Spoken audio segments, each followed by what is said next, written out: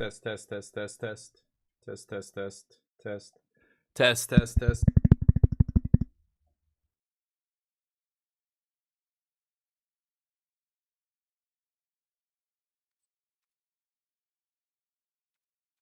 Can you hear me? Oh my god. What the fuck? Weird. The interface just didn't like, so I thought it was voice mod. So I opened up voice mod. I wanted to show you guys voice mod. And then voice mod's like, "Wait, it can't see my mic?" But and then I go, "What the fuck? Voice mod's not seeing the mic. That's weird." I thought it was OBS again not seeing voice mod. It's voice mod not seeing the mic. So I'm like, "Wait, why the fuck?" And then I realized the interface, I can't, it's not responding. And I'm like, "What the like the actual physical interface. Normally there's I use a Scarlett Solo interface, and you can see the like when there's audio, when there's input coming in, you can see this green light kind of like, you know, blinking. And it wasn't, I'm like, what the fuck? So I literally, I'm unplugging it, plugging it back in, and it just works again. Okay, great. Sorry, everybody. Let me catch up. I was gonna fix my cam here too. Hold on one second, and I'm gonna get some more coffee. Normally I have to zoom the cam in here a little bit. Otherwise, like you can see this. Can you see? There's like see that gap? This is my desk, and then right behind it, like that's the edge of the green screen. So I have to zoom in a little bit so that the green screen edge can't be seen. I usually go to about here, and then I can pull the mic off the screen like that. Maybe a little bit more. Something like that. So beautiful. All right. Today. Oh, shut it down. You guys look beautiful. Christmas, Dugio, Scaper, Bags in here, Crispiness, Morgoat. Thank you guys. Sorry for the inconvenience there, but we are going to be watching some more Pro Tour today. I could be playing some games. Should I put up a poll and see if maybe people want me to play a game now while we watch this? I don't know, but you guys are looking good. Nano, how you doing? Mojo, what's up? Yeah, Christmas, literally, like the stupidest. And that's why when I was doing tech support, it was the first thing we used to tell customers to do. And they would call in and say, my internet doesn't work. We would always be like, well, what does your modem show? Oh, the lights are all good. Okay, unplug the modem. Wait 30 seconds. And this is important. You have to wait. Or this is back in 2004, 2003 when I was doing that stuff. But you made them wait, and then they plug it back in. And so many customers, when I told them to do that, would be like, Dad, what? But I told you the computer's working. Like, no, what do you mean? I gotta unplug. It's like, sir, just do what I'm telling you. Just try that. And if it doesn't work, we move on to the next step and we keep troubleshooting. But man, I can't tell you how many times that would fix an internet issue, was just power cycling the modem. I mean, now it's more common knowledge, but like 20 years ago, you literally had to fight with people to do it. And it was like half the time it would fix it, but anyway, cheers everybody. Hopefully the weekend is going well. Like a pro. Yep. That's what we would always start with, because it would fix it so many times. And other times, of course, we start troubleshooting, and that's what troubleshooting is. You're just eliminating the different possibilities that, that the thing could be. It's funny, I'm watching this TV show called The Pit right now, and it's about doctors and the, ER. It's about an emergency room in somewhere in the States. And it's really interesting. It's it's critically acclaimed because they say it's like a really accurate medical show. So they try and really nail, like, this is what doctors actually do. This is what an ER is actually like. Some of it's a little dramatized because it isn't a reality show. It's scripted. But it's interesting to see how doctors troubleshoot humans, how you try and figure out what's wrong with a human. It's not easy. Sometimes it's weird shit, right? Imagine troubleshooting computer, but every computer you troubleshoot has different code and was built by a different company and has completely different, it's crazy. And so they get things wrong sometimes, and this kind of stuff happens, but just the way they're treated is crazy too. People who are selfish assholes coming in there. I can't even imagine what it was like over COVID. I mean, God, demanding to be treated and stuff. Yeah, it's wild, but it's a good show. I recommend it. Anyway, so this is Limited. Dom Harvey, I actually interviewed him, another Canadian pro. He top 8 at a Pro Tour back in, that was Lord of the Rings, and so I talked to him for a little bit. He's a good dude. He has a podcast called Dominaria's Judgment, except his co-host had to quit, so now it's just him, and he doesn't really put out episodes anymore. It was another one of those really, competitive-oriented podcasts that just died off over the last year and a half.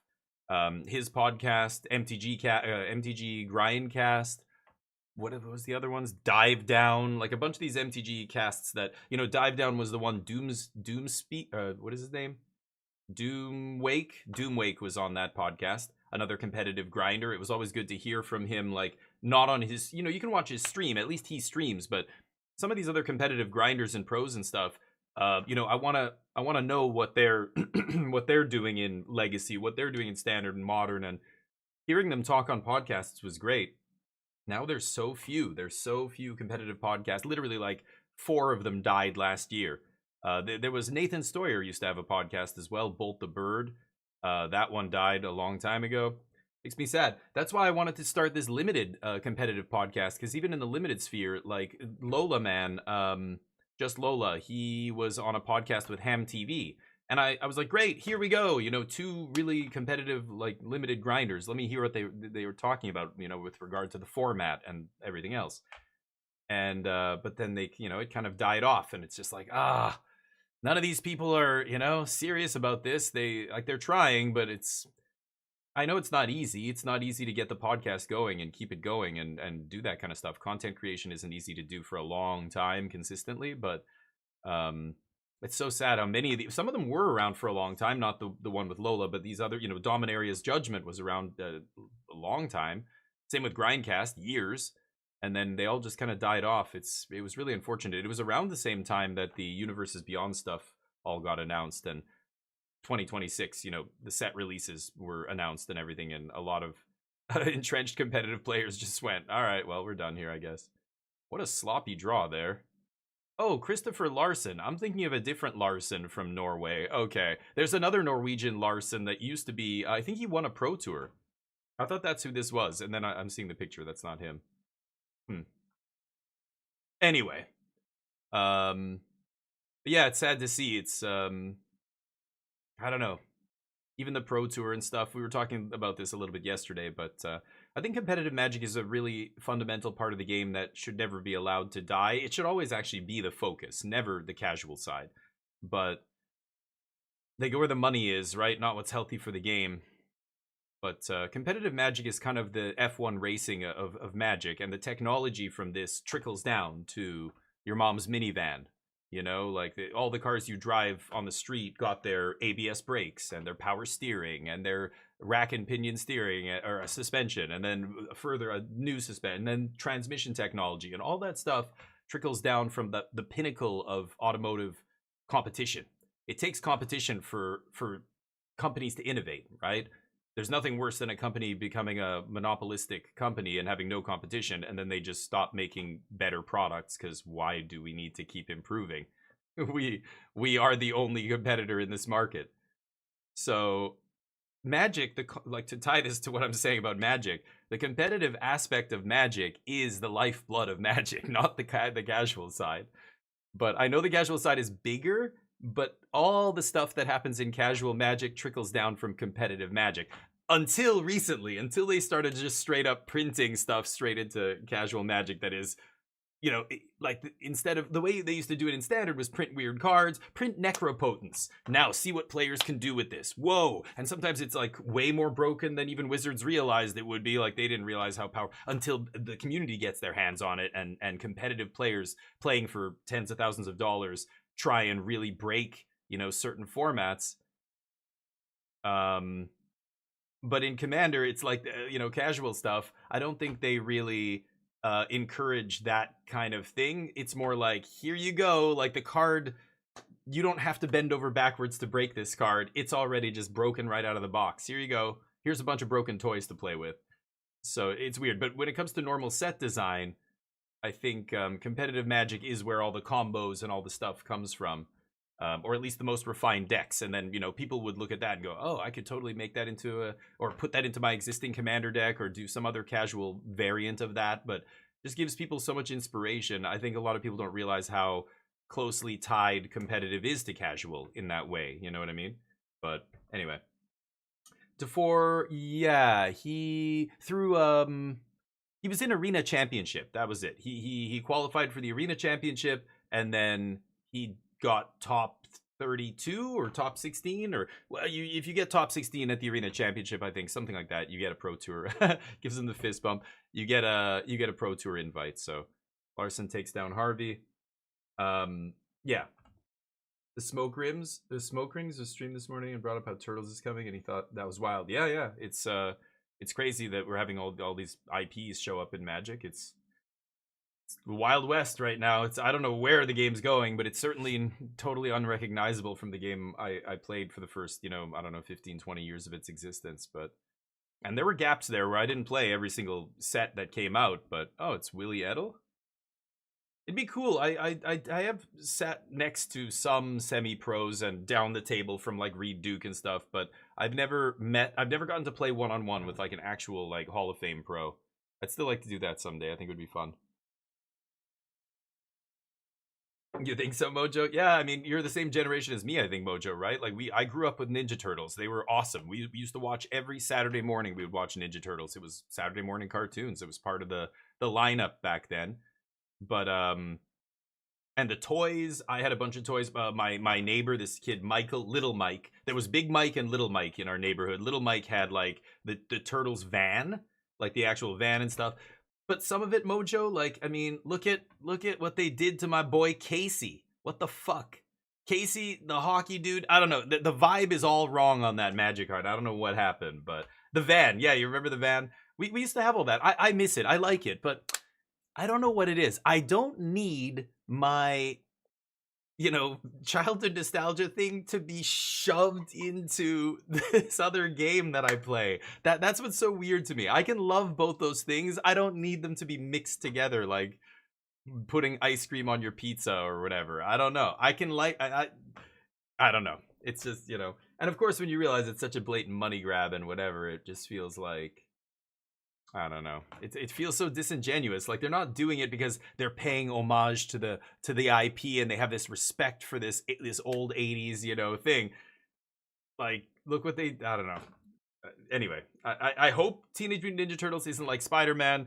But Final Fantasy, it looks like they took some care to actually really make it match, the magic cards capture what the game characters and different things were. Same with Avatar. A lot of people said it was really well done in terms of, matching the style, the flavor. Like, what would the Fire Nation be? Would they be red? Would they be red, black? Would they be, what would Aang, what colors will Aang be or whatever?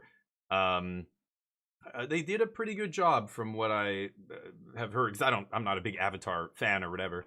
But for Final Fantasy, I mean, I was a Final Fantasy fan back when the franchise, or not franchise, IP began. But I stopped playing Final Fantasies after number 10, number 9. So all the new shit, there was tons of stuff in that set. I had no idea, but Commander right now is such a big driving force behind. Yeah. Oh yes, absolutely, Neo. Yeah, I've talked about this too many times on the podcast, on my stream. Yeah, it is. It's casual is driving the design, and I think that's where we kind of lost our way a little bit with the game. When you're chasing the money and chasing casual, like, again, there's so many similar situations that have happened to video game developers. I use PUBG famously as an example. PUBG was the biggest game in the world for about 3 years, not even close. Like it was bigger than the next 4 games put together, and they kind of pissed that all away by making really bad decisions in the game's direction based on big streamers and big, the casual, like the crowd that is not, they don't care about the integrity of the game. They just want to get as many views as possible, clicks as possible, whatever. Like, it's hard to make that analogy to Magic. Like, it's not the same. We're not talking about clicks and views and, streamers pushing the narrative. But like, it's almost a lesson in, you can't listen to the most rabid fans of your game. They love whatever aspect they love about the game, but they're not thinking about the wider community and the bigger picture and the long-term health of Magic. And I don't know. I think they literally saw people like me and other people on our Facebook group back in the day making memes with the fake image card generator. Remember those websites you used to go to, and it was like you could make like a fake card and put whatever text you want. That was hilarious. People used to do celebrities and famous athletes and whatever else, right? And I think they just went like, look at how popular this is. Why don't we just start making other shit, because some of the designs were so good. Like, there was straight up like Vladimir Putin, the card, and like he's a shithead planeswalker, and like his abilities were horrible shit. And it's so funny. Obviously, they didn't, they would never go near anything like that. But they basically went like, holy crap, like you can map anything onto a Magic card. Like, look at what people are doing just casually for fun. Some of it is brilliant. Let's... Oh, Ken Yukihiro crushing it. Did he just go 3-0, 3-0 in drafts? Damn. Yep. Oh, Nassif, 6-4. Come on, buddy. Rally. 6-4. He's already out of the top 8, right? He can't make top 8 now. Anyway, it's just, yeah, I think they saw that and went, why don't we just start taking other IPs and mapping it onto Magic? If these fucking chuds can do it on this website, we're the Magic team. We can do better than that. Let's put X into Magic, whatever it is. And I bet you that's how it started. But I know the lady who kind of started the whole program, she got laid off immediately the year Final Fantasy came out. Was it last year? The year before? Or Lord of the Rings. The year Lord of the Rings came out. It became the highest Magic selling set of all time and kind of opened the door for the rest of the Lord of the Rings, or rest of the Universes Beyond sets. And then the whole creative like director behind Universes Beyond was laid off. Or she quit. I don't know. She left the company. Rudy. Ice cream on pizza, yeah. Not gonna be as awful as Spider-Man. Yeah, but he's a grifter, dude. That guy. He like the Magic secondary market is so full of grifters, and that's the king grifter. Like he's like the dude on like Fox money line or whatever. Some like stock investors like, you guys should never do this. Blah. Don't invest in blah blah blah. And then he quietly buys them all up, and then they spike in value. Like he's totally playing the whole community on the side. I don't know. That guy's a grifter. A level. Careful. Don't take everything he says. Just remember what his motivations are. That's all. Just remember how he makes all his money, and then with that lens, listen to what he's saying, and yeah. Just be careful with that guy. I'm not a big fan of him, but anyway, the Magic secondary market's very predatory, and people are gaming it all the time. So, yeah, that I don't know. Anyway, nothing personal against the guy. He's out there making money the way he knows how, but I'm not gonna. I don't know. He's not an idiot. He knows he knows his shit when it comes to Magic finance and stuff. But yeah, it's like listening to a Wall Street broker or something. It's like, are you telling all these people this because you're gonna do the opposite, or are you like like, can I take anything you say at face value? You clearly have very hard motivations. Ooh, I love this 16 land, but with all those 5 drops, doesn't matter, they all have Convoke. Love it. Ooh, a little Mardu Gobos splashing for Reese. That's a hell of a splash. 2 basic planes. Ugh, that is ugly, but oof. Yeah. Soul Immolation. Holy shit. You can tell this person was basically black something, black white, black whatever, and then they got past Soul Immolation. They're like, okay, I'm red now. And they took a few red cards in the rest of pack 3 or whatever, and that was it. Here we are. Seriously, like because the deck looks like a little bit of a mess. I bet you they were black white. They're still going to splash their best white card here, but they had to shift into not just red, but heavy red because of Soul Immolation. You can't splash that card, so now you just have to be red. I wonder if that's what happened in the draft, because there's very few red cards in their deck, and except the one insane bomb. Soul Immolation has to be the #1 pick in the entire set in Limited. Pack 1, pick 1, right? I played against it a bunch. I don't think I've had it, but it is so deadly. Here, Julian, how's your deck? My deck is pretty okay. I play Goblins. Pretty okay. I like a bit on the removal, but otherwise it's pretty okay. The clock is cool. I can grind the games. Yeah, I feel good. Well, I hope it's a little better than okay, because you've got a tall mountain in front of you. You're trying to be the first person to beat Marco here. How do you feel about your chances? Oh yeah, he's like 8-0. Each run must come to end. I try my best to do that. It's my first Pro Tour, so I'm super happy to be here and try my best. Awesome, right, dude. Good luck. Great attitude. Seems like a legit chill dude. Come to an end. Well, we'll find out. Yeah, I love that. he's the nicest way to say I'm gonna kick his ass.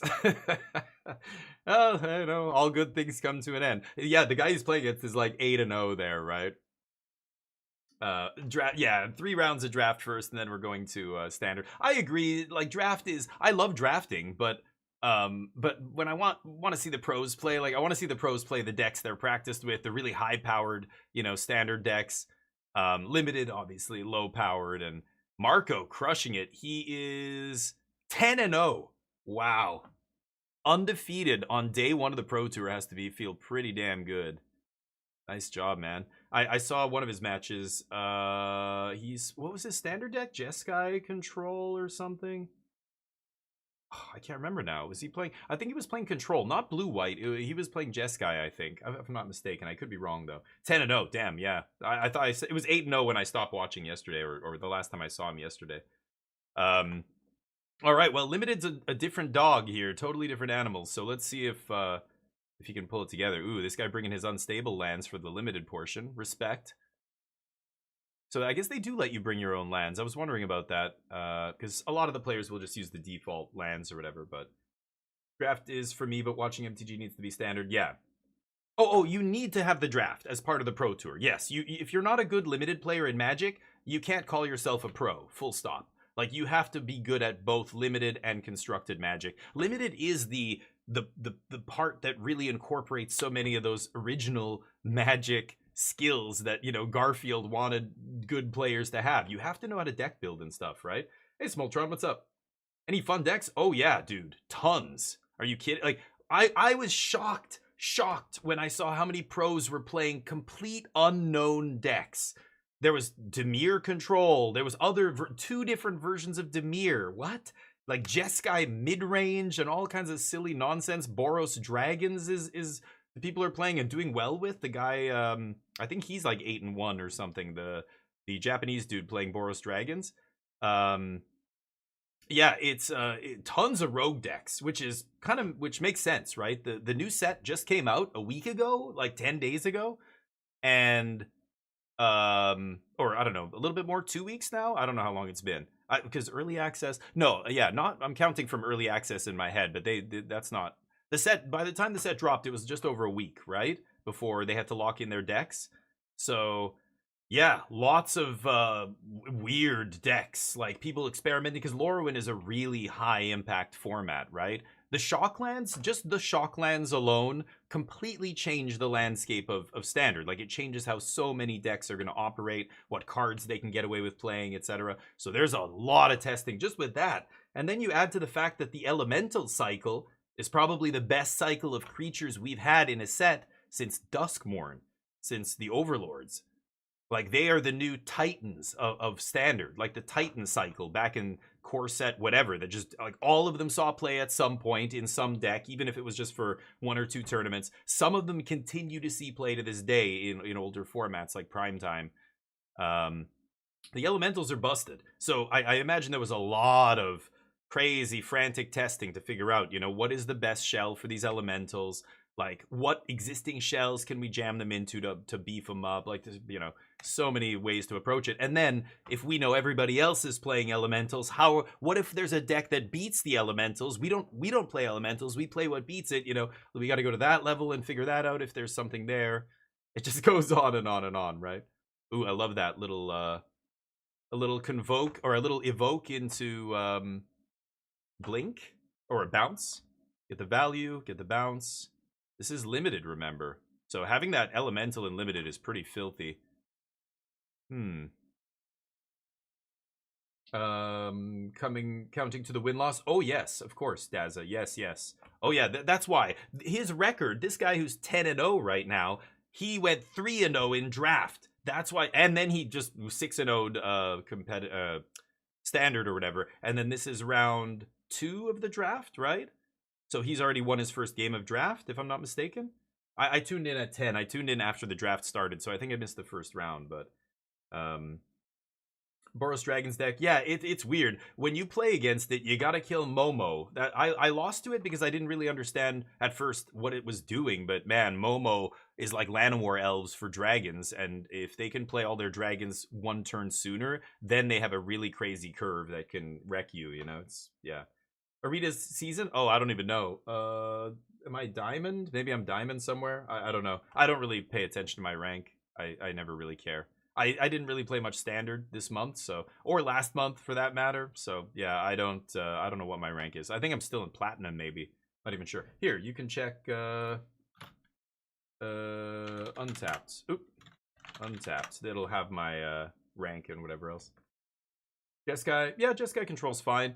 You know, picking up Spell Snare was okay, but more important, they got Hallowed Fountain and Steam Vents. That's the best thing they got from Lorwyn. So that deck did get better, but you know, it just depends what other people are playing. Control is not great in a field where there's a lot of aggro. Right now, there's not a lot of aggro that's doing very well, or at least not a lot of pros showed up with aggro. So that's a good spot for Control. That means Control is probably pretty good right now. I see a few players playing blue-white Control. A lot of the pros are playing blue-black instead of Jeskai. So there could be something there. You know, blue-black, of course, got the Fatal Push and Spell Snare. And that's the most important. Like, blue-black really struggles in the early game because all of your removal just trades 1 for 1. There's no sweeper, there's no split up or Day of Judgment on turn 3 and 4. You've got to wait till turn 5 to play your sweeper. So you have to have this really cheap, good, effective interaction early. So getting Spell Snare and Fatal Push in the same set suddenly put blue-black on the map. Some of the people are playing with Demon in it, the Excruciator from way back in the day. It's crazy to see. A lot of rogue decks. Very interesting. But we don't know which ones are actually good and which ones are not until all of the dust settles. Again, this guy who's 10-0 is not just 10-0 in standard. It's, you know, a third of that is from draft. 4 of those wins are from draft. So, right? They played 7? No, they played 6 rounds of standard on day 1. So I'm pretty sure, yeah, there must have already been a limited round and this guy's 1-0, right? Anyway. Matt Demon. Yeah, exactly. Wait for Fate, what's up? My announcing is going well. We just started, but so far so good. This is limited, so there, you know, I don't know. We don't even have to watch limited if people don't want to. I could play another game, could do something else while we're waiting for standard. I'm gonna be playing Marvel Rivals later today. I've got a sponsored stream. I've got to stream it for an hour. But then I'm gonna be playing the new PUBG early access. It's free, so you can play it when it drops. I think it's dropping on February 4th.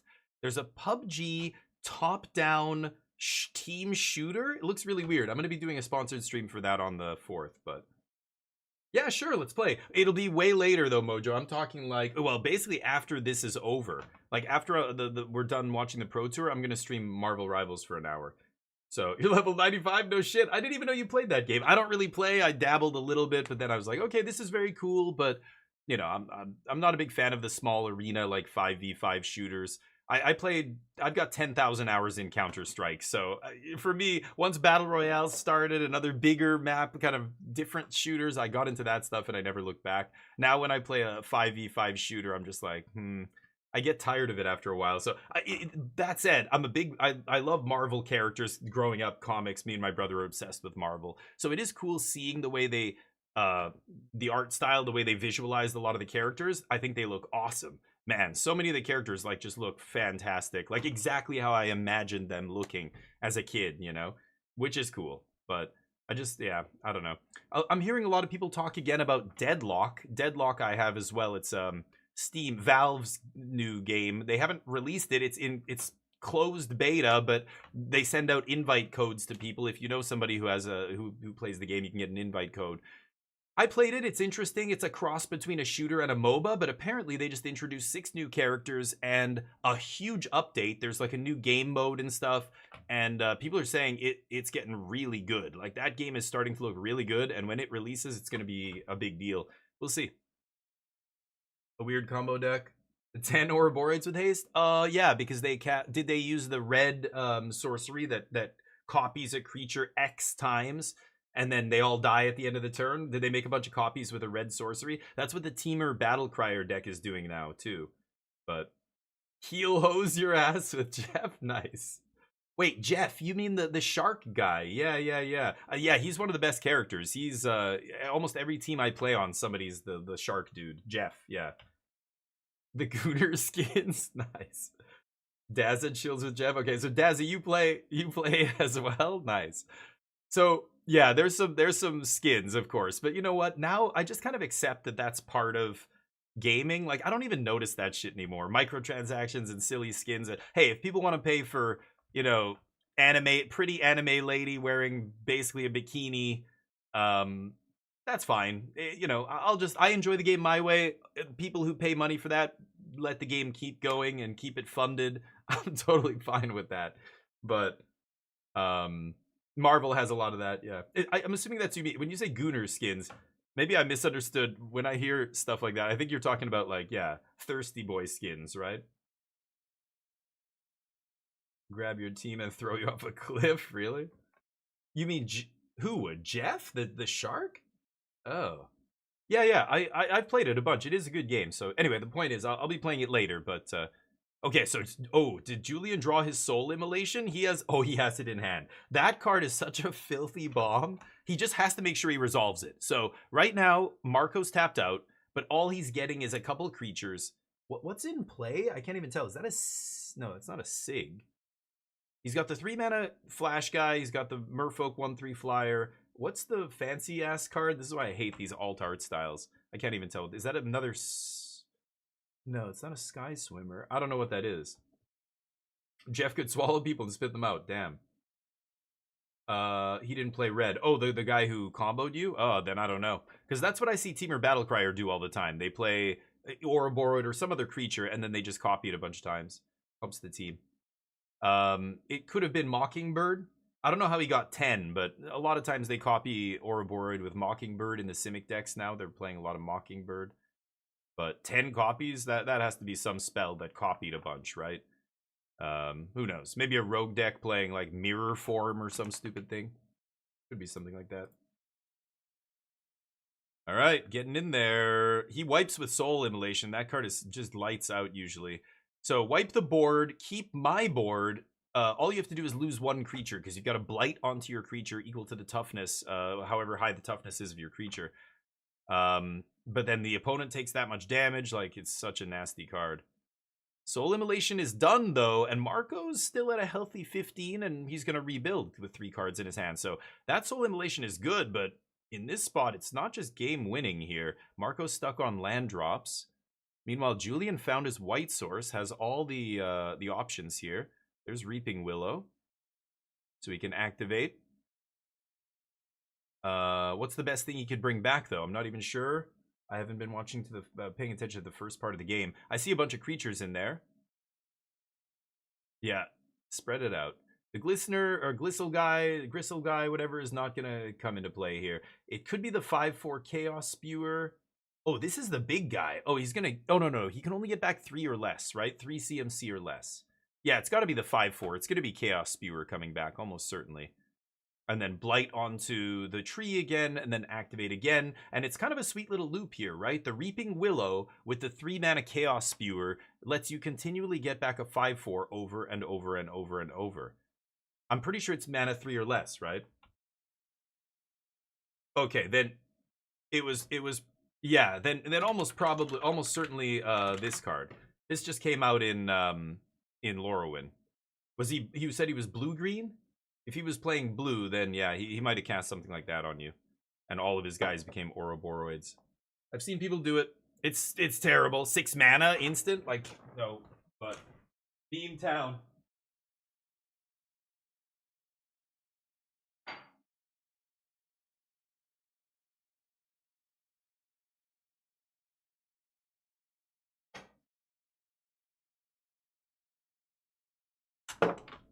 Anyway.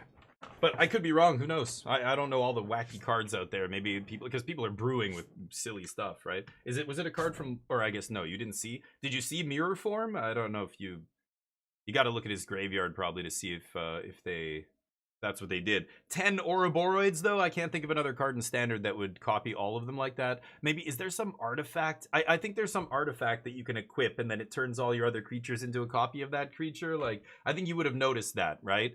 Mirror Form is the kind of card that's like instant boom and then yeah, you're dead because he made all Ouroboros, right?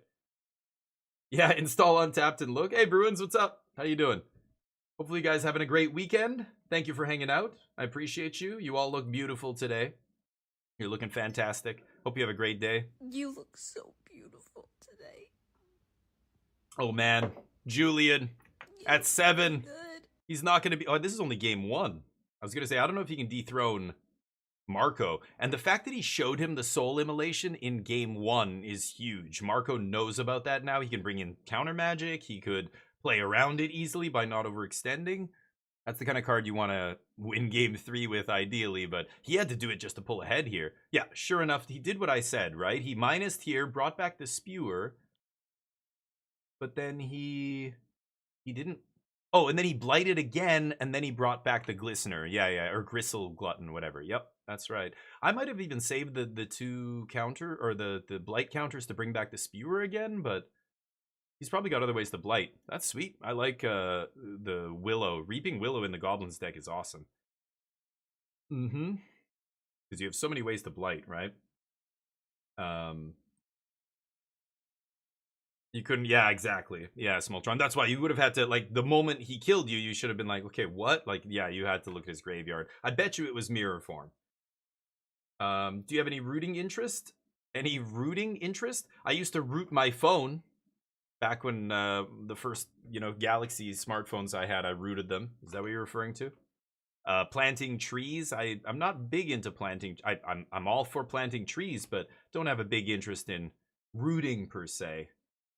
Are you talking about who am I rooting for? Is that what you're asking?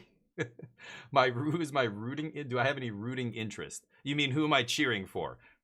I mean, I want somebody to beat the guy who's 10-0, so I'm rooting for anybody who's playing against Marco. Marco's 10-0 right now. He's undefeated. He's the only undefeated player, and well, you know what? No, that's not true. I was gonna say we don't usually see an undefeated player at the end of day one of the Pro Tour. Sometimes we do, but it's not very often. I think there's more often than not, nobody has a perfect record after day one, but that's not actually true. I remember Jim Davis doing it a couple times, but I don't know. Maybe every other Pro Tour somebody makes a run like this. So, and we're day two here. I'd like to see somebody even up the playing field a little bit. Otherwise, this guy just gets to go on, at the end of today, he can just go buy. Like I can just draw. It's like I have 3 buys and I'm locked for top 8. I don't give a shit about. But you know what? If I was 10-0 or whatever, I would probably keep playing just to see if I could cement some kind of record that would go down for like years, right? High on Life. No, I didn't. I heard it was a good game though, Dazza. Have you played it? I haven't actually played it. Only 10k for VIP Berm. Yeah. I don't know. I'm a man of the people. But I take away VIP sometimes if I haven't seen you in a long time. So it's permanent, but only as long as you stick around. Bunch of games in February. High on Life 2. Oh yeah, Reanimal I'm playing. Resident Evil I'm playing. Yeah. But I have a couple other games. Menace is coming out from the makers of Battle Brothers. I'm looking forward to that too. There's some weird ones. I've got some indie games. I've got a bunch of stuff. Everybody redeeming VIP. Okay. The Berm. There you go, buddy. How's the weekend going so far? Hopefully good. The Baginator. Getting VIP. Yeah, you've got some points. Do it. I could make it higher, but the channel points are kind of... I don't give a shit. I have my own point system, right? The wings. Wings are what matters. Channel points you can use for these awesome gifts that I've put in the channel. I'm always looking for more. If you see any new ones, let me know. We've got a few good ones in here. They're basically perfect, so. Pardon me, Mr. Perfect. And you just gotta know when to use them. And yeah, I don't know. Daz, I keep saving them. 1 million channel points. I'll get a tattoo on my forehead. What do you think? What should I get though? My Damien F16. The logo would be a little weird. The logo wouldn't really work, but I don't know. Rasta, what's up? Ooh, red IPA? I hate your face, Dugio. That sounds delicious. What about 1 million wings? I don't know. Like, people have suggested all kinds of dumb things for a million. Oh, 1 million wings. Oh, sorry, not channel points. Wings, we haven't done anything special. People have had over 1 million wings easily at the end of the month, but that was the wing system operated a little bit differently back then. But yeah, wings, you have to watch the channel to get wings. Channel points are part of Twitch, right? But before they even had predictions and all that other crap, they would give you channel points, but I don't even know what you could do with them, like spam emotes and stuff. So I decided to use Stream Elements. They have this built-in, economy. I'm like, I'm gonna make this the wing economy here and use the wings to power, giveaways, and we do Wing Champ, and all the gambling on Casino Day and all that stuff is using the wings. And predictions. We used to always bet, will I win this match? Will I, do this, whatever. Like, we would bet on everything, and that was all through wings, because Twitch didn't have any of that. And then after, I don't know, I was streaming about 1.5 years, and then Twitch decided to make this predictions. Oh, it's fancy and new. And I'm like, what? We've been doing this for over 1 year already. What do you mean? Now Twitch has their own version? Okay. So there's like 2 versions of the betting and stuff now. One of them uses channel points, the predictions. So I just never use it because I've always just had my own system, right? But wings you get by watching the channel. Yeah, you also get them by gambling. Sometimes we do a number game. Anybody beat me? I'll give you 1,000 wings right now. And I got a 47. So if you type number and you beat a 47, I'll give you 1,000 wings right now. You can duel Dugio. Tattoo Dugio on the forehead because he's the wing champ. 17, nope. Oh, but see, and this is where you guys got to keep Keep spamming it until it says your name. Dugio with a 38. No. You can also duel people. Like right now, Dugio is on the wing leaderboard. He's at the top. He's got 869k. So I'm going to go duel Dugio 50k. Come on, Dugio. What are you, scared? Step up. You're the wing champ, act like it. See? Easy. Game's easy. That's what you have to do to Dugio to try and knock him down a peg. Bruins with a 47? Isn't that the same one I got? Oh no, the tie. Who got it? Rasta got a 67. There you go. Rasta gets a G. No. Oh, I just gave you 10 Gs by accident, Rasta. That's okay. They're all going to disappear tomorrow. At the end of the month, we reset the whole wing leaderboard. And this is where, I don't know, I feel like I've done it this way since day one, and I think it's the best way to do it, because I want people who are new to the channel to have the same chance of winning at the end of the month and becoming the wing champ as people who have been in here a long time, right? So every month we reset all the wings from the first day of the month. So everybody starts at 0 again, and then we move on, people start climbing, and every casino day that happens, there's big shakeups, right? People will gamble away all their wings, some people will double up. And yeah, anyway. You're the one still sipping on a red IPA. Touche. Yeah, you lose all your wings at the end of every month, Bruin. So it's not just accumulative. That's channel points. Channel points don't go away. I can't reset them. I'm pretty sure. I haven't tried, but the channel points are forever points. But the wings reset, and that's why it's fun, because it's everybody has you're all on an equal playing field day one. You know. Oh, yeah, Rasta, that's right. Don't even say it. The two players? A little bit similar, yeah. Short haircuts. Same, even, like, very serious expressions and stuff. Yeah, sure. You're right.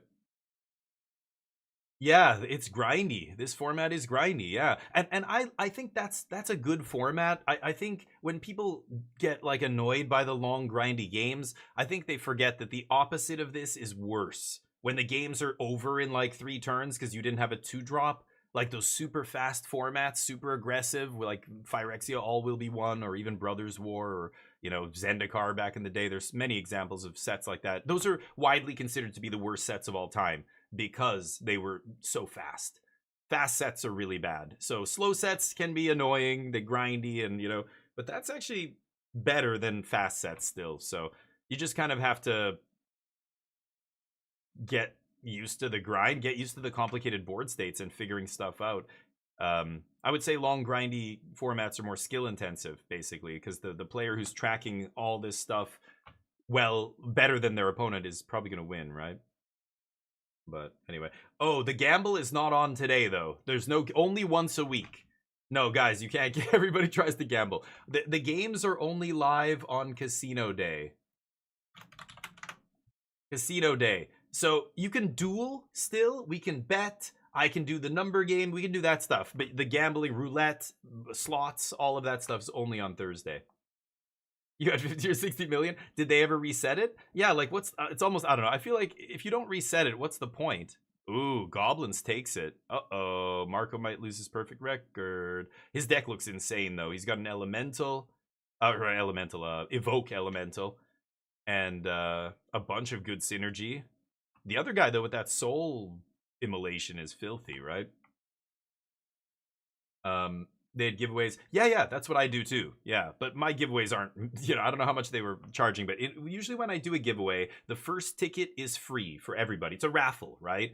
But you can buy 20 more or 19 more tickets. You can buy up to 20 tickets, but each one after the first costs you 20 wings.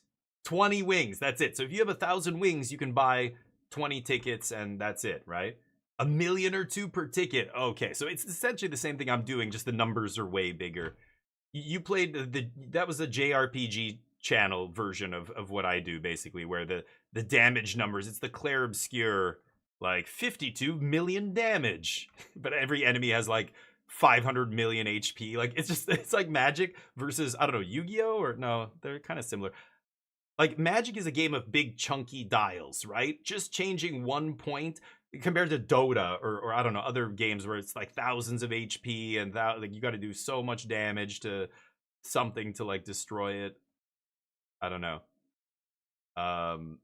Big numbers are fun though. Having like 100 million wings sounds so insane, but it's the same as having 1,000 wings in a channel where everything scales down to, you know, everything's different prices. But people like big numbers. I know. Believe me, it's silly. We worship people who can put up big numbers. No human should ever have $400 billion. I think most people don't even realize how much 1 billion is. No human should, every single person who gets more than $1 billion should have to be paid all back in tax or do something with it. You can't keep that much. And don't worry, 1 billion, you'll be fine. 1 billion's more than enough. The other 399, let's use that to go to Mars. Let's use that to give everybody in the country free education and healthcare and $2,000 a month, no strings attached, and a million other things, because that's how much $400 billion is. It's like big numbers, though. I imagine, like, what do you do when you have billions in your bank account? You just want the number to keep going up. It's like it never stops. It's a bottomless pit that you will never be satiated. Trying to get more money.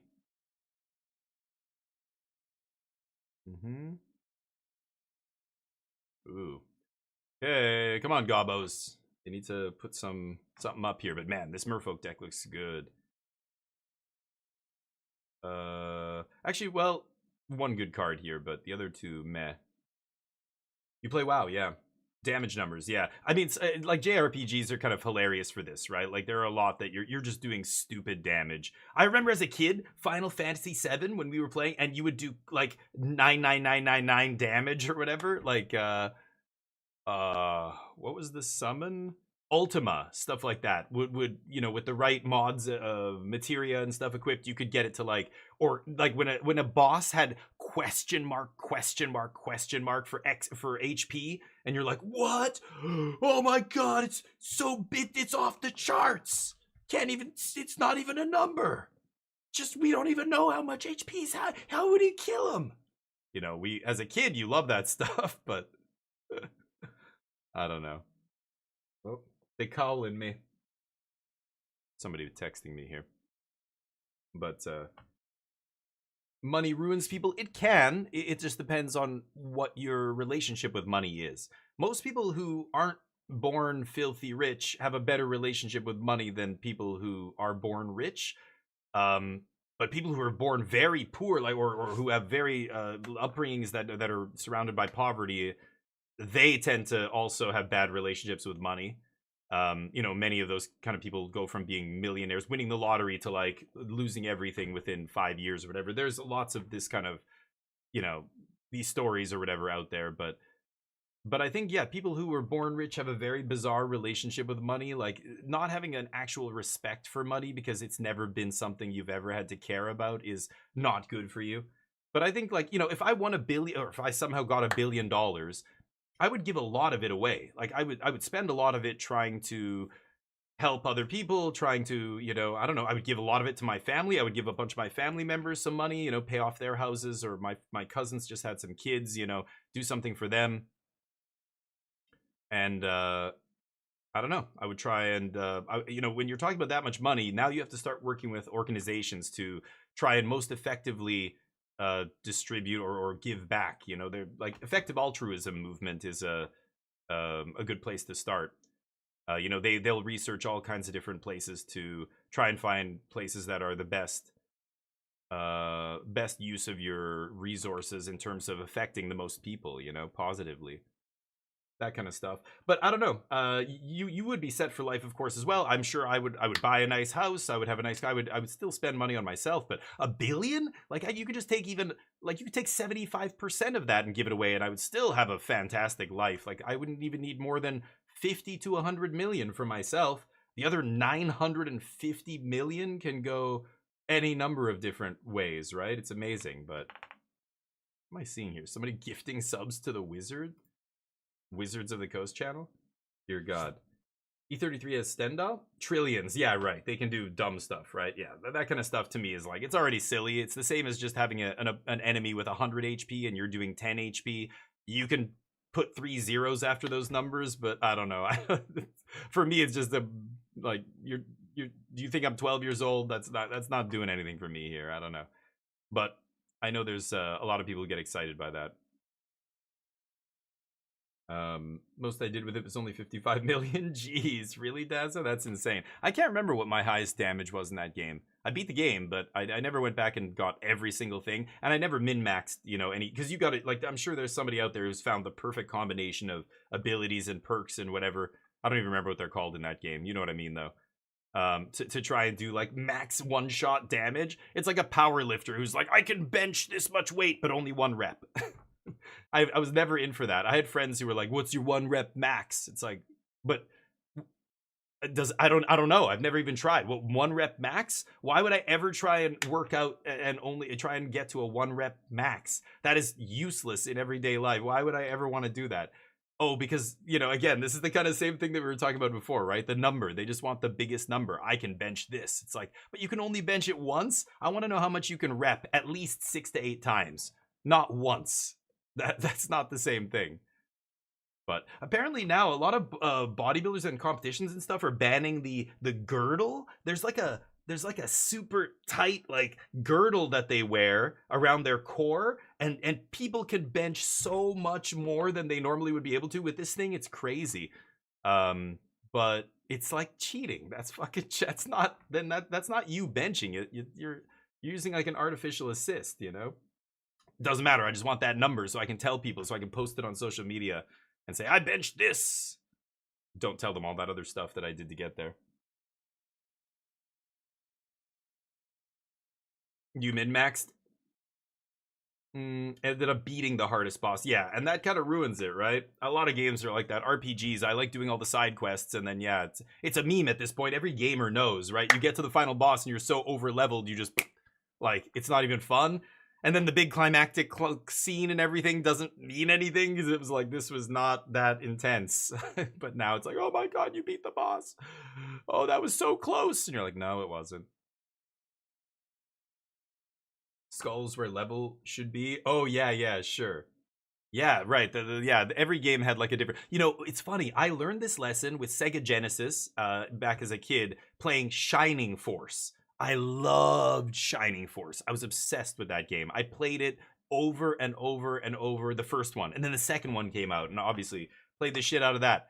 I hated that one. I loved the game, but it came with a paper box. Like the plastic cartridge for Sega Genesis, they used to come in a hard shell case. They were the best. Because Nintendo, it was a paper box, and inside was the cartridge, if you guys recall.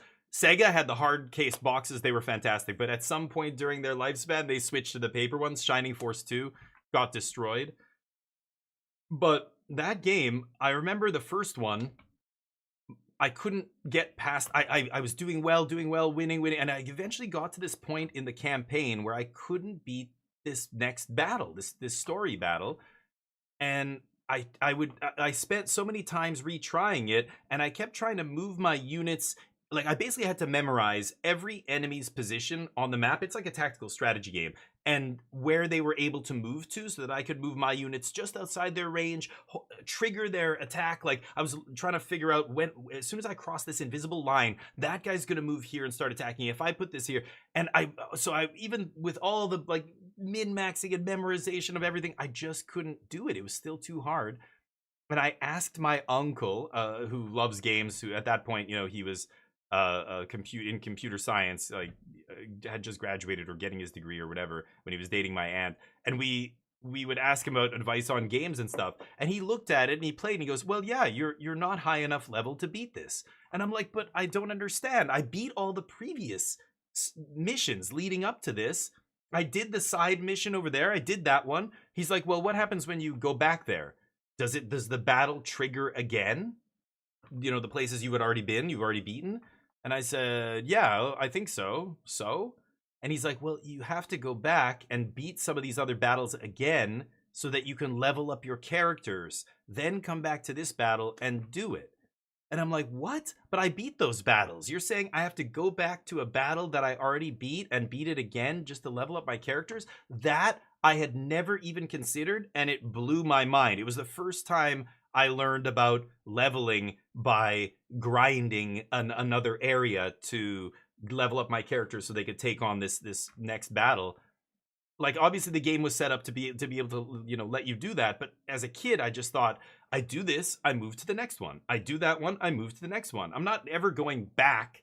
You know, one of my character's abilities, the main character has this ability called egress, which, as you can imagine, lets you escape from battle. And one of the big mechanics in the game was you had to, you know, you were expected to kind of fight through battles, and if it was too hard, you use your egress ability and you back out. All the enemies you killed, you know, halfway through the battle before you egressed, you would still get XP for and everything. So you had to keep doing this until you were strong enough to actually beat it without running away, without egressing.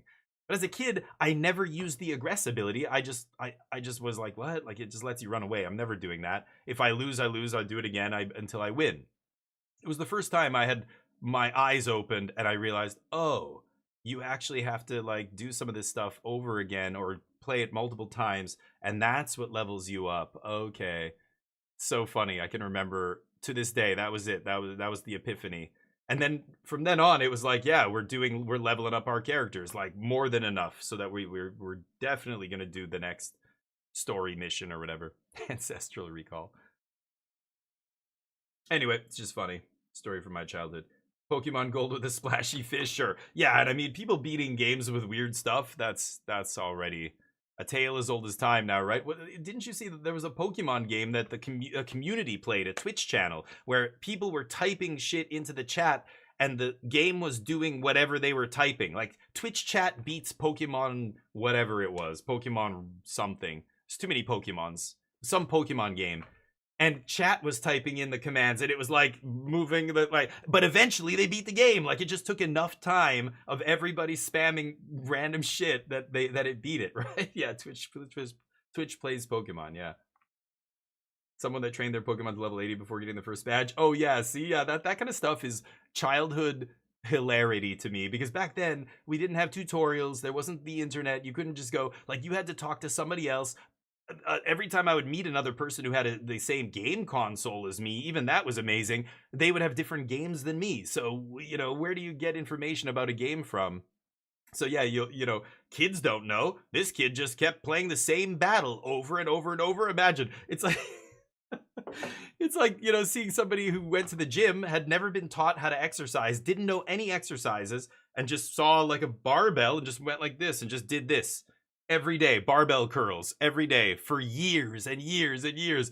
And this dude's pipes, he's like level 80 pipes, but no back muscle, core muscles, chest. Like, his legs are scrawny, but his arms are massive. It's almost like looking at one of those professional arm wrestlers with one arm that's like this mutant fucking appendage. It's hilarious. That's the kid who's like level 80 before even getting his first badge. He's just been repping, doing the same rep because that's how he thought that's what you do. That cracks me up. That was me with Shining Force. Oh yeah, Nintendo magazines. Sure, yeah.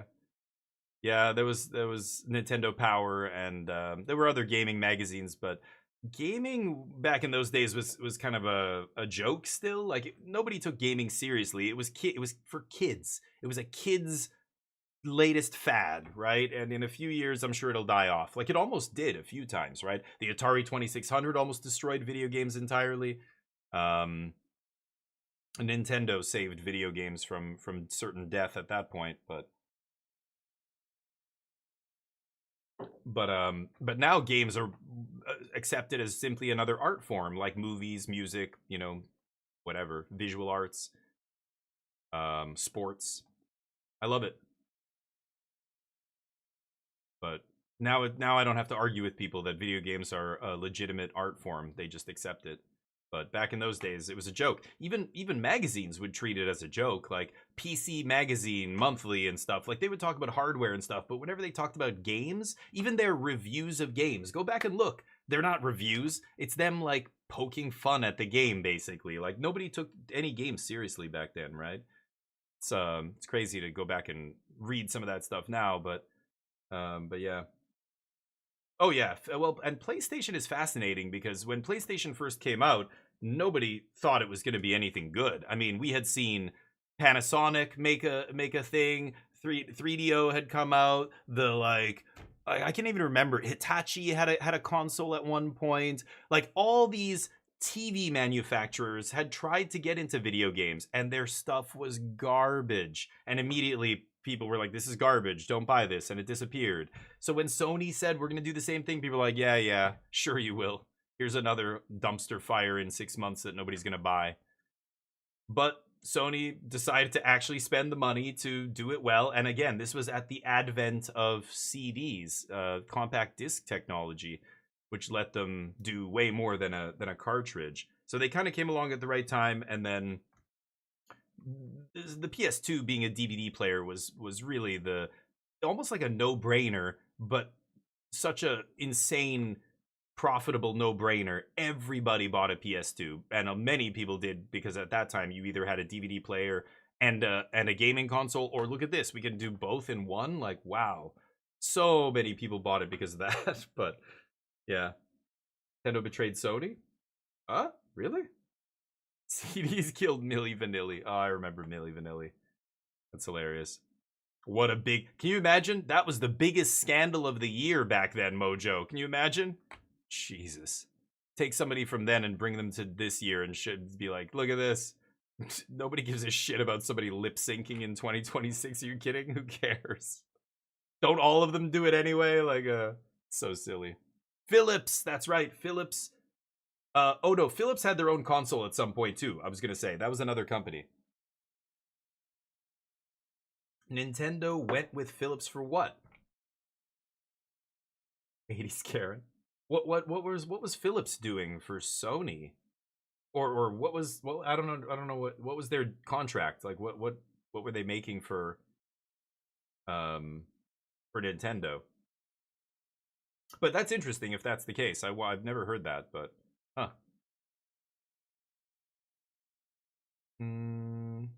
That's interesting. But yeah, it's also interesting that, you know, when video games were first made, like Atari, the reason Atari almost destroyed video games was because there was no standards, right, for quality. Nintendo was the first company that said, you know, here, we're literally going to put a gold stamp, the Nintendo seal of approval, which means this game is guaranteed to be a proper game. It's going to run properly. It's not going to be some slop shovelware garbage, you know? Because that's what almost killed Atari. They let anybody make games for Atari. If you had enough money to make the carts, and you had enough money to pay their whatever their fees were, you could publish a game. They would publish your game, you know, on Atari. There was insane. There was racist. There's games about rape. There's games that, like, there was all kinds of insane shit put out on the Atari 2600. And people just went, oh, this is fucking garbage. And it almost killed, like, you know, when you bought an Atari game, you didn't know what you were getting. It might not even, like, be a real game. It just might be some horrible shovelware garbage. Like, there's no standards or anything, right? Yeah, it's crazy, but first customer of the day, nice. Hopefully they bought a bunch of stuff. They were gonna make... Oh, is that it? But wait, Nintendo's next system was N64. They didn't go to mini discs till GameCube, right?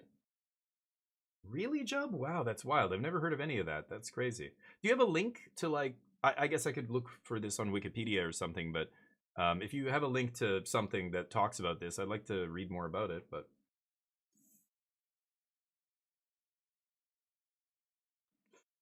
Yeah, Steam needs to do a better job cleaning up their shit, but so does Nintendo. Now, this is the irony. Nintendo was the one to initially institute a kind of a stamp of quality, and here we are. The Nintendo eShop is a shit show. It's full of garbage. Like, it's been like that for a long time, and people have been like, what are they doing? It's crazy. Steam is pretty bad too. Steam does more than most other platforms do, but Steam has a lot of, like, weird ass, you know, to me it looks like scam games on there that probably should be taken off, but, you know, but then Steam's another fascinating thing. Just like PlayStation, when Steam first came out, I hated it. Everybody hated it. Everybody was like, this is so fucking stupid. I have to launch this other client just to play my game. You would go into Steam, there was only 2 games, Half-Life, Team Fortress, and some Half-Life mods. Like, I think there was Day of Defeat in there, and, like, you know, whatever else, Counter-Strike. And And it was like, this is so dumb. We already use GameSpy to play, you know, Half-Life multiplayer and Counter-Strike and stuff. Why do I have to download and use this other shit that's like, it's just a fucking, why? Just so that I have to use their thing? People hated Steam, man. Hated it. But it's much better. Steam is the best platform for games. No, come on, 90% junk games. Don't be ridiculous. Steam is the best platform for games. It's not even close. Epic has tried to become like Steam. Wow, Goblin's got him. Dethroned in 2 games. He's breathing a huge sigh of relief. Nice. Julian Reindeer. Riedner. I don't know how to say his name. But Steam is still the best. I mean, the fact that you can refund any game that you've purchased within 1 hour of game time, that is incredible. No other platform offers stuff like that. You want big picture mode? Steam is better. If you want anything like that, there's so many aspects to Steam that make it so much better than every other client. It's not even close. Nobody's even close. And all the other ones run like shit. They feel like shit. They have nothing compared to what Steam has in terms of controller support, big picture mode, like Steam VR, on and on and on. It's like anyway. In terms of the games, yes, there's a lot of games, but 90%. Don't be ridiculous. You guys are ridiculous. Yeah. There's that kind of shit needs to go. But you know, there's toxic games. There's games that are just straight rip-offs of other games that I think should be removed from Steam. Like, I'm not saying Steam's perfect, but name one other platform like Steam that's even close to as good as Steam. I'll wait. There is none. Well, Daza, I don't know what you're looking for, but I never see any of that stuff. I find a lot of indie games. I find there's all kinds of Steam Next Fest always has a ton of great demos for indie games. I'm sure if you look for hentai, yes, you can find some hentai games, but don't look for that. It's like people who complain that their YouTube feed is all this shit, and you're like, do you know how the YouTube feed gets like that? So weird, man. I don't know. You don't have to see any of that shit. Release today? Yeah, don't look at that. Why are you looking by what released today? I don't even waste my time with that. There are other people who do that better, and I go to their websites, or I hear people post about it or whatever, or I hear it from you guys if you find a good game. So maybe, you know what? Keep looking at that, actually. And let me know if you find anything. But I'm not surprised. That's the kind of shit that, yeah, like people are shoveling out by the dump truck. They're just like dumping tons of slopware, yeah, on Steam. But you just ignore that? That's not, yeah. I think that's easy to ignore. I don't see any of that when I'm searching for games, looking at games and stuff, right? You posted? Oh, over there. Oh, that's the Medium thing? Oh, for fuck's sakes. I hate that I'm watching a website here. Whenever I stream, I'm streaming my game, and not on some damn website. This is really. I have 2 other windows open, but it keeps wanting to open a new tab in the window that we're watching. It's annoying. Interesting. Oh. A CD-ROM attachment for the Super Nintendo. Ah, that's the answer I was looking for. Oh.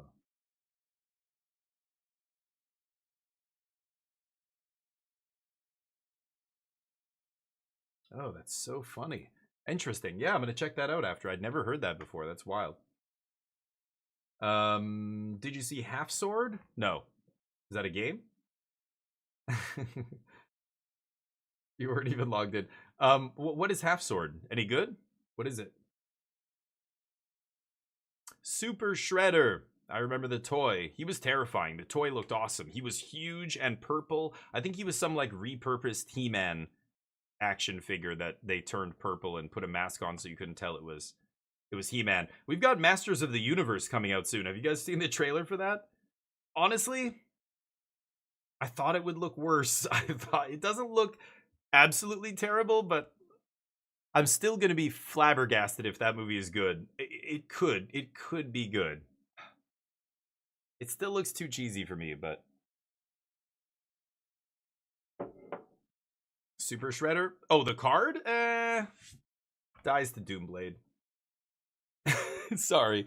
Super Shredder is a 1/1? What does he show up as, like a little frail embryo? Super Shredder should crash onto the scene as like an 8/8 with trample and haste. Instead, he starts as a 1/1? Nah.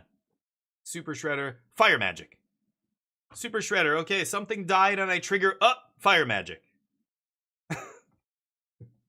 Nope. I know. I know. Dies to Doomblade. You know what I mean. Doomblade is a euphemism for every removal spell that costs 2 or less mana, is what I'm really saying. But that takes too many words. If I just say Doomblade, it's faster. So dies to Doomblade means dies to Lightning Strike, means dies to Nowhere to Run, means dies to... I could talk for the next 30 minutes and say how many removal spells are in Standard that kills Super Shredder on turn 1 or 2. I just say Doomblade instead, it's faster. But you know what I mean. Davor, 7-3-1, he picked up a draw. Oh no. Okay. Ooh, that is so crazy close. That record is right on the wire of... If he wins from here on out and his opponent match win percentage, like his opponents are the people he beats are really good, they end up doing well, then he still has a shot for top 8 with that record, but it's like right on the line. As soon as you go X4, you're dead for top 8. All the people who are 7 and 4 are now not top 8 contenders, right? But anybody who's X3, he's X3-1. Ugh. That's gonna hurt him, but yeah, it probably puts him out, but you never know. He might squeak in. That would be wild. Get Super Shreddered? Yeah, I might. I might get Super Shreddered in Standard. Probably Limited. I can see Limited Super Shredder is going to be great, but in Constructed, I don't see it, man. I'm not a big fan of creatures that don't do anything when they ETB. I think that's just... You're not good enough for Standard anymore if you don't do anything when you ETB. Unless you're like 1 mana. 1 mana is 1 mana. I mean, there's nobody's getting under you with removal if you're 1 mana, but even if you pay 2 mana for a Super Shredder and they kill it for 1 mana, they're up a mana on you. That already feels bad. But oh, that's so weird, Jub. You know, that just screams to me of all kinds of shit happening behind the scenes that never got reported because it's Japan and it's super high level execs. They don't talk to anybody outside, you know.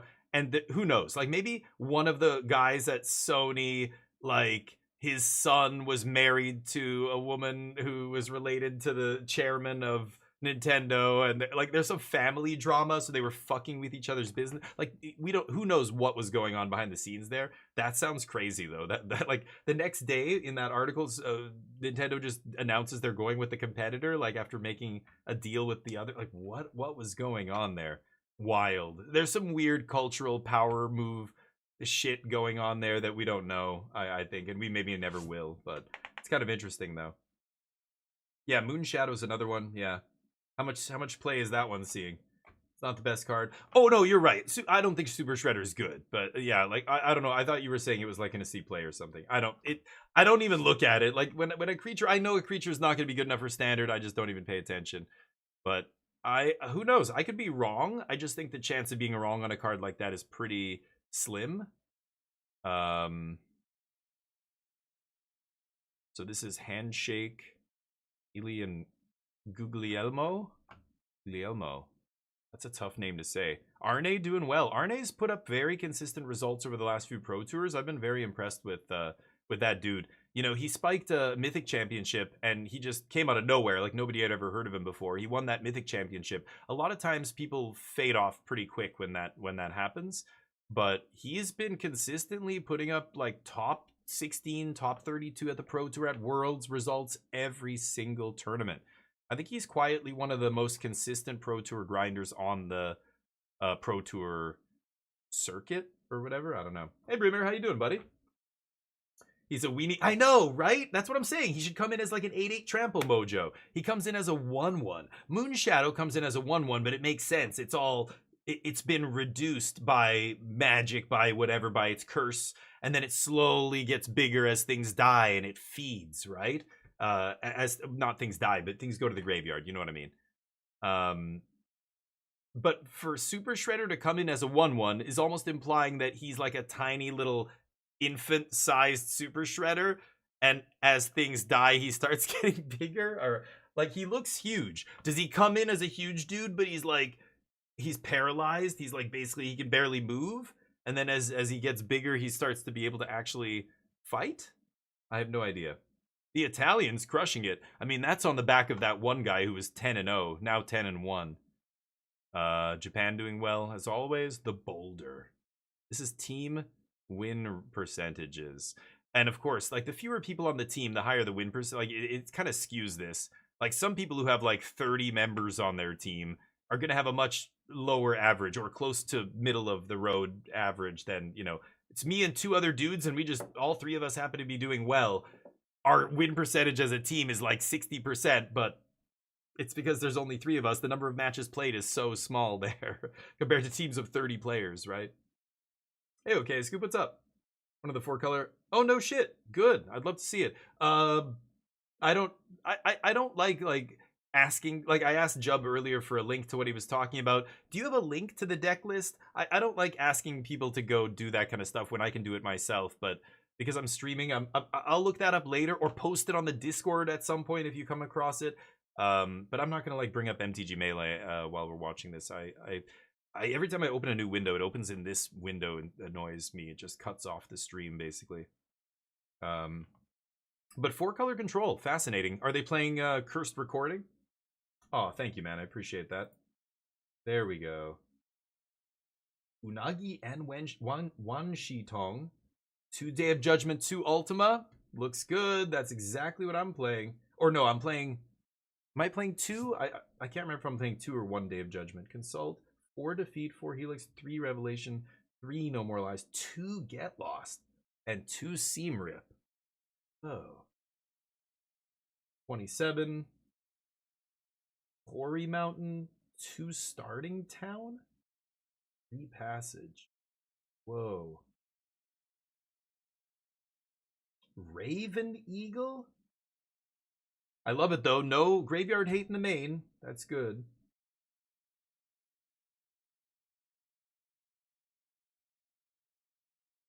Wow. Raven Eagle. That is an insane sideboard card. Strategic Betrayal I get.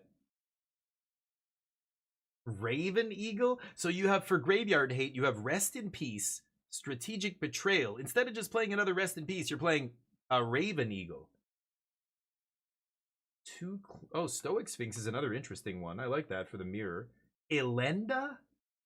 Oh, her. Against aggro. Okay, I can see that being an anti-aggro card. It's a weird one, but sure. Okay, that's a cool list. I wouldn't mind trying that. I'm not a fan of the creatures in the main deck, personally, but playing 1 or 2, maybe, but you have 3 Revelation and you need 3 creatures? I don't know. I like playing like 1 Unagi, because Unagi actually protects itself. Or Wanjidong's not bad either. I could see 1 of each, because Wanjidong at least gets value in most matches when you cast it, right? We're watching, yeah. Onion, how you doing, buddy? How's the weekend so far? Haven't seen you in a bit. Gritsky, how you doing? Thank you, man. I am doing well. I appreciate that. One of our team, DeFore, is, well, he was 6-2 after the end of day 1, which is very good at the end of day 1. He's in the Pro Tour right now. He's now, I think, 7-3-1. So he picked up a draw. So he's literally right on the brink, as close as you can get from being eliminated from the top 8. Like, he won't have a shot at getting top 8 if he loses again. Even now, his only hope of getting top 8 is to win all of his remaining matches, and pray that the people he beats on the way also continue to do well in the tournament, so that his opponent match win percentage is high enough, maybe on breakers, he can get in there. The deck to beat, well, this is the limited portion still. I haven't looked at the numbers from day 1, because there was only 5 rounds of standard, right? 6 rounds? 6.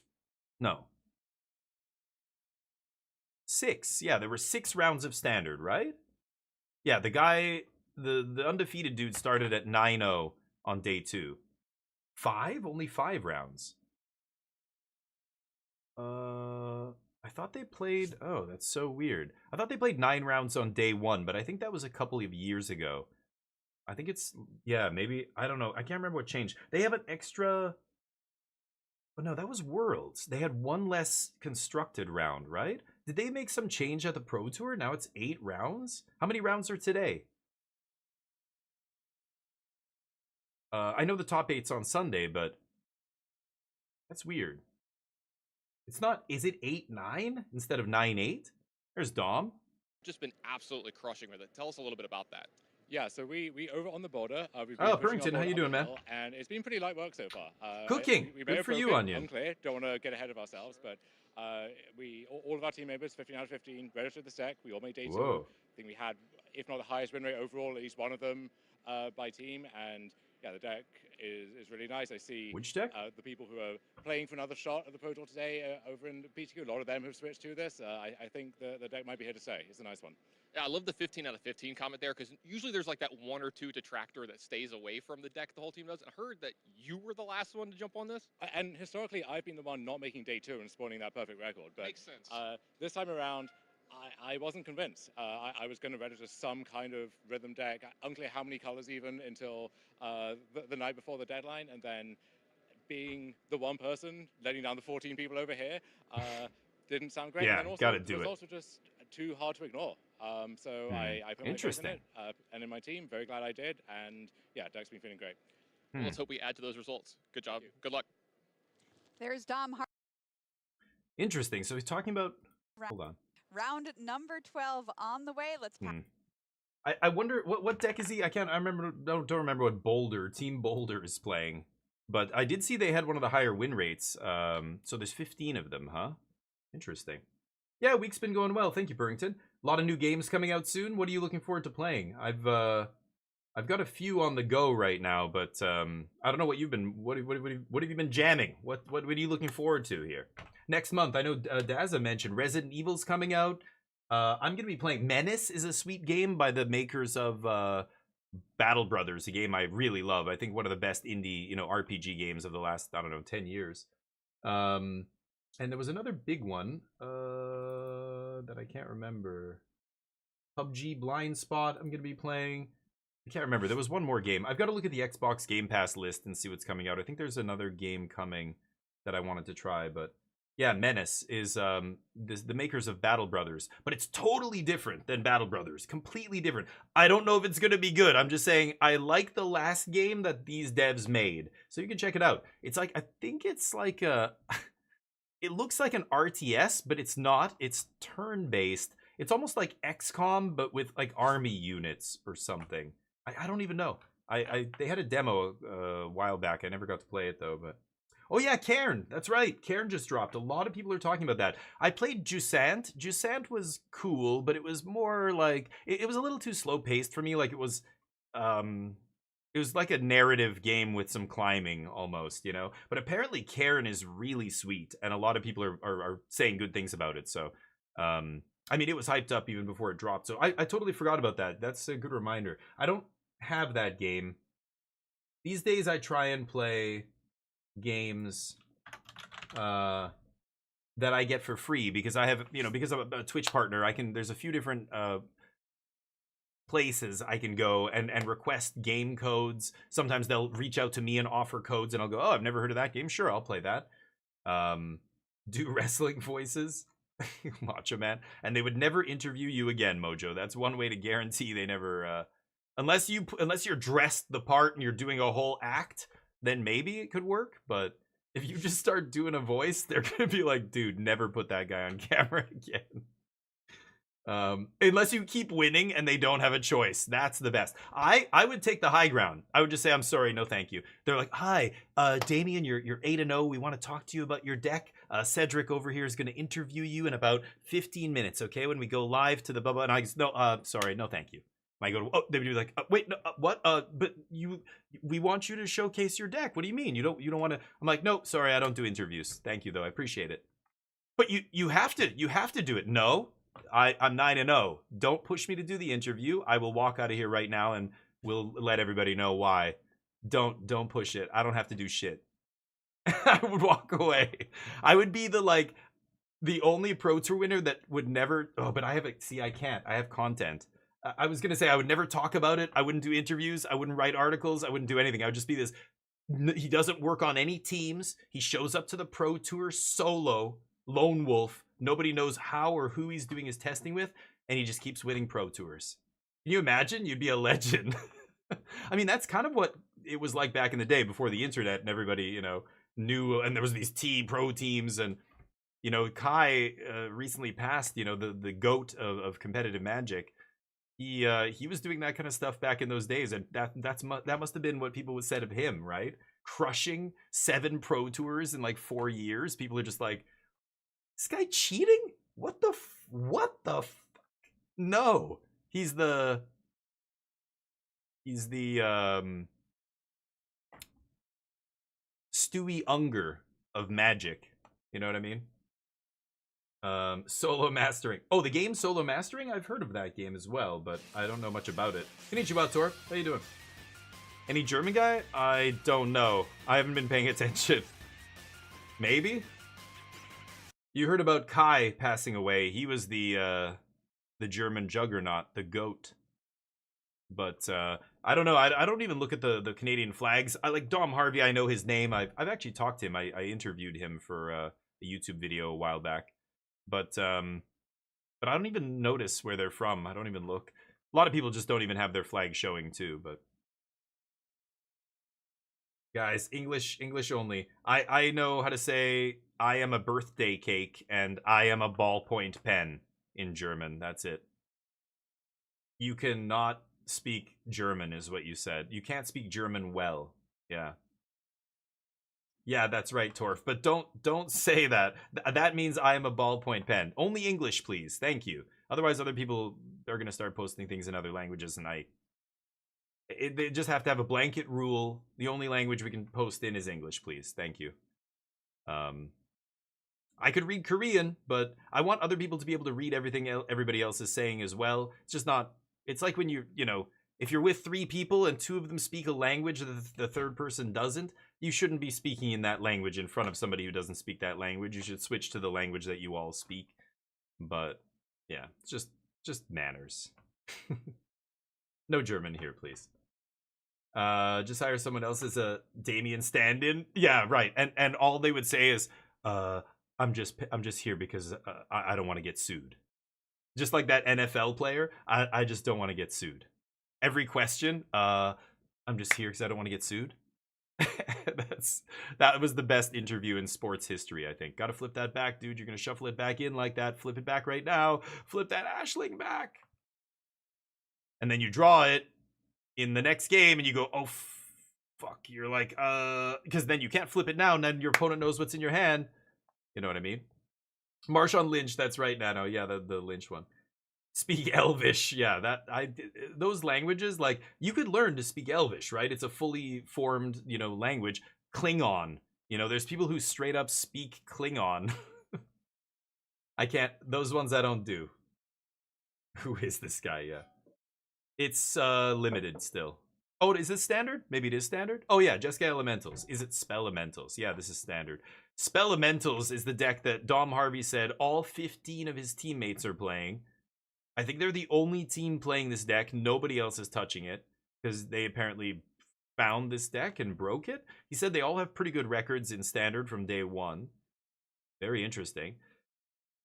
And yeah, none of these decks showed up anywhere until the Pro Tour, right? There was an elemental scam deck, but not this kind of thing. Spelementals. Ashling's Command is a nice one here. And it's funny that, you know, this guy's on Jeskai Elementals. So there were other people who were kind of trying to do elemental things. But apparently, well, Dom was just saying he feels like they broke it. Let's see. Oh yeah, so that is what he was saying. He was saying they did very well in day 1.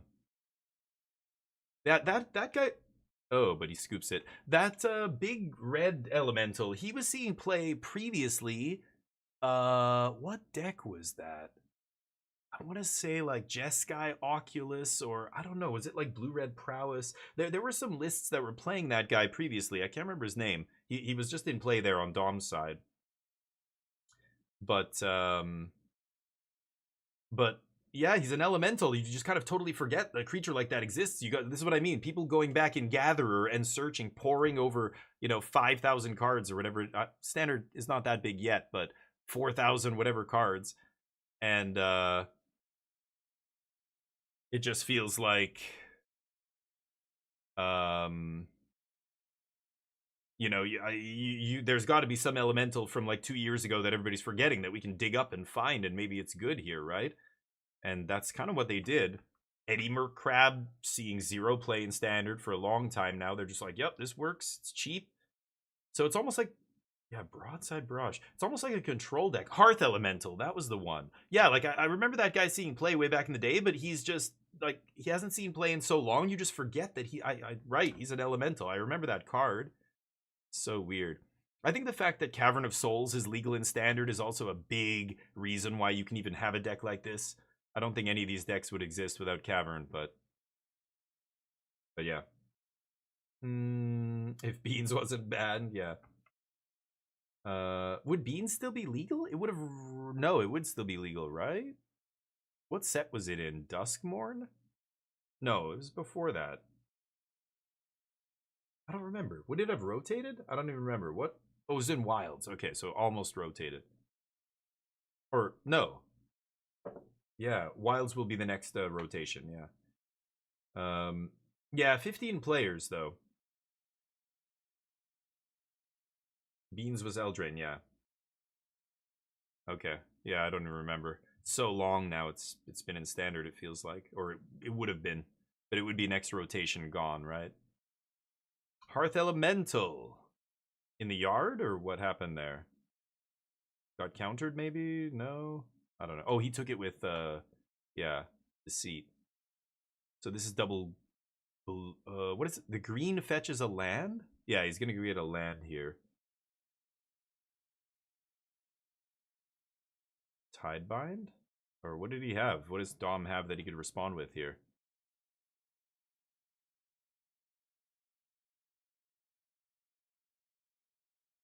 Broadside?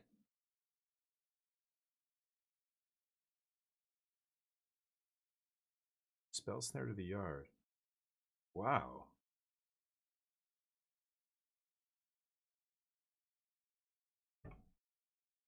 You just wanted to loot?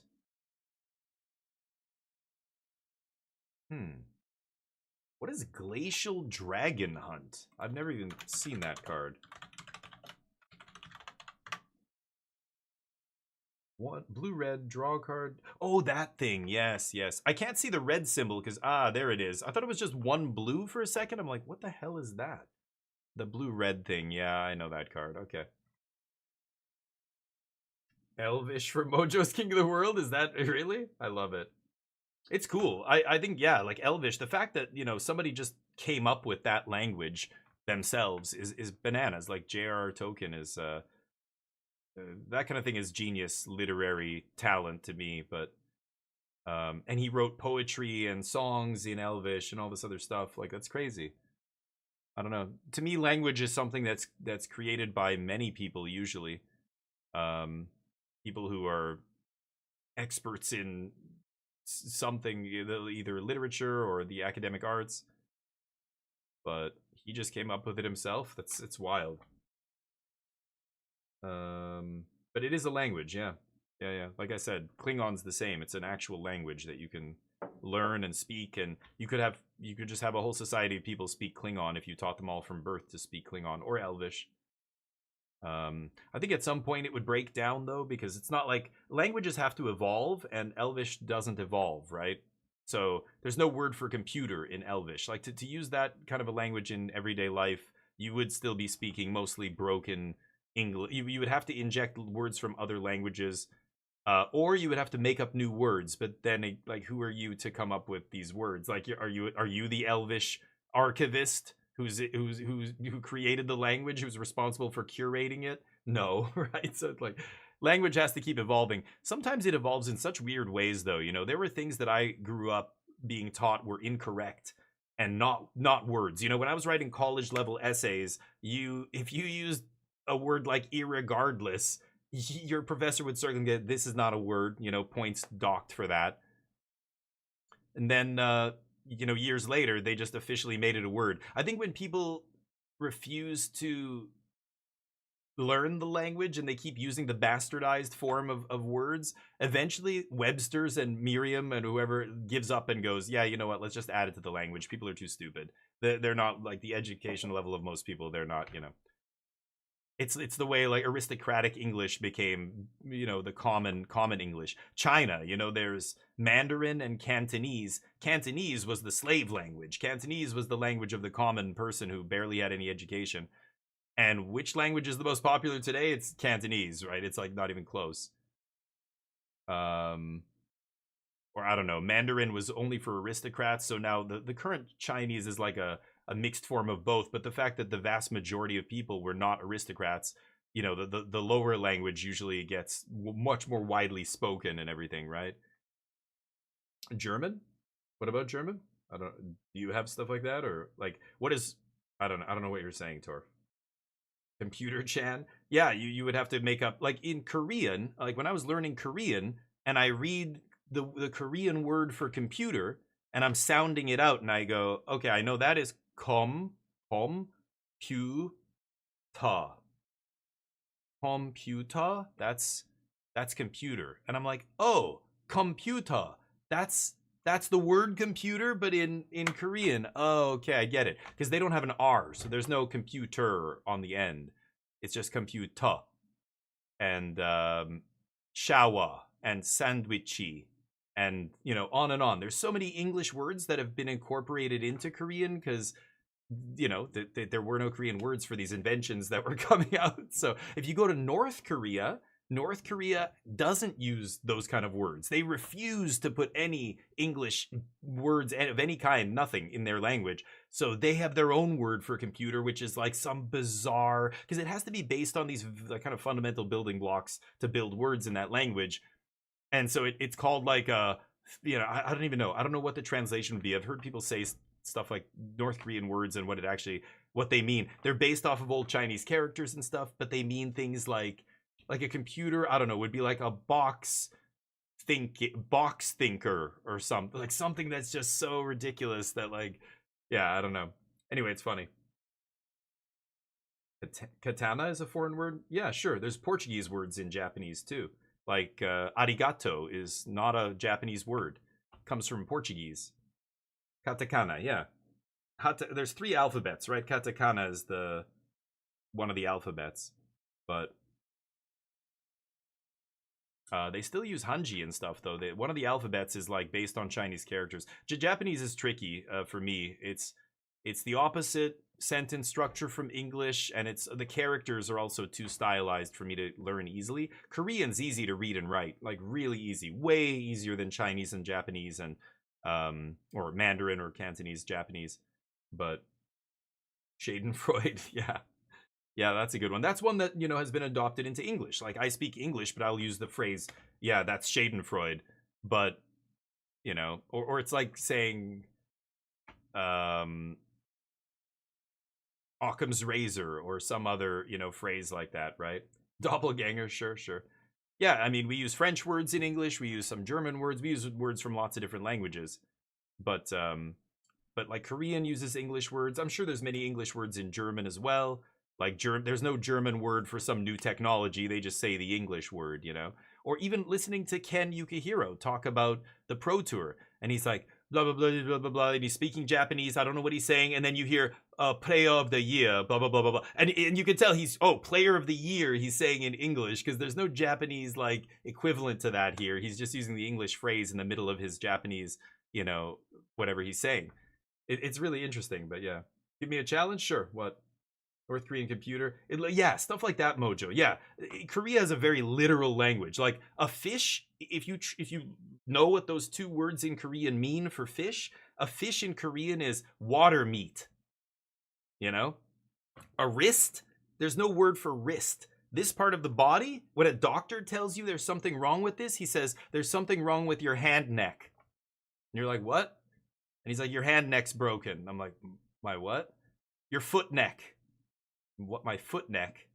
Your ankle is broken. English, we make up like a separate word for all these little things. And in Korea, this is why Korean's so easy to learn. They don't have made up dumb words for things that don't need another word. Yeah, you know what this is? This is a nose hole. That's it. That's what they call it in Korean. That's what we should call it. It's a nose hole. That's what it is. Why do we make like the fact that we call, in North America, they call football soccer and they call whatever hand egg ball they call it football is so backwards and dumb to me, but it's just the way we've always done it. So we're doing it.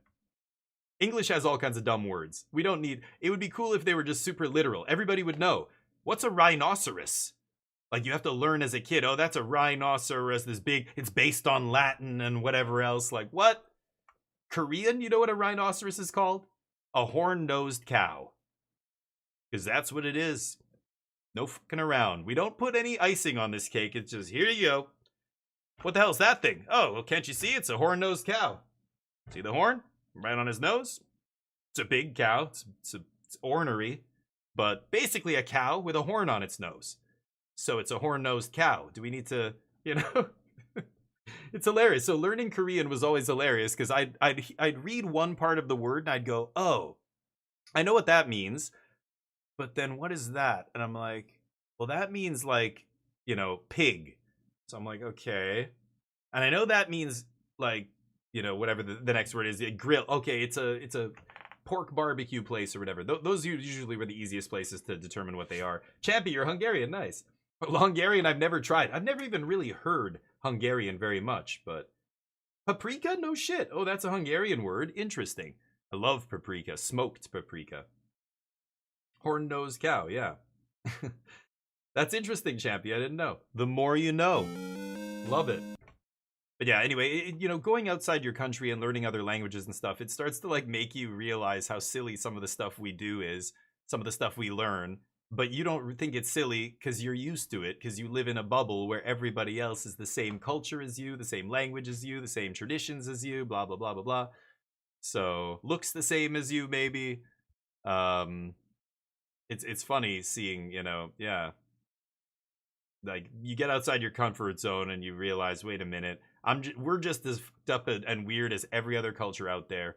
It's just you can't see it until you step outside and then you look back and go, oh damn, oh wow, yeah, why do we do that, you know? Sometimes like I would see things in Asia and stuff that I thought, oh man, this is so much better than the way we do it at home. This is brilliant. Japan is full of things like this. If you ever go to Japan, like Japan is the most over-engineered country I've ever seen. Like, I don't know, can you get too much engineering? Like, even just opening a package of peanuts or like batteries, you know, people complain when you buy batteries and they come in that hard plastic shell that's so annoying to open. Even scissors are like bending, and it's like Japan, like a package like that, even if you don't speak Japanese, you'd look on the back, there's a little arrow with a little thing and you pull it and that opens this up perfectly. And then there's another thing and you pull that and the whole thing just kind of opens up and it's so easy. That's everything in Japan. Everything's like that. It's fantastic. The one thing I didn't like was sometimes the subway system can be really annoying because it's privatized. So every subway line is run by a different company. So all their standards are different. Things look different. And so you know, you get the ticket here and you do that and whatever at one subway station, but at the next one it's a whole different system and you're like, what? But I just did it that way, but here I have to do some other thing. And they're like, yeah, because you're on the blah blah blah line now. You're like, oh, that's dumb. But all right. Rivals, yeah. Well, where do you want me to message you? On Discord? I'll shoot you a message on Discord, Mojo. No problem, man. Thank you for hanging out, by the way. Have a great one. And you guys can go check out Mojo. There he is. Go give him some love. He's a crazy, crazy boy. I love him. The soda with the pop ball on the top. Yeah, stuff like that. Like weird little thing. Yeah, you open the ketchup and the ketchup squirts out. Or, you know, the things that annoy us, they have like a machine that does it. Or it's just like the package is engineered. Or the thing that you're interacting with is super intuitive. And even if you don't speak Japanese, a lot of times you can kind of figure out, you know, where things are. And I love it. Anyway. Rushing to Mythic. Get it, buddy. Bird sounds in the yeah, stuff like that is cool. I mean, god, just go on the high-speed rail, the train. I mean, and it's so consistent, like it's never late, they've never had a crash, they've never had a major accident, blah blah blah. I heard there was a high-speed rail incident in another country a few weeks ago. I can't remember where it was, but the bullet train, the Shinkansen line and stuff is so cool to use that stuff. It just feels like, you know, you feel like you have hope for humanity. You just see like the crazy things that we can do when we put our minds to it and work together and have the resources to execute, you know, our ideas. And then it's just like, man, we could do anything. We can solve anything if we can just stop hating each other and fearing each other It's so dumb. No reason to be scared of other people who are not like you. They are like you. We're all the same. Just the fine details can differ from person to person, but basic ass forest. We're playing constructed, right? You leave the draft lands in the box, Tom. Get some nice lands, dude. I like the planet lands. Good choice. A modern choice for a modern Pro Tour. Those are cool. I think the planet lands are kind of sweet. They're not, objectively speaking, the best correct basic land in existence, but they're up there. They're solid. Respect. I love space. Love astronomy. But Teamer Harmonizer gets a basic mountain. Core set basics. God damn. Core set basics, huh?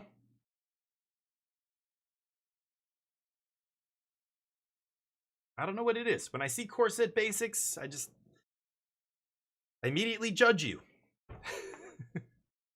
You have a bachelor pad, totally filthy, garbage bags over the windows to block out the light. You know, that's who uses core set basics. This poor guy. He's an amazing dude, I'm sure. I hope he doesn't... I'm joking, but core set basics, come on. You know, even if he was here listening, he'd be like, I know, you're right, okay, got me. I live in a cockroach-infested hovel. No, but I didn't have time, you know, when I was leaving my house. I'm sure he's got some reason, but core set basics, come on, embarrassing. It's like going outside with your shirt inside out, and you get to work, and people are like looking at you, and you're like, "What the? I have something on my face." And then you glance in a mirror, and you see the tag, and you're like, "Oh my god." Okay, yeah, that's on me, everybody. I'm gonna go to the washroom and flip my shirt inside out. I did that at a studio because I was, you know, out of it when I left the house. I had crazy schedule, you know, doing what I did for years. Sometimes I would be just on zero sleep for like 24 hours or something. And I remember going to a studio with my sweater inside out, but it was, you know, cold. It was winter, and I had a jacket over it. So I get inside, I take off the jacket, and I'm like, hey guys, there's like 2 other voice actors in the booth with me, and the engineer and the client and a bunch of other people are outside. And I sit down, I'm just like, oh, what's going on? But I said something, and nobody answered me, and I'm like, what? And I look up, and they're both looking at me and like laughing, kind of like smiling, and I'm like, what? Like, what is it? And then I noticed, and I was like, oh, and then I could hear the engineer and a client, everybody laughs, and I'm like, I'll be right back. And I left, and I turned my sweater inside out. Oh, God. They're just like, had a rough morning, huh? I'm like, no, yeah, oops. You're a chef, no kidding. Yeah, we're really, yeah, you've been around. Yeah, you know. The joke, exactly. That's right. Sir, my English voice, yeah. He's from England, I guess. Yeah, you really, you know, people want the same things, same desires, same kinds of fears and stuff. And yet, like, it's like we know this, or I don't know, not enough people know this. The people who never leave their backyard don't know this.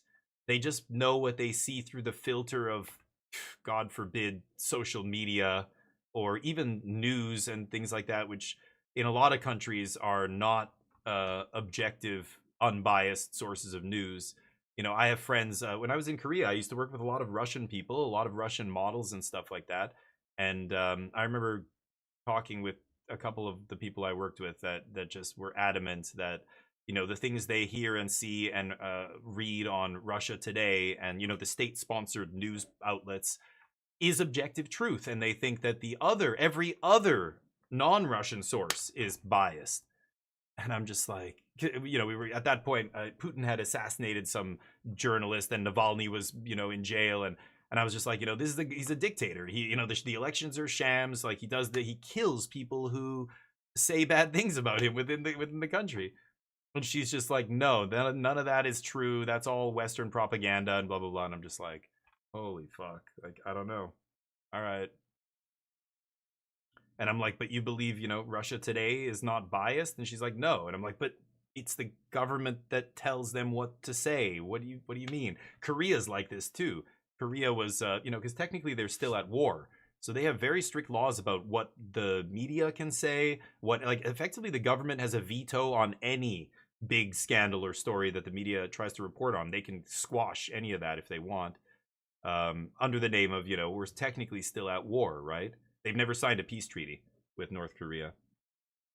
So anyway, you go to different countries, it's different, but yeah, getting out of your backyard, you can't escape it. You get to see it face to face, and you realize I used to think very differently about people not like me.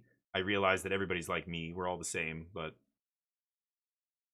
there's a lot of people who are ignorant about certain things. But yeah, people want peace, they want stability, they want enough money to live a decent life, have a family, whatever. But yeah. Anyway, things are not great in the world right now, but I hope getting this bad makes things turn around, and in the future we're better because we learn our lesson. But it is depressing, though, how we keep failing to remember the lessons of history. I mean, the world coming together to unite against fascism wasn't even 100 years ago. Like, it wasn't even that long ago. It's like, have we forgotten? Like, you can literally just pick up any history book about the 20th century and read about all the things that were happening in Germany and Italy and Japan and other places.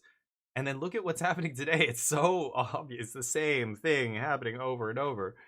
And yet it's like we keep forgetting. It's so annoying. It's frustrating, I never get mad at somebody if they make a mistake the first time, if they're ignorant, if they just didn't know, something. But to do it again and again, like the same mistake, like what? That is so disheartening. Like, how can we be so stupid? Yeah, I don't know. It's people eroding education too, right? A lot of governments making sure that people stay stupid, stay desperate, desperately need a job because they desperately need insurance for their health care. They desperately need the money to pay their bills. Just keep them desperate enough that they can never think about losing their job or turning against the status quo because they would lose their everything. It's right where they want you, right? Desperate and dumb. Religion did a good job doing that to people for many, many centuries. That was kind of their shtick. But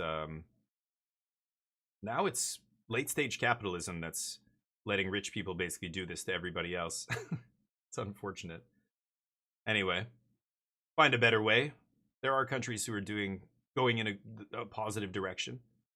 But okay, Roaring Furnace. Snare, nice. It's a nice one. Nice snare target there. Countering a lot of value for 1 mana.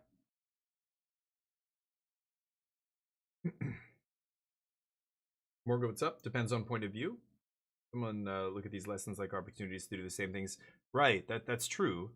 Yeah. Oh, and you're absolutely right. I mean, the people who are doing bad things now, who are trying to become more like those fascist countries, previously, are doing it purely for selfish reasons, right? They want power, they want control. They know they can play on people's fears. Fascism is built on fear, right? You can't have fascism without some other for people to hate, some other group, some out group, right?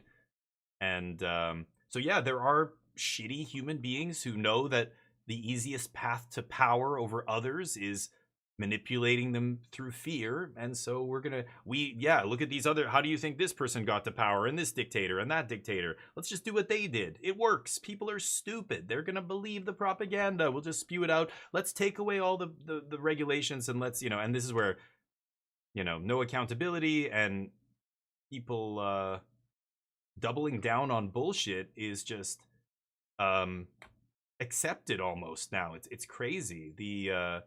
The fact that somebody can blatantly lie and it's disproven by video evidence, like there's irrefutable evidence that you're just completely lying, and they just say, nope, I'm not lying, and carry on as if like, what? Like, but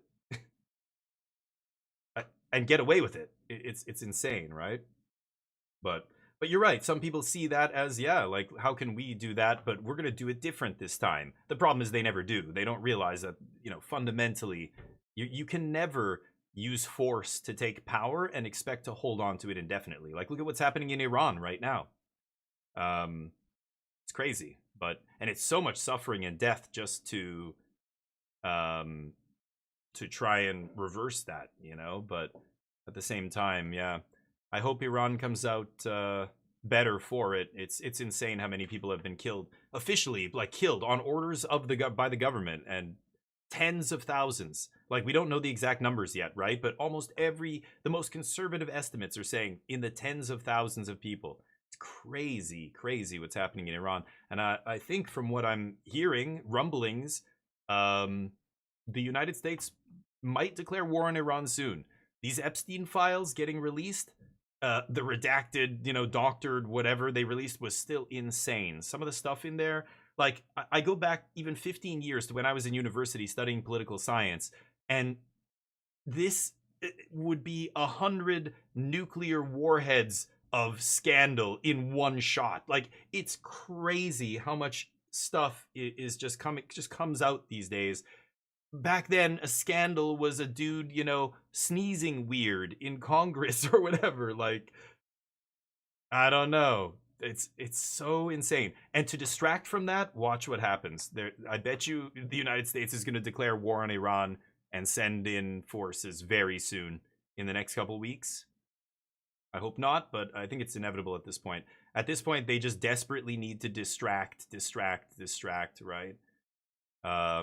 Maybe ICE kills a few more people. Maybe that'll be an adequate distraction. Everybody will forget about the Epstein files again.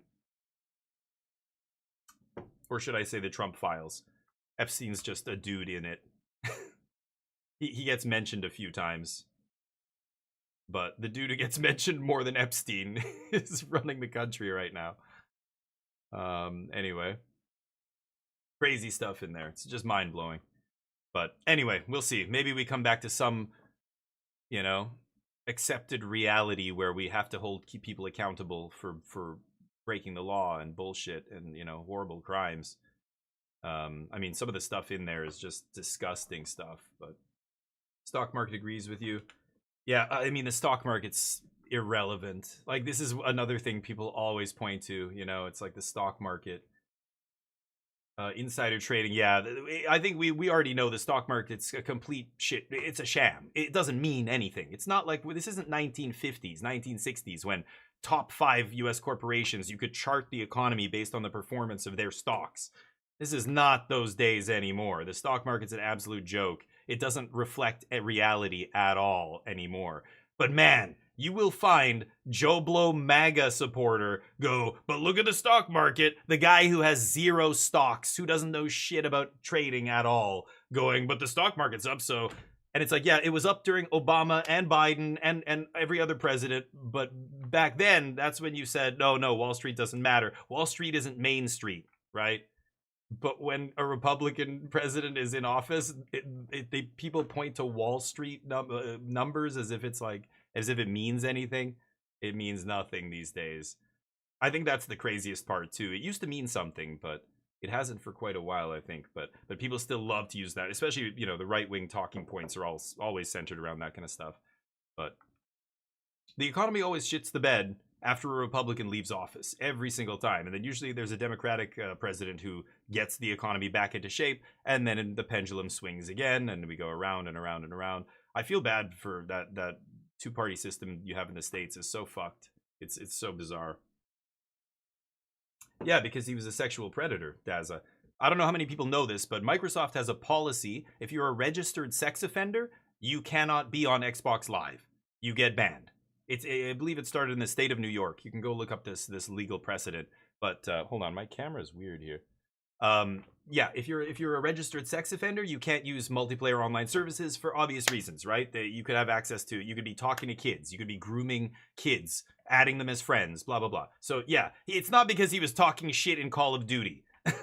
That's what people hear though. Epstein got banned, and people on Reddit were like, man, he must have said some crazy shit on the mic, because man, it's pretty hard to get banned from Xbox Live if you say da-da-da. It's like, dude, he wasn't on there saying racial slurs or whatever you dipshits are doing. He's a sex offender. It wasn't because of anything he did on Xbox.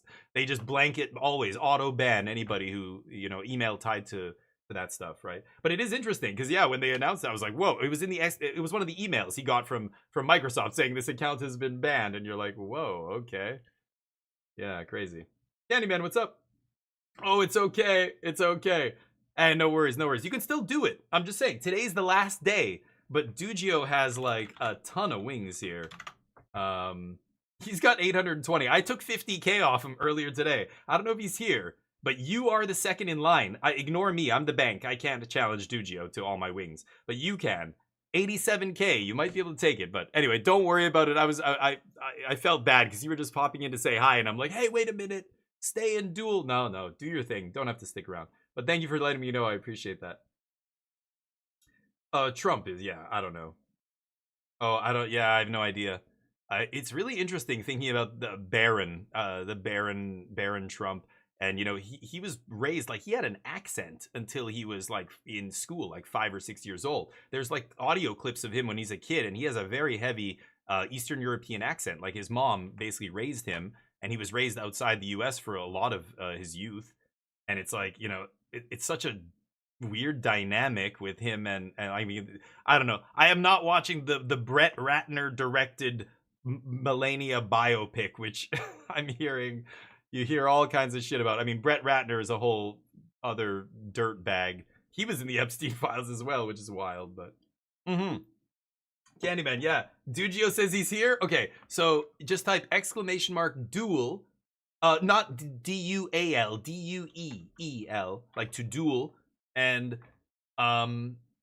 type !duel space, and then use the @ sign, and you'll just hit letter D. You'll see Dugio, hit Dugio's name, and then all. Just type the word all, and you could do all your wings. I feel bad. I don't want you to do this unless you want to, but tomorrow, everybody's wings are going to disappear, and you go back to 0 at the beginning of the month, right? So this is your last day to do it, so who cares? Yeah, there you go. Okay, here we go. Are you ready, Dugio? Let the battle begin. Who won? Dugio won? Oh, whoops, I just accidentally pinned that. I didn't mean to do that. Oh. There we go. Dugio won? God damn it. Alright, nice try, Candyman. A for effort. We'll get him next month. We'll get him next month. He cheats. He's probably hacking. He's hacking. I should ban him. Trump poses he working at McDonald's. Oh yeah, right. They can't hire criminals. Yeah. I know, Picoto. You're right. Yeah, it's crazy. When that was an NBA team or whatever went to the White House, and he had like this in the White House, like a big spread on the tables and stuff of like a pyramid of cheeseburgers, and like they had pictures of it. It's just like unless I saw pictures, I wouldn't have believed it. It's mind blowing. But then now, considering that was a long time ago, Gabe's got this in the bag. Yeah. The Empire continues its reign. The Empire of Dooge. He's a cheater. Yeah, Tom drawing a lot of lands. No filtering, right? Did he... Oh, no, he's stocked up. God, how did he not find gas? But he's losing here. Teamer Harmonizer losing to Is It Blink. Is It Blink? Another deck that I don't think I've really even heard of. I think I remember a deck with Splash Portal. Is that this one? I guess so, right? Yeah, Splash Portal and stuff. I think that's this deck. I remember seeing a deck like that, but I can't remember. Was it just Is It? I thought it might have been Jeskai Blink or something. Songcrafter Mage? Whoa. Okay. The Teamer Harmonizer deck is the combo deck, right? Is this the CFT Sock deck? Was it called Teamer? I think it was Teamer Harmonizer, right? Yeah. The new stock up? Oh. I don't know what the new stock up looks like. Is it a promo version or something? You're saying? What is it? Is it a secret layer or something? Or is it an arena only skin? I haven't seen anything for stock up, but yeah, so standard. A lot of weird decks, a lot of new decks. Yeah, some interesting ones. A lot of rogue decks. All right, I'm gonna grab a drink here. If you don't know, I would say, won't say, oh, Strixhaven spoiler. Okay, cool. I haven't looked at any spoilers yet. Strixhaven? When the hell does that come out? That's summer? Or something? TMNT is next. Then, is it Marvel set? No, it's not. Is it TMNT then Marvel, or TMNT then the new, what is the other in-universe set called? Something Reality Shift or something, right? And then the Strixhaven set, I thought, is way later. I don't know anymore when the sets come out now this year. I don't know what the order is. Oh, triggers.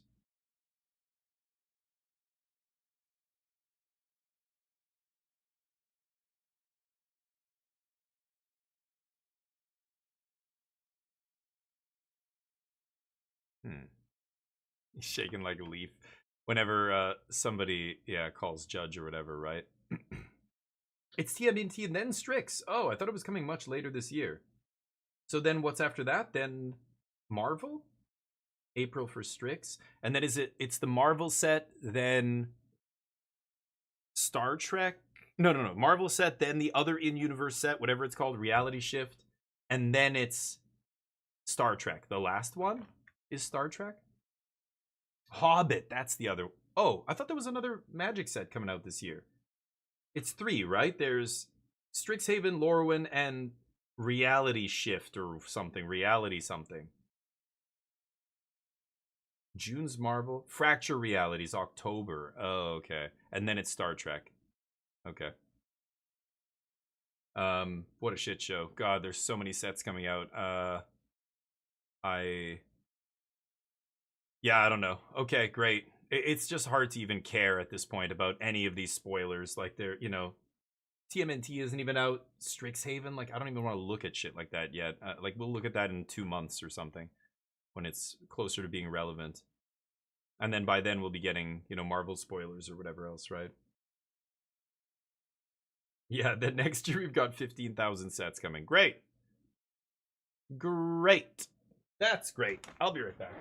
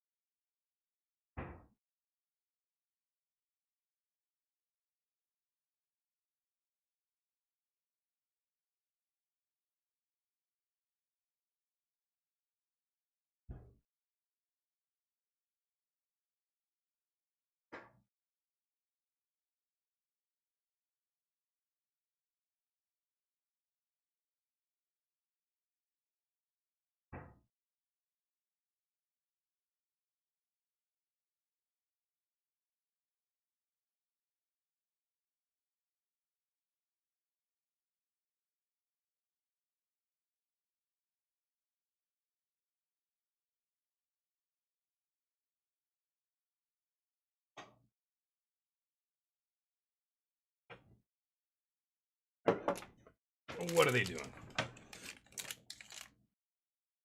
Got these new protein bars. I've not seen one of these, or I haven't seen them before at Costco.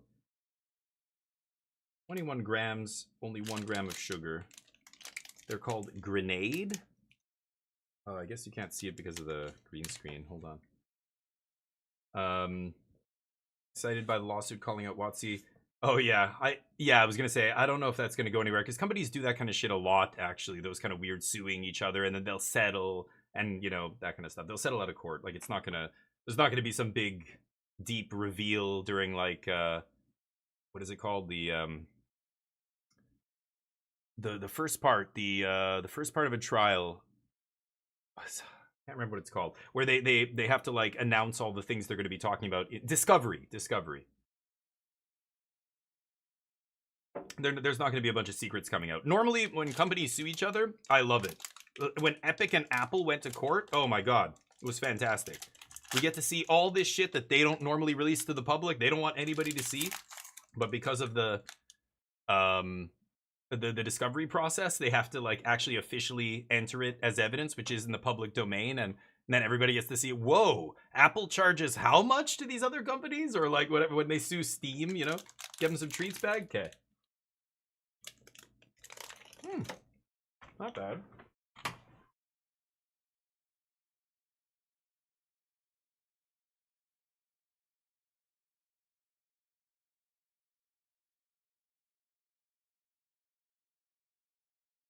Pretty fun.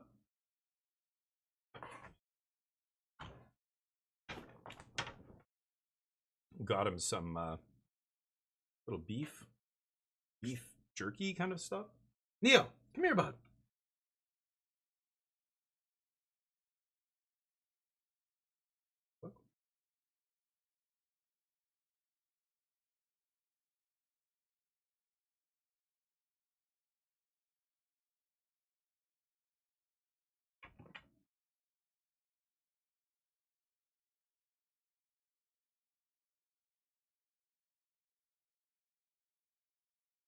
What? Neo, come here, bud.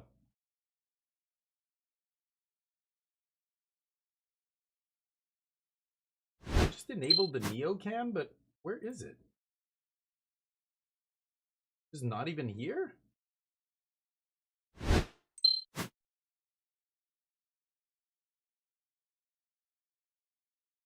The camera just isn't even displaying anything. It's insane. Okay, hold on. Neo's cam is bugged. Yeah, it's been weird. The frame rate was all over the place, so I unplugged it, plugged it back in. I reinstalled the driver. I tried a bunch of different stuff.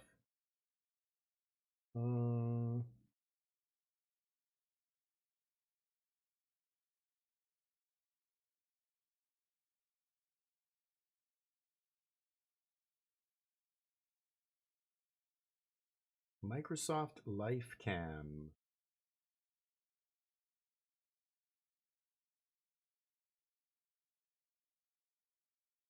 Okay, that's what it looks like normally. Take that off the screen for now.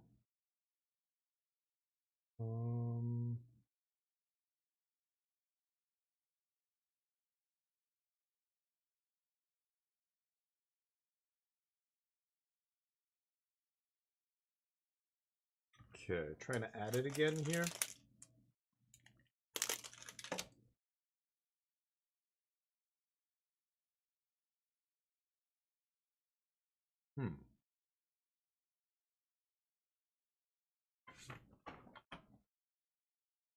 Hold on.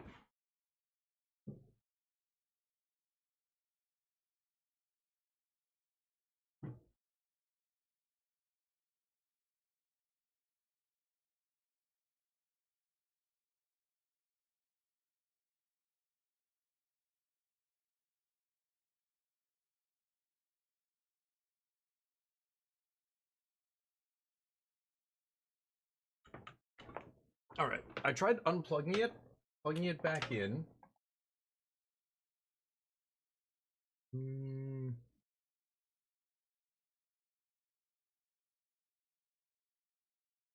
if Windows recognizes. Yeah, there it is.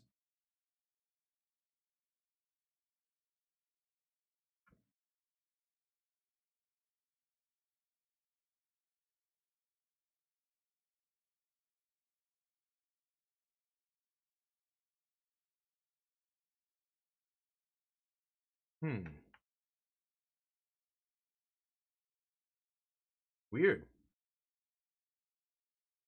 Did Gabe just win that? I'm not watching right now, obviously.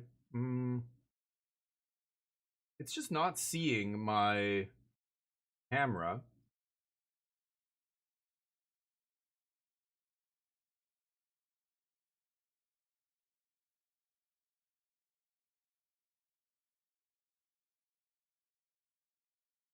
Search for cameras. It sees my main cam, obviously, but it's just not seeing the Microsoft one. No. So, sorry, no Neo. I don't actually know why that's not working. It just stopped. It was working earlier today. I saw it before I went on stream because I tried to fix it and it was working, and now it's just not seeing it again. So I don't know. Maybe the camera's dead. Maybe it's just the camera itself. That's crazy, but could be hardware. Neo, come here, bud. Neo.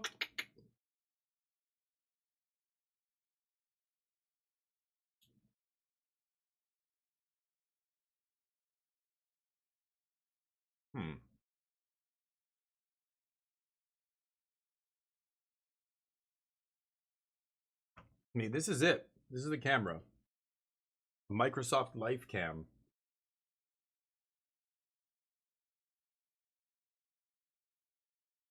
But Windows will not see it. Well, he hasn't got his treat yet. I gotta drag his ass over here. Except he's not coming over here. Doesn't like this room.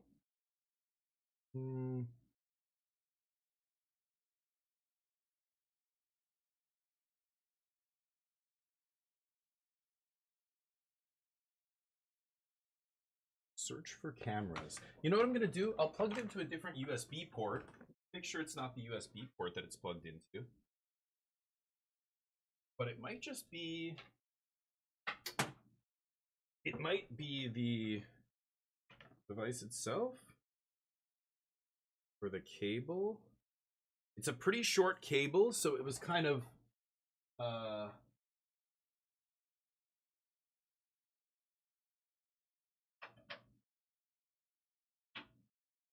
It was kind of, oh, that just did it. Okay, it found it. It's working. Okay. So let's go in here and now tell OBS to point at that.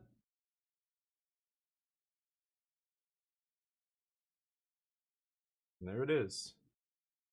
So I plugged it into a USB, different USB port, and it works.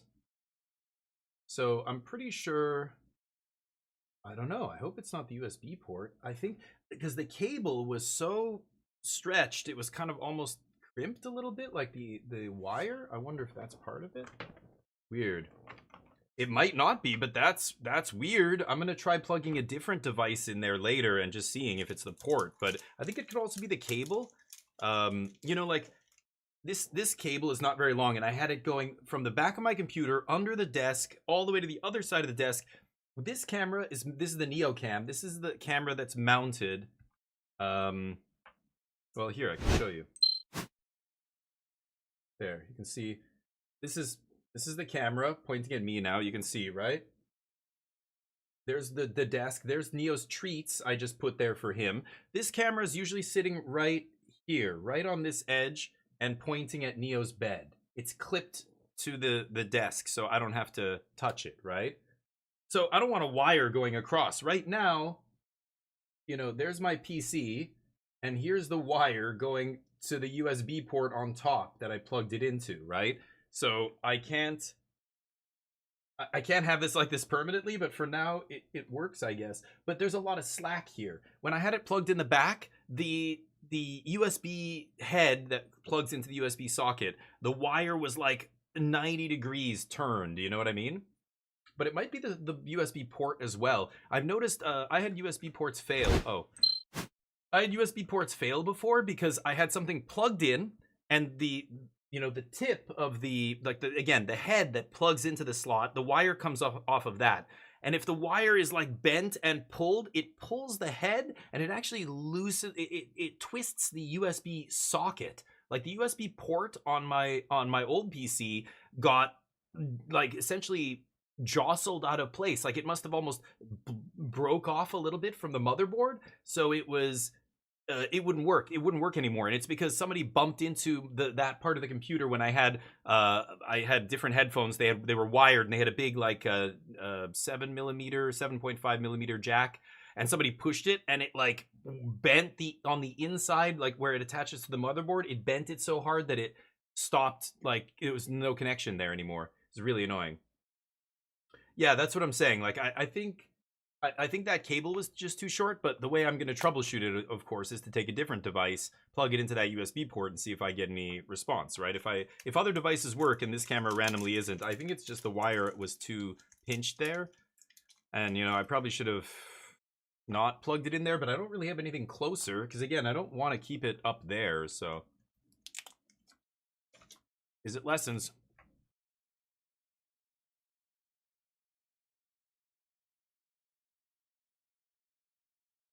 It was like back in the day, an Xbox controller.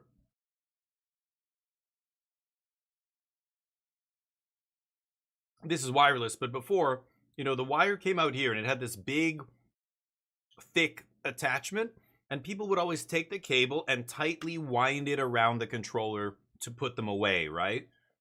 And that is like the worst thing you could possibly do for the controller. I ruined at least 2 or 3 controllers doing this before I kind of realized, oh, it's the way I'm putting these away or whatever is so dumb. And, you know, I just like keeping things clean and cable management, but you realize I'm just stressing that connection, like you said, so hard that it's eventually causing it to fail, you know? I think that's maybe what happened there. Anyway, gotta reposition it.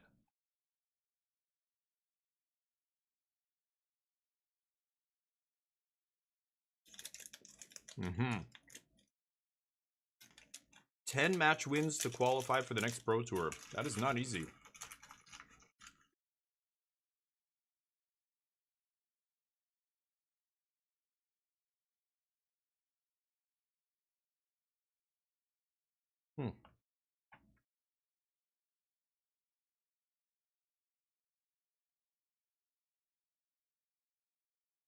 Pretty good record.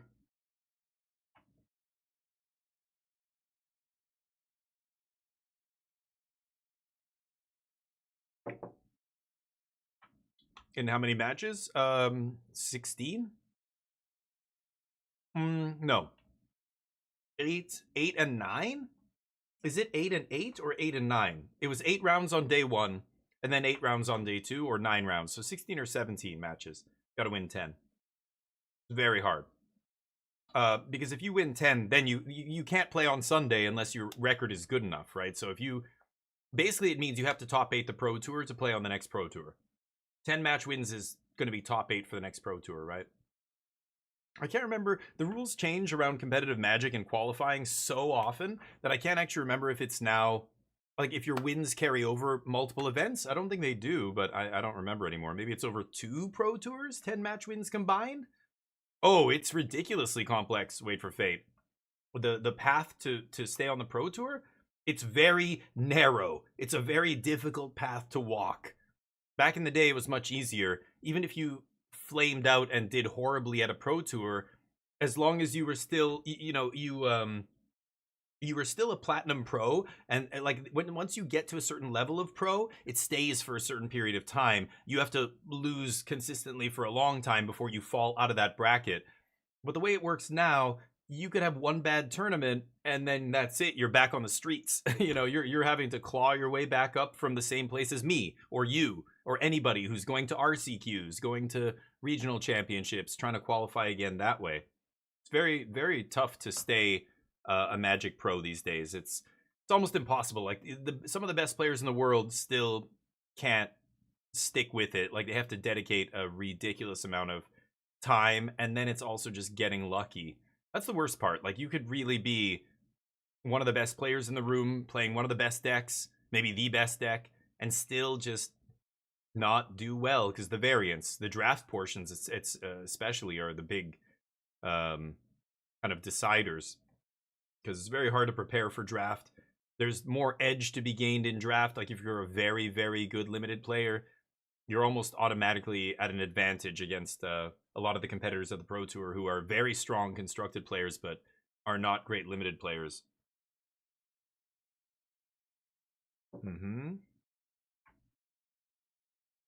Much better? You think so, Nano? Wow. I don't... But... You never played previously, right? I don't know what you're talking... When I say previously, I mean back in the days of Pro Points. And you had Platinum Pro, Gold Pro, Silver Pro. And if you got platinum, you were on they called it the gravy train. I'm talking about those days.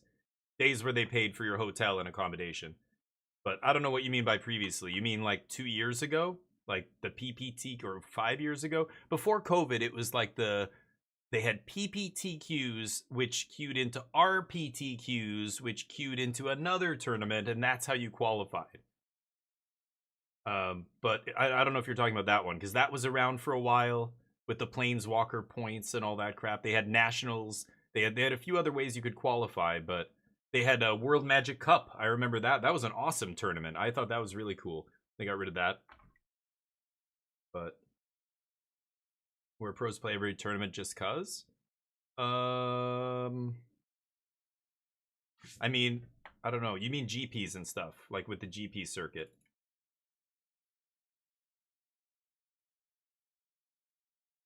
It was harder. Yeah, it was harder for randoms to get in there. You had to really dedicate yourself to the game. But you could.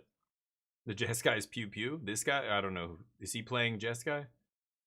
I think I've heard him talk yesterday about his deck, but there's a bunch of weird Jeskai decks. There's Jeskai Control, there's Jeskai Midrange. Apparently there's a 4-color control deck, but is he playing Jeskai Control? Sure. What is the other guy playing? I can't remember. I thought he was playing Jeskai Control. Not sure. Oh, you were talking about Jeskai Control. Yeah, sure. Earlier. Yep. Yep. Control decks are good against mid range. So right now, Control's a good choice because there's not much aggro out there. The aggro decks are really your worst matchup, but Jeskai does kill creature decks. Yeah, I've been playing 4-color Control for a long time now. It's basically Jeskai splashing black, but there's a bunch of different ways to make the deck, you know? And some of them are good. I'm not a big fan of Shiko, for example. I don't like Shiko. I like the 4-color deck because it doesn't play any creatures, but the regular Jeskai deck plays a few creatures. It's more of a, like, you know, proactive control deck.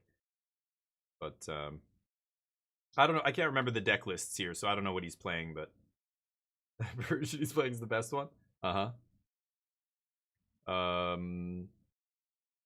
Jeskai Control and Temur Harmonizer, right? There's even a couple Jeskai controls that are basically blue-white control, and they're only splashing for Jeskai Revelation, right? That's another version that I think is very good. But I want to see what his deck list is. I can't remember anymore.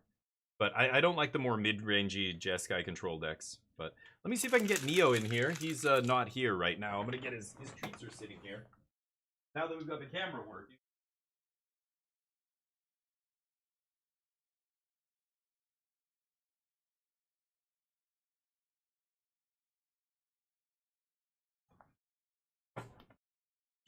Alright. Yeah, you're burning out your opponent. It's pretty hard in that deck, though. The Jeskai black deck, you can burn out your opponent, but with regular Jeskai, it's not easy. Good boy. There you go. Oh, okay. But yeah, the Jeskai black deck gets to play Inevitable Defeat, and that lets you kill them a lot, but, yeah, the Revelations, yeah. There's a bunch of these decks, yeah. There's a few different ways to build it. So, like I said, I'm playing the one with black. Some people are playing the one with no red spells, just Jeskai Revelation, and that's it. And then some of them are playing a bunch of red spells, like, I don't know if he's playing Lightning Helix, or is he playing the blue-white splash red. It's basically blue-white control, splash red, right? You're not really playing any red cards, just Jeskai Revelation. Maybe a sideboard card or something. Little unglued island over there. Tony's a maniac. He's playing all different basics. Lightning, yeah, so he's more of the, like, actual traditional Jeskai control. Yeah, this deck's been around for a long time now, like maybe at least 6 months. And it's gone up, it's gone down. It's actually, what am I saying, longer than 6 months. MTGDG played this last May at the Regional Championship. I played Omni Combo. Jeskai Control was even a deck back then. It's gotten better, I think. And the metagame's changed. Like, back then, yeah, they were playing, like, Shiko with the 3-mana Saga, Jeskai Saga. I thought all that stuff was garbage. I was not a fan of that. But blue-white control splashing red for Jeskai Revelation, I think is very good. I was playing this exact deck on the ladder this week before I even knew any pros were playing it. Neo Silencer was actually saying he was going to experiment with a deck. I think it was him saying he was going to play something like this: blue, white, splash red for Jeskai Revelation. But yeah, this one's playing Helix, so a bit more mid-rangey, I guess. Not the one I was playing. Yeah, you're right. He just drew the Helix there. Earthbender Ascension. Oh. Demoralize? Nice.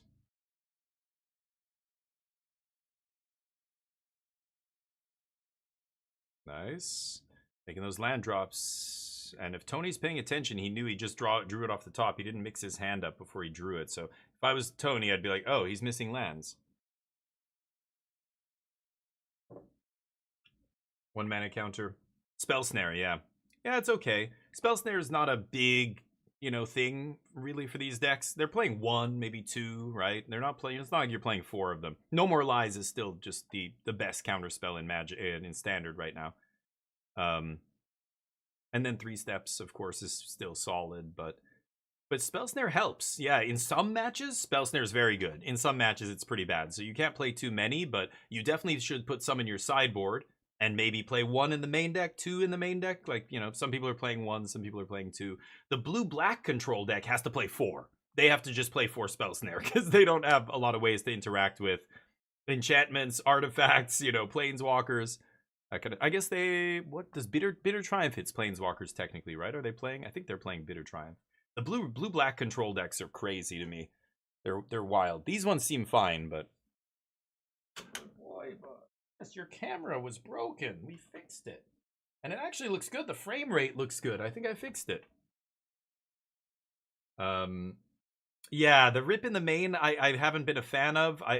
Some of the lists are playing 2, which is a little bit ridiculous. Like, I would never want to play that. Because you're not a deck that has a lot of discard. Like, if you're the VV deck and you're playing Winter Night Stories and you're, those kind of decks had so many ways to discard their cards with Tursa and all this shit. You can play a weird one-off sideboard card. In Blue-White Control, if you draw rip against a lot of the decks that people are playing, it's like you didn't draw a card. It's like you just skipped your draw step. That is so bad.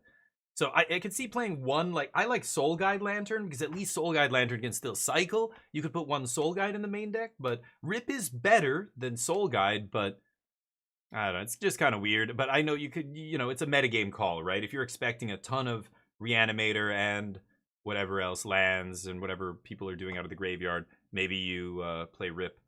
It works against the Scam Elementals deck too. How does that work actually? I'm not sure. No, they can still scam through a rip, right? It's a replacement effect. Instead of going to the graveyard, it just stays in play. Or does it say when it goes to the graveyard? I can't remember. 30-second rule, yeah. Oh, I know. No, you don't have to tell me, Smoltron. I know the metagame very, very well. Yeah, I was playing Sultai Reanimator this week as well. I mean, I still play Magic 5 days a week, so I know what's going on in Standard. But the Sultai deck, yeah, it got so much better. It was not a good deck. It was a tier 2 deck. And even at the World Championships, the Japanese team that played it knew they were playing a tier 2 deck, but they were saying, you know what? Nobody's playing Graveyard Hate. Simic is the most played deck. We kick the shit out of Simic. Sultai beats up Simic. Sultai beats up Temur Otters and all that crap. So they ran it, and it was pretty good. I think it even had a good match against the Lessons deck, and I think Seth Manfield got very lucky, or the sloppy play against the Reanimator. When Ken Yukihiro made top 8 at that Worlds with that Reanimator deck, you were just like, he's gonna win the whole thing. He's got a great matchup against every other deck in the top 8, but that Reanimator deck was not a good deck, and that's why the Japanese team made such a gamble playing it, because they knew that other people knew it wasn't a tier 1 deck and were gonna just ignore it, right? Other teams were not gonna expect another pro team to bring a tier 2 deck like that. But then Lorwyn came out. Oh my god, that Sultai Reanimator deck got so many good cards. Now it's a tier 1 deck. Like, it's very good. But it's not even the most played deck. Like, if I was playing 2 Rest in Peace in the main, and I look at the metagame breakdown from this Pro Tour, and I chose to play 2 Rest in Peace, I'd be pretty annoyed. I'd be like, fuck, that was dumb. I shouldn't have done that, Because you look at how much Reanimator is being played, like, it's not enough to warrant double rip in the main, if you ask me, but Reanimator doing bad? Oh no. 33%. That's not amazing. I wonder why. Maybe blue-black control keeping him down. Because that is their bad matchups, right? Sultai's worst matchups are control decks and really low-to-the-ground aggro decks. But the really low-to-the-ground aggro matchup got a lot better with... there's the turn 1 rip, or the game 1 rip. The aggro match got better because of JED. The 3-mana 2/4 is such a great card against them.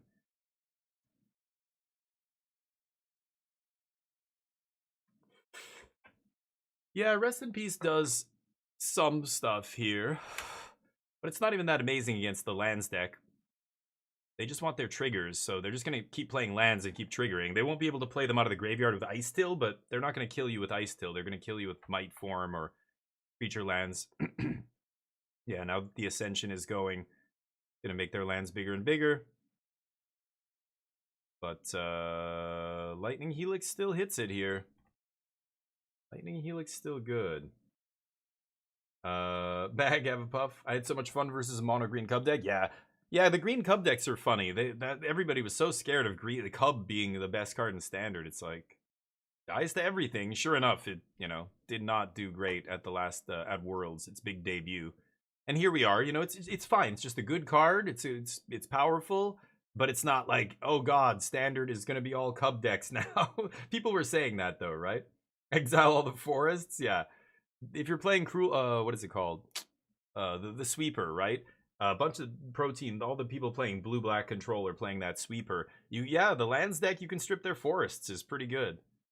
But this guy's playing Temur Harmonizer, not even really the lands combo deck. Or the lands, mono green lands kind of deck. Yep, there's another trigger. I'm wondering when he's going to get lost this Ascension. He should have get losted the Ascension already, you know what I mean? But he doesn't want to give him maps. Make it uncounterable. Lightning Helix. Okay, he's activating Village there to make sure it resolves. He's got to kill that Ascension or it's just going to keep making bodies. Okay, and then he's going to take 1 off the land.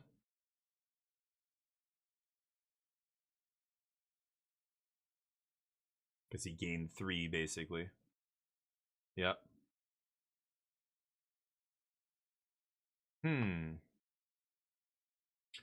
I like Control's spot here a lot. Now we've got Jeskai Revelation up. He's just trying to get to 9 mana to play around Counterspell now. So if he can just buy enough time to make 2 more land drops, he's already got Plains in hand. Ultima's very good here. Ultima means the lands... Well, I guess, yeah, they wouldn't come back anyway, but not going to the graveyard. But as soon as he gets to Revelation uncounterable, he's got to get to 9. And then he can make it uncounterable, and then it's just GG, right? So he's on 8 right now. He's got the land for next turn. So you're not going to see a Revelation here, unless Tony taps out or something. But Tony's been representing Counterspell by leaving up 2 mana the whole game here. He has Spell Snare, which is no good, but Marco doesn't know that. A few unhinged basics. Stocking up. Okay. Interesting. Tapo, what's up? If I ever played in a game like this, it's just a playset of Blightsteel Colossus and a playset of World Fire. Nice. Yeah. Yeah. I get it. It's fun to blow stuff up. That's why I like playing not creatures. I like killing creatures. I don't like casting them. Yeah, so he just goes to his turn. Now he's got 9 mana up, so this is going to be uncounterable Jeskai Revelation. Bounce your Fabled.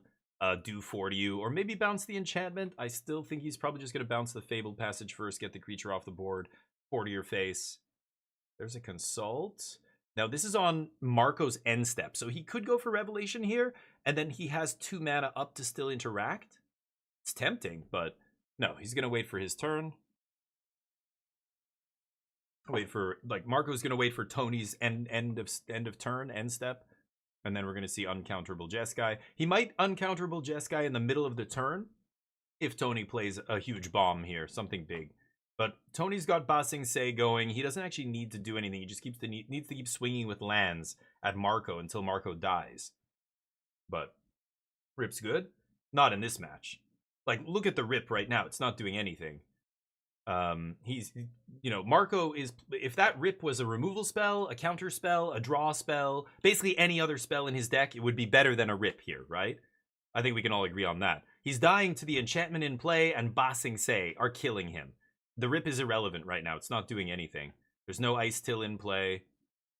He's just going to die to the lands. He's got to deal with that enchantment, and then I don't know if he can race Ba Sing Se. Maybe.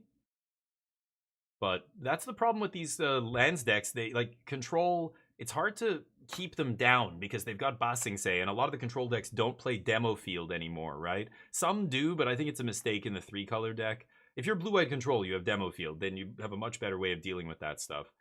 But Jeskai doesn't have Demo Field. Like, he's going to lose the long game to Ba Sing Se and that enchantment right now.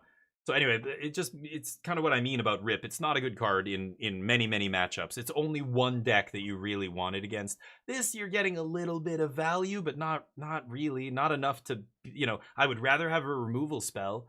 I would rather have a stock up or a counter spell or just about almost any other card in my deck, right? Instead of a Rip. In this match, like, it's not really doing anything. But the Ascension is going to kill him, or Ba Sing Se, or both. So what is Tony? Tony's got 7, 8 cards in hand too.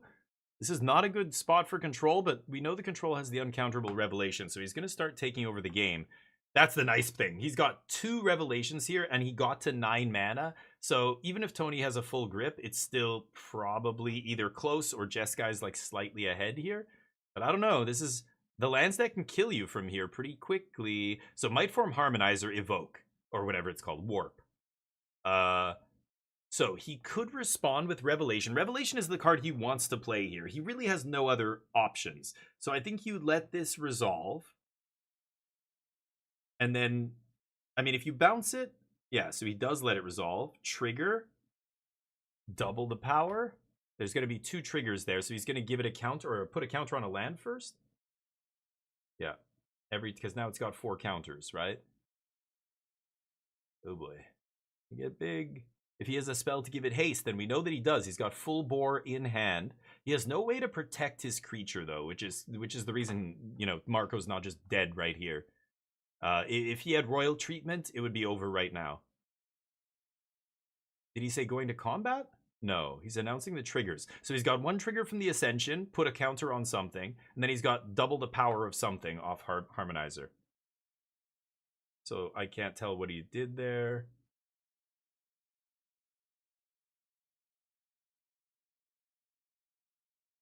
The blue one is the one that's doubling the power, I think he's saying. And the Harmonizer's gonna get the counter? Yeah, because he's planning on giving it haste here, right? So now Marco's thinking this is with the triggers on the stack. So Marco has a lot of options. I think he just says go for it here, right? So Harmonizer gets the counter. The other guy doubles its power. So 5 doubled. It's a weird way to keep track of this, but... So basically that thing has 10 power here. It's a 10-5. So here's full bore, which is going to give it haste and trample. So that resolves. If you're Marco, you don't do anything there. You're waiting for combat here. So they've got 1 fetch, 2 fetches. So 2 more Mightform Harmonizer triggers. But this is getting rough because now he's got to make monks to block the guy that doesn't have trample. But we know that Tony has another full bore. So Marco's in trouble here. He can bounce one of these things. He probably has to bounce the double power guy, and the other guy's already 4. He should have, yeah, with that counter trigger on the stack, I think he should have gone for the Jeskai Revelation right there. Bounce the bounce the Fabled Passage and kill Mightform. As soon as Mightform becomes a 5/5 and you can't kill it with your Jeskai Revelation, you've already, you went past the point of no return there. You can't survive this. So he actually missed his window there. I think he needed to kill that Harmonizer before that trigger hit. But then again, he could just crack Passage and then just give it another counter. So no, that wouldn't even work. Yeah, uncounterable Jeskai Revelation as expected here. and it's going to be bounce and then do 4 and then try and put some monks in front of it, but that's still way too much damage. He knows. Marco knows he's dead. He is dead here. And not to mention, Tony's got another full bore, a burst lightning he could even point. Might Form has trample, and he's got 2 fetches. He's just gonna double and do 20 trample damage here. Yeah, he went 4 to the face because he can't kill Might Form. Yep, and you lose. So, yeah, lost to the enchantment, plus the full bore is nice. That deck's kind of a combo deck, because normally Might Form can't attack the turn you play it, but when you get to warp it for 3, so it's, you know, a 4/4 that doubles the power and gets haste and trample, like, what? Full bore is insane with, in that deck. Now he's doing the math. It's going to be like, it's double... Oh, because the triggers from Ascension are also going on there. Yeah, so he's going to be... Yeah, it's over. Yeah. It was over as soon as he had the Might Form with the combat trick. The red combat trick is too much, and you can't counter it. Like, he could bounce a spell with Jeskai Revelation, but all those things are too cheap to matter. If he bounced the Might Form Harmonizer with Warp, Tony would have just played it again. But maybe that was the play. Maybe I don't know. Yeah, I don't know. Or you respond to the very first land trigger that he had after the Might Form was in play. You know, something like that. But why is the video of the Tony dude just a love sack? What? The video of the Tony dude. A love sack? I don't know what you're talking about. This guy? What is a love sack? Is that some kind of beanbag chair that you kids sit in? I don't know. Rip is still good in this Pro Tour, or are you talking about gonads? For 50% of the decks are graveyard decks. Really? 50% of the decks are graveyard decks. I don't know about that. Really? What decks are graveyard decks? The most played deck is not a graveyard deck. Again, this is... You could be stretching the definition of a graveyard deck. What do you call a graveyard deck? I don't call that deck a graveyard deck, do you? But some people say, but it's got Ice Till. It's a graveyard deck. No, it's not a graveyard deck. Lands is not... That deck is not a graveyard deck, right? Lesson decks? A little bit. Yeah, like a little bit against Lessons. You're not really winning with a Rest in Peace. You're not killing them. But it does do something. So sure, that's one. Look, let's just start with the top decks. 15.7% of the field. Simic Rhythm. Doesn't care. Bant Rhythm. Doesn't care. Reanimator. Okay, there's your one deck. So you've got one deck. Bant Airbending doesn't care. Spelementals doesn't care. And then Lessons. So out of the top 6 decks, only 2 of them really care about the graveyard. And even Is It Lessons? They don't need the graveyard to kill you. They can still, once they get Artist Talent Monument going, they can kill you without the graveyard. But Dimir Midrange doesn't care. 5-color Rhythm doesn't care. Dimir doesn't care. Every other deck. So out of all the top decks, 70%, and then there's other we don't know, right? The last 30%, but the top 70%, only 14% of it is graveyard decks, so way less than half. So I'm sorry, no, I think you're wrong. I don't know where you get those numbers from. Bazaar of Magic. Rhythm cares? No. Oh, because it has flashback? No. That's not good enough to play Rip in your main deck. Again, you're just trying to pick cards that care about the graveyard, but the Rhythm is great because it's still going to work even without being cast from the graveyard. It's still going to kill you even when they just cast it. It doesn't matter that you're just cutting off the icing. You're not cutting their cake off, or, you know, dealing with the actual cake that they're forcing down your throat. I don't know, you know what I mean? You're dealing with the extras and not the actual thing that matters. You know, I think that's what I'm saying. It's not a graveyard deck. Anyway, like I said, I could see 1 Soul Guide Lantern, something like that, but 2 Rip in the main? Nope. But again, it's the same thing that I just said with this deck. If you look at Temur Harmonizer, they play Ice Till. Ice Till lets them play lands from the graveyard and get triggers. Like, that's really good. You could say that that's a graveyard deck, but I'm saying if it's just 1 card in their deck that does something from the graveyard, that does not make it a graveyard deck. Like, you're not shutting off their deck by shutting off their graveyard. You know what I mean? That's a graveyard deck. Dredge is a graveyard deck. Reanimator is a graveyard deck, because when you shut off the graveyard, you shut off the deck. Making them not flashback Rhythm doesn't shut off the deck. They can still kill you. All their cards still work. You haven't done anything. You're just shutting off their extra value. That's extra value is not what we should be targeting, right? In a control deck, a card like Rip in my main deck has to be getting real, like, has to be shutting down decks, or else, yeah. If it's only 14% of the decks, then I don't know. I don't think it's correct. But hey, everybody's different. Maybe this person, his teammates were all saying Reanimator was the worst match and blah blah blah. I don't know. People convince each other to do all kinds of stuff, but I think objectively speaking, just looking at the numbers, it doesn't make sense to play 2 Rip in the main in a control deck. Like, to me, it's overkill for sure. But you can do it, and you might still win games. You know, like, he just lost because Rip didn't do anything there. Maybe if Rip was an actual card, he could have won that game. I don't know. Maybe not, but it would have been better than it did nothing, right? He drew a card, he spent 2 mana on it, and it did nothing that game, and he lost. Like, I mean, we just saw it happen live on camera, right? Kind of what I'm saying. So you could say that's a graveyard deck because it's playing Ice-Till Explorer, and you would justify putting Rip in your deck, and then you would lose games because you have Rip in your deck against that deck, and go, but I don't get it. I had Rip in everything, and they're a graveyard deck. Like, now you're having, you know, cognitive like, it doesn't make sense why these things are happening, because you drew your sideboard card against the graveyard, but then you realize, wait a minute, I'm operating from the false assumption that that's a graveyard deck. It's not. And this is the danger.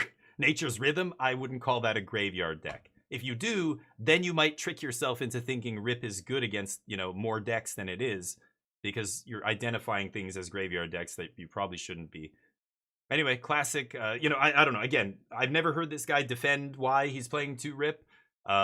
It's a metagame call. Maybe in his experience, his testing with his team, they thought Sultai was going to be the #1 deck. It's not. It's like the 3rd most or 4th most played deck.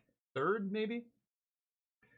So, you know, 2 Rip in the main, if Sultai is 20% of the field, yeah, okay, I could see that. That in a metagame like that, maybe 2 Rip in the main makes sense. But in this metagame, I mean, just look at the metagame breakdown. I think it's not great, right? I think that's probably if he could go back now and now that he's seen what everybody else is playing, he wouldn't be playing 2 Rip in the main. I would be surprised, but I'd love to ask him that one day if I interview these pros and be like, hey, so you did this? That's the kind of question I would ask. I'd be like, so what's up? Were you happy with your deck construction? Two Rest in Peace in the main, you know, how did that work out for you? I would love to get a post-tournament interview from him. I can't speak for him, but I would be surprised if he would agree that 2 Rip was, you know, if I could go back, would I play 2?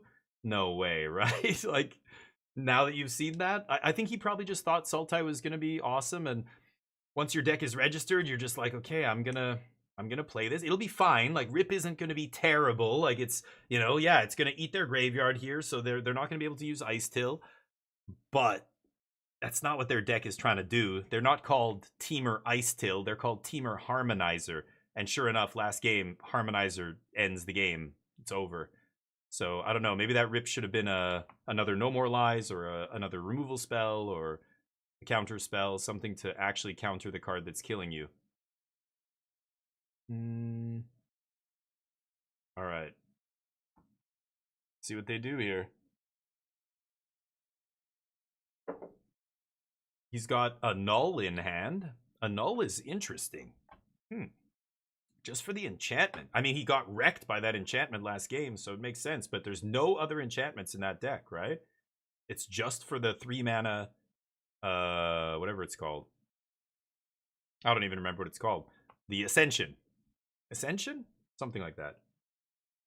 Yeah, board wipes is another one. I like 6 in my control decks. 4 is not a lot, but I've been talking about Ultima being good for a while, and even online, on Magic Online, people stopped playing Ultima. Like, I mean, even the last regional championship that happened the week before this with Lorwyn cards, there was a Jeskai control deck that got in the top 4 with 4 Day of Judgment.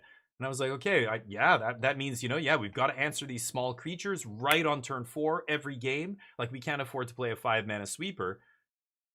But man, I love the split. I always play a split in my control decks. I think Ultima's still just too powerful. Like when you're playing 4 Get Lost in your deck and you're, you know, wiping the tokens, you're exiling all those lands from the Badger Mole Cub decks and stuff, just strip mining them while you know, kill their board. That's such a huge swing that, you know, and still artifact decks were around. You know, at Worlds, people were still playing Jeskai artifacts with Simpson and stuff. Ultima's just a house against those kind of decks. So it has some utility. It's good against Jeskai, Dimir. You know, when you Ultima their Enduring Curiosity and it doesn't come back, feels great. But yeah, I like a split. I'm happy to see a lot of these control decks playing a split. But recently we haven't seen many Ultimas. Not many people are playing it. I love Ultima. Yeah. Versus the creature lands, versus artifacts, versus lots of Enduring Curiosity I mentioned. You know, there's a bunch of cards where Ultima shuts off their extra value, you know, that kind of make them more powerful. And I like that. Yeah, it also cleans up their maps. If you play Control, you realize sometimes you just, you know, have to spend a couple Get Losts and they end up having like 4 or 5 maps in play. And then any stupid card they play suddenly is threatening to, you know, draw them cards, like get big. And so just Ultima-ing and blowing away a bunch of maps as well as, you know, it just makes Get Lost feel like a much better card. I hate Get Lost. I think Get Lost is one of the worst cards in the Control deck, but you just have to play. I want to play 4. I saw a couple lists that are playing 2. And I'm like, oh god, 2. I feel like you have to play 4, but maybe in Jeskai, if you have all the Lightning Helixes and stuff, maybe you play less. My Jeskai Black deck plays 4 Lightning Helix, 4 Get Lost. I play Fire Magic too, which is another card I don't see very much in the Pro Tour here. Nobody's really on Fire Magic. I found it to be really good, yeah, against the Badger Mold decks and all that other stuff, but I'm probably playing too many. But I found that card to be sweet. Stock it up. Jeskai needs a dub here. Jeskai Revelation in hand, Annul, Tidebinder, Spell Snare, a really sweet hand for the Control deck right now. No rush on the Jeskai Revelation, but if the opponent opens the window, opens the door, you slam it. But Tony's probably not going to do that. He's got Harmonizer, Songcrafter, Riddler. Tough stock up here. Still stocking up. The second card. Doesn't know what he's going to take. Yeah, Harmonizer with... He's got no fetches is what he's missing here, right? Double Harmonizer's great, but you need the fetches. Songcrafter, interesting here as well. Getting some random card. That's a sideboard card, isn't it? Songcrafter? Interesting.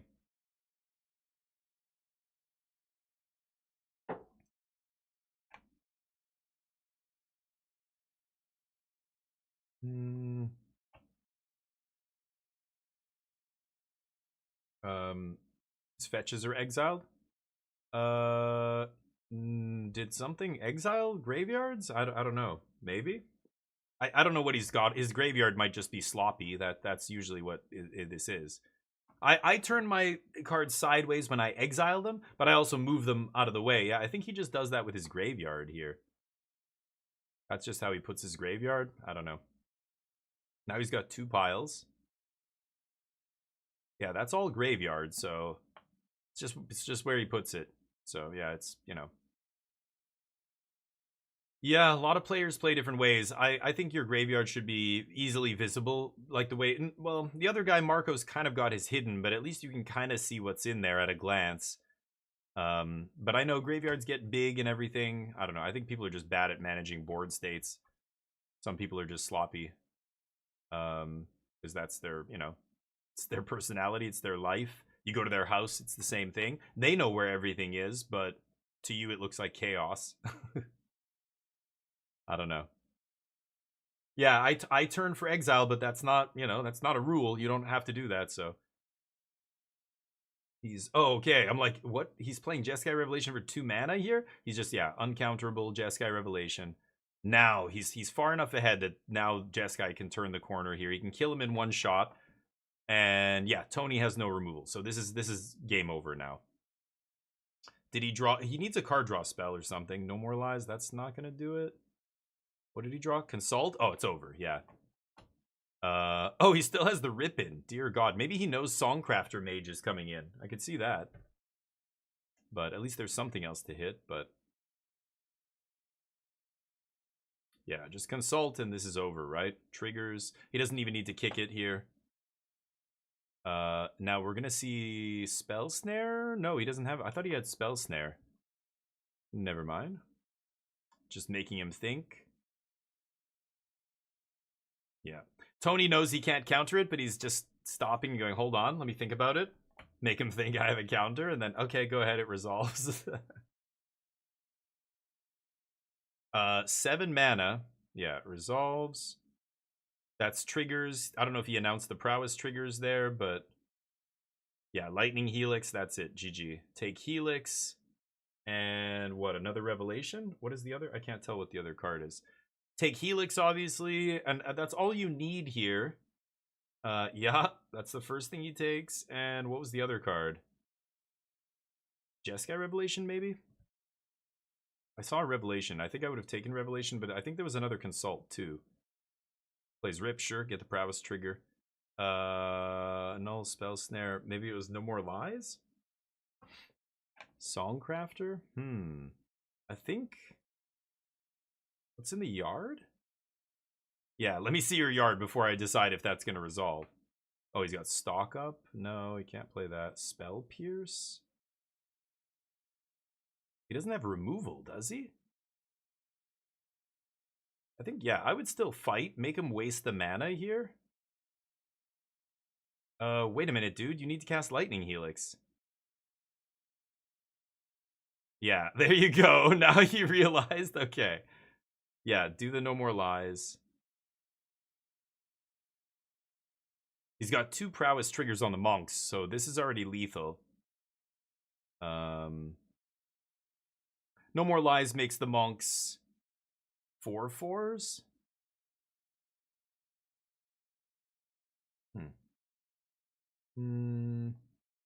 Playing versus people who like to have... Yeah. I mean, they made a rule against that because it was so dumb. Yeah, people... And you would be like, why do you do that? People would be like, I feel more comfortable that way. And you're like, no, you don't. You're just trying to be a dick. I get it. I get it. You're trying to be different. Don't do it. Criminals. Yeah, there is a rule against it. Yeah, competitive REL, you can't put your lands above your spells. Like, it's in the rules now. Because of, yeah, keeping the board state uniform and easy to understand for both players and on and on. There are limits. You can't put your creatures with your lands. But that was never a rule until people essentially cheat by doing that. They're trying to give misinformation to your opponents by putting your Dryad Arbor down with your lands. And if somebody says something, you go, yeah, Dryad Arbor, Jub. And if somebody says something about it, you just go, wait, it's a land? What do you mean? It's a land. I can't put it down here. It's like, why are you pretending like you don't know what we're saying? You know why you're putting it down there. You're trying to hide information, hoping that your opponent misses it. Sometimes it even works, and you get free games. That's the kind of angle shooting garbage that we don't want in the game. So because of you, we have to make a rule now. You can't put your creatures down there, even if it is a land. You have to keep them separate. When people earthbend, that land comes up. They don't earthbend and leave it down there. But you could before. You could just have lands with counters on them, Things like spell lands and creature lands, you could absolutely still put with all your lands, because they're not creatures, right? But as soon as one of them becomes a creature, you separate it. But yeah, Dryad Arbor, they had to literally make a rule because people were, angle shooting. But... Oh, interesting, Bag. No, I usually put it below, but again, that was just, as a kid, it was the way that they would teach you to play the game. The rule book showed a little picture of deck, graveyard, but you could put it on top. I generally save the top for my exiled zone, but I find my opponents can usually see my graveyard because I fan it out, 3x3x3 or whatever. So if they want to see it, they can just lean over a little bit, unless I'm playing against a little kid who can't see over the table. Maybe they can't see it, but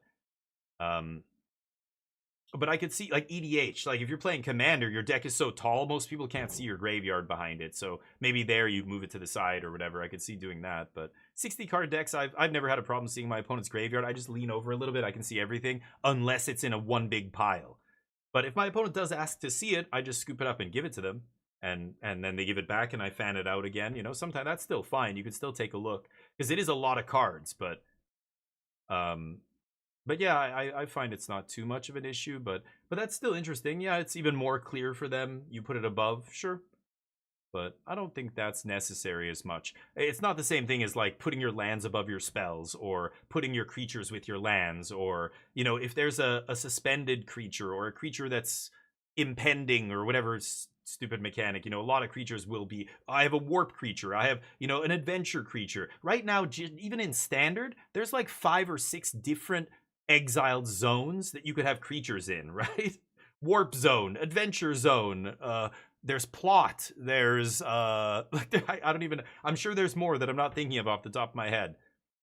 And they all are technically different zones. Some of them, all of them can be cast with cards that say, you know, cast any card from exile, like the Harmonizer, whatever that artifact is in the Bant Airbending deck, for example.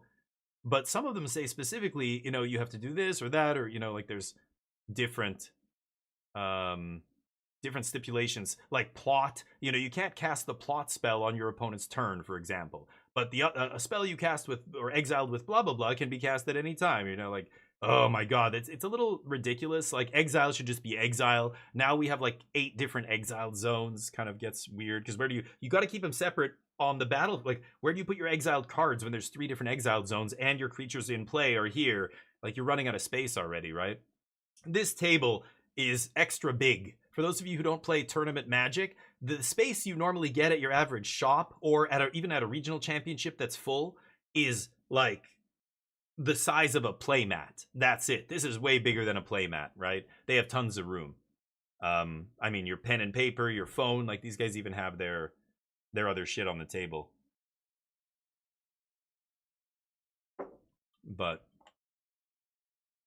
yeah, most tournament venues are not so gracious or generous with space as this, you know, televised feature match area. Even at this tournament, in the background, they're playing at big long tables, like card tables. I bet you it's a lot more cozy than the feature match table. But yeah. You're playing Commander all the time. Okay, that's why. That makes sense then, yeah. But see, when you leave that part out, then I'm like, no, I don't think you need to do that in Magic. You know, and I'm right, I think. You don't need to put your graveyard above your deck.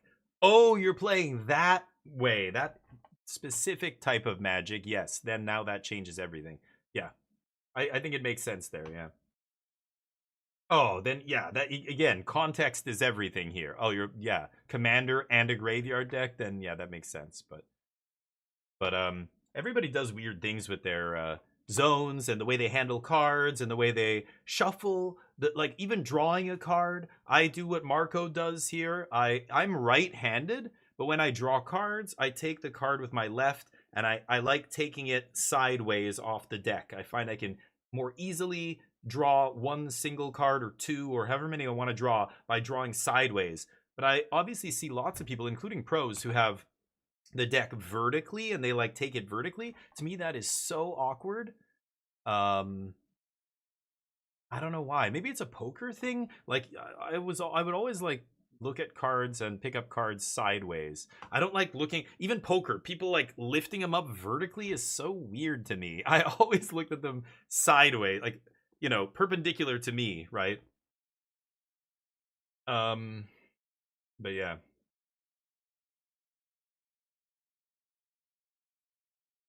All right, didn't miss any messages. Good. Riddle me this. Quantum Riddlers, very, very good. Oh, they put the Deshana's Tidebinder thing on Ice Till? I didn't know they had one of those. Oh, stream. Oh, it came back. Tilling.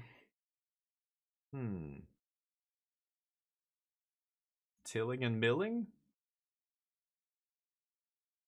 Has 1 fetch in the yard. No fetches in play. 2 lands in the yard, though. I'd probably keep Tiller on top. What's in his hand? Harmonizer, Spell Pierce, Steam Vents, Harmonizer. Oh, I don't know, actually. Maybe I would mill it. Double Harmonizer? You have no fetch.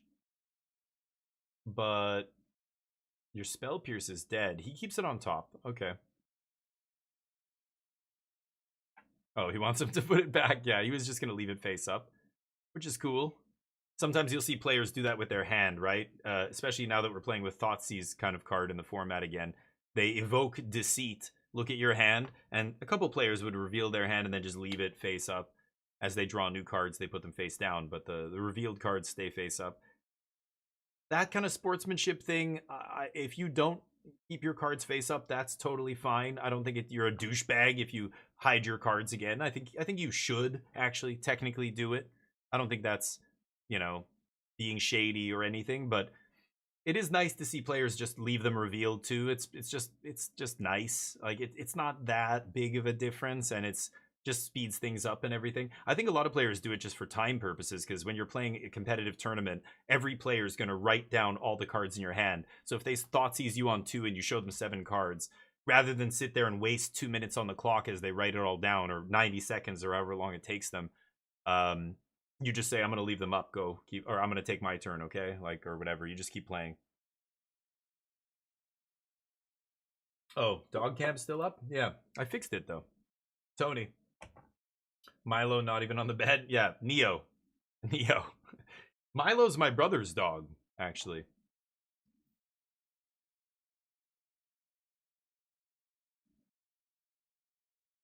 All right. Ice Till in play. Does he have another one in his hand? Or did they just haven't changed his hand? He didn't have one before. He drew that one. He played it, right? Anyway, it's going to be land out of the yard. But what he could do here is go Might Form Harmonizer and then jam. Now, you look at Marco's hand. Oh, and he's going to go for it. This is game over. Marco's got 5 mana up 3 cards, but no plays. He really needs to not do this. His body language is conveying that he's weak here, and I don't like that. I would actually be acting like I had something.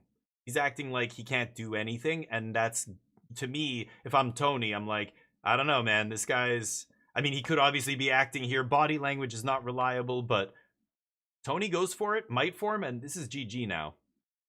Because Marco doesn't have any interaction. Tony doesn't know this, so he's going to play it all out. We've got Might Form trigger. Crack the fetch. Play another fetch. Same fetch out of the graveyard with Ice Till. Trigger again. Double the power on Quantum. Quantum has evasion, so this is lights out, right?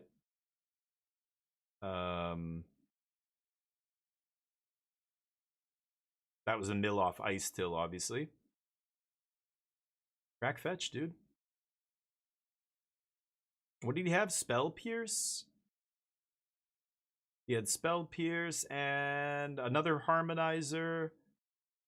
Oh, and he found a Steam Vents. So he could crack fetch, play fetch, and get like 4 triggers here, but instead he's just going to play the land from his hand. So that's his 2 land drops. He's only going to get 2 triggers here, and then he's got the fetch for the 3rd, but he's not going to get 4, right? So it doesn't matter. 3's enough. Like, this is already double-double, so that's 16.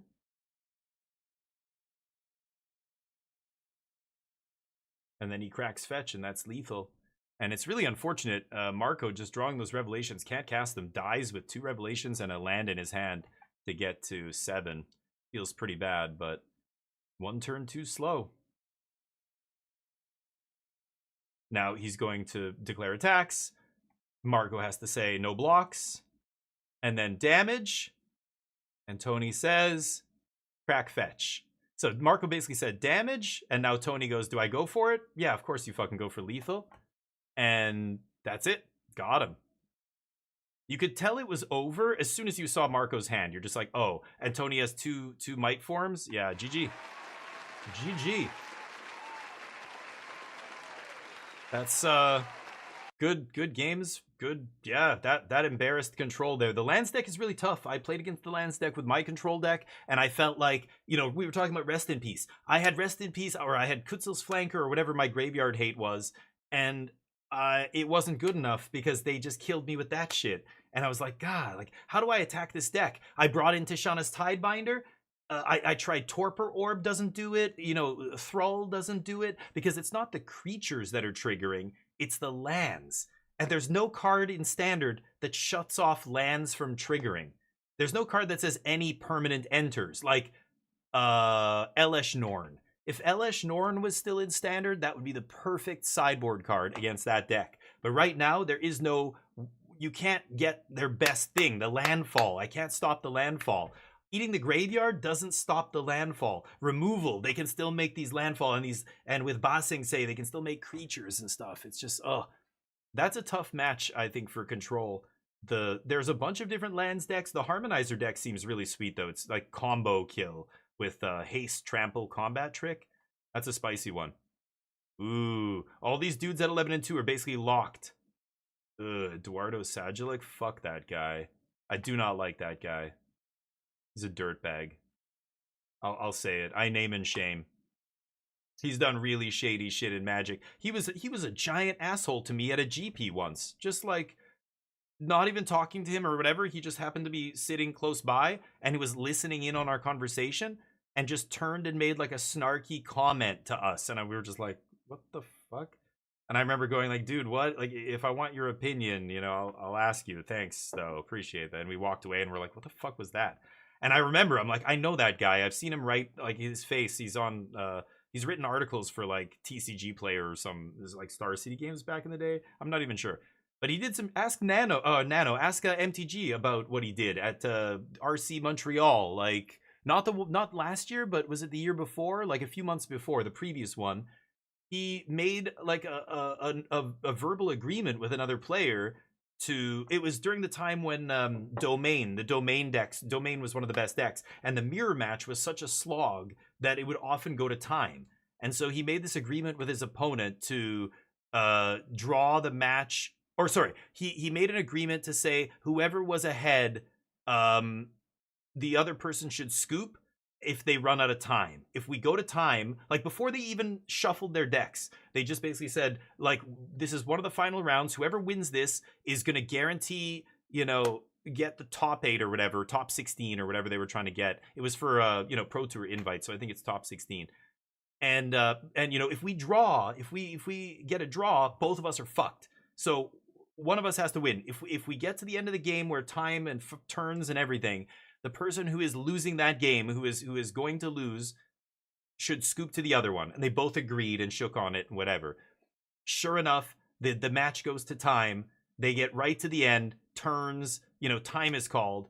And this guy's opponent, Eduardo Sajilik's opponent, was crushing him. And it was going to be over, like, next turn. Like, super, like, almost guaranteed next turn or the turn after. And the guy's like, well, and, you know, like, one of us maybe should scoop to the other or whatever. I don't know. You got to be very careful what you say in that situation. I don't know what he said. But Eduardo basically said, you know what? No, I'm not going to scoop. Let's draw. And the other guy's like, what? If we draw, we're screwed. He's like, I don't know. Maybe there's a chance I can get it. Because he knew that he had no chance. So he screwed the other guy. They both did not get it. And people were pissed. So many people that saw this. And there were so many witnesses to this. And people were like, what the fuck? He just like, really? You dirtbag? Like, that's what you do? Like, that kind of shit. Like, you know, he didn't do anything illegal. He wasn't cheating. He's just a dirtbag. I don't know. I don't like that. That speaks volumes about somebody.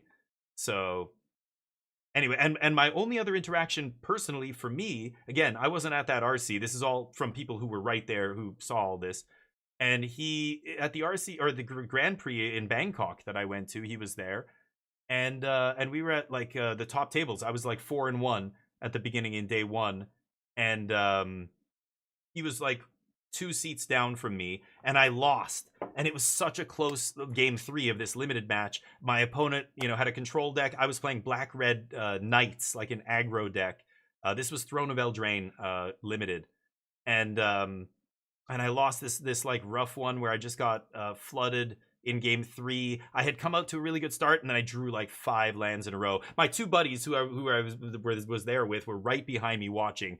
And after the game, they're like, dude, that sucks. Like, you were, because one more win, I lock up day 2, right? And and they're like, you know, you'll get the next one. I'm like, yeah, God, I could not stop drawing lands. You guys saw, right? I drew so many lands. And I hear this comment, yeah, welcome to Magic. And I'm just like, I turn, and he's just like, turns back to, he was playing a game. He was playing with another guy. It was the other guy's turn. I guess he was waiting. He heard me say that, and he just turned to make some shitty remark. Like, and I'm like, what? I'm like, yeah, I know, asshole. Like, what the fuck? I'm not I'm just saying, oh, it sucks. I got flooded. Like, you make some shitty comment to people you don't even know who aren't even talking to you. Like, who the fuck says that? Dirtbag. God.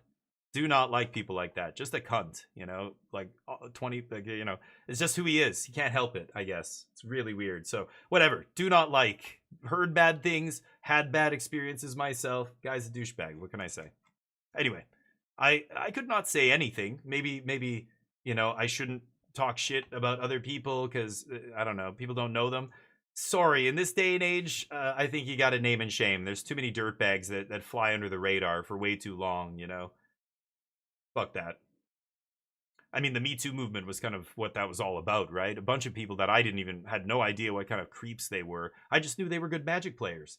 And then it comes out they're just like total dirtbags to like specifically the women that play Magic and like other people, you know. You know, I don't even need to talk about some of the people who've been kicked out of Magic a little bit or blacklisted. Anyway. This is wild. So this is the 5-color rhythm deck playing one champion of the weird. I'm still flabbergasted by this. The Goblin Berserker that you have to champion another Goblin. They've got Explosive Prodigy in here, which is wild. This is the sideboard. I wish they would put it away. I want to look at the main deck again. But really spicy deck here. 5-color rhythm. Fetching up Bright Glass is really sweet. You basically fetch up Bright Glass, then fetch up, like you know, you go turn 3 JED into turn 4 Bright Glass. Bright Glass gets you 2 things, whatever you need. You're playing against Reanimator, you get that Soul Guide Lantern. You know, you're playing against whatever, you want Ramp, you want a Mockingbird to copy your Ouroboros next turn. You know, you go get that. Very sweet. Just a bunch of tutors, basically. Tutor cards. Yeah, I've been playing that for a while. It's a good one, but again, it's one of those cards that you try against the lands deck and it just doesn't work. Because it's not the creatures entering are not triggering, it's the lands entering that are triggering the creatures. So I like Doorkeeper, but there's still some decks it doesn't line up well against. Yeah, right, Nano. And I mean, he proposed it and he wanted to do it. You know, if their positions were reversed, the other guy would have done it. And no, when it came down to it, he just was a scumbag, and for almost no reason. The chance of him making it in on with his tiebreakers or whatever he thought he had a chance of doing was, you know, such a slim chance. You're gonna like forget about your word that you gave this person, that you know, your personal guarantee. You kind of have no, you know, ethics or moral standing there. You're just that's just a shitty thing to do no matter how you slice it. But you do it for such a tiny chance at getting something like that. That's what it's for. Almost, it's like murdering somebody over a crust of a sandwich, you know, or something. I don't know. It's wild. Dimir Doomsday. Yeah, we were talking about this deck yesterday. Yeah, Luis Salvado's an awesome player. He's very good. I haven't seen him on the Pro Tour in a while. I mean, or maybe he's been there and you just don't hear about him because he didn't do well. Maybe he hasn't played. He's a insanely good player. He drafts Vintage Cubes sometimes with LSV and those guys. I don't know, not for a long time, but when LSV first started that YouTube channel, people like Luis Salvado were drafting, and I remember going, God damn, I just like watching these drafts because all these players are really good Magic players. But who am I taking? This is Dimir Doomsday against what? Jeskai what? Oh, against him. Oh, that's close. I think I take Jeskai. I think I think, well, I guess Blue-Black plays Mistrise Village, right? Maybe there's a chance they could do something. They've got, I think Blue-Black has way more dead cards against Jeskai game 1, but then post-sideboard gets interesting, actually. Like, if they can force the Demon, then, yeah, there's nothing Jeskai can do. But I think Jeskai has more flexible cards, like cards that are better in that matchup, that still play well in that matchup. You know, even a Lightning Helix can still go to the face, but what are you going to do with a Fatal Push? Even like Spell Snare is not great. It counters a Consult at best, right? Intimidation Tactics is totally dead. Deadly Cover-Up something. Harvester sucks. Deceit is really good. Deceit's like your best card in the mirror, right? What does Arch Enemy's Charm do? And Arch Enemy not bad. Bring back Deceits? That's kind of interesting. But like Requiting Hex is absolutely terrible. Intimidation Tactics is terrible. Harvester is not good. Even Doomsday is pretty rough. Am I seeing no Mistrise Village in this deck? Wow. So if they can't force through their spells, I definitely give the nod to Jeskai here. Because Jeskai plays Mistrise, so this deck doesn't even play any hard counters, right? Like, they only play Spell Snare. That's crazy. I mean, if the blue-black deck manages to strip the Jeskai Revelations, then things get awkward, right? Here's another match where Rest in Peace is going to be totally dead, and you really wish you weren't playing 2 in the main deck, but everything else is going to be okay. Mistrise Village is going to be one of the most important cards. A Braid is kind of dead.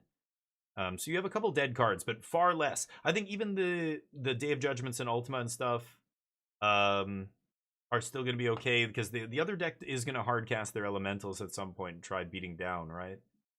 But like the sweeper, whatever it's called, the black sweeper that strips, if they can strip the Jeskai Revelations, that's pretty good. In the top 8. Now, Louis? as a former player of the year, yeah, you're he no was player stranger of to the year. matches like this. How is it that you handle a match like this with so much on the line? I don't even need to think about that. Back in the day, I felt the pressure. Not anymore. I'm pretty sure of myself, of the deck, so I will play my best, no matter what. Oh, I love it. Nothing's gonna bother you. Hey, good luck in your match. Thank you very much. He's so confident. There is Luis He's like, Salvador oh, heading to it the doesn't matter. I'm not scared of anything anymore. I'm totally chill. This isn't my first rodeo. I'm a fucking legend. I love that. His take is just like, dude, I've been here. I'm not nervous at all. I don't worry anymore. That's scary as shit. That's the guy I do not want to play against. Oof. He's just so confident. He's like, I'm not even worried about this. And he's not acting. He's like, he's former player of the year, Pro Tour champ. You know he's good at Magic. And he's just like, yeah, I got this. It's great. Dimir Excruciator versus Jeskai Control. This is going to be great. I love a control mirror. All right, let's see. Poor Marco started the day at 10-0, and then now he's 11-2, taking a couple L's in the last few matches here. Louis is like, I just made it here 5 minutes ago. I haven't even showered yet. All right, here we go. One dude sponsored by Nike there, apparently. Marco, big contract. Okay, what do we got? Harvester's dead. Insatiable Avarice? I can't even remember. That's the tutor, right? It tutors or something for 3 mana. Like Grim Tutor. Harvester. Deceit is great, obviously. So a good start for Luis Salvado here. Yikes. Did they keep a 1? Oh, no, they have 2 lands? Oh, and there's the Hallowed Fountain. So he has to... Oh, he drew Thundering Falls off the top. Nice. I guess he surveilled it there. Yeah. Thundering Falls is so good here. So not only is he making his land drop, he's going to get to surveil again. He's got No More Lies up. Ooh, Luis doesn't go for the Deceit on 2. Yeah, interesting. He knows No More Lies is a thing. He's waiting till he has Spell Snare up, right? The funny thing is the Intimidation Tactics has almost no targets in Marco's deck, in Jeskai's deck, but it is going to have a target here now. Insatiable Avarice. I love it. Tutor. Target player draws 3, loses 3. Yeah, it's like Grim Tutor. Is he gonna... Yeah, draw 3, lose 3. Okay. Or not Grim Tutor, sorry. I'm thinking of the wrong card. Grim Tutor's the search. And put on top? Yeah, something like that. The draw 3, lose 3 is like Painful Truths? Is that what it was called? Yeah, like Sign in Blood, but the 3 mana version. I think it was Painful Truths. And then you would lose mana every time, or lose life every time you play a spell or something. I remember playing that in the Yorion decks back in the day, in Standard. But it's 3 mana though, right? 3 mana, draw 3, lose 3. It's like Super Sign in Blood, yeah, basically. There's the Deceit, and the No More Lies is interesting here because you could have Spell Snare, but I think you do it, right? I would go for No More Lies here, make him have it.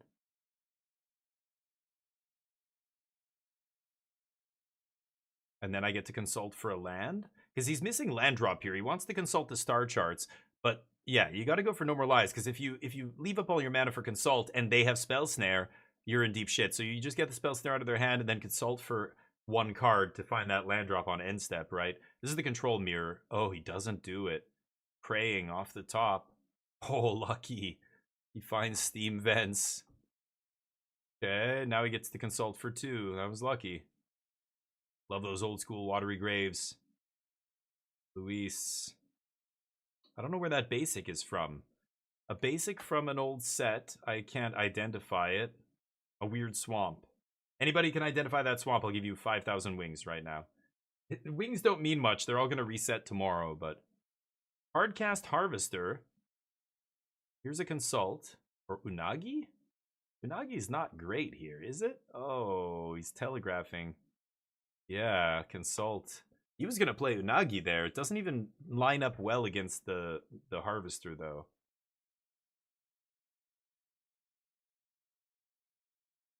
Okay, takes another consult and a land. Continuing to make those land drops. That's what's most important here in the control mirror. He untaps. Found, yeah, consult land, right? So he's got 2 more consults.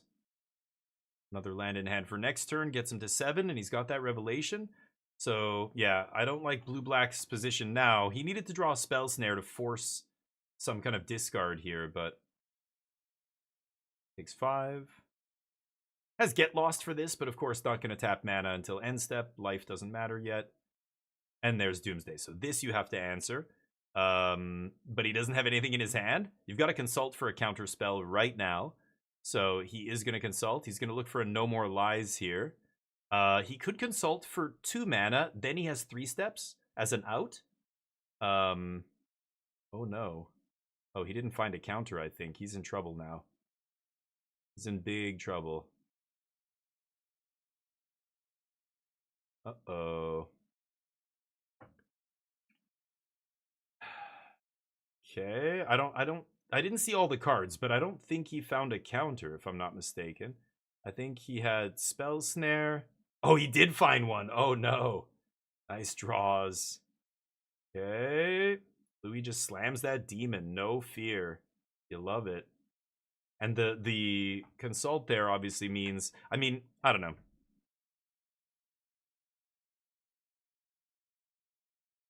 Yeah. I guess it doesn't mean he doesn't have another counter. He could still have another counter here, obviously. So Luis goes, or Marco goes down to 4.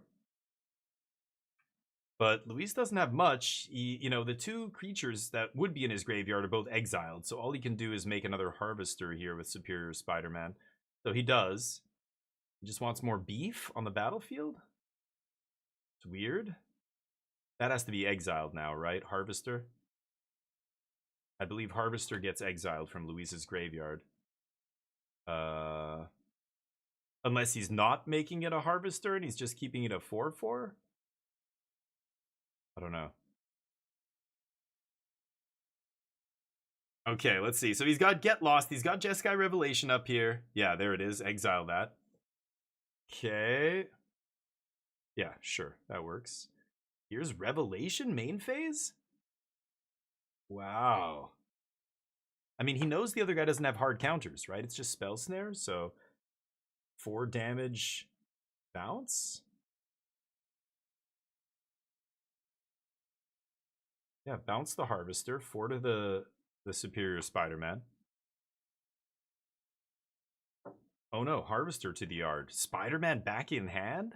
I don't love giving them Spider-Man, Superior Spider-Man back there, but interesting. Okay. Oh, that was on his end step. My bad. I was like, I thought it was main phase for some reason. It's hard to keep track. Because I can't hear the players or anything, but... Put Cavern in your deck? Yeah, no Mistrise, no Cavern, nothing. Very interesting. You're maulding? Nice. What does he mill? Ultima, nice. Get that dead card off the top. Cycle Intimidation Tactics, I like that. Okay, Deadly Cover-Up. could try and strip those Jeskai revelations here. That's pretty spicy. Of course, we know that's never going to resolve, but Luis is on the back foot the whole game. You know, he was missing land drops at one point, and I mean, just look at the cards he has. Like, none of these cards line up very well against Jeskai at all. Like, you're never resolving a 6-mana sorcery speed demon against the control deck unless you've got them down to 2 cards or something, unless you've played a bunch of other creatures leading up to it that, you know, forces them to use interaction. Like, what are the chances it's going to resolve? You know, there's barely anything that he had to counter this game. So, awkward, but... And he's got an answer for this. Is it going to be Consult? Oh, interesting. I thought he would just go for another Revelation there. But, I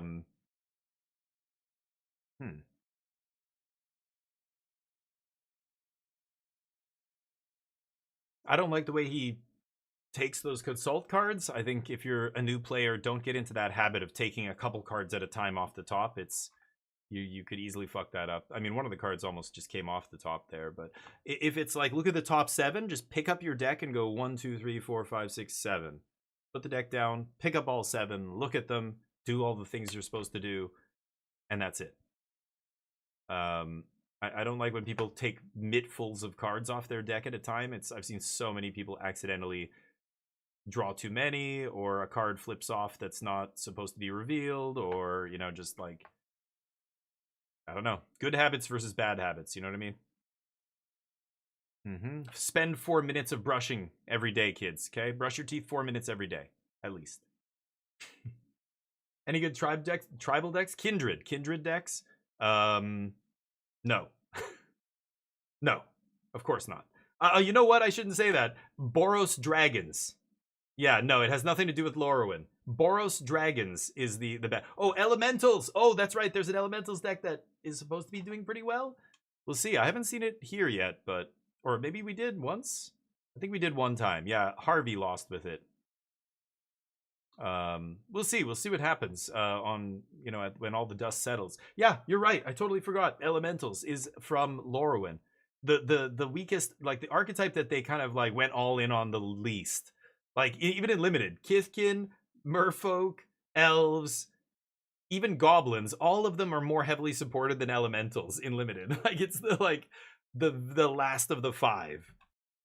No, but none of them. There's probably as many fairies being played in Dimir as there are Elementals. I think it was just one team that played an Elementals deck. And some people on another team played the Elemental Scam deck. That's the other version. But, you know... They call it Elementals, but it's not a Kindred deck, Kuroshi. It's just the Evoke Elementals are so strong that they are in a bunch of decks. But none of these decks are like Elementals decks. They're just all playing. Like, Blue-Black Control's not an Elementals deck, even though it plays for Deceit, you know? So, I think the way you're referring to it, you're talking about, like, Goblins or something. Like, something that... Or Kithkin, that's all... You know, like tons of synergy cards, like Kindred, like all the cards in the deck are the same type and they're all working together to blah, blah, blah. No, nothing like that. Elementals is kind of a deck, but it's not like, again, it's not like a Kindred deck the way those other Goblins and Kithkin and that kind of stuff is. Yeah, not like it used to be. Original Lorwyn was like, Kithkin was a real deck, mono white. But no, nothing like that. What kind of noobs are you watching? Only the finest. Only the finest noobs that we can find. These are them. Dude's 11-2. 11-2 at the Pro Tour. This is former Play of the Year Luis Salvato. Just noobs like that. Elemental Tribe is real. Sunderflock. Oh, Sunderflock's cool. Yeah. That's another Elemental. But I don't know. How many actual Elementals are they playing? There's Sunderflock. There's the 2-mana Elemental that's not from Lorwyn. Ashling, maybe? And is that it? Like 3? I don't even know. I haven't memorized. I haven't looked at these deck lists because they're not like... I want to see them in like a spreadsheet form or something until before I start looking at them. Duress. That beautiful Urza Saga Duress. No, that's not. That's a old border like core set Duress. Luis, come on, man. Urza Saga Duress, best Duress. Giant Hand, Baller, Urza. So, like I said, I think Jeskai Control has the mirror, or has the advantage in this match. I picked them before we saw Game 1, and I think you saw in Game 1 why Jeskai's probably favorite here because like blue-black just has so many dead cards. Post-board, they get to take out their intimidation tactics and that shit, bring in duress. They've got some upgrades, but really deceit is the best card in their deck against control. So now that they're on the play, they can deceit on 2 before the control deck has before Jeskai has No More Lies up. Could add Spell Snare still, but Spell Snare doesn't counter Elemental, unfortunately. Beautiful Unhinged Plains. He knows what's up. Stock up on 3 here, maybe? Yeah. Do you have No More Lies? Oh, we know they don't have, unless he top decked it. So yeah, pretty safe stock up here, and that's pretty nice. Ooh, there's a demon. And is that Arch Charm? Ooh. So he has what? Deadly Cover Up, Undercity Sewers, Bitter Triumph. So he's got a land for next turn. He can take 2 spells here. Gotta take the next stock up to keep the gas flowing. Yeah, I was gonna say, and take Demon. And see if you can find a spot to resolve Demon. You are on the play here, right? So he could set up a spot where, like, if he has Demon plus Spell Snare or something, that's pretty gross, but Demon is such a color-intensive card. Yep, doing it before he plays his land. You love to see it. And then he's gonna Surveil after, I assume. He could leave up Spell Snare mana if he wants to bluff here, but there's no 2-mana play. Like, I mean, it could be a Consult on end step, but it would be on your turn's next end step. So there's still just no reason to leave up an untapped land here. So it's probably going to be Undercity Sewers Pass and see what's on top. No. Oh, he found a Duress. Okay. Can't see what he's taking here. So yeah, if you have a Duress, then just Duress again there. Takes Jeskai Revelation, and now he's looking to strip it with Deadly Cover Up. Yeah, and if he can strip Jeskai Revelation, that's going to be pretty good. Torpor Orb is a wild one, I guess, just to shut off the demon. He doesn't have to cast it yet, so he's leaving all his mana up. Makes sense. Doesn't have any interaction over there, though, Jeskai, so Jeskai's in trouble. He leaves in the intimidation tactics. Oh, wow, I thought you would take that out. But he knew he had the Unagi in game 1 or whatever, but still, that seems sketch. I don't know, I would cut that card. Maybe he doesn't have enough cards to cut. Or enough cards to bring in, I mean. Too many cards to cut, right? Because he wants to take out all his cheap removal and stuff. So, yeah, maybe he has to leave in intimidation. It gives you information, at the very least, right? He's got another Duress. Blue-black looking good here. Ooh, Quarry Monastery off the top. No red mana yet, though, to activate it. Oh, he has Steam Vents. Yeah, what am I saying? So you can activate Quarry Steel here. That's not terrible. Is Luis going to go for the Deadly Cover-Up? Now, the other guy doesn't have... He drew Quarry Steel and played it, so Luis should know all of his cards here. I think he can safely do it, but he has Gloomlake Verge anyway, so he's going to strip. Yep. There goes Jeskai Revelation. Nice. There's 6. Yep. And I know your hand, so you can't do anything here. You know what? No, Spell Snare's not going to do it. Yeah, you could activate Quarry Steel here. Oh, no, it's 4 plus tap. Yeah, no, never mind. You won't be able to have mana up. So taking out all the Revelations. Oh, the one-off art Revelation. Bro, you were so close to having the full playset. Isn't there one more? Yeah, he had 3 of them are promo, and he had to borrow that last one from a friend. I guess because, you know, during testing, you're waffling between playing 3 and 4 in the deck as you're trying to figure out what the optimal numbers are. And at the last minute, you're like, I'm going to play the 4th. God damn it, I need what? Anybody have a Jeskai? Okay, fine, I'll take it. That's why that ended up in the deck. There's no other way. That's hilarious. Ooh, and he's got River Churn out of the sideboard? Is that one of his sideboard cards? Wild. All Incarnations? I don't remember. Are they? Yeah, maybe. Kithkin, nice. Yeah, Sunderflock is good though, yeah. I don't know. I don't know how many cards of the same type it have to be in your deck before you can call it a typal deck, but I guess it doesn't matter how many. It's more how integral they are to your game plan, right? If you have if your elementals are your win condition and your card advantage and your, you know, whatever, even if you're just playing 3 of them, that's probably still an elementals deck, I guess. But yeah. Okay, no more Jeskai Revelations is going to make this game tough to win, but it is still winnable. However, we know that Doomsday Excruciator's in the hand from earlier, So I think this is just Doomsday. Now he doesn't have... Oh, he doesn't have a Reef. He needs a Reef in play before he can actually... Before he can... Yeah, he's got the Bitter Triumph for the Unagi, so he doesn't care about that. But he needs a Reef in play before he can finish him with Demon, right? With the Doomsday. Interesting. Yeah, he can't go for it there. That's funny. If he mills, you know, he's just going to die to Doomsday. I guess, I don't know, it's possible he kills him with damage, but all it takes is your opponent drawing a Get Lost, and then you're going to deck before they do, because, you know, the Doomsday draws you 2 cards a turn. And he goes for it here. No fear. I love how Luis doesn't ever hesitate. As soon as he gets to his turn, he knows what he's going to do, and he just does it. You'll see other players untap, take their time, even when they know the play is obvious. He's just like, I'm doing it. I know what I want to do. I know what, and it's right. He's just really fast and just like confident. Like, you can see the way he plays. It's so funny. Even when there's like, he looks at the opponent's hand, sees it, most of it, opponent draws new card, has 1 unknown card and 4 other cards. A lot of players would stop there and go, should I just go for this? What are the odds they draw a counter spell? You know, try and figure it out. He knows, it's like he knows already, and he's like, yep, and I'm confident, you know, this is going to resolve 95% of the time. And then it does, and you're like, yep. It's like, God. Other players would at least think about it a little bit. He just goes for it, right? Yeah, he found the second Unagi off the last stock up, right? So yeah, he's got another win con in hand, but you know, you're playing against blue-black control. Creature-based win conditions are not gonna last long unless you can protect them somehow. Waterbending 4 helps, but yeah. Now they have 5 cards in their decks.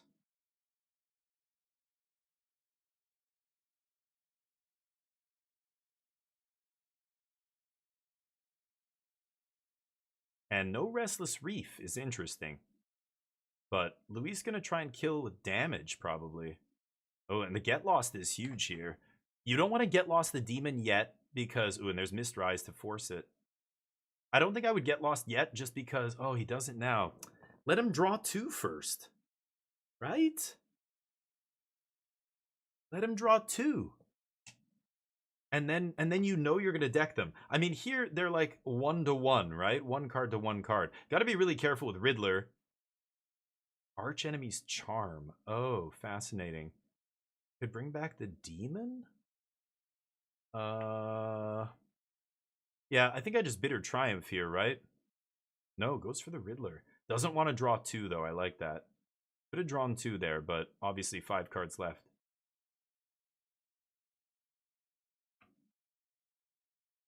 Whenever an opponent draws their second card, you draw 2. Oh, it's not a May. Yeah, with Unagi in play, the Riddler would have... Why didn't he just make them draw 4 then, right? I don't know. He doesn't have to, I guess. That's so funny. So even though he's drawing a card with 5 left, the other guy had to draw 2. Unagi burns him there. Ouch. That's hilarious. It's a forced draw 2. Yeah. At first, I'm like, oh, it's weird that he's drawing cards here. He's got no Restless Reef. You know, he's got to win on damage. Otherwise, he's going to lose. Yeah, and so this guy just has to try. But now that draw 2 trigger just changed it completely. Just the warp on the Riddler is probably not in the question here. But Arch Enemy's Charm could bring back Demon and Spider-Man here. So you could just go Charm Spider-Man right now. 3 cards to 2 cards. Yeah, that draw 2 killed him.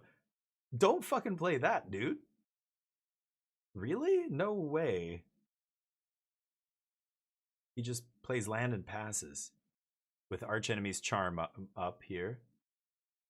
Yeah, it's over. Blue-black gets game 2. I love this. This is a great match. There's a Reef. Wow, just randomly had one of the bottom 5. It's over. Yep. Okay. It was over anyway because he had Arch Enemy's Charm on end step, bring back Demon, Spider-Man, play 2 things, like force, you know, the issue even if you can somehow not get decked. Wow, the control mirror goes to decking. Yeah, well, the Unagi, you know, the irony there, Marco kept that Unagi off a stock up thinking, okay, Revelations are gone, I need a way to win this game. But the forced draw 2 trigger after that Demon does its thing means Unagi's not a win condition, it's a liability. That is crazy. That is, like, I think Marco never would have expected that Unagi to actually cost him the game. when he took it off stock up there, right? Like, crazy.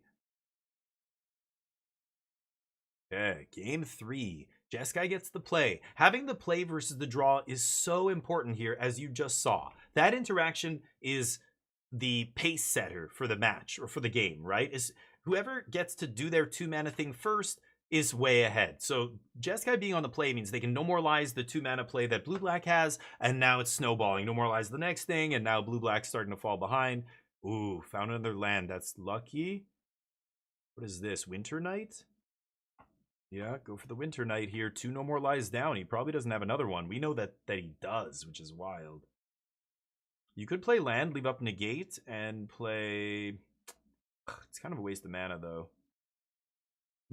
I would go for Winter Night here. See if he does it. Oh, he drew he's Avarice. Right, I keep forgetting what that card does. That's a good one, because you don't care if that gets countered, right? You're throwing out bait here. Wow, triple no more lies. It's good to know. That means we know that, Jeskai Controls used 3 of their no more lies here. So we don't have to fear that card anymore. We can basically stop playing around it at this point, because the chance they have the last one in their deck. I don't even know if he plays 4. I think he only plays 3. They do know each other's deck lists. So if Luis knows, oh, that's all of them, now I can just straight up not play around it. Still have to think about other counters and stuff, but just having one thing off the list to keep track of is a big weight off your mental, the resources being taxed, right? Winter Night Stories wasn't good and constructed? People said it was not good and constructed? I don't know about that. It's been pretty good since I think it came out. I mean, it's seen play in a lot of blue-red spells decks, Jeskai Oculus back in the day and things like that. I mean, the Corey Steel decks played it, the VV decks played it. I think even there was a blue-green deck that played it at one point. I don't know. I don't think I heard too much negative talk about it, but maybe you mean when it was first spoiled? I don't remember anybody really saying it was bad or anything, but it's very much a card that is not universal. Like, you only want it in a pretty specific range of decks. I would say the range is pretty wide for a card like that, but it is still a certain set of decks that want that. I don't think many, like, control decks don't play a card like that, right? Stock Up's better, Consult is better if you want to play good card draw. But for like a Graveyard Matters deck, or spells in the Graveyard Matter, like the Simic Crabs, or Is It spells, those kind of decks, yeah, then it's very good, right? Yeah, the Harmonized discount's a big part of it. Yeah. A blue tempo deck or something, yeah. Yeah, Stock Up is definitely the go-to. That is the best card draw spell in Standard. Consult is very good too. Like, Consult was awesome. Like, as soon as it was printed, as soon as it was spoiled, I'm like, oh yeah, we're getting back to the Memory Deluge days, Like, this is a powerful card. It gets better in the late game. But yeah. But Stock Up's awesome. Stock Up's just so cheap. Like, 3 mana is so little mana for what you're getting. It feels like, again, it feels like a mini dig through time, and you don't really know that until you cast it a few times in the right decks. And man, it just feels like it just digs you just deep enough to get you everything you need, and just getting 2 cards off it, like, it always feels like it just does exactly what you want it to do in a control deck, in a combo deck, in so many different types of decks. Consult is good too, but a lot of decks don't play 27 lands. Consult is for a 27 land deck, right? And that way, when you consult for 10 in the late game, or 9, and you look at, like, a third of your deck, or almost half your deck at that point, it's insane, right? It feels like super dig through time. But Deduce, yeah. And people were playing that. I played a little Deduce in my day. It was better in decks where the counters did something, but hell, I even played a control deck at one point. I tried playing who was the blue-white flying 5/5 detective that made clues? I had that as a win condition in blue-white control way back when whatever Karlov Manor came out. That was when Deduce came out and all that stuff. Ezrim, yeah. Yeah, those days.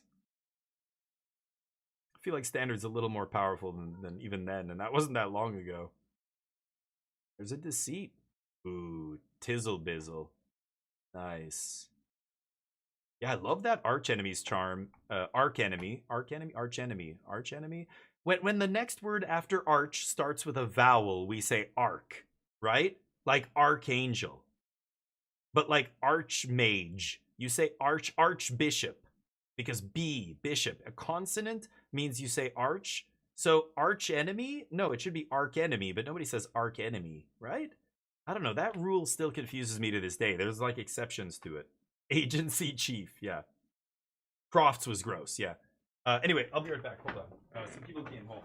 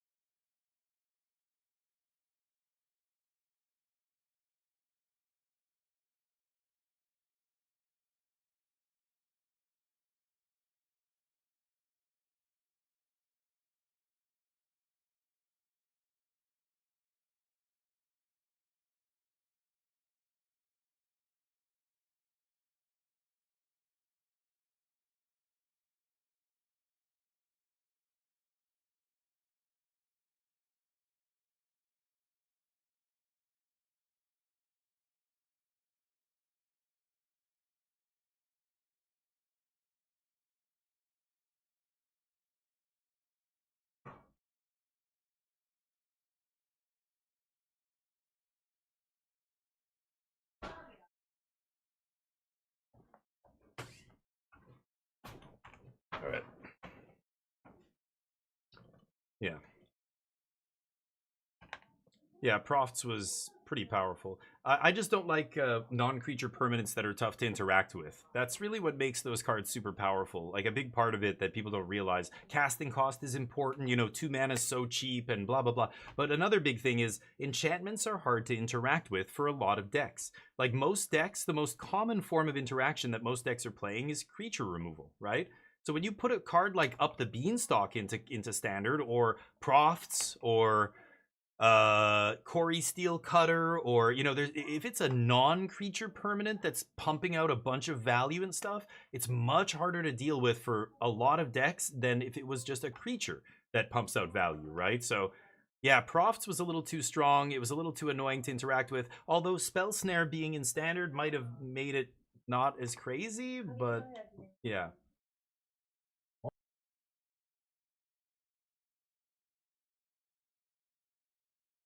All right, anyway. But yeah, like it's like Planeswalkers. Back in the day when they first started printing Planeswalkers, I mean, the legend rule was different, but when they changed that legend rule, Planeswalkers became kind of dominant, like Gideon, ally of Zendikar days and stuff. It was just so impossible to interact with them profitably. The only spells that hit Planeswalkers were like really clunky and bad. I hope Torf, earmuffs, Torf, if you're listening. Hero's Downfall. You know, we used to play Vraska's something. What was it called? Vraska's Verdict or Vraska's Gaze or something. She that it was bad, but you just had to, you needed an answer for like a non-creature permanent. You know, it just became harder and harder to deal with different Planeswalkers, Vivian, stuff like that back then in that Golgari deck. Yeah, so Planeswalkers were now a lot of stuff hits Planeswalkers, which is nice. The way they word a lot of the new removal, they specific, and Planeswalkers have been reined in. You know, they're way less powerful than they used to be. Yeah, he gets the card and he gets to cast it, dude. Yeah. Oof. Luis might take this match. Yeah, it's looking bad for Control here. God, Luis is a disgustingly good player. I would have given this to Jeskai. I did give this to Jeskai. I would have bet money that Jeskai would have won this match, but I think Luis might win this. He's so good. He's like, again, no hesitation. Like every turn that he plays is so fast.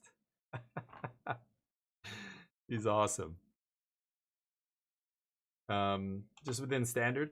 No. It's even other formats. Like I think again, you look at any format, and the vast majority of interaction is going to be stuff that hits creatures. Other formats have more options, so you will see better removal, like stuff that hits more than just creatures or whatever. But But yeah, the Pioneer, I don't know what Pioneer's like right now. I imagine if there was a high level Pioneer, tournament tomorrow, it would be fucking terrible. It would be terrible. It would be all VV decks, Corey Steele decks, Prof decks, up the Beanstalk deck, like all the banned cards from yesteryear of Standard, like that just got banned. That's what it would be, but did you say Demir? I missed what you said before, but I think Luis is such a good player that, like, yeah, he's just really, really good. You can see how good he is.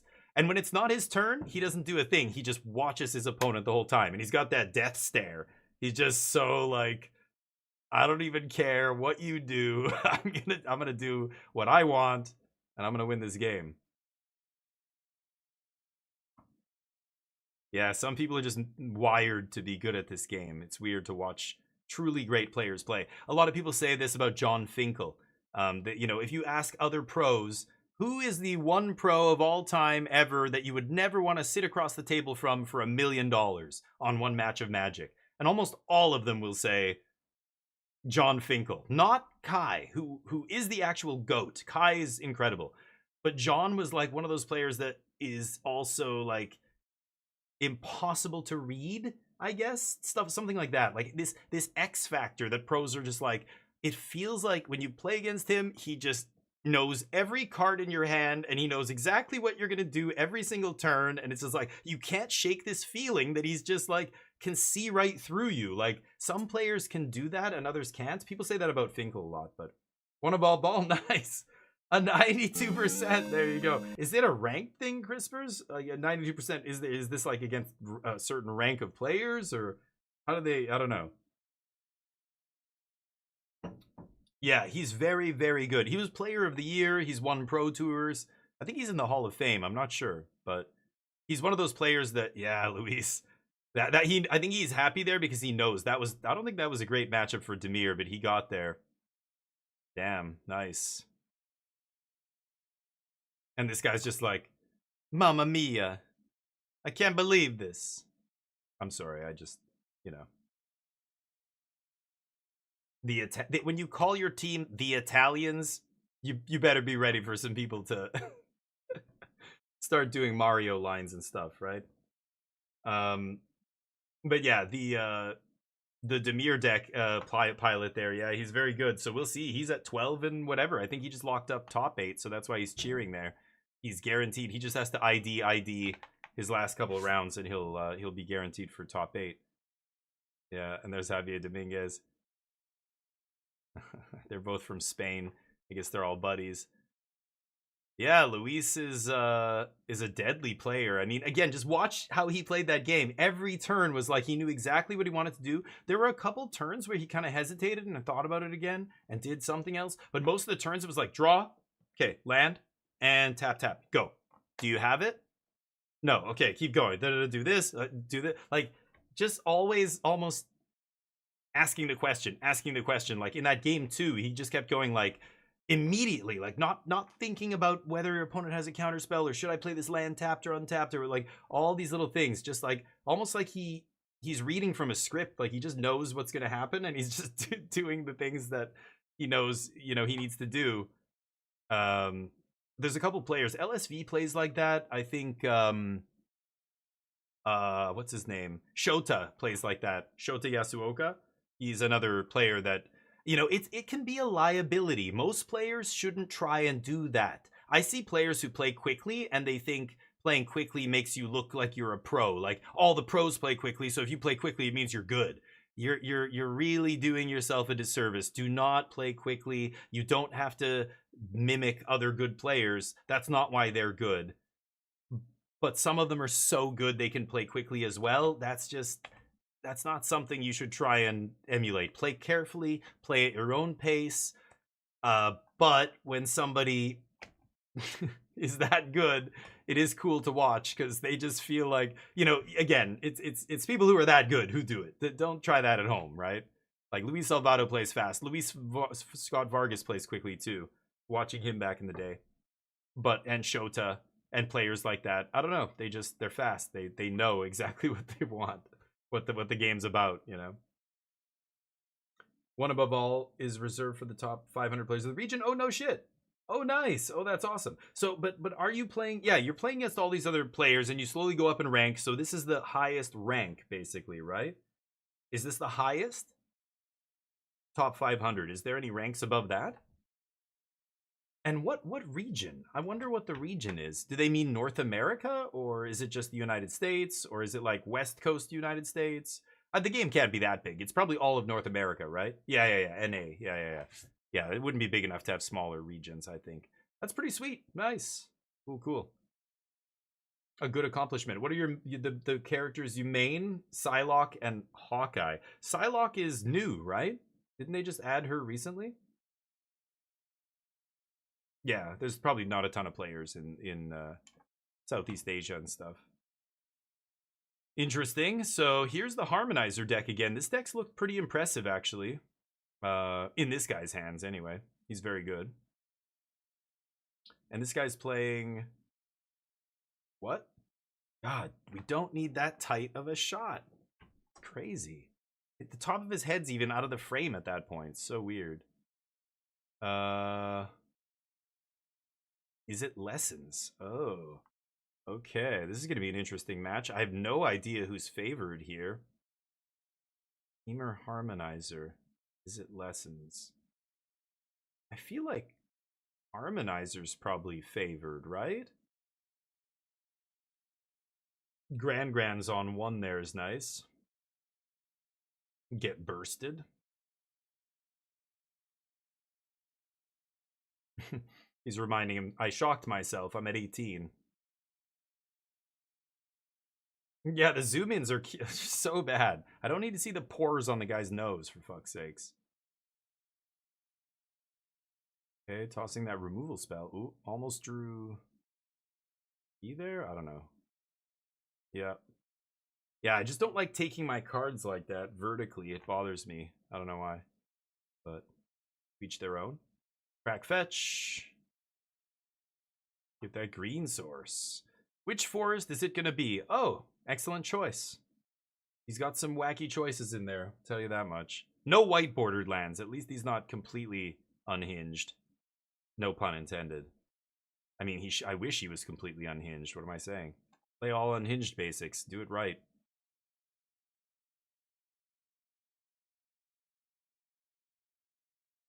This is on upkeep? Oh, interesting. On upkeep. Okay. No, end step. That was end step. It's hard to tell when you're not able to listen. Okay. Unless they do that. When I see that hand action, then it's good. But if the guy just says go, like I think he just went go there. I think it's end step now again on Tony's turn. Okay, he goes to his turn. Draw. But you have to catch that hand motion. That's an obvious pass turn motion. Okay. Go. He's just doing this. He's not like going like that. He's going like this. End step ancestral. Get snared.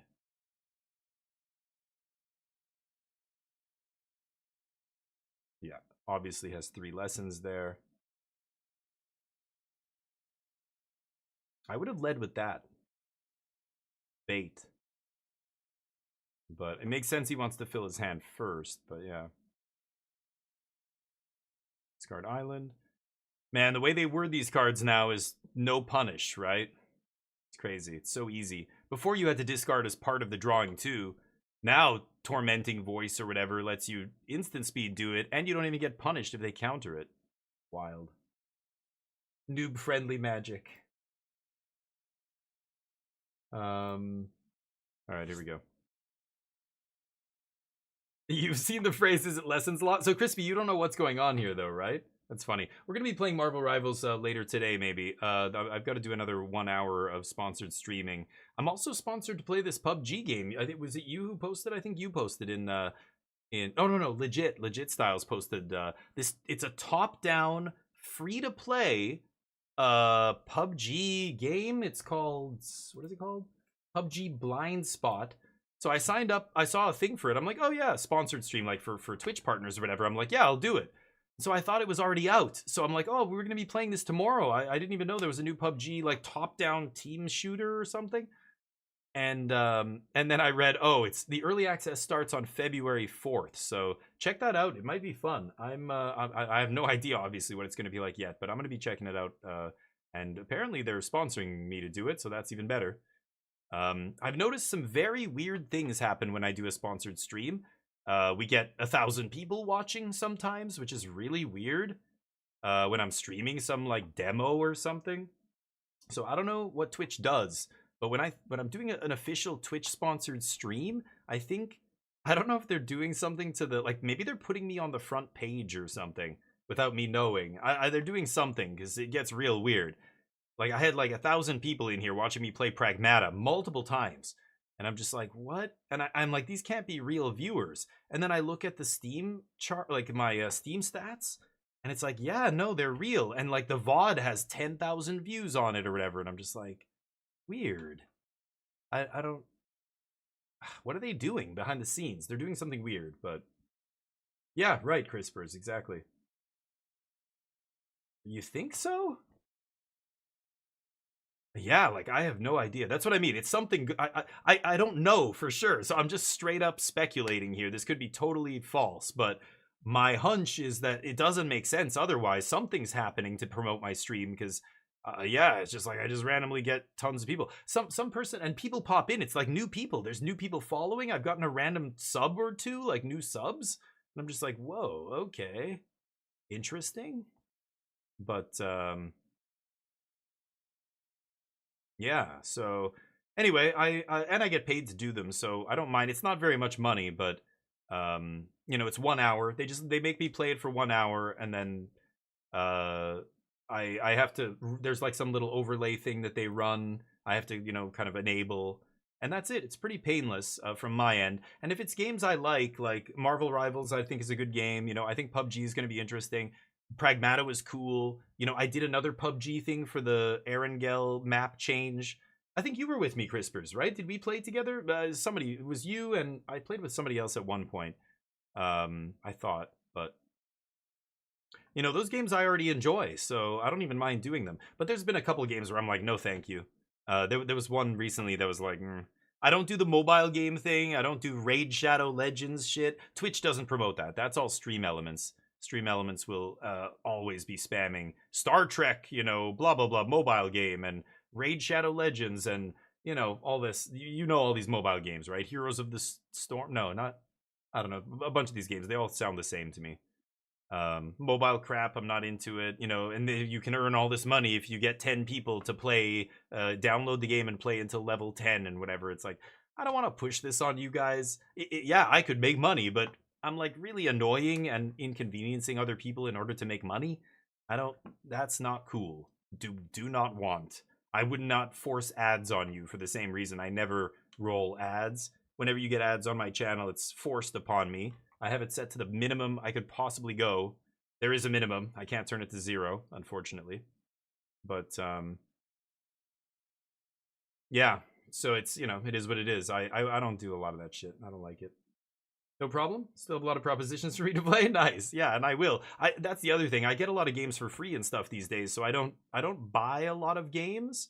If my channel was bigger, I'd be able to even get more games for free, which would be even better. Because I give away a lot of games. I gave away 2 copies of Kingdom Come Deliverance 2. I got to give away, I don't even remember the other game. Not Dead Rising. Dead Space? Not Dead Space. I don't remember. I gave a copy. Give copies away when I can, that kind of stuff. But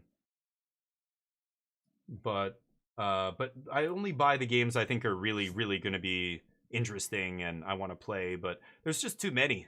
Even Arc Raiders, like I thought that was a great game. I want to go back and play it a bit more, but there's so many other games I'm enjoying right now. Really enjoying Outer Worlds 2.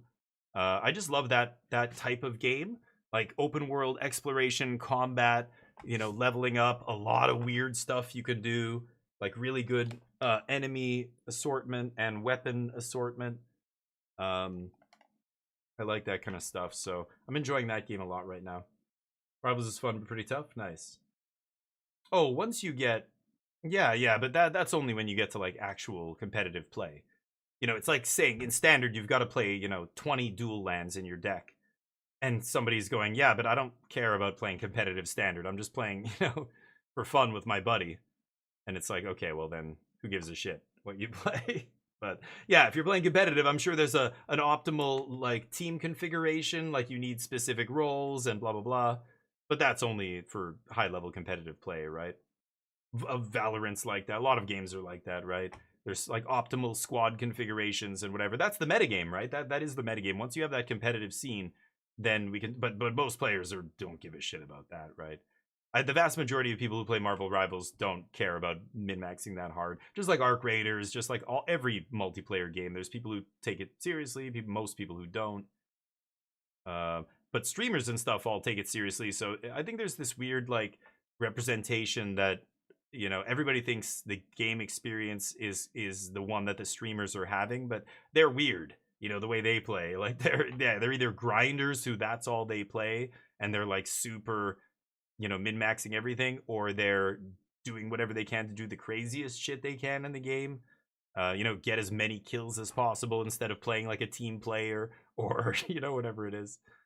Kind of funny, but like watching pros play PUBG is hilarious, like solo squatting and stuff like that. Ring of Pain was cool. Yeah, I remember that. It was weird, but kind of cool. But yeah. But Karoshi, like all those games that you recommended to me, a lot of the games you like, I find to be very similar. They're all flavors of the same thing. You like a very specific kind of game, and I like those games, but I can't just play one specific type of game every single like game that I play. There's just too many. There's too many. I know you enjoy the you know, rogue deck building, roguelite type games and whatever. Those can be fun, but I get tired of them after a while. I want a good, you know, city builder or FPS or multiplayer online shooter or card TCG play, you know, game.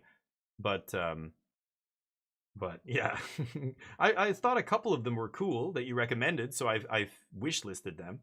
But they're all very similar. Like, I don't know. I imagine if I play all of them, many of them will be like, you know, whichever one is the best one here, that's the one we play, and the rest don't matter because you're just playing the same thing. It's the reason I don't like playing Hearthstone or other TCGs. Every time I play a different TCG that's not Magic, I keep going, man, Magic's more interesting than this. Magic is better than this. So, you know, if I'm going to play a TCG, why would I play this when I could just play the best TCG, you know? Like, so, I don't know. I don't end up playing a lot of games that are the same. When I started playing Apex Legends, I stopped playing PUBG because Apex at that time was just more interesting, better in many ways, etc. You know, and then when I stopped playing Apex, I started playing Warzone, called PUBG again, and, you know, but I don't play all of them at the same time. I don't know, it's funny. Magic players are like that, though. They play Riftbound, they play this, they play all these other TCGs. Like, they only can play one type of game or something. I don't know. That's all they like, I guess. But my tastes are too diverse for that. Cooking recipes. Oh, nice. You're creating a web page for your family? What kind of recipes? What are we talking here? Next game from devs. Oh, interesting. Winnie's Hole, dear God. Well, the ring is kind of the hole or whatever. So it's basically the same game again? Or what? Slay the Spire 2. Yeah, like that. Slay the Spire is example. That's one of the best ones. Like, if you play a bunch of Slay the Spire, you can play Monster Train. That's pretty good too. Or you could play some other, and they're slightly different or whatever, but they're so similar that it's like, I don't know. It's, at some point, I'm like, I've had enough of this genre. Like, I want to see something different. These are all the same to me. It's like if I ate pizza every day, which is maybe a bad example because I love pizza. I could probably eat it every day. But, you know, you're changing the toppings a little bit and saying it's different every day. And I'm saying, no, it's still pizza. And you're like, no, this one's ham and pineapple. That one's pepperoni and mushroom. That one's bacon and whatever. And I'm like, yeah, but it's all still pizza. At some point, I get sick of eating pizza, you know, which again, bad example, probably can't happen. Probably not physically possible. But he's got all his Shocklands signed over there, huh? Nice. Unhinged Basics. He knows what's up. Oh, Oh, okay, never mind. I thought I saw a white bordered land there. You playing a virus that transforms? Okay, if it's different, that sounds interesting then. Okay, I'll check it out. I don't mind pineapple on pizza, but I had my tastes broadened exponentially when I moved abroad. When you start having pizza with potato and seafood and, you know, all kinds of different dressings and sweet potato stuffed crust, your whole concept of what's good pizza goes right out the window. Corn on pizza's delish. Pizza with pickles. I love a lot of stuff now that I didn't like when I moved away. But there's some fusion places that even do kimchi pizzas and stuff like that, which are pretty good.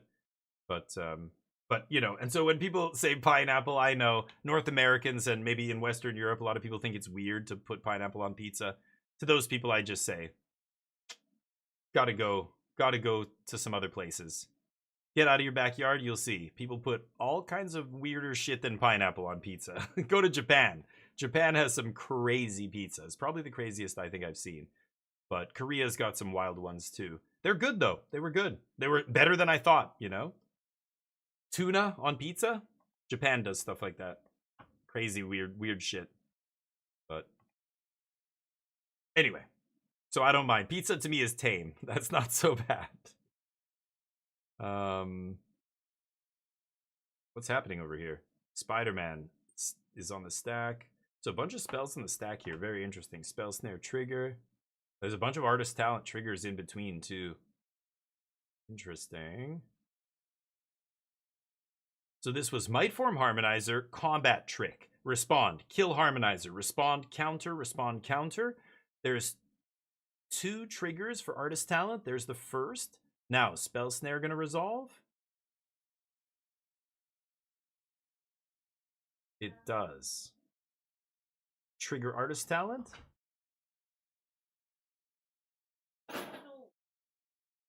Draw, discard, or discard, draw. Yep. Okay. 3 mana. Songcrafter post... Or no, it has flash? Oh, he's flashing it in? And he's gonna counter trigger, and there's only 1 mana up for Songcrafter. Oh no, he's got Escape Tunnel. Pay with the Escape Tunnel.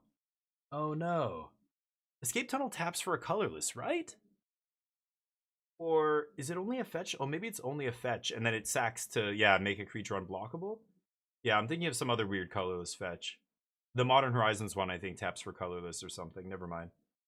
So the stack resolves, and Lessons comes out on top. Gets that Harmonizer, gets the Combat Trick, draws a bunch of cards. Gotta find that Monument here. Looking for the Monument. Drew a lot of cards. Lots of mana. Draw... How many? Oh, he's got 4 in his hand. There's the Monument. Yep. That's gonna be trouble. Oof. Big trouble. Non-creature spell trigger. Discard, draw. Trigger, trigger.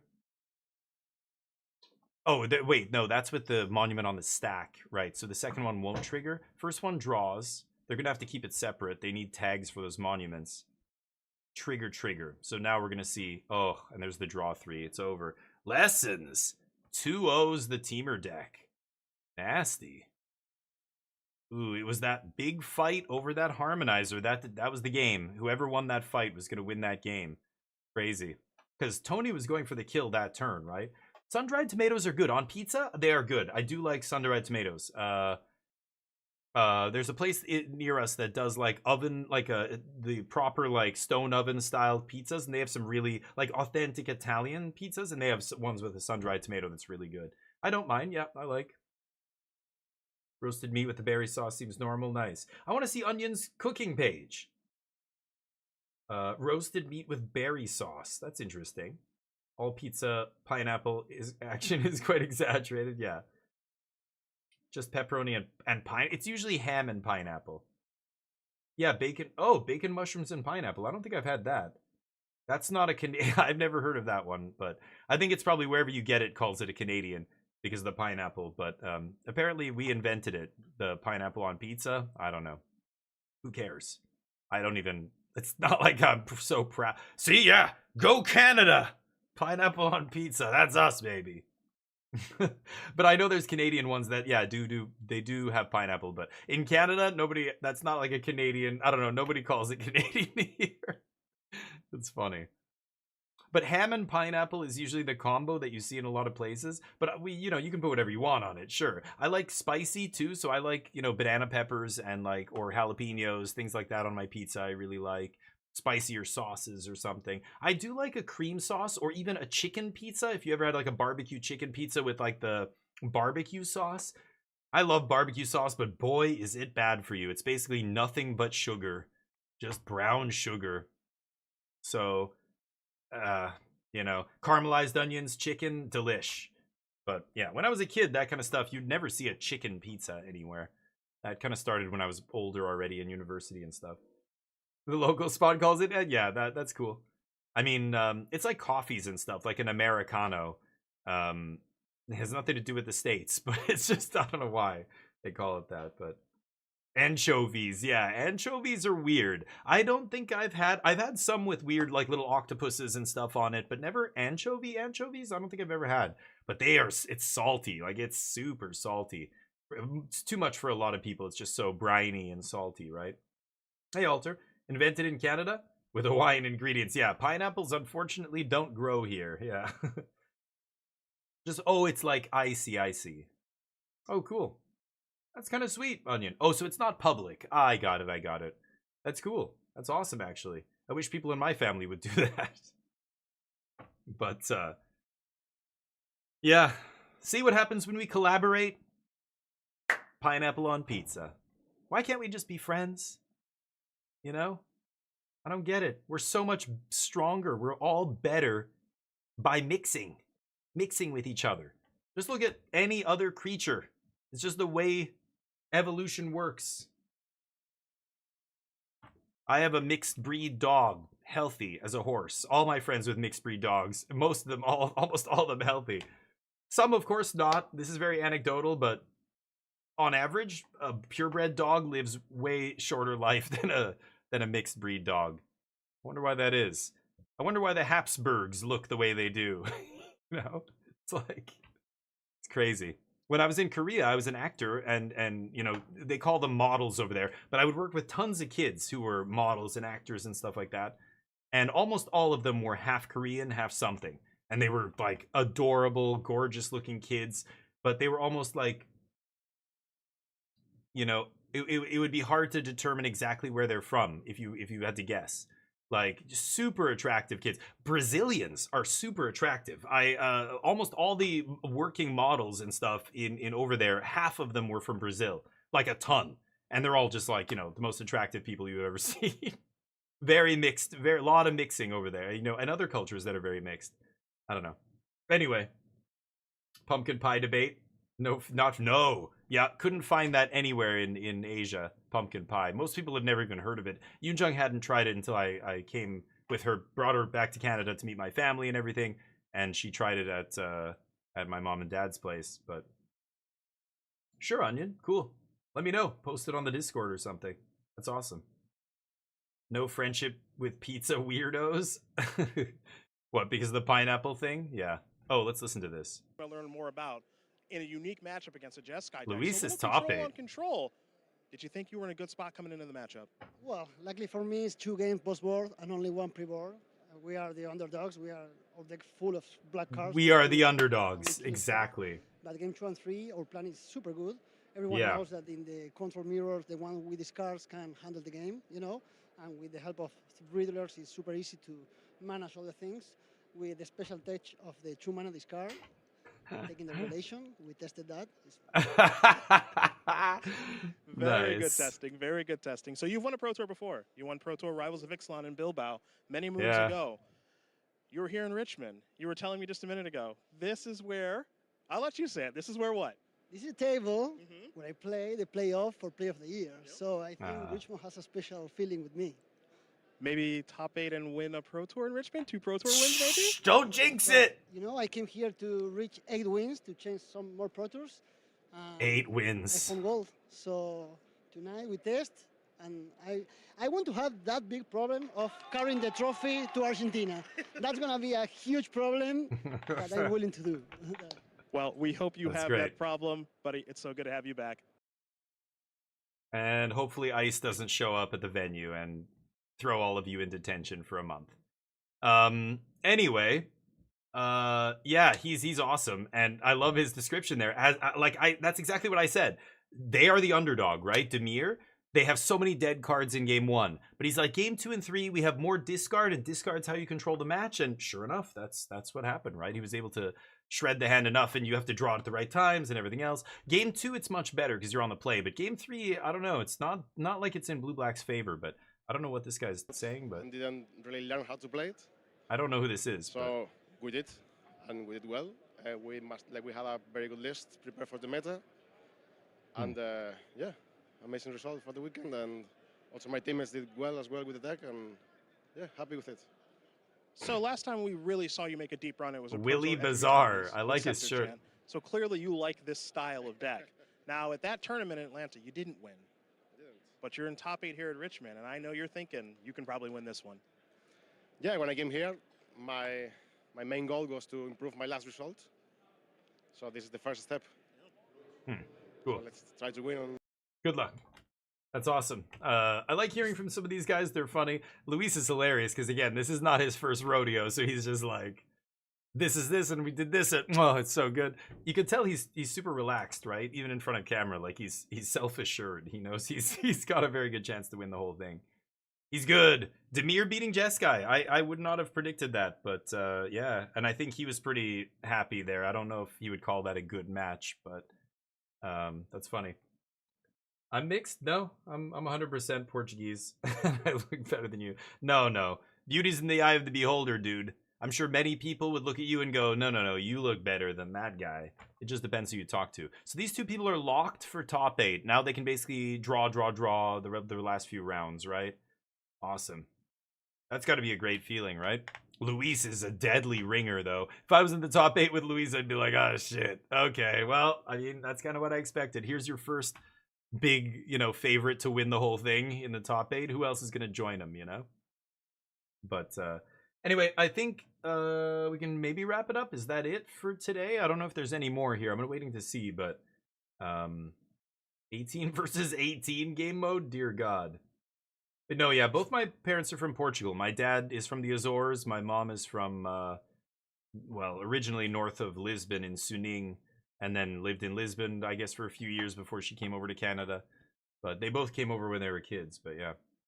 But Portuguese people are mixed. I mean, there's a lot of blood from mixing with Arab cultures, North African cultures. There's Scottish, people who got basically excommunicated in like the year 500 or whatever. They came all the way down the coast to southern Portugal. So when you go to like the Algarve, there are people who have blonde hair. Like one of my mom's cousins is like blonde, blue-eyed, full Portuguese, 100%. Just, it's interesting. My grandfather's brother used to own a big business in Angola, and there was mixing with, African nations and stuff. A lot of Senegalese and stuff living in Portugal and working and stuff. So, yeah, Portugal's pretty mixed. I mean, that's why we have Algarve and Al blah, blah, blah. Like, it was ruled by, there's Persian influence that got all the way to Portugal, to the edge of Europe there, right? So, yeah, Portugal's had lots of mixing over the years, so even pure Portuguese, like, what does that even mean? Who knows? I'm a million different things, probably. That's why it's silly that, like, who cares? What the lines on the map don't mean anything, right? Spain and Portugal, basically the same genetic people. Same with a bunch of the other countries around there, It's like, yeah. Do you know ball? What do you mean? When people talk about ball, are you talking about a sport? Basketball. Do I know it? I used to play it in like junior high and not even early high school. I think I stopped playing in grade 8, and that's all I know. I don't follow the NBA or anything, no.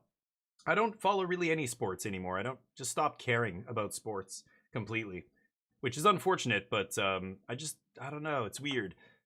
I got away from North America for a long time, and all that stuff falls away. Like, I used to be obsessed with sports, mostly hockey and football and soccer, because Portuguese family, none of my friends cared about soccer. I was the only one. But basketball, no, because once grade 8, I kind of became one of the short. I started becoming the short kid. I was never a tall dude, so basketball was just never a thing. And the game's fun. I love playing basketball. My neighbor used to have a basketball hoop. We used to play constantly when I was growing up. But just screwing around, playing horse, playing 2v2 and stuff like that. But 3v3. You got into hockey? No kidding. Hockey can be fun, but hockey's really fucking expensive, Tapo. That's the shitty thing. Hockey is expensive and it's, rough. Like, you can get hurt. People you're old? Oh, watching. Okay. I was like, yeah, like if you, all the guys I know who used to play a lot of hockey all have injury, like bad knees. Knees is the big one. All of them have bad knees. Some of them have like bad, like dislocated shoulders and like back like hockey's a rough sport and it's really hard on your body. I mean, it's got to be like football probably.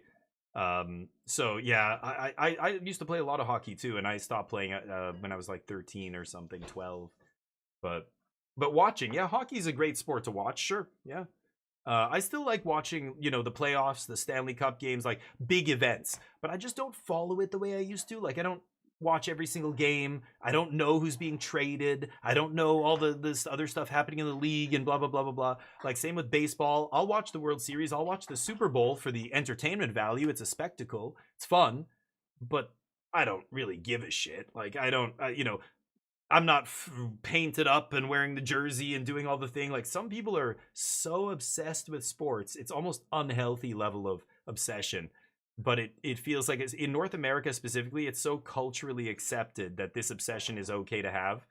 And there's so many other people who kind of share this obsession. I don't know. Some of it seems so ridiculous to me. I'm not a fan, but your prime went away a long time ago. Nice. Sure you are. Yeah. I cuss. This is an 18 or over channel. At least that's the warning that should pop up when you come here. But World Cup this year. Yeah, it's going to be very interesting to see what happens. It would be funny to see a soccer team all get, apprehended by ICE and thrown in a detention center or something. I don't know. There's a bunch of countries going, I don't know. Do we even send our team over there? What's going on? Vancouver. We've got 8 games happening right here in Vancouver. Vancouver's going to get crazy. It's like the Olympics when they came here in 2010. You're talking an influx of hundreds of thousands of people into the city just for that. It's going to be crazy. Fuck the Patriots. Well, Tom Brady, I mean, they did so well for so long that, yeah, they became like the New York Yankees of football. So a lot of people hate the Patriots. It makes sense. That kind of thing is common in every sport, right? People hate the New York Yankee, the money team, the team with the big budget and all the best, and they keep winning championships. Yeah, I know. A lot of people hate the Patriots. I have no love or hate for any of it. I think it's funny, but you want me to say it? The New England Patriots are absolute garbo. I wish they would all burn in hell. Fuck you, Tom Brady. I don't know. Is that it? I want to love you. So it's transactional. Your love comes with a price. Is that what you're saying? I gotta pay, and then you're gonna love. I gotta do what you want, and then. Only sport I religiously follow is baseball. Yeah, and so you have sure, and that to me makes total sense. No judgment, totally. You went with your pair. It's a family thing. Like, you have this memory from your childhood. Absolutely, I totally get it. Why people love that stuff. But man, when I see grown men cry over a sports game result, like literally, like you watch the World Cup, there's going to be cuts to in public, bars, all kinds of people that are like emotionally like, oh my God. Like, come on. Grow up, please. This is ridiculous, but it's, yeah. People get so obsessed with it. It's celebrity worship too, a lot of it. Individual players and stuff. And then they mock people who are obsessed over some Hollywood starlet or star, and they don't blink twice about worshiping the quarterback or Ronaldo or whoever, right? It's funny. You cried when Buffalo lost? Why? Is it that bad? I don't know. There's things that would make me cry. Maybe, you know what? I don't. There are people who cry for, like, reasons that I totally get it. I would cry at a sad movie. That would make more sense than crying over a sports game. I don't know. But I guess, I don't know. It's, if I was on the team, if I had put in all the work to get there, to do the thing, and then lose, I get it. I get it why the athletes are crying. The Olympic athlete who misses out on gold and is devastated and they're crying. You know, you see these shots during the Olympics and stuff. That makes sense. That I totally get. You put so much time and effort to get here and you did everything, and then just to lose it by this much, and it's got to be devastating. But the dude at home watching, why the fuck are you crying? It's funny. They cheered. Yeah, wait a minute. Like, yeah, I don't get it. I don't get that part. Escape from reality. That's interesting. You're on the team? What do you mean? I mean, okay, so is that how people view it? I don't know. Like, I don't see those people as on the team. But you're saying, okay, the people who are like that devoted, they consider themselves to be on the team. So the successes and the failures affect them as if they were on the team. Isn't that like a level of delusion almost? Like that's almost like a level of almost, I don't know. You're forcing this association, but like there is no actual association there. You're just forcing it. I don't know. Like the athletes don't give a shit about you. The team manager, none of them give a shit about you, even though they have to pay lip service. They always thank the fans, and the fans are so great, blah, blah, blah. I don't think they give a shit about their fans on a personal level. I don't know. Many of them are just giant assholes. They don't give a fuck. So I don't know. Like, it's weird to me still, but I get that sentiment. What you're saying, when you do consider yourself as part of the team, you do become emotionally attached, and you know, for better or worse. I think it's for worse. Like Magic. I knew guys who were so into Magic, and they tested and practiced and did whatever and went to the tournament, and then they scrubbed out and they were almost in tears. Like when they lost that RCQ or the RC, you know, they just had to make day 2. They were 1 win away, and I get it, but you have to control that aspect of yourself. Just like a professional poker player, you never let emotions come into the game. You are a stone wall. You never tilt. You know, those are the best players. Like Magic, right? The ones who have the mental fortitude to just not be emotionally attached to their results. They know it's a game of variance. That's how it went. That sucks, but, you know, we'll try again. I guess, you know, the World Cup or like even the Olympics, every 4 years is a long time. Like when you only get one shot every 4 years, that can feel pretty rough to like not get there, right? I can see, again, Olympic athletes or even the World Cup, like I can see why those kind of players are devastated when they don't win.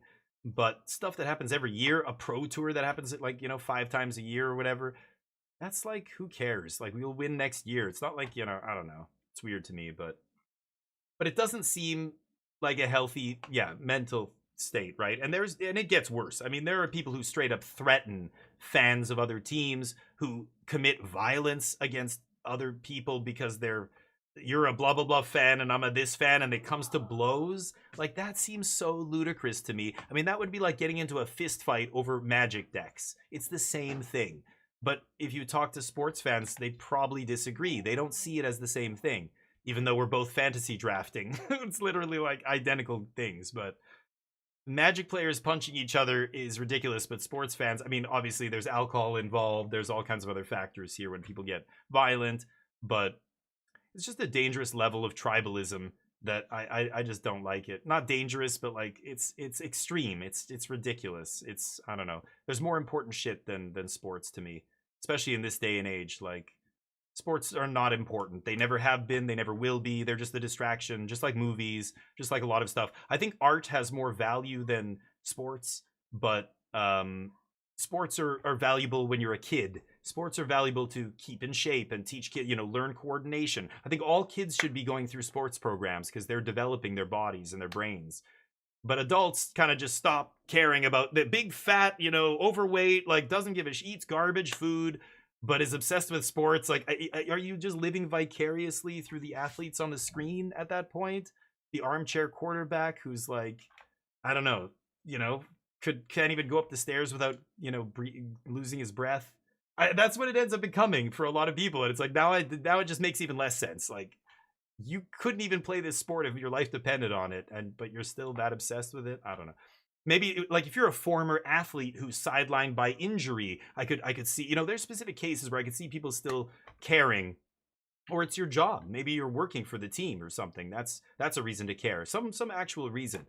But just random people being obsessed with some team and like it becomes their life. My uncle, his brother, named his kid Chicago because he's such a Blackhawks fan. His firstborn child is named Chicago. Like, okay, I guess there's people who name their kids after Magic cards, so whatever, but what a weird thing to base your kid's name on. I don't know, that to me is so, like, what? Okay, what? It's just, like, it's their identity. It's their whole identity. It's so, I don't know, that's weird to me. That's a dangerous level of obsession to me. It's the same as the people who are obsessed with the Beatles, who shoot John Lennon and, you know, George Harrison, or people who stalk celebrities. You're borderline, like, obsessed with something to the point where it's not healthy if you're, like, that emotionally attached to something that has nothing to do with you, no bearing on your life at all. Whether your team wins or loses, your day-to-day job is not going to change. None of your life is going to change. Nothing will be affected by you, this happening, unless, of course, you work for the team or there's some connection business-wise to, you know, maybe you own a business, and when the sports team wins the championship, tons of people come out and party. You're a bar owner in wherever, you know, Miami, Florida. When the Panthers win the Stanley Cup, it's great for your business because tons of people are at your bar that whole playoffs, just drinking and celebrating. And, you know, but obviously those are extenuating circumstances. Like, if you aren't connected financially to the team, why would it matter at all what happens, right? I don't know, especially in this day and age when there's so many more important things to care about. But that's just always, I don't know. I used to be obsessed with sports until I stepped outside of that bubble again, moved away from North America, left a lot of my sports obsessed friends behind me. And even in Korea, there were dudes who would wake up, you know, go to the bar on a Monday at 2 a.m, the Canadian bar, Rocky Mountain Tavern, because the time change, they would be showing NHL games live at like 2 a.m. on a Monday. It would start. So people would go there, and then some of them would go to work after, like tipsy and shit if Canada won. So there were still sports obsessed dudes over there, but most people were not. Like, you know, I'm mostly Korean people and stuff. People love baseball over there. Korean people love baseball. Japan baseball is really big too, but there's just a different, I don't know. I just kind of fell off like being obsessed with sports. It's weird because I played sports my entire life, many sports. I was proud of my athleticism. I was a very good soccer player for many years, for example. I wasn't hockey. I was okay, but then I stopped playing. I kind of lost it all. Basketball the same, but I used to play soccer, you know, 2 years above me, and just was obsessed with soccer. I loved soccer. But at some point, it becomes your life. You know, if you want to play a sport, now I'm 18 years old, and it's like, okay, well, you can't play soccer casually anymore. You have a choice. You can't play like semi-casually. You've got to either be on like the provincial team, like some university level team, or you play the beer league, which I did for 1 year, and I was like, this is fucking pointless. This is dumb. Most guys here aren't even, like, the worst player on my previous team is 10 times better than our best player here. It was kind of a joke, but hockey's like that. A lot of beer leagues and stuff. Baseball, I guess, as well. But Tarmogoyf, I like that. Soccer hooligans are nuts. Yeah, that kind of obsession is crazy, where they actually do commit violent acts. Yeah, destroying property, attacking other people. Like, that's what the kind of obviously mental derangement that comes with a unhealthy obsession with something, right? Yeah, it's dumb, but it's mostly young idiots or old stupid idiots. There's a lot of idiots actually out there. The hooligans are not even just young people. They're like 40-year-old dudes. Eduardo, ice is on to me. Yeah. Lean and tall, but I suck at anything with sports. Yeah, and that's okay. Yeah, it's great that people are good at different stuff. Yeah, like, it's, as a kid, you're almost like, you have this worship of these athletes because they do these physical acts that are so impressive. And you want to do that. So you try and emulate, like, whenever I was playing hockey and I was playing goaltender, I always tried to be like Patrick Roy, you know? He was my favorite goaltender from back in when I was young. And you emulate them, but of course, as a kid, you don't know the downside of, you know, I want to be like Mike Tyson when I grow up. Oh, or Muhammad Ali, like, they're such good boxers. And then, you know, 50 years old, brain damage. I mean, look at the NFL, all the CTE shit. It's crazy. And considering they try to, of course, hide all that for so long. Cheering for Marco here. Poor Marco. Had a rough day today. He came in at 10-0. Tall people, not clumsy, but less coordinated. Yeah, it's just physics, right? I mean, the higher your center of gravity is from the ground, the less easy you're going to be able to balance and be coordinated, right? But yeah, that's just physics, right? Tall people also, end up not having great quality of life later in life if you're very, very, very tall. It's a lot of weight and putting a lot of pressure on your joints and organs and stuff like that. I'm not a tall guy, and when I was younger, it annoyed me. Like, I wished I was taller, especially when I was dating and there were girls that were taller than me and they wouldn't even look at me twice because I was shorter than them, or the same height. And I was always like, oh, these fucking tall guys, like these, what is that? Tall doesn't mean shit, But you get older and you realize, yeah, I'm fine. I've never had a problem, dating or doing anything or being with, I don't know. Being short's never affected me really in any negative way. And I see a lot of negative ways, especially when I was in Asia. I'm so glad I wasn't tall. I was friends with a couple guys who were pretty tall, like 6'6". One guy named Meech. He, whenever he traveled, like especially if you go to Thailand or Vietnam or any of those places, like the bus seats and like the movie theater everywhere, the seats are so much closer together because the average height is much lower. If you're a tall person, it's not great. Your feet sticking off the bed at like hotels and stuff. It's funny. The subway, like Meech would always have to like duck under the subway. Even the subway is like not that tall, the height of the subway. You come to North America and it's much taller, I think, but yeah, not much actually, maybe a little bit. I don't even know if it's that big of a difference, but yeah, it's just different thing over there. Not great reaction, yeah. Oh, cool. Yep, running, yeah. And I mean, God, there's stuff that taller people are incredible at doing that shorter people would never be able to do, like the high jump, obviously those kind of events in the Olympics, and even things like water polo.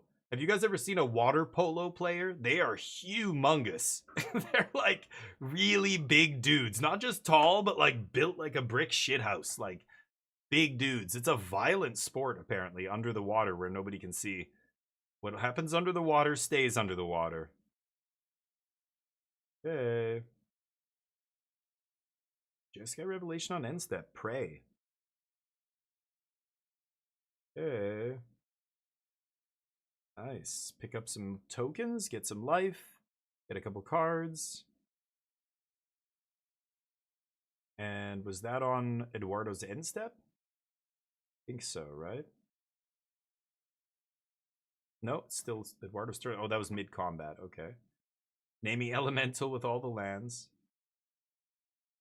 You think they would just need one elemental tag and not 5. But here we are. Wistfulness with bounce off. Okay.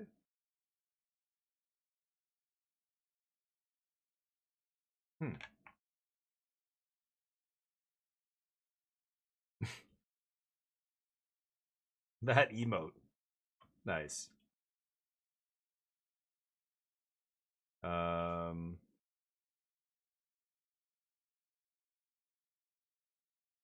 So lots of options here. This is game 1, so we still got the rest in peace in the main that is doing absolutely nothing here. Winter Night Stories can't be cast out of the yard. That's the only card I can think of. Are they playing Rhythm as well? I don't know. Doesn't really do much. What has he got here? Okay, he's consulting? Oh, the judge is telling him something.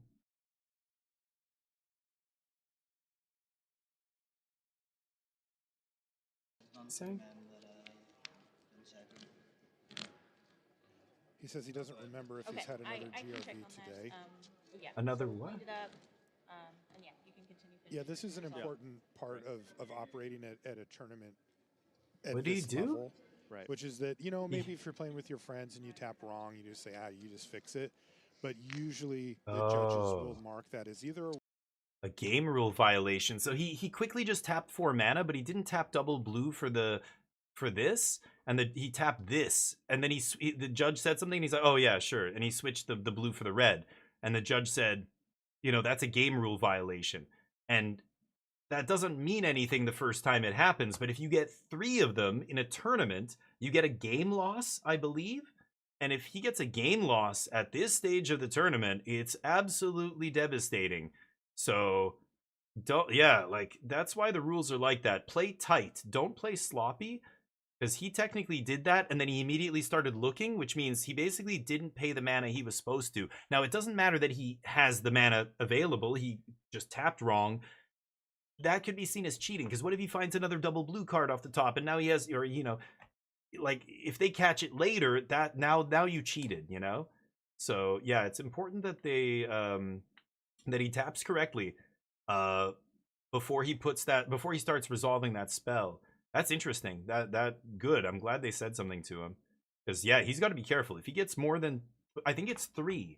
You get 3, you get a game loss, something like that, in a tournament. You can even be disqualified if you get enough of them, I believe. It escalates, but interesting. So 18 to 14, he ripped a main phase consult, I guess. That is so weird. And then he cast Get Lost, killed the Wistfulness. Elementals, finding a bunch of land. Let me guess, naming elemental. Okay.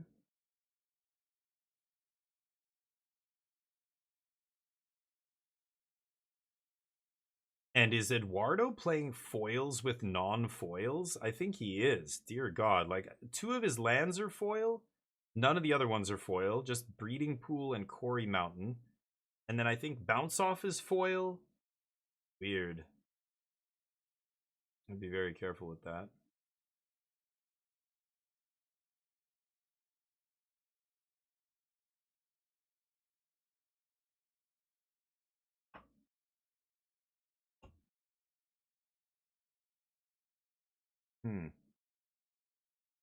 So plays Wistful, or Vibrance, does 3 to the face. Sorry, double trigger because Roaming Throne, so 6 to the face. Both players with a lot of resources here. Lots of land, a lot of cards in hand. He's going to map onto Roaming Throne. There's a counter. Name's Golem. Definitely going to keep Deceit on top. Go. Leaves up 1 mana for Spell Snare. Or Bounce Off. Yeah, I guess he has Bounce Off here. Marco has a Spell Snare. Not countering much.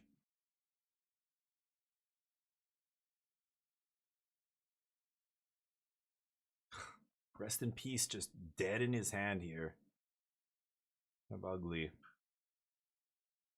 Has 2 Revelations, which is very capable of getting him back in this game. Vibrance being a 4/4, dying to the Revelation trigger, and then just bounce Roaming Throne. You just have to pay the ward for Roaming Throne, but he has the mana to do it. I think they know each other's deck lists. He knows the other, Eduardo doesn't have counter magic in the main, like hard counters. So he can just go for Jeskai whenever, basically, right? And then Eduardo can bounce off something. But he knows Eduardo picked up Deceit. He gets a double trigger off Roaming Throne. But with Deceit on the stack, I think we're going to see a Jeskai Revelation here. So let's see what happens. So Deceit goes on the stack.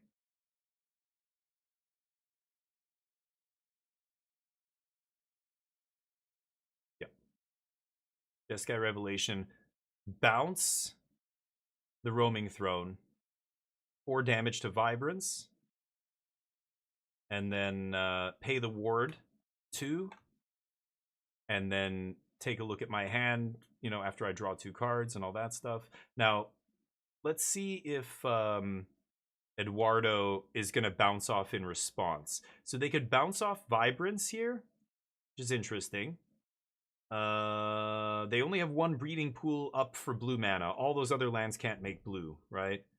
Because you can't cast the spell with Cavern or that other land if it's not an elemental. Can't make colored mana here. So he's got 1 Breeding Pool. I think that other Pit of whatever is colorless only, right? So he's got 1 bounce off, and yeah, even his 2 mana elemental tapper doesn't let him cast it. Is that blue as well? Pit? Oh, blue is okay. I don't know. I can't remember what Pit says exactly. I guess it can make blue. And there's another blue. Okay, so he can... Okay, I wasn't sure if that other land could do it. Bounce roaming. So he bounces his 2 guys. Deceit resolves. Now he only gets 1 trigger. We're going to see Jeskai Revelation get taken here. Yeah. Did he draw his 2 cards? And make 2 monks and gain 4 life? What happened there? That Revelation resolves, right? Oh no, he fizzled it because he bounced both targets. Right. Oh, that's devastating. That's what happened there. Yeah. Double bounce off was filthy. I didn't know Pit could make blue there. What is it called? Pit of something. Pit of offerings? Oh, exile 3. Okay, and then it makes color any of the exiled cards. That's it. So it's like a dual land there. Oh, that's interesting. Okay. That's why it made blue. I couldn't remember what that card did. Right, it exiles colored cards, then taps for that color. Wistfulness wants to get that to 5 to keep it out of range of being killed by a Revelation. Now he knows that Marco doesn't have a Revelation. What? Did I play 2 lands? He played no, that 2 was the lands? previous turn. I played this the turn out before. Yeah. I played the golem the turn before. Yeah, and named golem. I might have played another land. That's possible, but for sure, there were free. Yeah. He's right. Yeah, he played Thundering Falls. That's it. Yeah, the golem was the turn before. Okay, not looking good for Jeskai now. Oh, land off the top. Yup. Dead old rest in peace. Bet you wish that was anything else. Okay, let's see if he can come back from this. I don't think he can. Yeah, sure. Pass the turn. Yikes. He's at 8 life. Vibrance in hand, picks up a Wistfulness. Jeez. Flip Ashling. Make 2 mana. And that's going to trigger the Roaming Throne. So it's going to make 4 mana. So now he's got 4 mana floating. He can double evoke. Oh yeah, he has Deceit as well. Yeah, the elementals are silly, the evoke elementals. Okay, so he's double black for Deceit. And then double bounce. He's just hard casting for, yeah, double blue, double black, and then 2 more. And then that lets him get both triggers twice. So he takes all the spells in Marco's hand, he bounces both his creatures, and that's gonna be lethal, yeah. Game 2. Oh boy. Nice, nice.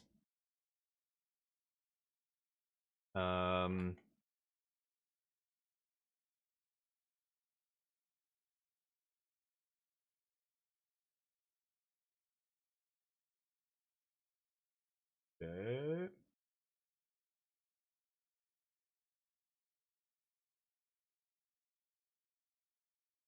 Foil steam vents. It's like his shocklands are foil. Oh man, I don't know. That's sus to me.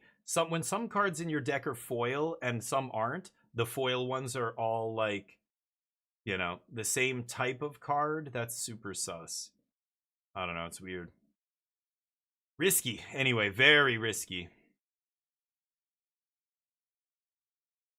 But we'll see. Draw. Oh, what? Oh, he discard drew. Yeah. Ashling on 2 is pretty nice. And it looks like Marco mulligans, so now he's gonna unmulligan. Did he? No, this is turn. Yeah, I think he mulliganed there. Yeah, this is him unmulliganing basically.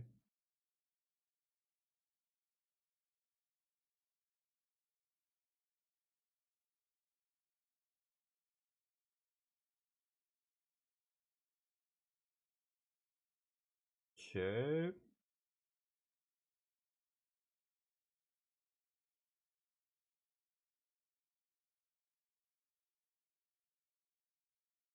Make 2.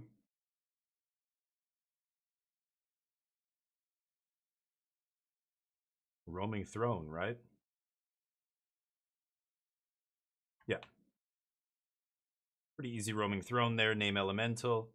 And now you're getting a bunch of triggers for every single Evoke Elemental you play. Pretty good. So many interesting decks here. I really want to try some of these decks. Elementals and like blue-black control and different things. It's interesting. I just don't see blue-black control doing great in a format with these kind of decks. Like, man, when you can cast all those elementals for 2 mana, it's impossible to like to beat that value with a control deck. Very tough. It's crazy. Elementals are the talk of the tournament for sure. Not this deck, but like the elementals in general, all of them. Like, I feel like they're obviously the most powerful cycle of creatures we've had in years since Duskmourn, I think, dropped almost 2 years ago. Force Strike? I don't know what that is. What is Force Strike? Have I ever played a game called Force Strike? That does not ring a bell. I was going to play Marvel Rivals. I'm waiting for this tournament to end, but gotta play Marvel Rivals before 9 p.m. tonight. Elementals are the best tribe. Sure, none of the other tribes saw any play this tournament, but I don't even think it's a tribe. Again, this isn't a tribal deck. It's just, I mean, they're playing the lands and everything to make it work, but the elementals are just individually good cards. There's no tribal synergy at all here. Like, you're not playing 1-drop elementals into 2-drops into 3-drops. This version is playing Ashling and stuff, but I think the elementals are so good that you don't need to play an elementals only deck. You can play them in almost every deck and they're good, right?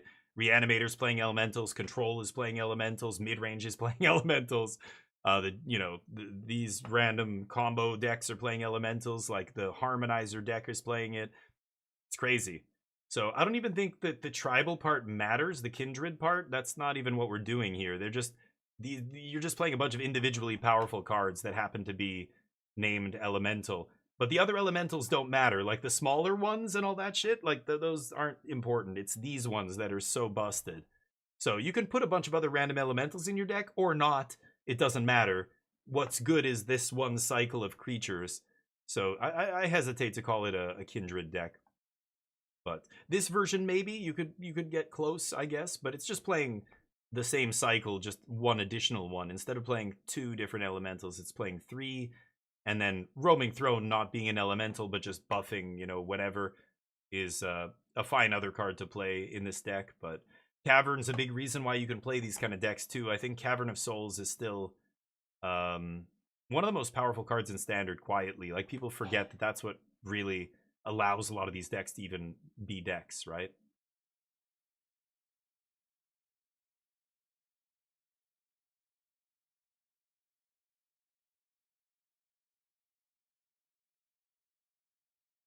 Unagi Get Lost, even with the card draw. Has Spell Snare, I assume? No Spell Snare, huh? Interesting.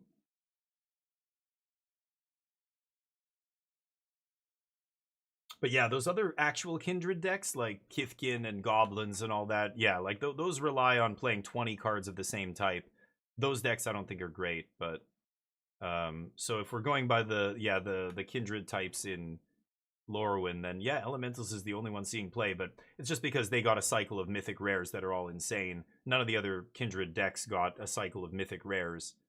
So it kind of makes sense that those would be the ones that see play. But I still wouldn't call the other decks elemental decks. This one's the only one that I've seen that's kind of close. There's Is It Skelementals, Spelementals, whatever. Even that one, I'm not sure if it's an elementals deck. I think it's just playing a couple good elementals plus a bunch of other random, tempo shit or whatever.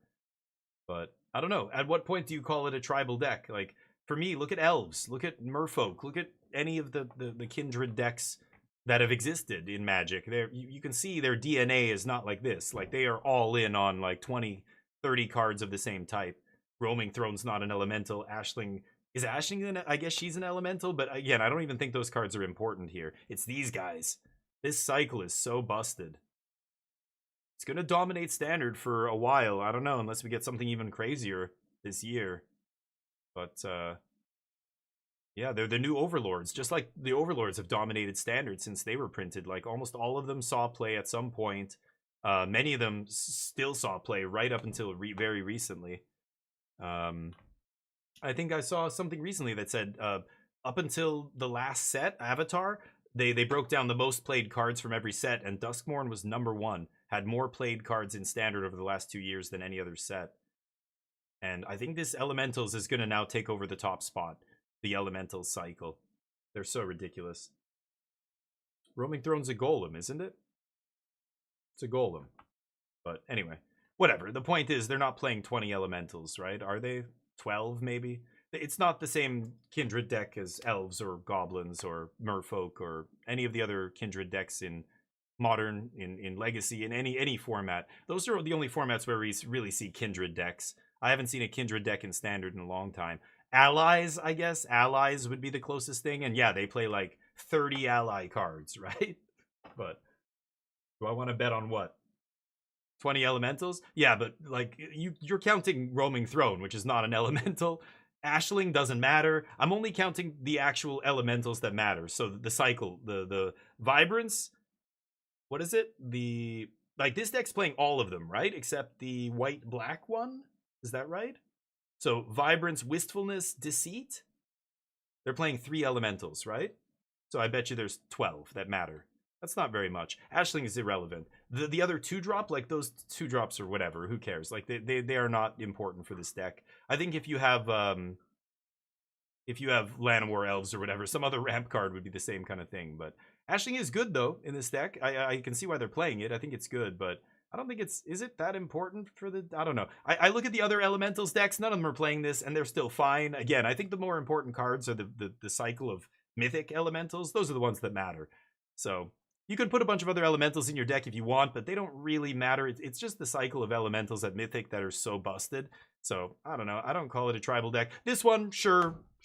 I'll give it to you. You know, here's the line for whether it's an Elemental deck or not. Right there. Sure. You barely cross the line. But not like other tribal decks, right? But I'm saying like Elves and Merfolk and Goblins. I don't know how many Goblins cards the Goblins deck in Legacy played, or Elves in Modern or Legacy, or Merfolk in Modern, or whatever other tribal deck you want to look at. Humans. The Humans deck in Pioneer and Modern played like, more Elementals than this deck, or more Humans than this deck plays Elementals, right? I think this is probably the bare minimum for what would qualify as a tribal deck. But again, I think the only ones that matter are really the cycle of Mythics. Those are the insane Elementals. So I don't know. You can call it a tribe, but sure, whatever. Like call it whatever you want. To me, it's not the same thing. But this deck's close. The other Elementals decks are not close. So the Elementals are the breakout creature type, but Kindred decks I don't think are going to be a thing. Even this version, it looks okay, but I don't think it's the best elemental. The best deck that has elementals in it, I don't think is this one. It could be the Spellelementals deck, which again is not a tribal deck. Or it could be the Control deck or something. Maybe Dimir Control with just Deceit and Wistfulness? Or no, they don't even play Wistfulness. What am I saying? Just Deceit. Maybe that's the best elementals deck, even though it only plays 1. Maybe it's Harmonizer. Harmonizer only plays 2, so again, not an elementals deck, but boy, the elementals are a big part of that deck. Same with Sultai Reanimator, not an elementals deck, but plays at least 2 elementals, and they're good. So, I don't know, it's weird. Rhythm deck, same. A bunch of these decks are all playing different elementals, but I don't know if we can call them elementals decks. But that cycle of Mythic cards is absolutely busted. It is the breakout, bunch of cards from this set and the Shocklands. But we haven't seen a cycle that good since the Overlords. So, yeah, they're just... The Elementals are everywhere right now. But, yeah.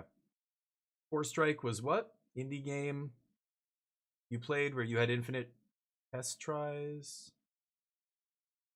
Oh, I don't even remember. But, no. I mean, if I don't even remember what that game is, then almost certainly not going to be playing that again. Why would you ask? Are you into it or something? Are you playing Force? It does not. I have no idea what you're talking about. Even when you describe it, I had infinite test tries in my head, but I only get 1 life. The real attempt.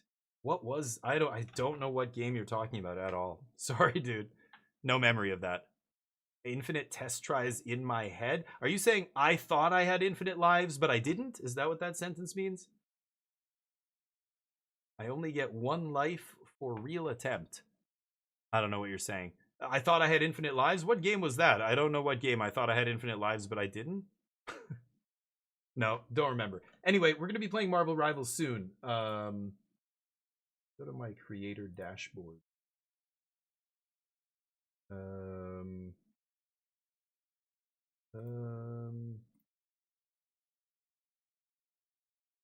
Yeah, I've got to do this Marvel Rivals today, so we'll see.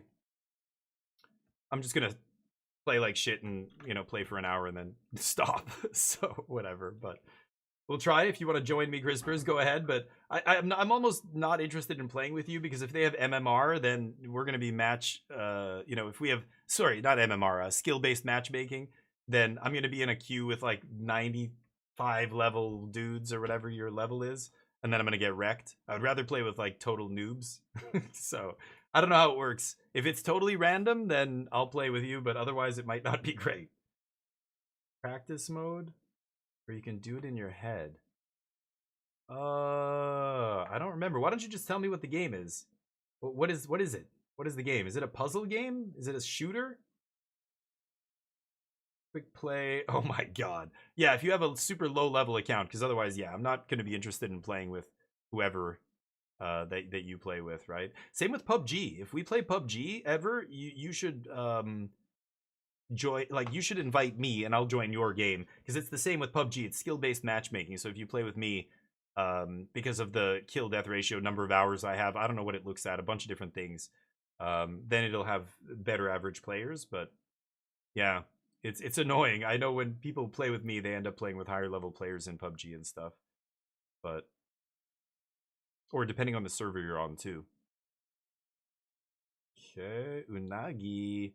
And here's Jeskai Revelation. Bounce it?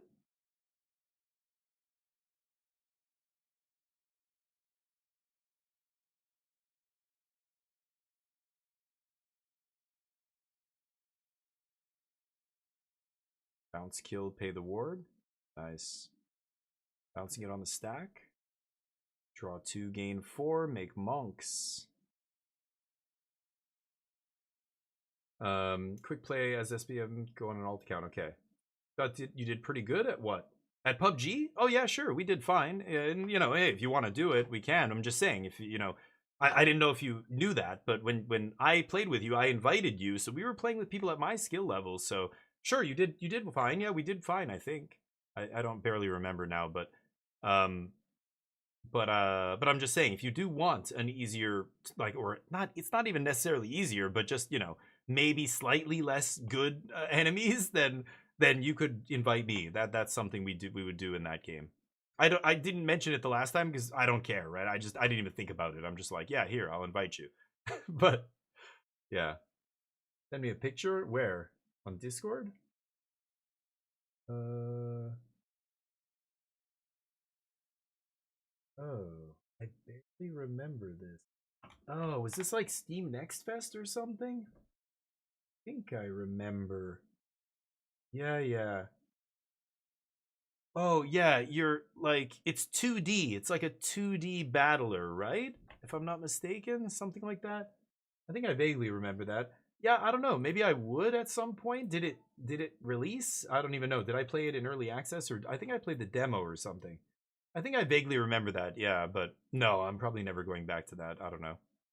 It was okay, but little games like that can be fun, but there's so many. Like, to devote any... Eduardo's such a prick. He's like, come on, go, dude, come on, keep going. And his facial expressions were so weird before. He looked at his opponent's hand and he went, pfft. Like, he did this thing a couple times. Like, ugh, just a shitty human being. Sarcastic, rude, like, offensive with even his body language and the way he's you know, his actions. Come on, hurry up, come on, go. Like, who does that? It's relax. Good thing this dude didn't make a deal with you to draw the game or scoop the game if you go to time or whatever. Dirtbag. Peacocking. Is that what that's called? What that guy did? I don't know. I've never heard peacocking before. Peacocking's showing off? What does that even mean? Showing off, maybe? Something like that? Activate. Okay. Get that exiled hallowed fountain away from you, the rest of your lands, homie. Before you get a GRV. Is he going to play it? That hallowed fountain's in exile right there, right? Eduardo's at 5. Swing. This is going to be trouble. Unags. And he has Starting Town as his last card. Uncounterable. And there's Jeskai Revelation 4 to your face. Go to the next one. Nice. Like to see this to go to a game 3. Beat Eduardo, please. Beat his ass.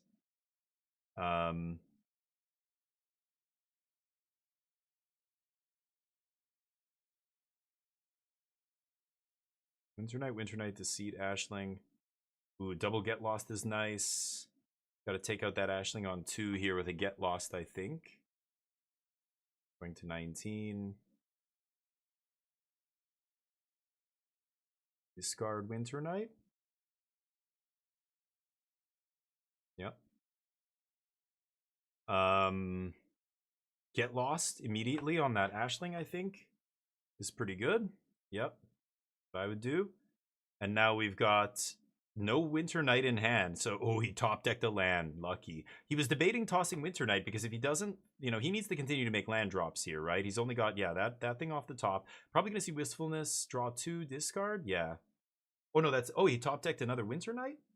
I don't know if he had 2 in hand. That one is a weird art one. I don't know what he drew there. I thought he drew land. Now he drew a bunch of stuff, but maybe he had 2 in hand and I missed it. I hate looking at a list of cards. I need to see the cards. I want to see their hands, but I can't. Stock up. Not bad. Ooh, there's an Ultima, Lightning Helix, Consult, Land. I can't tell what the last card is. Gotta take Consult here. He has 1 in hand already? Maybe Ultima Consult? Land Ultima? Yeah, he took the Ultima.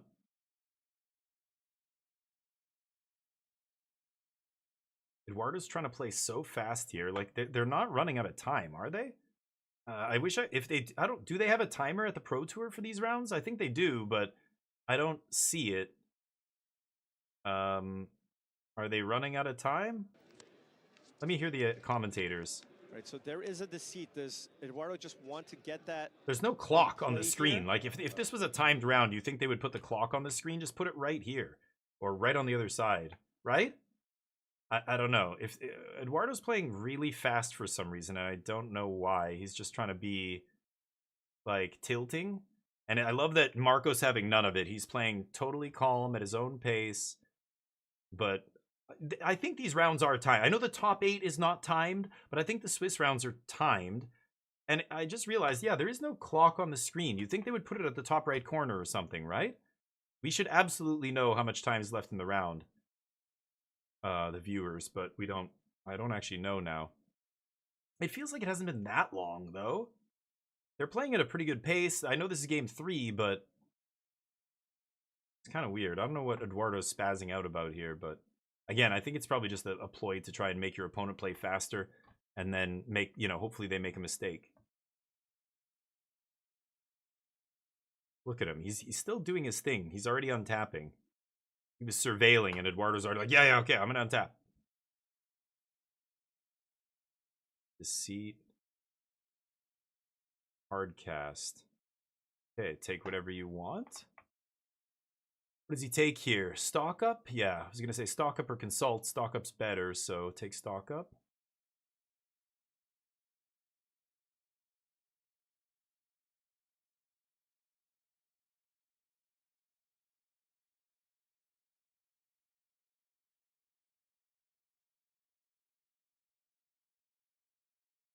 Ultima?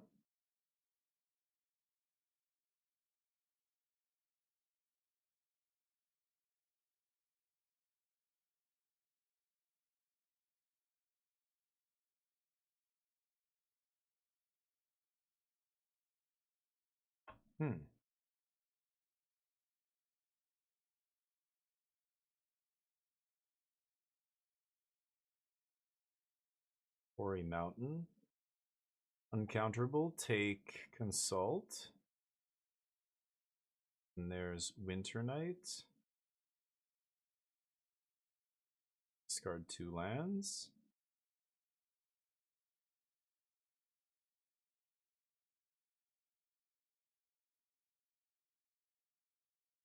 Mistrise in the yard. Interesting. Guess he knows that there's not a lot of hard counters in the other dude's deck. Day of Judgment, No More Lies, and 2 lands in Jeskai's hand. Taking 4. 5? Yeah, 5 Deceit, right? Some of the elementals are 4/4s, some are 5/4s, and a 5/5, right?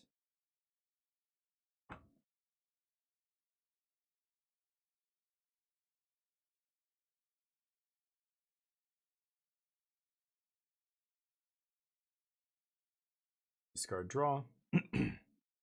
Wistfulness off the top. Didn't he play Quarry Mountain? Did he just play 2 land? I thought he played Quarry Mountain this turn.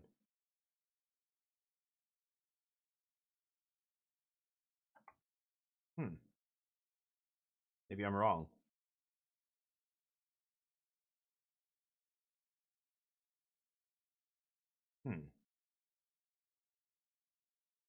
Yep, Day of Judgment, nice. Clean that shit up. Ooh, and there's Torpor Orb, nice. Oh, the Spell Snare, No More Lies, get fucked. Yes, Torpor Orb resolves. That shuts off all the elementals, baby. Nice. That's going to be tough. Because one of the few ways they have to get rid of enchantments or artifacts is Wistfulness, which, of course, does not trigger anymore. So unless he's got Heritage Reclamation in his deck out of the sideboard, he's not getting rid of that Torpor Orb, and the elementals ain't going to do shit. Uh-oh, bad news for elementals.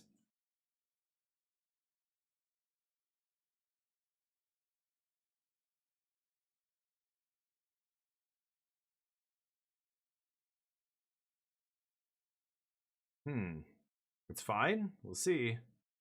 It's pretty good. I don't know what he sides in, but he's looking for something here. 2 mana 5/5s?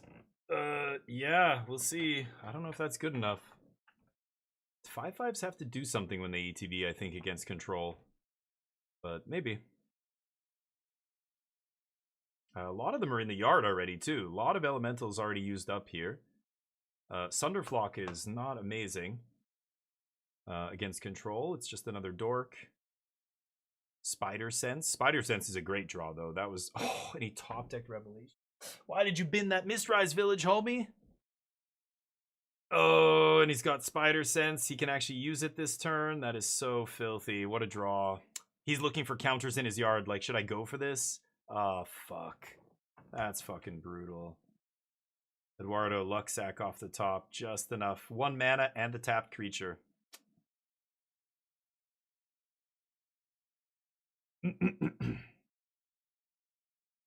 That's unlucky. Yeah, no way to know he top decked that, right? So he had exactly 1 mana and the tapped creature there. Can't blame Marco for going for it, just unlucky. Oh, and this is turns now. Okay, turn 1. So I guess they did go to time. Okay. How is this gonna go? Oh boy. If they get a draw here, they're both out of contention for top 8. Whoever wins is locked for top 8. Whoever loses is out. And if they draw, they're both out. Sunderflock doesn't do anything. Draw cards. Discard lands. Sure. Control needs to find a sweeper or another Jeskai Revelation. And they'll be back into, I mean, or just, yeah, sweeper would be nice here. Or card draw into sweeper. Lots of outs here for control. If they find something relevant. Turn 2, oh, top deck mode feels so bad. No Quarry in play. Now you draw the Mistrise. Oh, that's so brutal. Oh, no. Some rough draws for Control here, but man, I feel like they had it. I think, or rough draws, or you could say Eduardo got pretty lucky finding the one counter spell for 1 mana that the only counter he could possibly have there that's relevant. That was a pretty good draw. That basically won him the game when that Jeskai Revelation didn't resolve. Marco got lucky finding it off the top for what it's worth, but yeah, now it's, you know, you got to draw something or bust. Spell Snare doesn't do anything. He's looking for another Wistfulness, or whatever that green one's called, to kill him, right? I wouldn't have played the 2/2 there, because Sweeper is one of his only outs. What did he find? Unagi. Yeah, that's not gonna be good enough, right? Oh, fuck. Oh, I hate seeing that guy get top 8. That sucks, but is this the last round? Ugh. He's a turd. But anyway. Yeah, wreck Jeskai. You don't like the Jeskai control deck? I think Elementals is kind of all over the place, but that version looks interesting. I don't know which Evoke Elementals deck is the best. There's so many. Team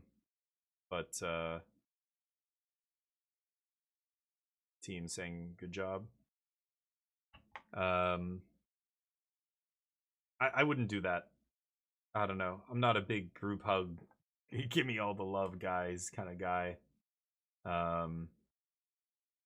Anyway, I know that guy's such a dirtbag. I don't want him to win, so he's top 8. That's unfortunate, but whatever.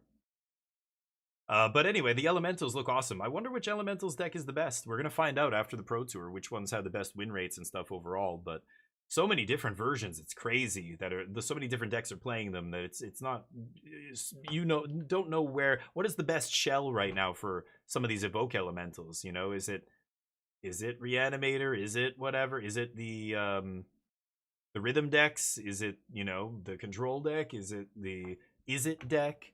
The teamer deck? Like, there's so many decks playing them.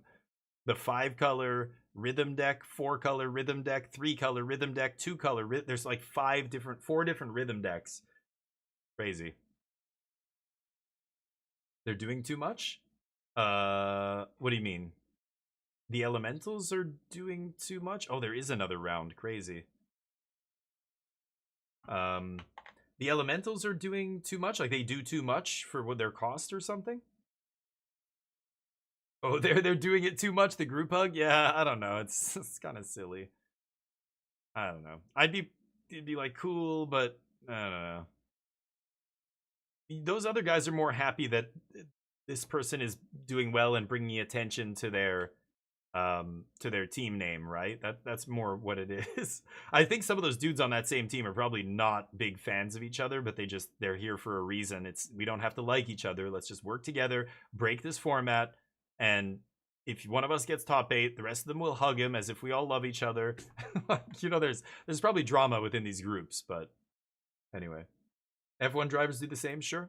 Yeah, it's true.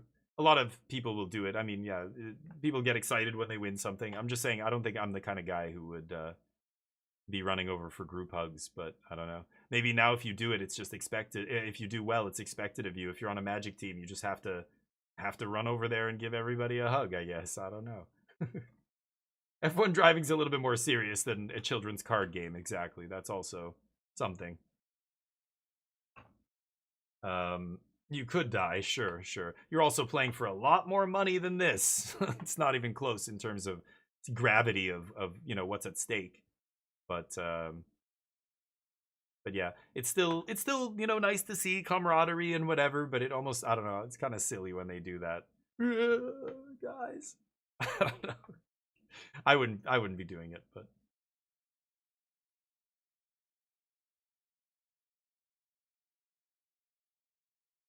I didn't see any of these big names do very well this tournament, unfortunately. Maybe they all played Dimir. They're rock bottom in the standings. F1's safe now? I wouldn't say that. But, yeah, F1 is still life or death, but at the same time, it's, they do whatever they can to make it safe. I mean, there's all kinds of safety measures and everything, sure, but people still get seriously injured and could die. I think if you survive, you're still considered, like, could have been worse. Consider yourself lucky, right? Well, no, it wasn't like 50 years ago, no, but it doesn't mean it's safe. It's like saying we still fly people to the moon. We haven't had a shuttle blow up in a couple decades, but that doesn't make traveling into orbit safe. That's a big leap. Just because people haven't died recently doesn't mean it's safe, or that there isn't huge risks involved, right? But okay, Tony started off the day pretty strong, or yesterday really strong. Now kind of in it. Peter was all over the place. They were down and now they're up. I think they went on a run today. So now it's playing for top 8 here. These are all matches where the winner gets top 8, right? If they win, that's it. And this is Temur Harmonizer and Dimir mid-range. So the Dimir tempo deck with Kaito and stuff. Another deck that we've been, not seeing at the top tables in this tournament very often. But I know a couple people, I think it was like the 7th or 6th most played deck. And there's Lockmare. I don't think any other Dimir deck I've seen is playing that card. That's a wild one, but Spell Snare eats it. Creature's another weird one-of in that deck. It's an anti-aggro card, right, for Dimir, but yeah, does not trade profitably with any of the removal in the format or anything else, counter magic, etc. But it goes unanswered, it's going to do something, but yep, there's Seer. Yeesh. Okay. Another Seer, holy cow. And Ice Till. Gonna take Thunder Magic. Ice Till? Wow. Okay, that's a weird one.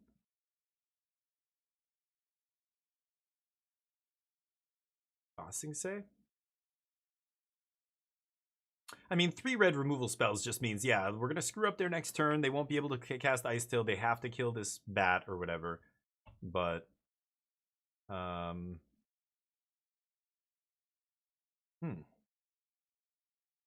Thunder Magic's another weird one. You don't see that card very often. No Fire Magics, but Seer and Burst Lightning and Thunder Magic. A weird suite of red removal spells here in Tony's deck.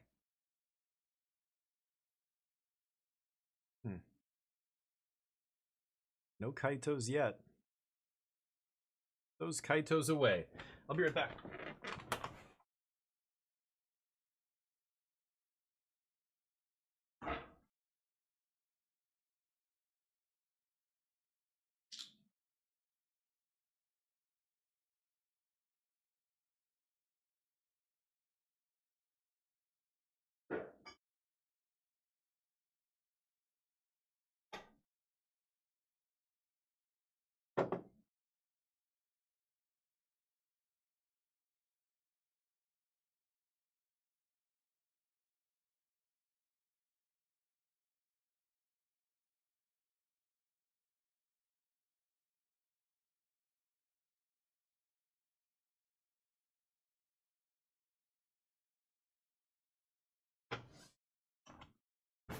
All right, Thunder Magic can't be correct. That's a weird one, right? Like, what is the... I mean, they want something flexible that can scale up and hit big creatures later? Is that why you're playing a card like that? Like, weird, right? With Seer, Seer does kind of a good job of killing big things.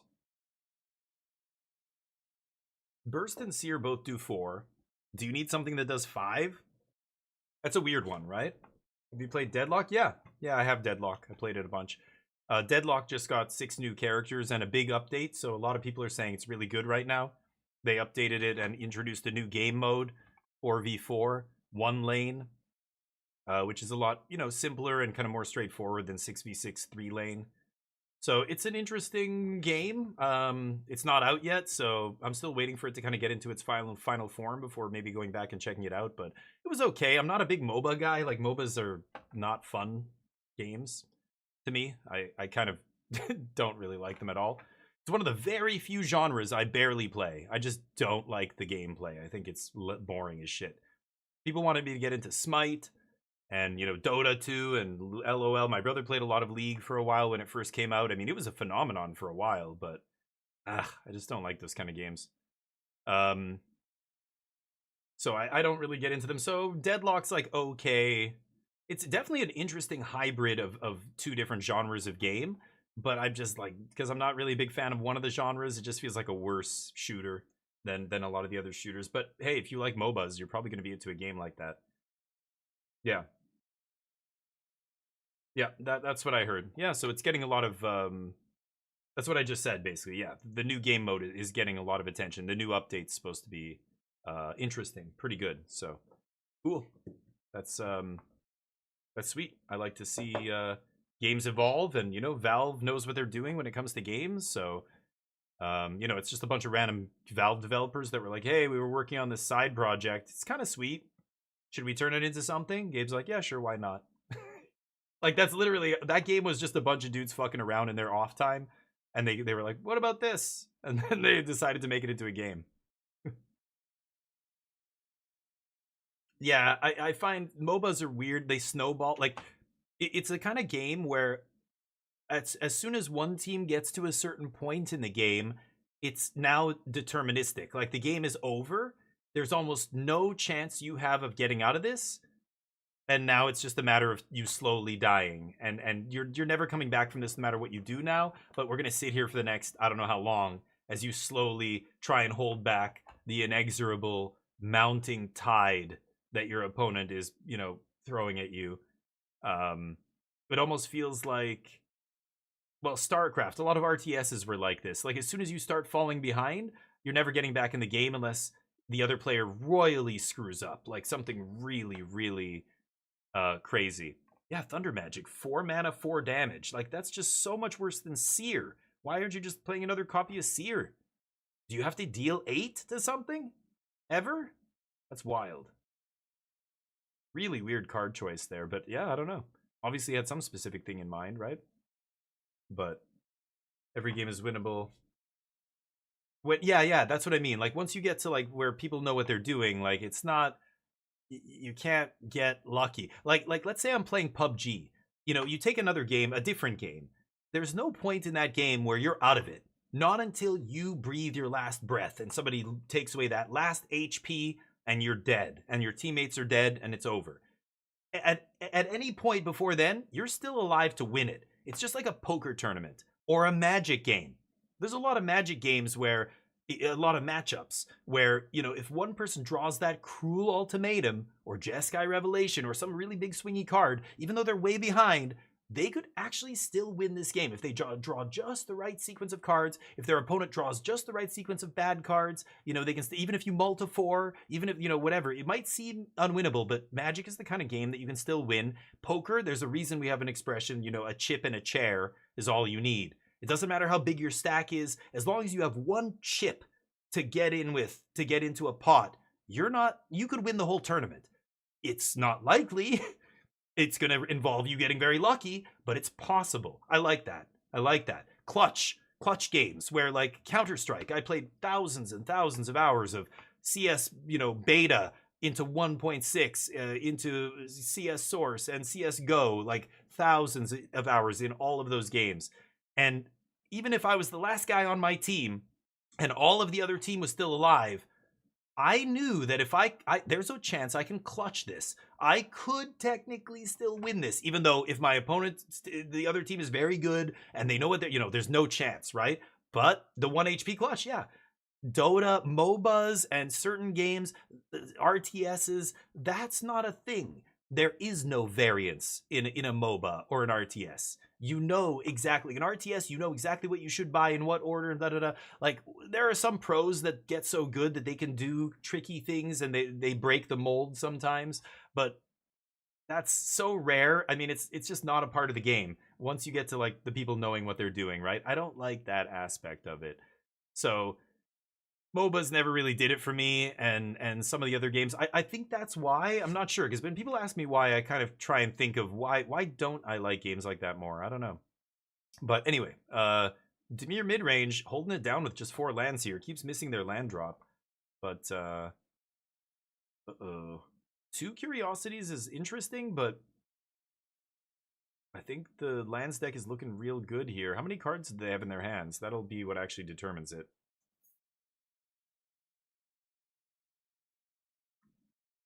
Oh, this is post-war. Did we see game 1? I think they jump right to game 2, right? Hardcast Kaito. Resolves?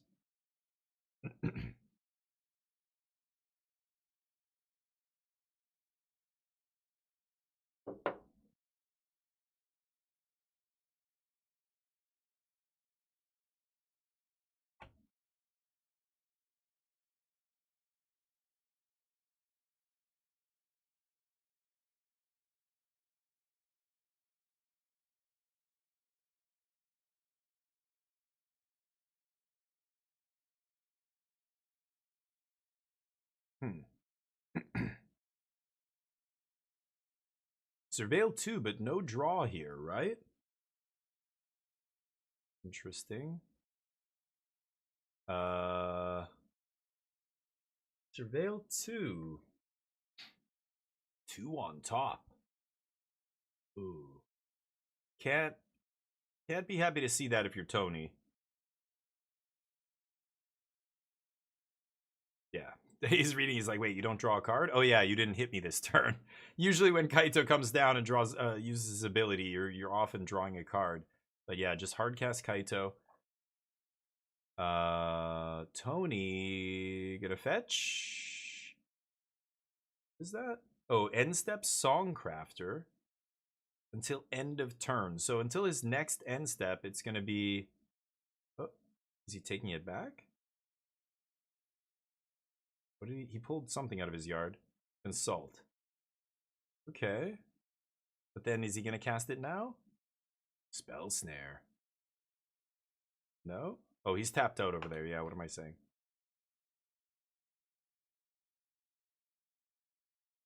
Now he could wait. He's gonna tap that guy to harmonize. Yeah, I see. Okay, interesting. I like that. Songcrafter out of the sideboard, huh? But yeah, I don't know. That's why Magic's such a cool game and why the variance can be so frustrating, but at the same time, it's also like the best part of the game. It's what makes it so exciting because that variance can also make you come back from a position where it feels like you cannot possibly win. But it's annoying when it happens the opposite way and you're the one who's like, what? I can't lose this game. How did he? Oh my god, he top decked that. And then they top decked, oh my god, and I'm drawing lands. What the what? And then suddenly you're losing the game. That kind of swing can go both ways, and it feels bad when it's going against you, but at the same time, it's what makes it so exciting when you have that chance to come back when you're the one that's behind. Oh boy, that's it. Holy shit. Lands, crunch, Dimir down. Filthy. And Peter's so good. Peter knows exactly. He's like, yeah. Or they're just like, yeah, that's... As soon as he sees it, that's it, right? He, I don't know what they go by, but... Crazy. The lands deck's powerful. Tony's deck there, even earlier, it looks really good. That's the CFT Sock combo deck, I believe. Is that the last round? The year last year, ultimately, it was Ken Yukihiro who won it, but Tony was right there. Yeah, I mean, he wants to win it this year, apparently, because now he's locked up a seat into the top 8, and his dominant run over the last couple of years continues. And I can't believe that this is the deck that's doing it either. I would have not have thought that you were serious if you... Another round? Whoa. Okay. Syrup Baguette and Moxfield team. Handshake Moxfield. 5-color Rhythm. That deck is bananas too. And the Bant Airbending. Standard looks great right now. It really does look fantastic. I mean, there's so many different decks. There's combo decks. All of them are like different combos. The only weird thing right now is the elementals. They are everywhere. They're just good in everything.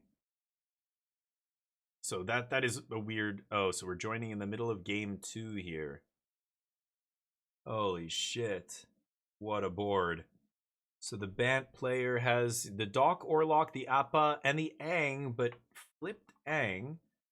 So, I don't know. They didn't really go infinite here, it looks like. Only 3 mana in play. 4 mana with the... Is it a Hallowed Fountain with a counter on it?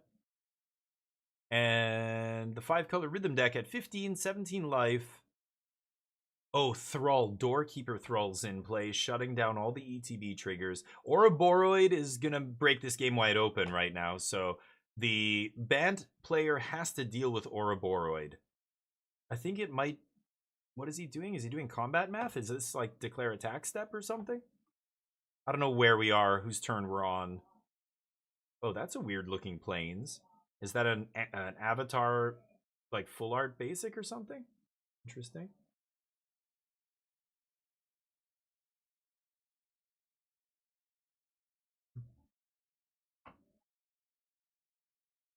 What are they doing here?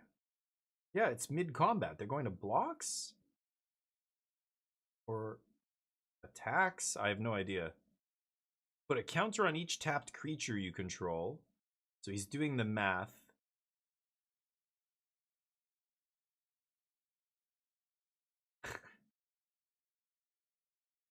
So if he attacks with Aang and everything, Aang pumps the whole team, and is that lethal? 4, 5, 6, 7, 8, 9, 10, 11, 12, 13, 14, 15, 16, 17, 18, 19. And then the Aang is 5. I mean, that's a lot of damage. So he blocks 2. So he's taking like 24 damage. He can absorb 5, 6, 7, 8, 9. Putting him at 15, and he's exactly at 15. That's lethal. I swing. They have no lifelink over there. Yeah, even if he blocks 5 power, 4 power, he's still taking lethal. So, yeah. Just make sure, but yep, it's pretty straightforward there, I think. The other guy's tapped out, so there's no trick involved. There's nothing you have to play around here. We don't have 0 mana, removal spells in standard right now, so it doesn't matter how he blocks, I'm pretty sure, but yeah, pump the entire team. Isn't it all your tapped creatures? Each tapped creature you control. Yeah, so that's lethal. It's exactly 15. Oh, and this guy has trample, right? Doesn't he have trample? Might even be... Oh, no, but that's going to be... Oh, no, yeah, 1 point to trample. It's like 16 damage or 15 2 exactly. Trample on the right. That's 17 extra damage coming. Oh, the 2 trample. Yeah. Yeah. As soon... I just added it up in my head. Like, that's... You just count, right? Like, add up all the damage after the counter, and then the trample? That's lethal, for sure. Nice. Ooh, I thought Ouroboros was going to get him there, but...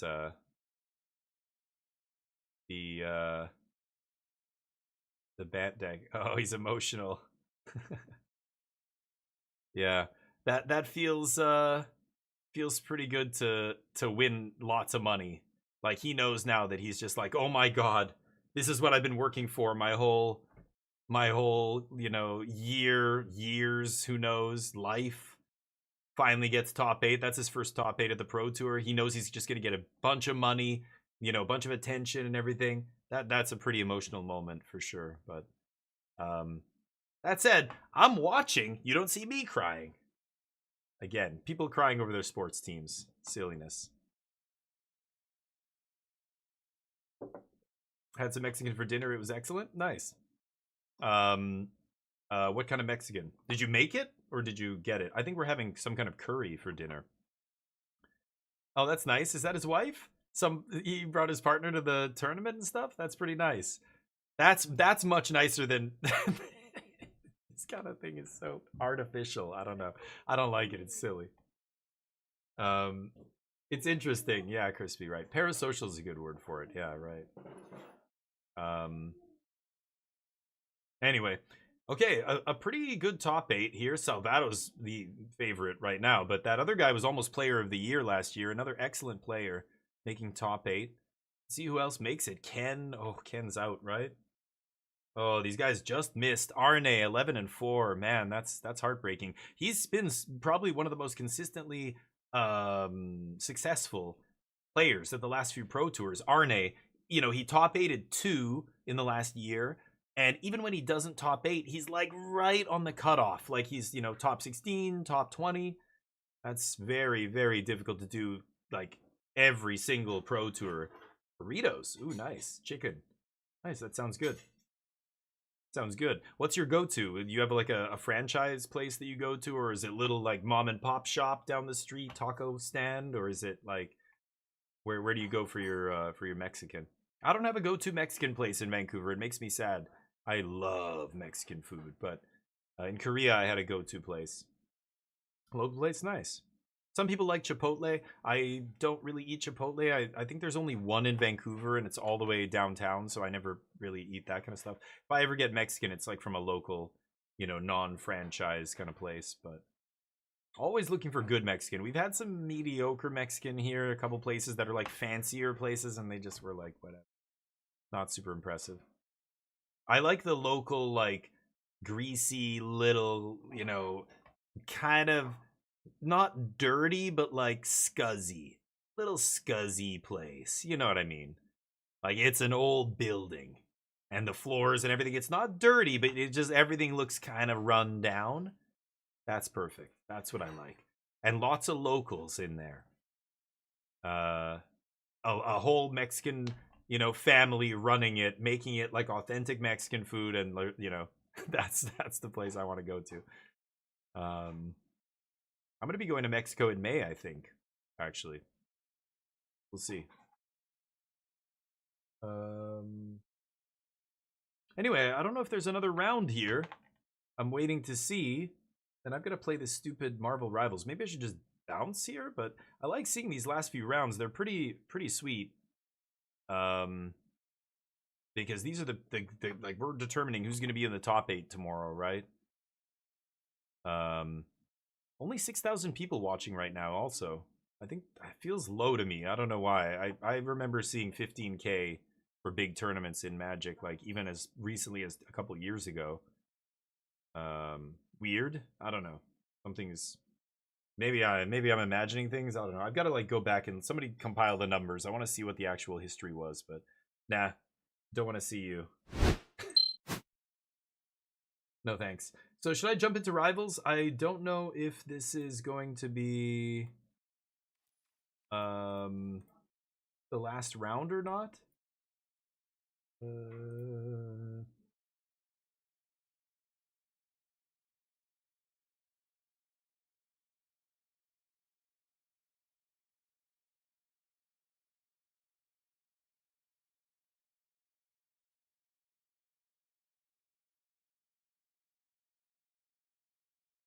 Okay.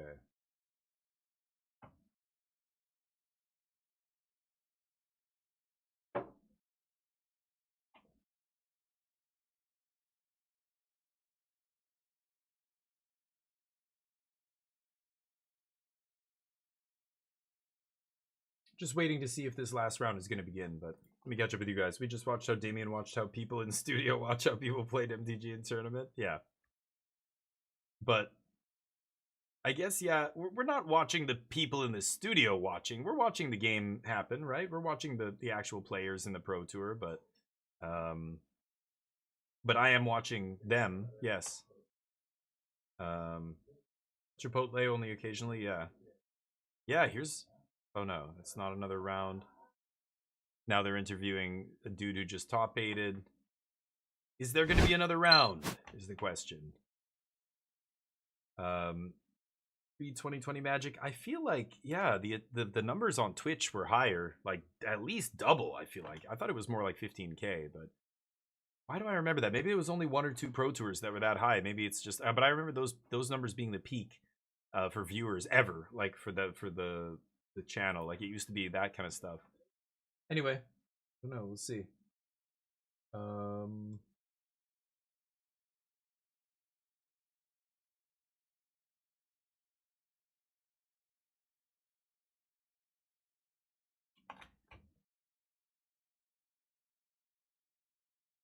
Here, let's listen. Well, look, it doesn't have to sink in right now. He just enjoy got this top for as 8. long as you He's want, 'cause just no one can ever take this away from you. And we could talk about Sunday and tomorrow and if you'll win the tournament. That's a normal question I would ask. But I know you want to give a shout out to some friends that helped you get here, so do that. Yeah, of course. So first, thanks to Team Aubergine, Team Panda, Deboulinguez, my brother Arthur, Team, and everybody. Team I love eggplants. Cour de l'aubergine. Aubergines are like eggplants, right? Heart eggplants, or I love eggplants. That's so funny. That's his team name. Team I love aubergines. Marshall Stock Life, Brian David Marshall. Marshall Stock Life. Also, we have to have some thinking to Kai Bud. Yeah, it's quite hard what happened to him, and just think about it. Just play the PT and think still about it. We love your passion for the game. I can't wait to watch you play tomorrow. Congratulations. Thank you. Good dude. Yeah, calling out Kai there. This guy just got top 8. Okay. You get to hang out with me. Okay. That's a good thing, because then we get to do this. Yeah. A fantastic victory. Congratulations. Thank you. Thank you. The matchup, you said, not good? Yeah, I mean, the Dimir mid-range deck has a lot of interaction. Like, they played 4 Tidebenders, which basically counter the trigger of Harmonizer. And plus, they have like 8 removal spells and counter spells, so that's quite a lot of interaction to go through. Luckily, game 1, I managed to get through. They punted a bit, like they forgot about full board that can be done through combat without, the combo kill. Ooh. And they it swung the matchup back into my side. And then game 2, they kept a pretty slow hand, and then analyzed the poll and managed to get a Riddler, and I managed to win through card advantage. And then they needed to tap out for something, and I just killed them. That's the scary thing about playing around this deck. They tapped out for Kaito, you have so and that much was experience it. because you're playing it, where your opponents really don't. Yeah. I think it's a good choice for this weekend. I'm sure people will adjust for the next weekend. Playing cards like Into the Flood Maw or something like that. But I think it's a good thing to prey on the low interaction decks, and it's a healthy part of the meta. And I think it'll stay and come in the meta depending on the Peeper sideboards. Well, you say it's a good choice this weekend, not a great choice in the future. That's very wise. One day in the future, tomorrow. Is it a good choice for tomorrow? I think so. So we'll see who top 8 it. So for the matchups, but I feel confident. So the last matchup is like even. So hopefully I will not be paired into the top 8. Well, Tony, another impressive. Nice. So yeah, very knows his shit. I mean, like, he's just talking exactly what it's about. Like, this is what the match is about. This is what whatever. I don't care what this guy has to say. Bruh. We'll be playing Marvel Rivals soon, but Opens had 20K. Yeah, they used to get a lot of people watching for sure. But anyway, that's sweet. The dude cheers with a puff. That guy Tony is like speaking facts there, right? Just talking super bluntly about what the games were about. This one I did this card advantage. The reason this deck is good is because people have never played against it before. They're making a lot of mistakes. They're underestimating. When my last opponent tapped out for Kaito there, that's it, GG. But when you as the other player, like, how are they just gonna kill me here? It's warp in Harmonizer, cast this weird combat trick nobody's playing to give it haste, double land trigger, you're dead. It's like, it's kind of crazy actually. And so like a great deck for this tournament, but like he said, once people know about it and they are ready to counteract that, like he named one of the best cards I think in Standard, Into the Flood Maw. That card is ridiculous. People start playing good, cheap interaction again, and that deck struggles, So, he was saying Dimir isn't even a great matchup, but my opponent made some mistakes because they're not used to playing against this kind of deck and blah, blah, blah. So, that's what it's all about, right? I mean, picking the best deck for this tournament doesn't mean it's the best deck in Standard. It just means it was good for this tournament. So a lot of people who play Magic don't like fully appreciate that, and a lot of times they'll just take a deck like that, play it at their next big tournament, their RCQ or whatever, and not do very well against it and not realize why. And it's because again, the deck like that is at its best when nobody knows. Combat tricks, tricky shit like that, that's only good when people aren't ready for it. Just like combo decks, like a Bant Airbending, that kind of a combo deck can be very powerful if people don't know how it works and aren't ready for it. But as soon as people know what's up and they know which pieces matter, then it's just a matter of sniping the combo pieces and the whole thing falls apart, right? You take out the keystone cards and that's it. Sure. A draft decision? Sure, I'd love to. How you doing, Acute? By the way, have you been watching the Pro Tour? It's definitely interesting. A lot of rogue decks, a lot of crazy decks. I mean, it kind of makes sense. New set just dropped. New set is very impactful. Probably one of the most impactful sets we've had in almost 2 years. And it's, created all these crazy lists, right? Oh, but I need more info than that. Pick 2 Lorwyn solidly. Are you saying pack 2? Or pick 2 in pack 1, you're not solidly anything. So, do you mean pack 2? Which pack is it? Bitterbloom, Bearer, Formidable Speaker, and Morkant's Loyalist? I think it would depend on the rest of my deck. I would need, this is pack 2 or pack 3? As in the format? I don't know what you mean. Pack 1, pick 2? Or pack 2, pick 2? Or pack 3, pick 2? I'm not saying which pick, I mean which pack.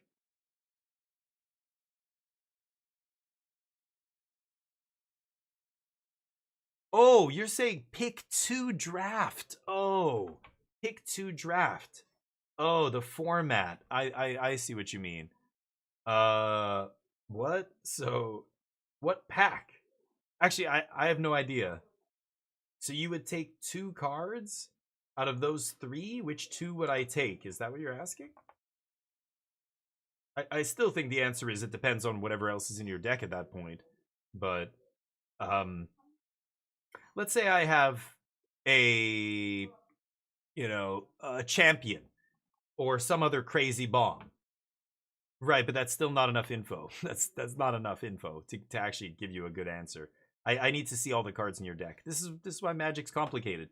There is no I could just tell you a random 2 things there, but what would I be basing that on? If you said why would you pick those 2? I would just say I don't know, because they're good.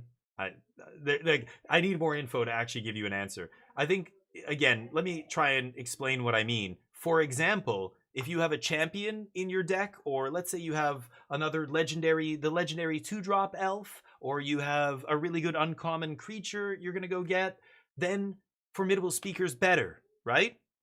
Formidable Speaker is exactly why I can't give you a good answer unless I see your whole pool. That's draft. That's the real answer. It depends. But Formidable Speaker gets way better or way worse depending on what you have in your deck. If you have a really good card to get with Speaker, then it's obviously Speaker, and then maybe the next decision is, okay, do I need Curve? Or how's my Curve? Can I have another 4-drop, or is Bitterbloom Bearer better? Or, so many other questions, again, based on context, which I don't have. So I think for Formidable Speaker, I would take for sure, especially if I had another good thing to fetch. That would be very important. If my Curve was atrocious and I needed another 2-drop, I would take the Bitterbloom Bearer. If my Curve was okay and I didn't have a ton of 4-drops, I would take Morkant. Or if I had another bunch of ways to use Morkant, I don't even know.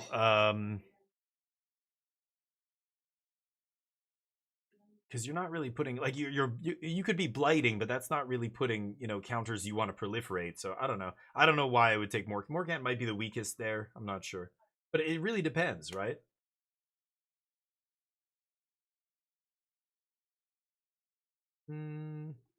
Bearer was more powerful than Loyalist. Oh, you mean, yeah, I see what you mean. Oh, I'm thinking of Morkant, the 4-mana guy. Oh, you're talking about, the uncommon? Again, totally context. Now it's even more context dependent, right? If I had 2 Gravediggers, or let's say I had another copy of the Loyalist, then that Loyalist gets way better. I would never even think about Bitterbloom Bearer, not even close. I would take Loyalist for sure. So again, it totally depends. If I had Gravediggers and multiple Loyalists and ways, if I have the 6-mana elf sorcery in my deck, I'm definitely taking Loyalist. Not even close. Never touching Bitterbloom, whatever. Bitterbloom is not a great card in elves, so the only way I'm taking that card is if there's not another really good elf option. Yeah, Loyalist. But it depends what it was your first one. So again, that's another thing you didn't tell me. Is it pack 1, pack 2, or pack 3 that you're seeing this? When you say solidly in elves, I assume it was pack 2 at least, right? You're never solidly in anything pack 1, but actually, I don't know. Pick 2 is such a meme. It's so on rails that I think you're right. In pack 1, you're after the first 2 picks, you're probably like, okay, well, I'm elves. I think that's the all-in nature of that kind of draft format. It's really weird. Everybody just kind of establishes their signal immediately and is like, okay, that's it. Now we're all just blinders on, right? So I don't know. When you say you were already heavily in elves, that to me is something I don't normally say unless I'm at least deep into pack 2, right? At least. Maybe not even till pack 3. This is Sultai Elementals and Rhythm. Yeah, sure. A photo or... I mean, I would need... Again, without your card pool, it really, like... There's no right answer except it depends. What do they take here? I would take Gear Hulk. But Bramble is good too. What does he have? Requiting... Oh, he's got Requiting Hex, Thunderflock. Yeah, that's what I would take too. Gear Hulk, for sure. Sultai Elementals better than Is It Elementals? Who knows? That's what we're trying to find out. I'll tell you on Monday, Adam. But right now, nobody knows. Elementals are good. I think that's the only thing we can say for certain. The Elemental cycle from Lorwyn is probably the most powerful cycle of creatures we've gotten in the last 2 years. The last cycle I can think of that was this powerful were the Overlords in Duskmourn.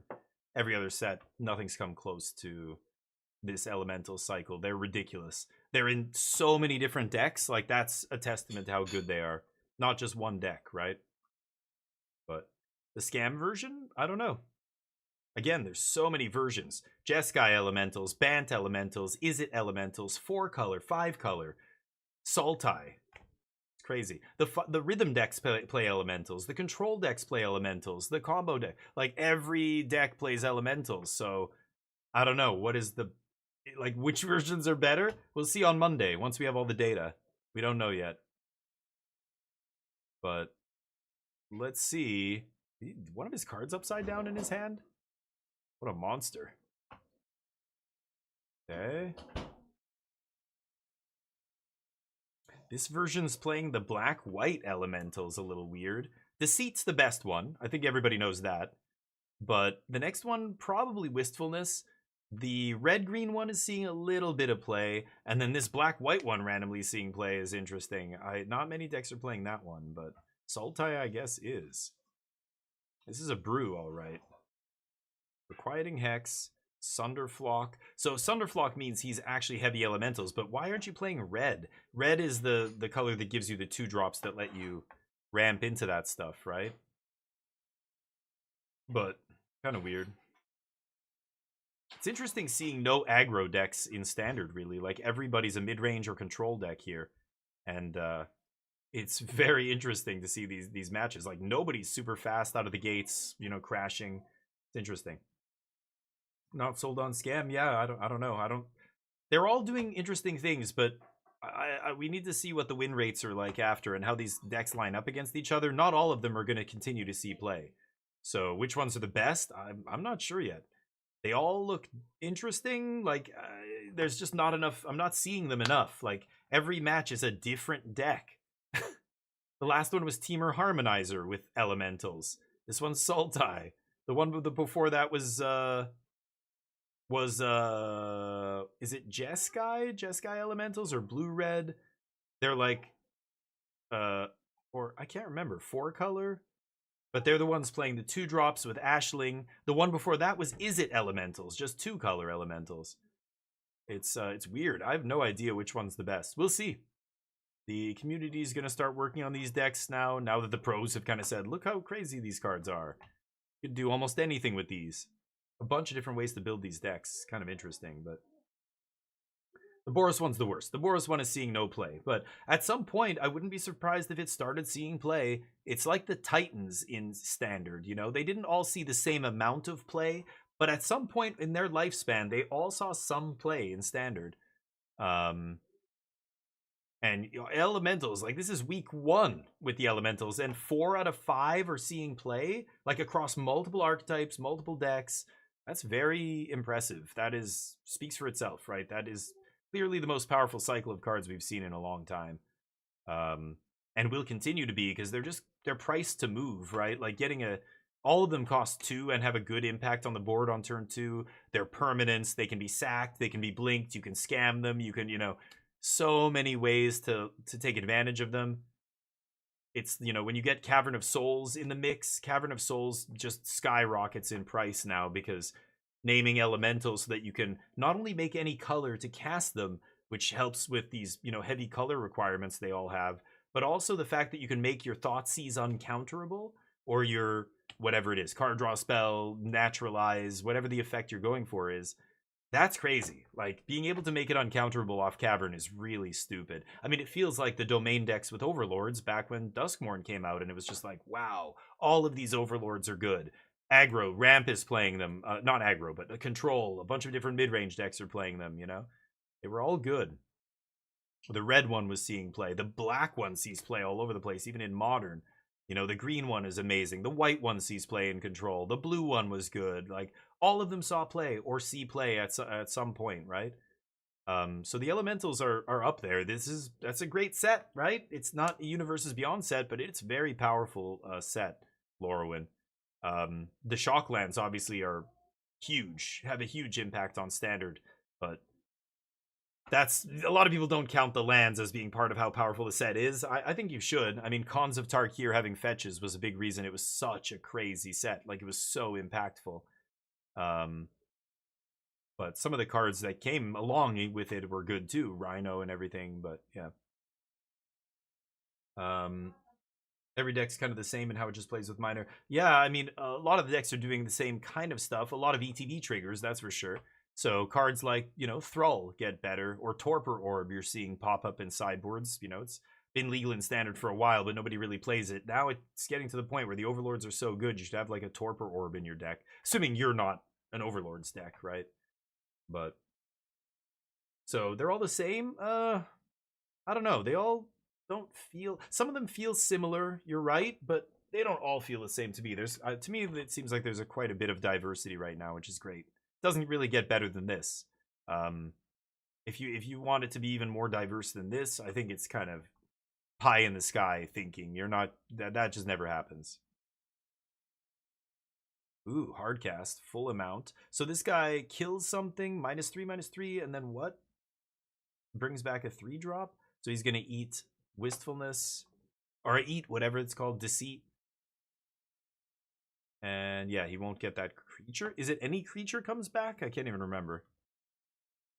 But yeah, I mean, well, but again, Domain is one deck. We'll see which deck is, ends up being the favorite of all these different elementals, like decks playing elementals, but what is that?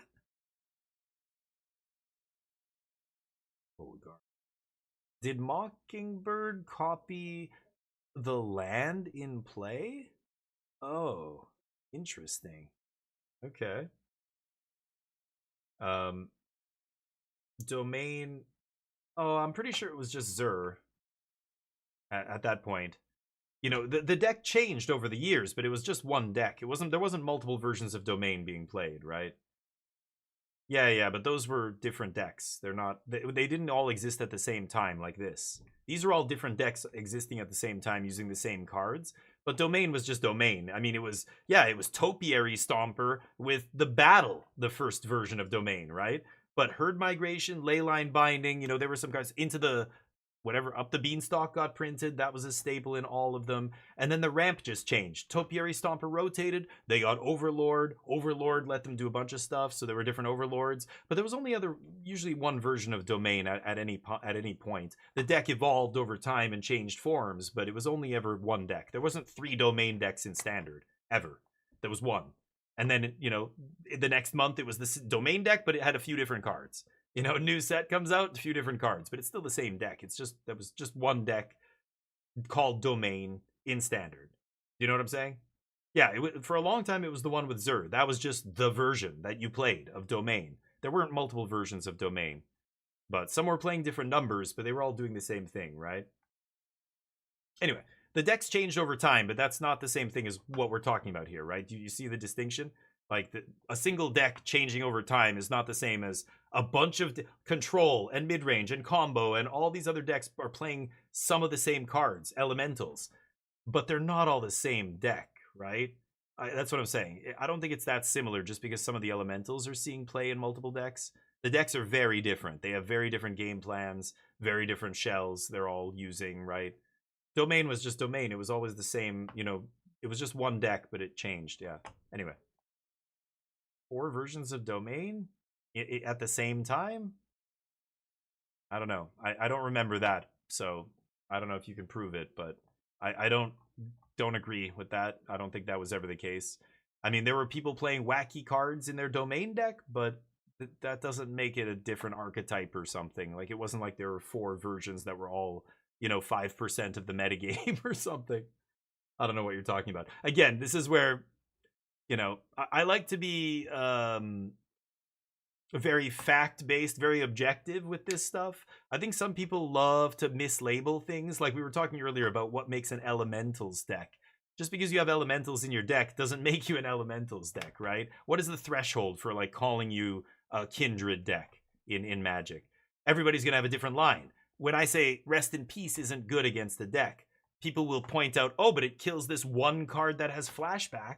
And it's like, yeah, but that doesn't, just because you can cherry pick one card and say, well, this is affected, it's like, yeah, but we're talking about the whole matchup here. Does eating that one card out of exile really shift the magic, the matchup to the point where you're playing Rest in Peace in the main deck? No, right? Like, Rest in Peace is there for a deck where it hits their whole strategy, like Reanimator. It's not there to hit one flashback card like Nature's Rhythm. You know what I mean? Like, does it technically do something? Yes, but that's not what that doesn't matter if it technically hits something. What we're asking is it impactful enough to play in your main deck? The answer is no, if it's hitting just one thing. No, it's not. You know what I mean? So like the definition of what is a different Domain deck, to me, if one card is different between the lists, that's not a different deck. They're still playing 60, like out of 60 cards in the main deck, maybe like 55 are the same. I wouldn't call that 4 versions of Domain. But you ask somebody else and they say, hey, if even one card is different, it's a different list, it's a different deck. And, you know, so it just depends where your line is there. For me, I err on the side of kind of, you know, the conservative side of labeling things and stuff like that. I wouldn't call it different Domain decks if only 1 or 2 cards were different, but the one with the battle. I never played multiple versions of Domain at the same time, though. Again, I don't know if you understand what I'm saying. Right. During the RCQ season, Green-White Overlord... No. The Invasion one. The Green Invasion? No, they were all playing Atraxa. There were no versions that were not playing Atraxa of the Overlord Domain decks that I remember. And then after Atraxa, there was the Zur versions, and Atraxa fell off as the Overlords came in. But no, there was only ever one version. Like those were different versions of Domain. They never all existed at the same time. Again, some people were playing 2 copies of Atraxa, some people were playing 1, some people might have it in the sideboard, but you wouldn't call those different decks. They're all Domain deck. That's the Domain deck. There wasn't like again, what I'm talking about here with the elementals, you can clearly see how different these decks are. They're playing all different colors. Domain was all doing the same shit. Like, they were all playing the same core cards. None of these decks are playing the same core cards, right? This deck is completely different than the Harmonizer we saw, or the Elementals deck with Ashling that we saw, or the Izzet version that we saw, or the Scam version. Like, they're all totally different. It's not the same thing. It's just the deck lists are 5 cards off, right?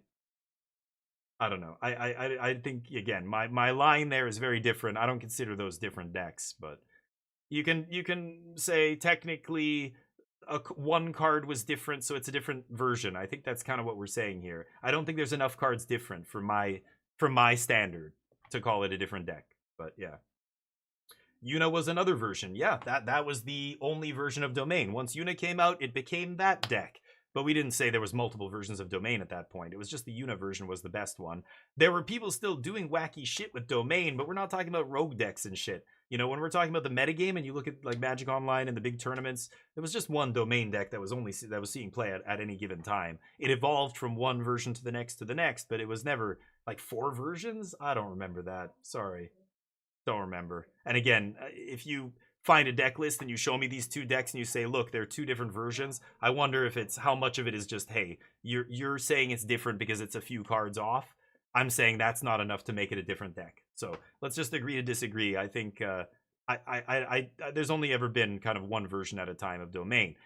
Again, compare it to what I'm talking about here with Elementals. Look at these decks and compare that to the 4 versions of Domain you're talking about. Are you telling me that those 4 versions were as different as these Elementals decks are from each other?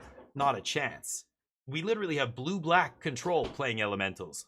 Mid-range, combo, landfall decks. Like, there's almost every different archetype except aggro is playing Elementals. Like, it's a completely... It's much more diverse than saying, oh, all these decks are the same because they're playing Elementals. That's disingenuous. That's not true. Gameplay, I think these decks are not different in gameplay. Okay, again, I very much disagree with that. I don't think, maybe, I don't know. Have you seen the whole Pro Tour? Have you been watching the way some of these decks play? They all have creatures that ETB called Elementals, yes, but they're not the same kinds of decks at all in the way they play. The Might Form Harmonizer combo deck versus Bant Airbending are completely different decks versus Dimir Control with the Demon versus the... You know, on and on and on. There's like so many versions of Elemental with Elementals in it. It's crazy. That cycle of cards is seeing play across way more archetypes than at any other card in Standard except the Overlords. The Overlords were close. And I'm not talking about Domain. Domain was just one deck. I said Overlords were like these guys because they saw play in a lot of decks. Reanimator and you know, everything except aggro, basically. Combo, control played Overlords, right? I played Overlord of the Mistmoors. Other decks would play the Blue Overlord, combo decks, ramp decks, Omniscience combo decks played Blue Overlord. Black Overlord sees play in all kinds of formats, right? So anyway, the Elementals are awesome. It definitely doesn't feel like Standard is homogenous and all the decks are the same just because they're playing the Elementals. The Elementals, if anything, have made it feel much more diverse. Like there's so many different ways to play them in different shells that it's pretty awesome. I think it's great. I think it's in good shape right now, but yeah. Maybe. Yeah, we'll see. Right, and I'm saying all those decks will be very different, I hope. But they're not going to be Domain, but this version's playing, you know, 2 Atraxa, this one's playing 1, this one's playing 4 Zur, this one's playing 3. Like, I think that's the only difference you have with those old Domain decks. This is going to be completely different Elementals decks. That's why it's weird to call... They're not Elemental. I don't like calling any of these decks Elemental decks. They're not. And most of them are called like 5-color Rhythm and Bant Airbending, but all Dimir Control. All of them are playing Elementals, though. There's a couple that are called literally Elementals. I think the only one that's even close that we were talking about before was the Ashling... Was it 3-color Teamer? Like Teamer Elementals or 4-color Elementals? I can't remember. But it's the one with Ashling and stuff and the other 2-drop. Like that one is pretty heavy Elementals. This one is kind of, right? This one's playing Sunderflock. But even this one, how many Elementals are they playing? 12? Like that's not that many. It's barely a Kindred deck. I hesitate to call that a Kindred deck.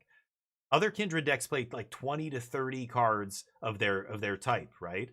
Like, Merfolk has, what, 20 lands, 19 lands, and, like, 30 Merfolk or whatever. Or Goblins or what have you, right? It's interesting, but... The Rhythm decks is what I would associate with the Domain concept. Oh, the Rhythm decks feel a little bit similar. I mean, yeah, they are all playing Rhythm, but they do have some very different stuff going on. Like, the 5-color version that's playing the Gear Hulk feels totally different than Simic, the 2-color version. You know, there's literally a 2-color, 3-color, 4-color, and 5-color version of that Rhythm deck, and some of them feel similar, but some of them feel very different. They don't all feel the same, for sure. I mean, they just have totally different game plans, right? Some are more controlling, some are combo-oriented. It's definitely interesting, but Like Might Form Harmonizer and stuff gives you this combo, or Bant Airbending in your elemental deck gives you these weird combo outs.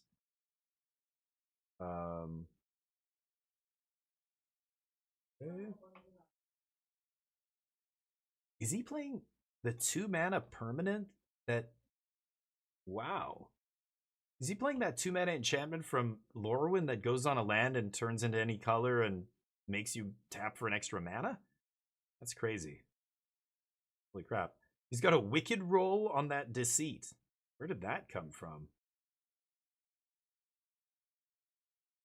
A Wicked roll. Where did he get that?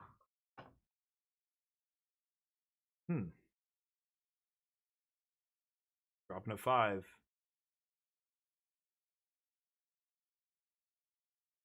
Wonder what those basics are. That's Swamp.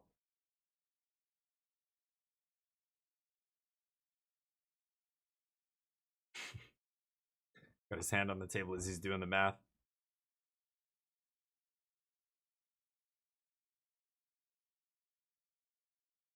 Okay. Can Guglielmo get out of this? Let's see. Shock himself? Ow. To 3. I mean, 3 and 5's no different at this point, right? What's this?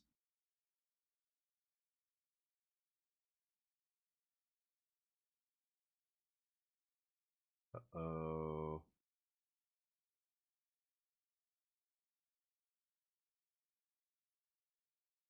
Two mana.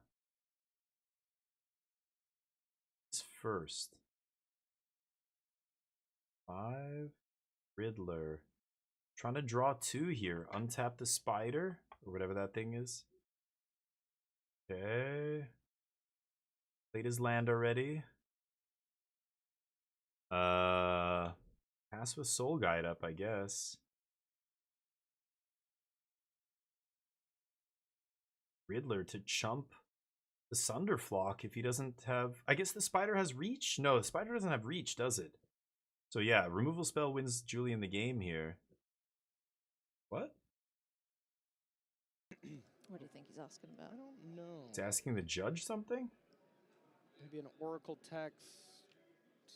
No, yeah, I'm not sure what it would be, but Let's see if I can find out some secrets. now the world we're living in The now, scam with one? Julian, The Sultai not deck is the scam drawing one? anything of relevance here. Sunderflock's going to come in, the Deceit's going to come in, and I would think Guglielmo gets another turn. Blocks. You can either Quantum Riddler and Keen-Eyed.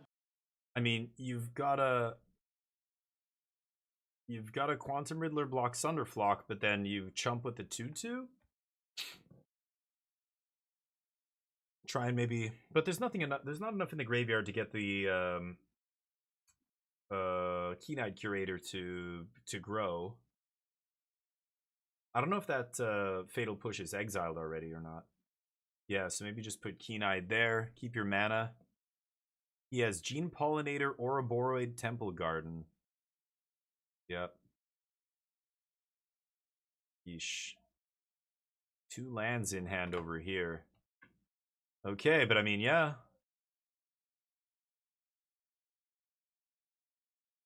There's no... Oh, I forgot. The Keen-Eyed, it's a 3/3. I guess he could double block. Oh, does that thing have reach? Oh. Guess it does. Does the spider have reach? I didn't know that. Or Sunderflock flies, right? I didn't know that. Huh.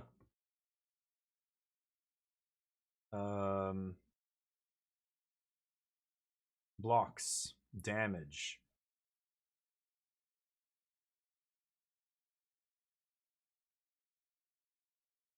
Oh yeah, the Riddler's a 4/6, right? This is pretty spicy. He's got 3 cards, so he's not going to draw 2 cards here, but he can dump his hand. Oh, Craterhoof off the top. 4, 5, 6, 7, so close. Shocks himself to 1. The other guy's at 17. Oh my god. He shocks himself to 1, play Craterhoof, +3/+3. That's 8, 7, 5. That's it. He's got lethal. Just slam it. Now, the only thing he has to play around is his opponent having something. What are the chances? Shock yourself to 1 Crater Hoof swing for lethal? He does? Oh, I love it. The top deck Crater Hoof. Go for it. Yes. Untap pump. That's lethal. And the other guy's like, I've got lands in hand. I lose. Oh my god. Crazy. That's it, baby. The hoof. Swing with the team, dude. Oh no. You gotta swing with the team. You gotta go all in. You can't not, there's no attack here that keeps you alive on the backswing. You gotta end it here. You committed. You swing with the team. Now you're hesitating. You're past the point of no return. Yes. Yes. Yes. Huge. Oh, dude, when he's stopped there and he's hesitating, you can't hesitate there. You needed to make that decision before you played Crater Hoof, before you shocked yourself to 1 life. As soon as you did that, you're committed. You are committed to that line, and you're casting Crater Hoof, and you have to attack with everything, and you have to hope it's good enough. That was nice. Off the top. That was the top deck. Ooh, that was nasty. The other guy drew lands. Yeah, that's magic. That's how, you've seen me lose many games, and I say the same thing. I'm like, oh, they top decked whatever, and we just drew 4 lands in a row. Damn it. That's magic. That feels bad, but ooh, had to have the kind of gumption to go for it, though. You have to basically eliminate all the possibilities and go, well, if they have a removal spell here to keep themselves alive, or a counter, or whatever they, sideboard card you think they have, then I can't win anyway, right? So I just have to go for it there and hope they don't have it, and that's it. That's good enough, right? Ooh. Player of the year, Ken Yukihiro. This guy's like, God damn it. I have to play against player of the year for the winning in shit. Oh, hi. Yes, I know you. Yes, you're that. Oh, I think you won. Congratulations. Oh, I'm gonna fucking lose. You guys done great so far, though. 11-4. Okay. These guys, even if they win, though, they are not a shoe-in for top 8. Then it comes down to breakers, right? For the 11-4s. There's a Deceit on 2. Yep. Oh, this is a sped-up match, I see. Oh, this is 1-1. This is game 3. Ken on Bant Airbending. Dimir Excruciator. Nice. Llanowar on 2 feels kind of awkward, but what are you going to do? Dimir Excruciator is a fascinating deck. There's already 1 in the top 8. Could be more. That would be crazy. I just, again, love to see it. Didn't see anything like that on the ladder, or not even on the ladder, on the MTGO results, or any other tournaments. The RC that just happened. Didn't see any of these decks at the RC. Suddenly, boom. All these new decks. That's awesome. Rule Claws Heist. Gank Appa. Yeah, lots of discard in that blue-black deck. Elf coming in for 1. You don't like to be doing that when you're the Bant deck here. You want to be using that mana. It's going to be Ang. Ang Blink Speaker. Go find my next combo piece. Pretty good. Takes Riddler. Also a very good card. Sure. Shuffle that shit. Yeah.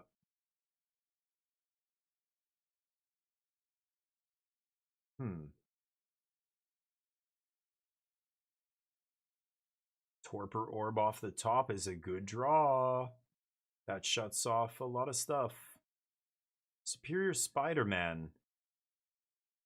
It's copying a Deceit, bouncing Elf, and taking Riddler. Nasty.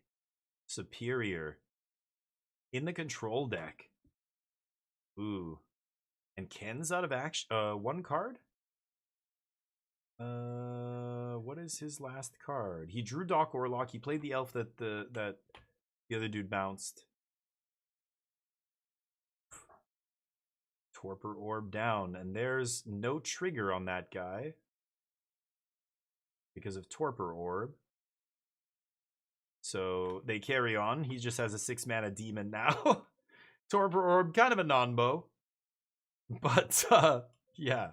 Still a 6/6 demon in play, so maybe... And you get to draw 2 cards off it. So maybe maybe that's good enough. Interesting. You don't often see Doomsday Excruciator just be a win condition, like attacking, but okay. Torpor Orb into Demon. Negate its trigger. I guess. Okay, Tradesies. Takes out Doc. Yeah, makes sense. What is this? Another Superior. Take Riddler? Yeah. Absolutely. No ETBs. Yeah, and yeah, Ken saying no ETB, but you still it ETBs as that card, but you still exile it, don't you?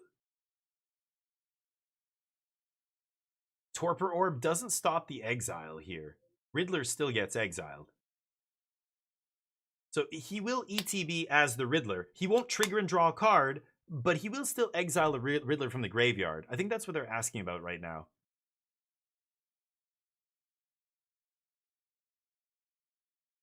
So what did they say? Yes, it's the new Tashana's Tidebinder, the Dress Down, all those cards that create a ton of judge calls, I imagine. Oh, yeah. I would for sure call a judge in this situation You know, as well, but sometimes- that's what I think. Sometimes reading the card does not explain the card. No. Yeah, Magic's a Apologies to complicated everyone out there game. who believes it does. Yeah, no kidding.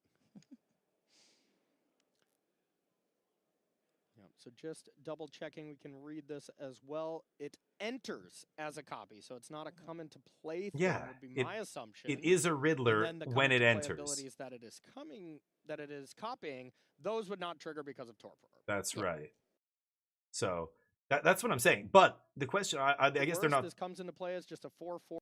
They're debating whether or not it comes in as a Riddler. Of course it does. That to me is very clear. But it will not trigger the Riddler's ability, and more importantly, will it exile the Riddler in his graveyard? The answer is yes. Okay, dude, don't show your family on. He's looking it up.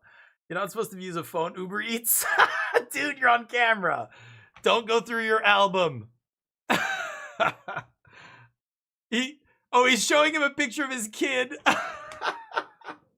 What are we doing here? They're waiting for the judge call. He's like, he's like, oh, is he a cute kid? Ken can barely speak English, right? One of my best friends was That's so funny. at my house hanging out. I think Ken saw his background and went, oh, that your kid, oh, cute or something, and he's showing pictures. That's funny. That's great. At first, I'm like, what is he doing? He's looking something up? You're not supposed to use your phone at a competitive REL event like this. I obviously, there's a judge call happening. I don't know. But I wouldn't even do it. I would just leave the phone, just let the judge do their thing, just wait. It's obviously the clone comes in as the Riddler, doesn't trigger on ETB, Riddler exile from graveyard. That's the way I read that. When he enters as a copy, you exile that card from the graveyard. So Riddler's exiled and Superior Spider-Man is a Riddler. Let's see what the ruling is Question here. about the interaction here with Torpor Orb and Superior Spider-Man. Yeah, and both of these players extremely. Does it friendly, exile? great That's what they're asking. ambassadors for the Yes. game. And now we're seeing, Exile. okay, so there's a Quantum Riddler underneath. That's what I said. That's how that should work. Yeah. You still get to exile it. It's obviously still a Riddler. No draw on ETB. Not a big deal. He's got one card in his hand. As soon as he triggers the demon draw 2, he's gonna draw 2 off the demon's first trigger, then draw his draw step. So he's gonna get to draw 3 cards here. That's pretty nice. So trigger, and then Riddler trigger, draw 2, and then draw for draw step. Yeah, nice. That's a sweet little interaction. Just slam Riddler or a slam demon, and it starts just howling, personal howling mine right away. That's pretty good. He's counting it for Waterbend. Yeah, he has 8. But that's not even an amazing play here. It doesn't turn into a flyer or anything, right? But he can obviously block Spider-Man and then, eat it, right? Ooh. Oh, he's gonna... Okay. I thought he was casting... I didn't see the Mind Sensor in Ken's hand, but... or whatever it's called. Even Mind Sensor was the original one of those guys. Whatever that guy's called. Some other Aven. No Torpor Orb.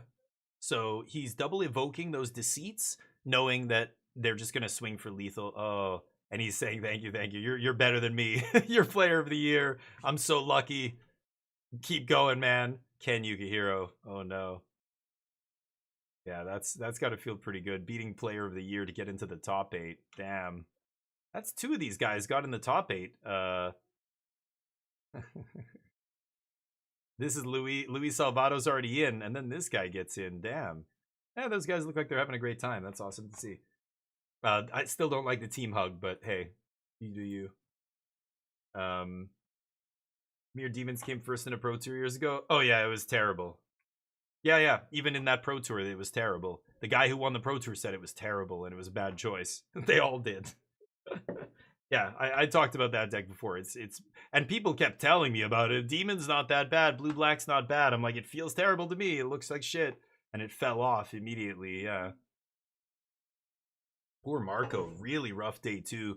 He was starting off like almost a shoe-in for top 8. He just had to not lose like every single match, and then he proceeded to lose every single match. Yikes. Spelementals. So here's another random version of an Elementals deck. This deck again plays very different than a lot of the other decks. This one I think is playing like spells, like a spells based shell with things like the 2 mana.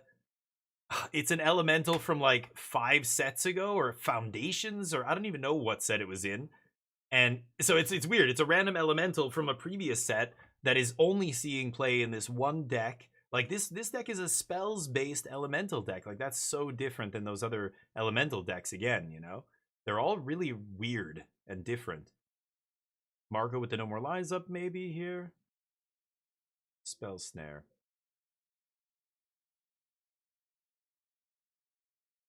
Andy Garcia Romo is used to be a pro a long time ago. I haven't seen him in a long time, but I guess he's back.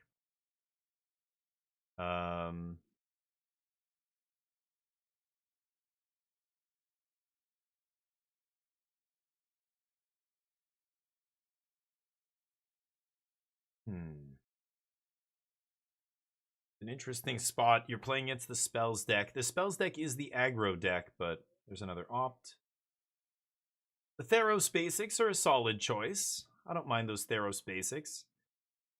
I remember they got roundly mocked when they were first arrived in Standard. But then people were like, these are actually kind of cool. I play them in my Pauper Commander deck, actually. Okay, Flood Farm Verge. Both players just developing, sculpting their hands, making sure they make their land drops.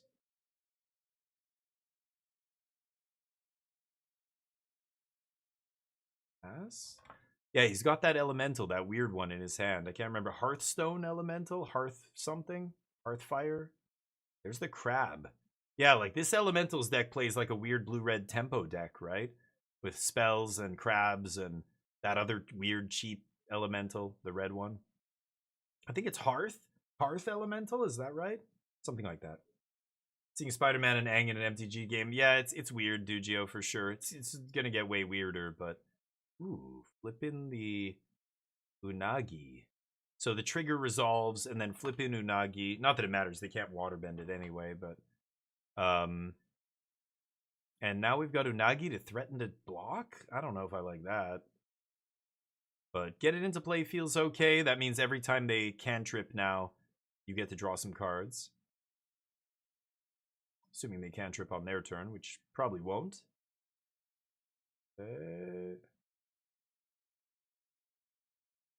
Glacial Dragonstorm. Interesting. Flashback.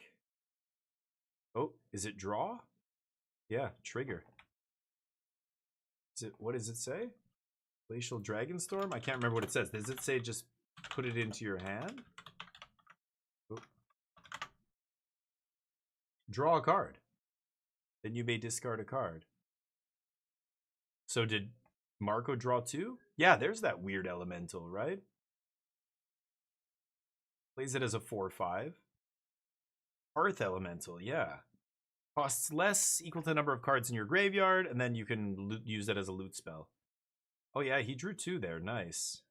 Getting up there, needs to make a land drop. Rip. Rip doesn't really matter, of course, but I guess there was technically one flashback card in the yard, maybe, but that's not going to get cast for many turns still.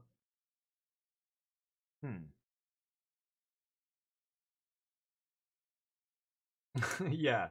Donatello, Captain Jean-Luc, Wolverine's going to be in there. Maybe, obviously, Captain America is going to show up, and Iron Man, Hulk, all that nonsense. The Klingons. The Borg are going to be facing off against the Avengers. What a shit show. I don't know. It's going to be crazy times. Hulk we won't see? Oh, I have no idea. I'm just throwing out Marvel characters, so I haven't actually heard about which ones are going to be in it or not, but I assumed the Avengers would be, but yeah. Oh, you're talking about Arena? Oh, specific. Yeah, of course. That whole shit show is another layer to this, but no, Hulk will be a Magic card. It just won't be a made-up digital card.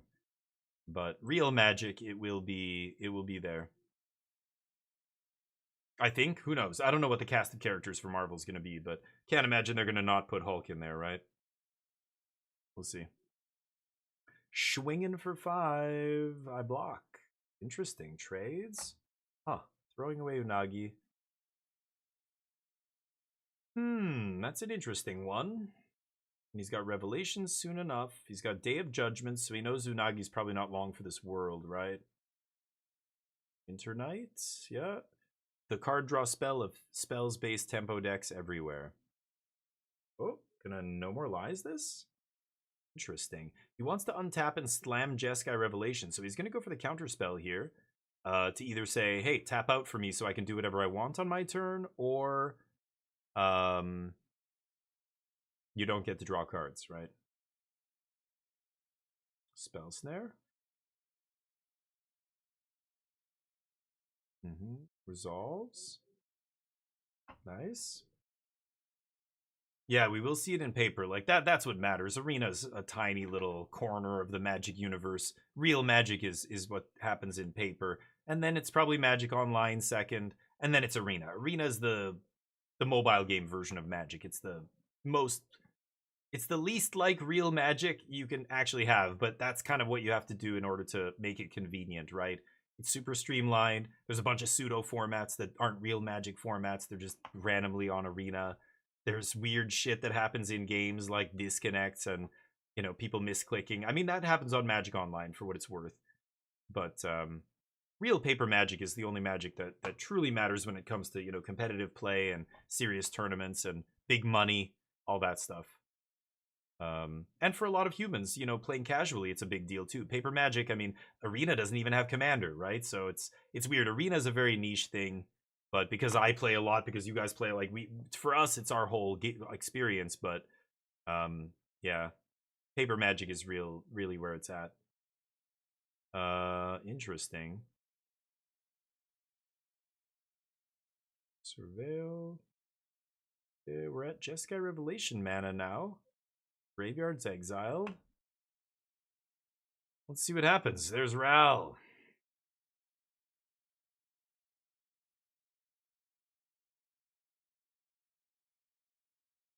Ral +1. Get a Otter. No Otter tokens? Come on, guys. Nobody has Otter tokens at the Pro Tour? Oh, Judge found one. Carlos like, Andy's like, I don't give a shit. I'm using this flipped sleeve like we do in the shop.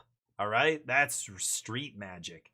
Oh, you have your official token. Fine. He doesn't care.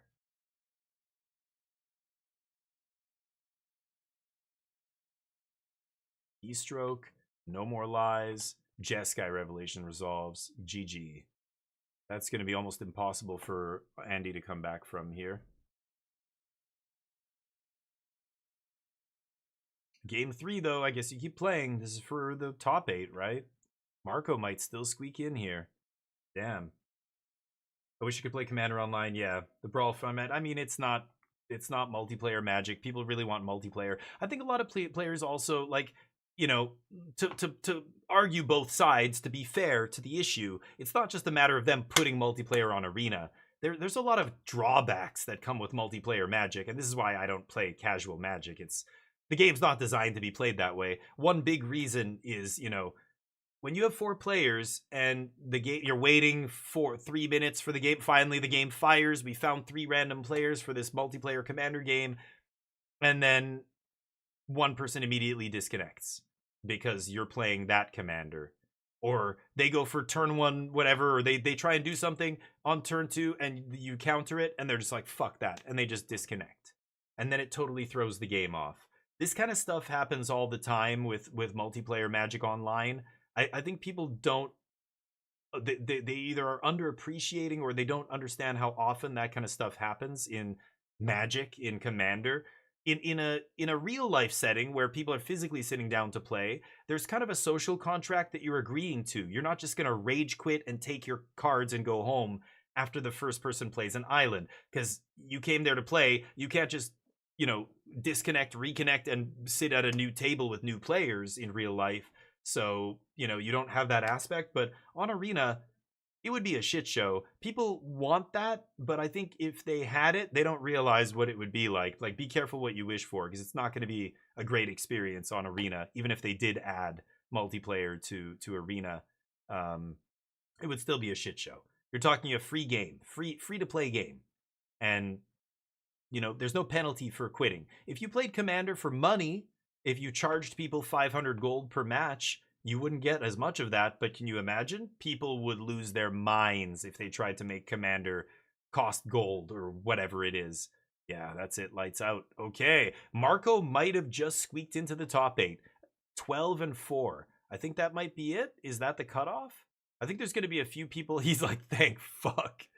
There's going to be a few people at 12-4. So I think it's still going to come to breakers, but cool. A pro with the pizza lands? I mean, I would think they're just trolling.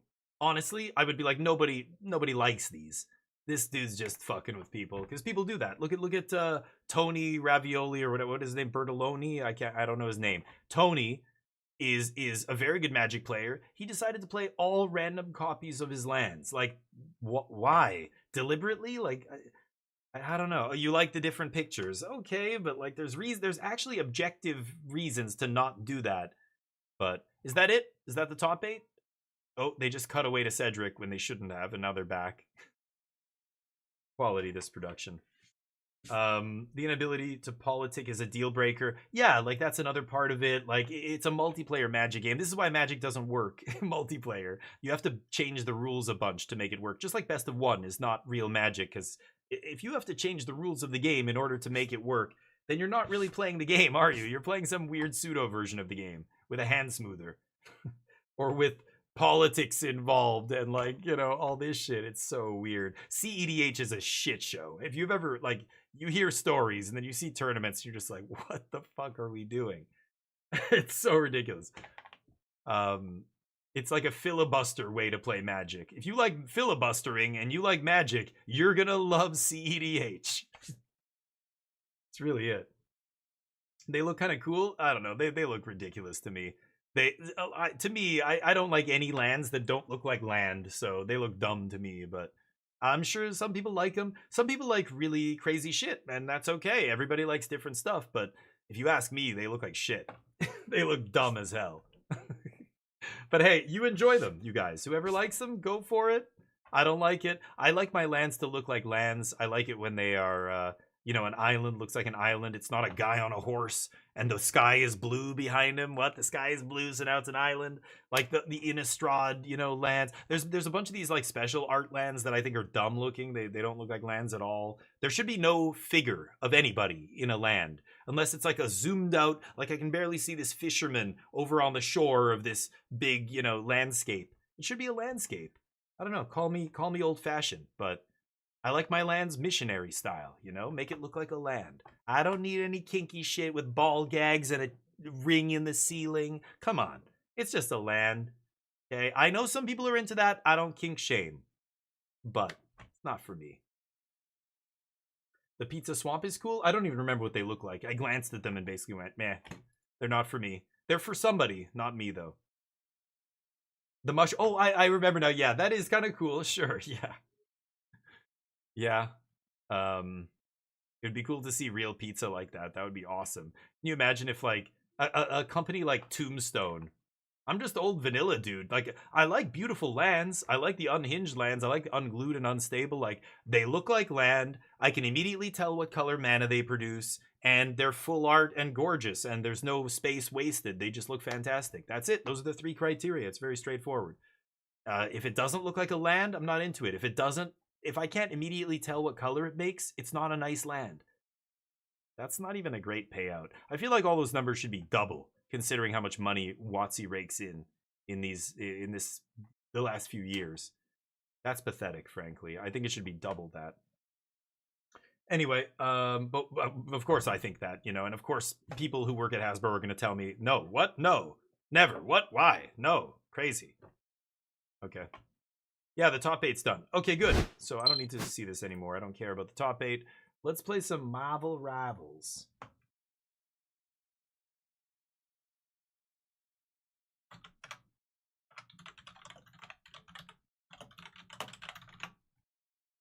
Okay.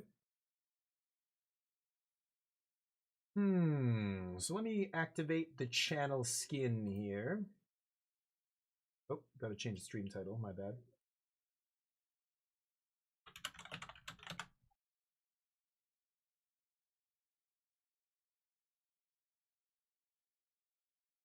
Okay.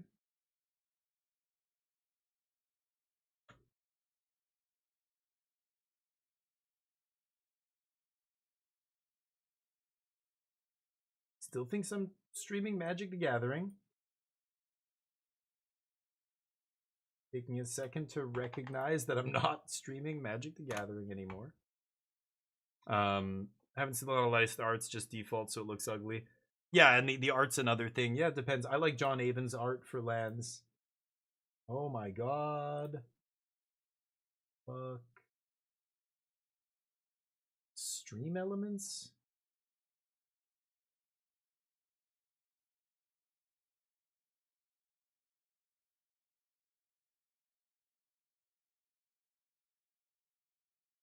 There we go. All right. Let's get into some Marvel Rivals here. And, give me a second. Well, the game boots up. The game boots up like a Commodore 64 here. Beautiful. Gonna boot up the game. Any rivals in a long time? Yeah, they added a bunch. You know, Crispy was saying he's playing tons of it. I guess he's a high-ranked player now on here. I think they released a new character recently. I think Psylocke is new, right? But let's see.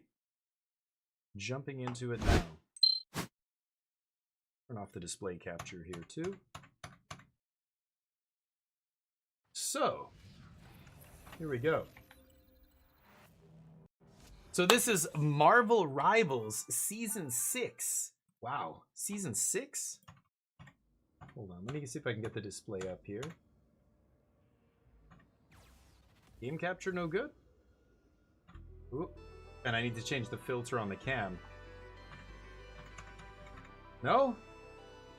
Okay, we've got a capture display, I guess. That's unfortunate. Let me just change the filter.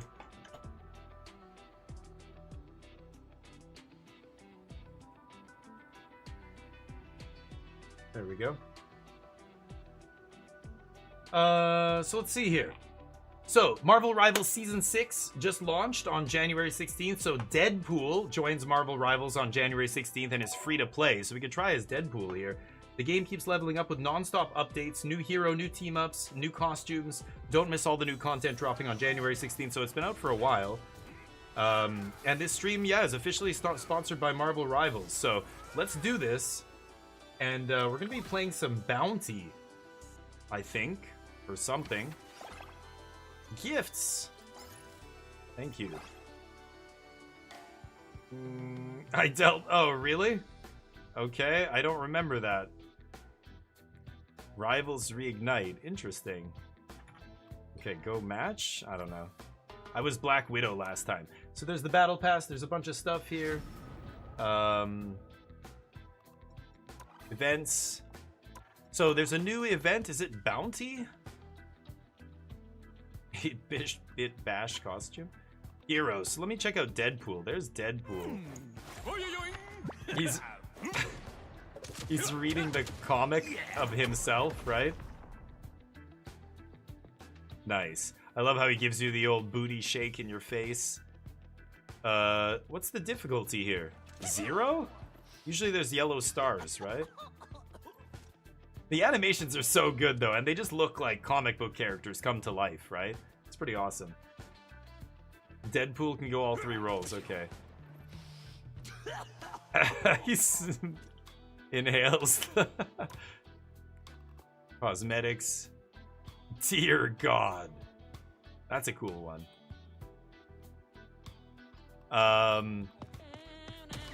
Abilities. So he's got dual Desert Eagles, duelist. Unleash 2 hand cannons left and right, so you can just, yeah, slice twice. Slice and dice.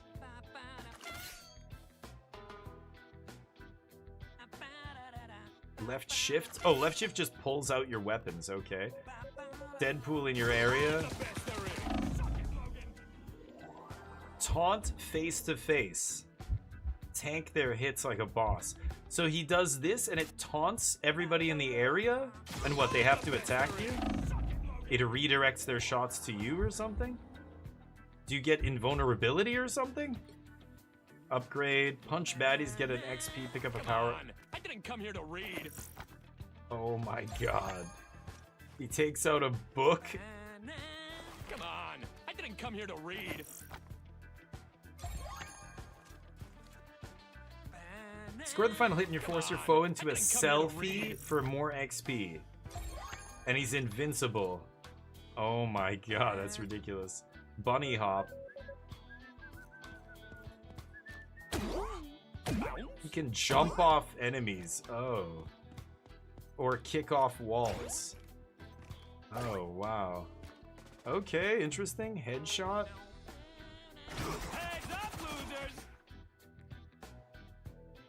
What? Show me that again? What did he just do? I don't even know what he's doing there. Is he throwing? He's throwing something? Throw their own face. I can't even... He still looks like he has a face. I'm so confused with that. Healing factor.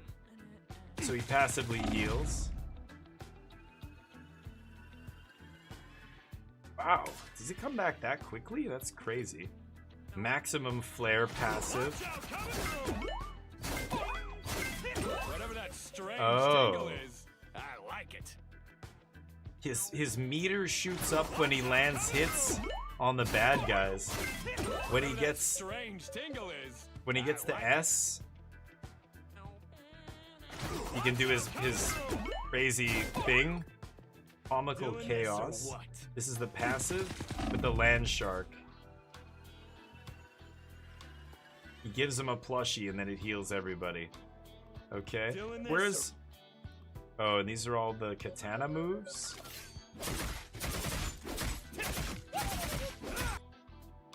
Doing Okay. this or what? Don't blow this for me, okay? Button mash, button mash. Okay, interesting. This game is a lot of button mashing. There was another... I think Psylocke was new. I haven't played with Psylocke. Luna Snow? Who is Luna Snow? I don't even know who that is. Moon Knight. Psylocke is awesome. Wow, she looks very different. They got rid of her... Like, she had a crazy costume before. Whoa, 5 difficulty.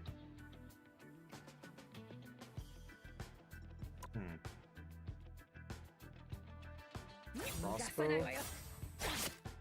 Farewell. Why did she dash around first? To build up something? I don't know. Psyblade? He's throwing his character portrait. Oh, that's what that was? Okay. Oh, the character. Oh, I didn't even notice. This thing in the corner is what he was throwing? I didn't even notice that. That's weird. For melee characters like fighting games. Really? Interesting. You mean like Street Fighter and games like that? I don't know. I don't think there's enough different button combos for it to be like that, but I guess so. All the shurikens. The team-up abilities don't matter. Like, never happens with randos. You need to actually have people on your team who are good to do that stuff, right? I don't know. Who should I play? Should I play somebody? I like people who shoot. I don't like button mashing melee, so I wanna shoot with like Black Widow or like some. Doctor Strange is okay. He's so slow. I don't know. Should I try Deadpool?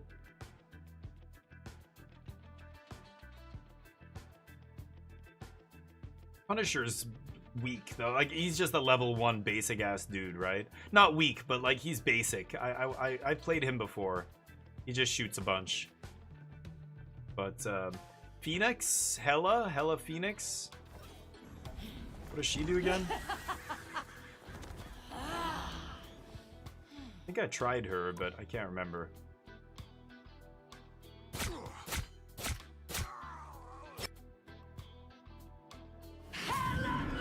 This is her, like, ultimate ability. Oh, big attacks.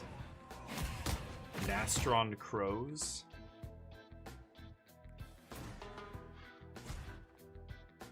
Oh, that's interesting. Okay.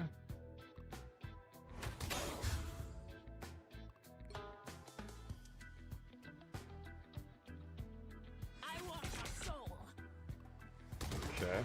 Sure, let's try Hela.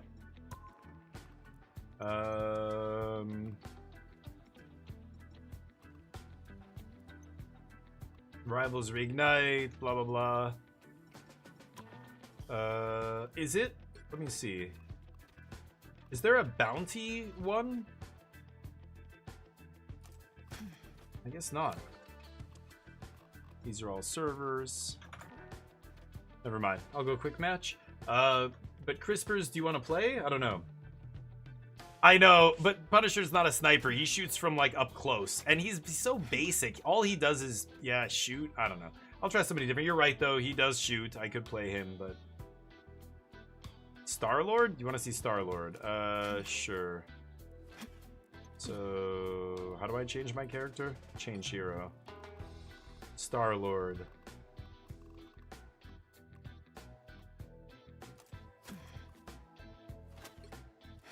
Sure.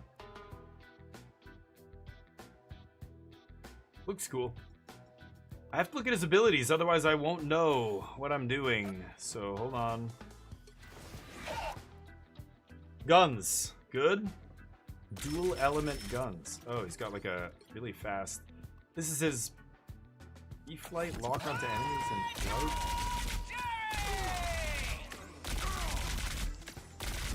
Fly and shoot, huh? Oh, that's cool. Do I have to hold it? No idea. Blaster barrage. Okay. Don't even have to aim that one. Okay.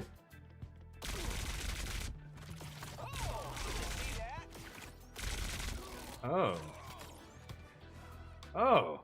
So I just move and right click and he auto reloads and then... Oh, okay. Sure. Okay. Let's try it. Star-Lord. Here we go. Yeah, practice range. I'm only going to be playing an hour, so I'm not going to get... I'll just pick a guy and we'll learn as we go.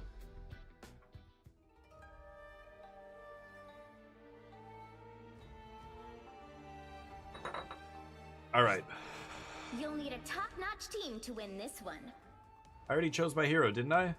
Someone's Lord gonna of guard the Stars. galaxy. Might as well be me. All right, here we go. See if we can do it. Kind of want to get a drink here. Confirm? Didn't I confirm?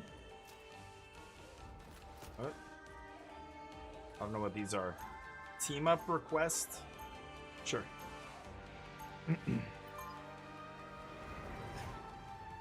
All right, here we go. In future Japan, or whatever this is. It's time to do the right thing. Just gotta figure out what that is. 30 seconds before you attack. No double jump with this guy. Oh wow, I can steer it? How do I stop it? Wait, have we met? Wow. You sure you've got the right Spidey? Maybe not. It is a big multiverse after all. Either way, we're together now. You say we hit the whip. Did you see that? Oh man, that is sweet. 5, 4, 3, 2, 1. Okay, here we go. Yeah, the models look so fantastic in this. You need to stop that vehicle in its tracks. Bad guys, just what we need. Oh, that's not the right move. Oh, they're trying to move that thing forward.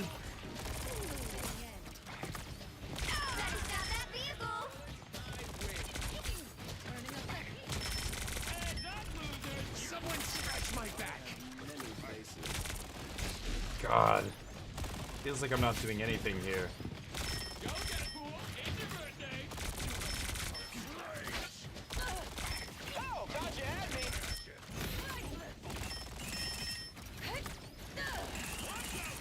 Oh, she was indestructible.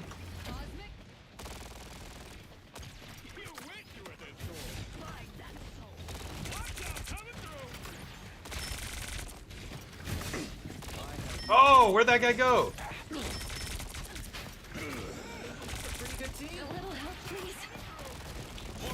Ah.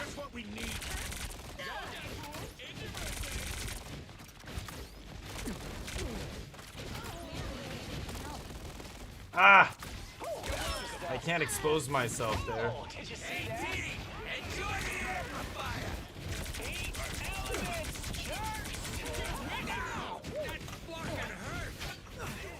Oh boy. Oh boy. Oh boy. Oh, that's bad. Oh boy, that's really bad. Your powers are mine. Oh shit. I don't know what that does. The pistols. Okay, hold on. Oh shit. I'm gonna die. I'm way too deep in enemy territory there. What? I'm back? Oh, that was so fast. How did I respawn so quickly? More bad guys, just what we need. Boom! No skill shot. Anyone willing to help? God damn it. Oh, did you see that?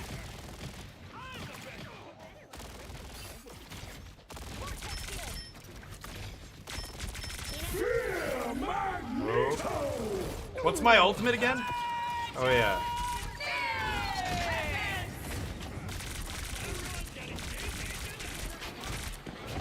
Oh god, my thing doesn't shield me when I'm floating around like that. That's bad. Okay. So the pistols have a. Are you telling me they have a really bad damage drop off? Is that what you're saying? Like from distance, the damage drop off is really high, like an SMG. If they have high damage drop off, then yeah, I've got to get way closer, I guess. You get a weapon. You get a weapon. You get a weapon. No fall damage, I guess, in this game. You stop them in their tracks. Oh, there's mines over here, whatever that is. That's the thing they're trying to. Yeah, they're trying to move this thing, right? I think one of their dudes is just straight AFK. Oh, sweet moves, right? Coming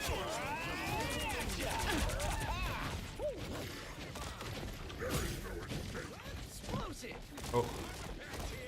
Oh, sweet moves, right? Enjoy the air. Oh, that's a clone. That's what it is.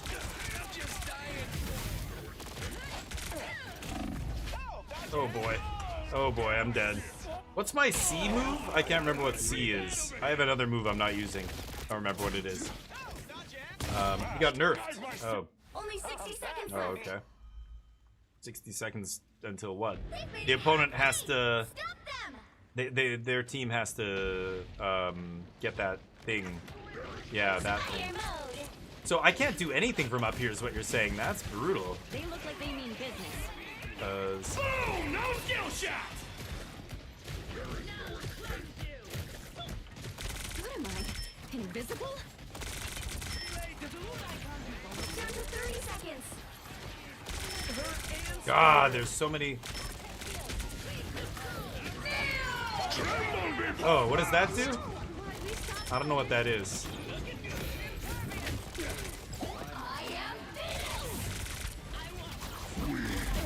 I don't know. It seems like nobody dies ever in this game. I just get wrecked. Yeah, all their team is just all around that thing, so I don't know. I guess we need our whole team to be shooting at them to stop them here. I think we just lost. What's the... I'm 2 and 4. I'm amazing. I can't seem to kill anybody. Oh, where am I supposed to go? This way? The time to kill is so high in this game. It's crazy. So I just gotta keep spamming. I guess I'm not close enough. Oh, that's a huge Venom that's gonna murder me. Yeah, that is too slow. I just do my special move there and I get absolutely destroyed. Jeez. But I'm supposed to get close to them, you're saying? How am I supposed to get close to them? Better stop that vehicle. Ooh, we're so slow. You get a weapon, you get a weapon, you get a weapon. The map's like I can't go over that? That's not a real dude, is it? That guy's got a bunch of decoys everywhere.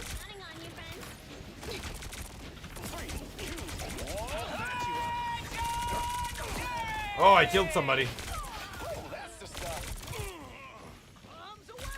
Oh, spacebar goes up. Damn. I didn't know that. Okay. Whoa. Oh, yeah, I do way more damage up close. You're right. Holy shit. Oh, you little bitch. Nice. White Emma Frost here, or whoever's really good. Oh, she slapped me. Oh, I'm not even paying attention to my... Oh, get out of there. Oh, God. I need healing. A little help, please.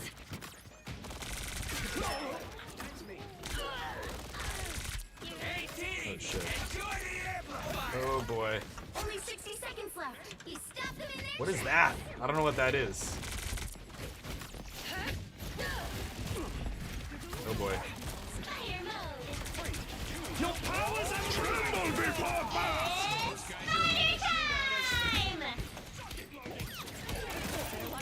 Oh, God. I don't know who that is. Venom doing the thing. That's who?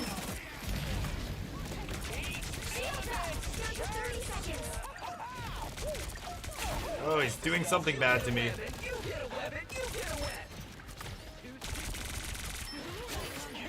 There we go. Holy crap. Ah, what? God damn it. Oh, she's pulling me in. What is that? That's Deadpool doing something? Some little Deadpool commentator? This guy. Oh my god. Everyone's getting DP'd tonight? Is that what he said? Dear God. That's pretty raunchy for a game that's like ostensibly PG-13, right? Marketed to younger audiences? That's funny.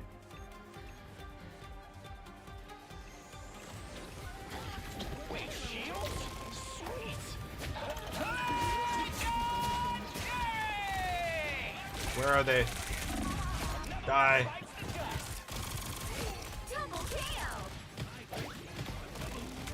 Where is he? We got him? I can't tell. I think we won. Hey. Dear God. Okay.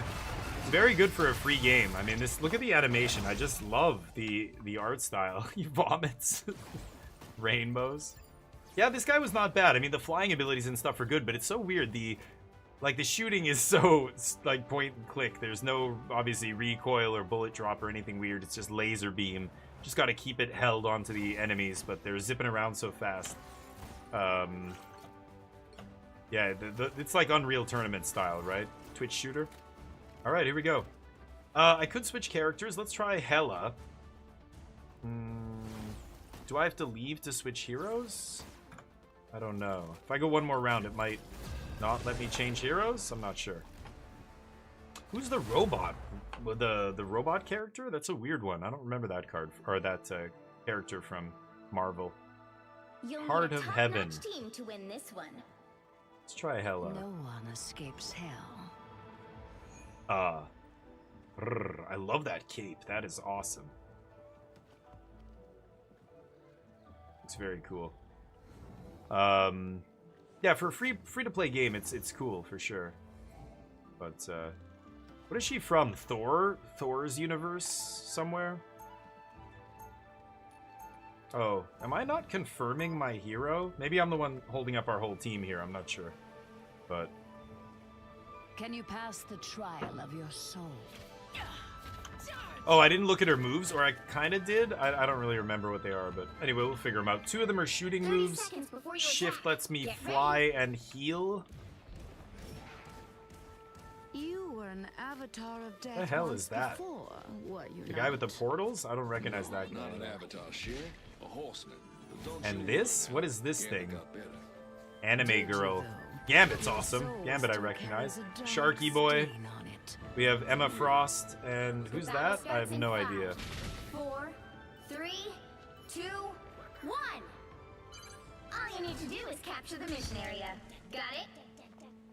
Oh. It's so zen What the? here. Oh. I'm going to be brought out of my soul. Oh. Oh. What is this? I have no idea. Wretched little Enoch, destroy it. Ankh. Oh, destroy it? What? No, that's not an Ankh.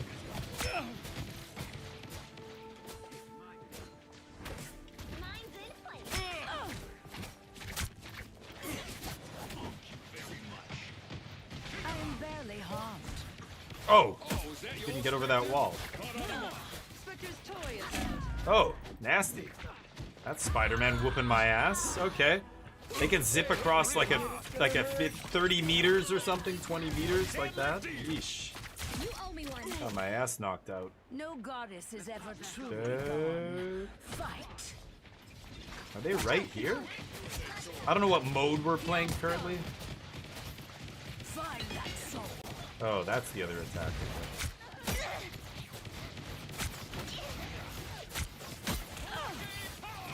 Son of a bitch. Find that soul. Whoa, what just killed me? Oh. Moves are gone. I don't know what just killed me there. Did I just get spammed by a bunch of dudes? Double KO. Something killed me through the wall. Immortality has its privileges. Okay. What are you aiming at? Deal that hurt. Healing. Why would I need healing?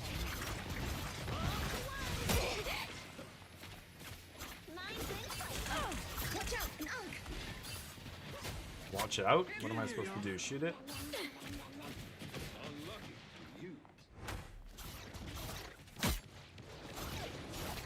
I want a soul. Whoa.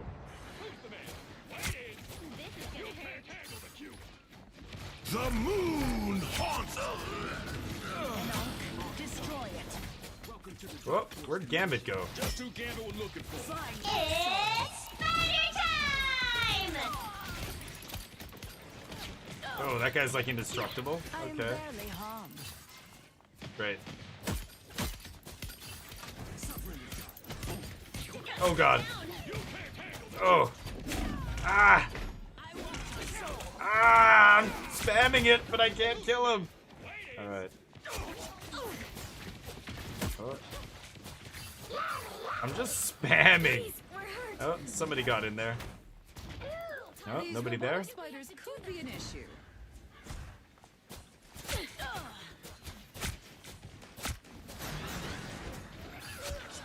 Nice. The assist on that one. What are we supposed to do? Are we supposed to stay in this circle or something? No. Man, she does big damage though, huh? Find that soul. Oh yeah. With the amazing spot. Some uninvited guests. Oh, trying to get up there, but that didn't work. Oh, I have my special. What was her special again? I don't remember. Hell unleashed. What is that? When I rise.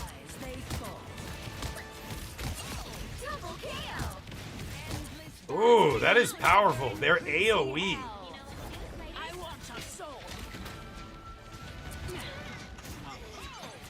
Let's get that vehicle to its destination. Jeez. Yeah, that was deadly. My life force explode.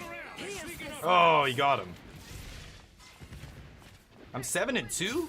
Wow. Did you even Little train son of for a this? bitch. Someone's shooting at us. Gambit never falls.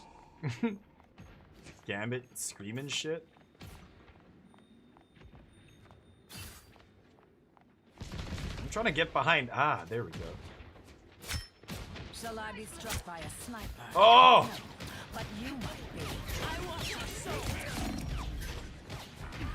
Oh, somebody else killed that guy I was shooting at. Black Widow. Yeah, Just in time. these are my teammates. I may return from my own realm. Okay. Another one gone duck. My team's all over here. We couldn't Where are the enemies? Well, I don't know what the goal is here. Little Angst will redirect Moonlight shots. Oh, that's what it's his guys, it's his stuff. Ready to unleash the life force. Man, her rate of fire is slow, but yeah, she packs a good punch here. Here's this life. Root that. Sneaking up on us. Helping from the shadows. Please, we're hurt. Okay. Ah, that guy almost died. Ah, got me good. Got me good. Who got him good?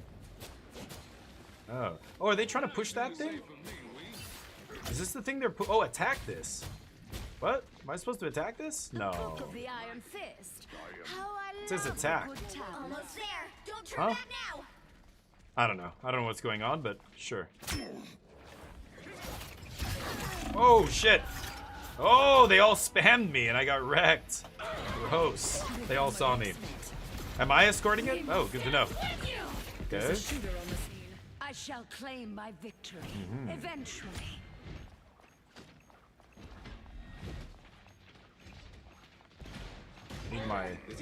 Need my teleport back. The moon haunts you. Oh shit. It's a fat Hulk. Shall I be struck by a sniper? No escape from hell. Find that soul. Come on, I missed all those? Healing. Why would I need healing? Gambit Here we go. Get that vehicle moving again. Hell Against the world. Oh. What have we here? That was not good. Oh. I want your soul. No. I was hoping they'd come back. Oh god. Ah, I'm stuck on the wall. 7 seconds left for us to push it. God, is he indestructible? This arc looks priceless. I must have it. Wow, he did a shit ton of damage there. Whoever just killed Hulk. That was awesome. You have to stay in this? Oh. Keep up the momentum.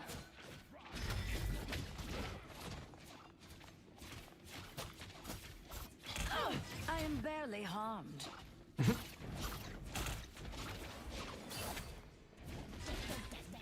Book of the Iron Fist.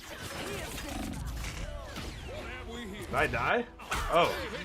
I don't know what happened there. I was fine, but thank you. I guess it's moving again. Sure. It stopped. I thought we were done, I but shall it's claim moving. my victory eventually. I want your soul. Oh, oh. There we go. Hulk down.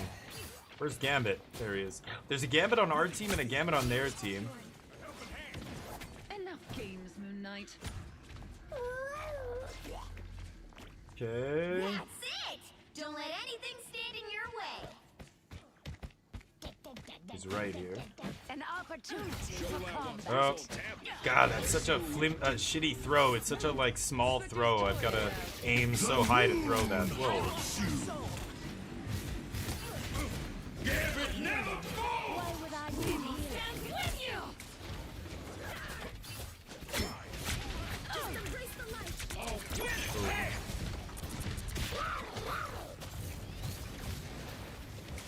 Jeez. Oh. I'm at 93. There. Oh, did I die? Wow, that guy wrecked me. Yeah, spamming it, and I just walk into it. Okay. Spams, the spams. It's like everybody's got a fully automatic weapon and everybody's just spraying.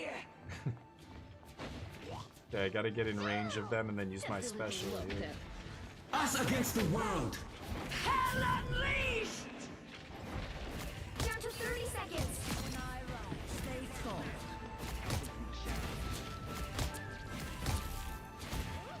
God damn it. Oh. Ah, run. Oh, God. Ooh. Kill her. She's at like 1 HP. Damn it. Oh, God, I'm dead. Too many things hitting me.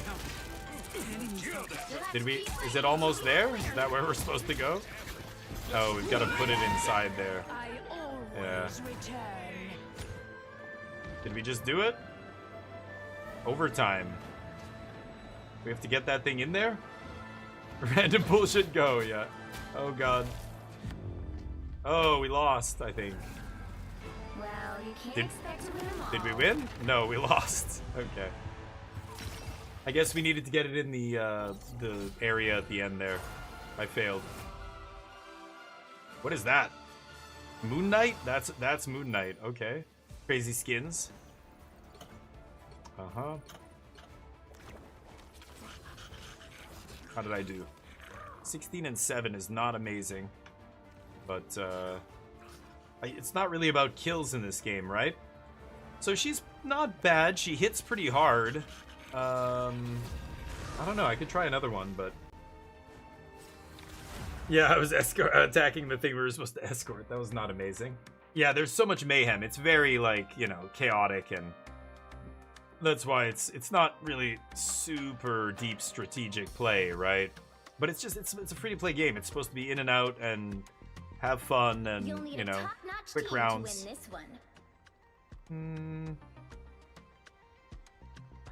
Alright, I'll play Punisher because you guys... I'm not a hero. I'm the Punisher.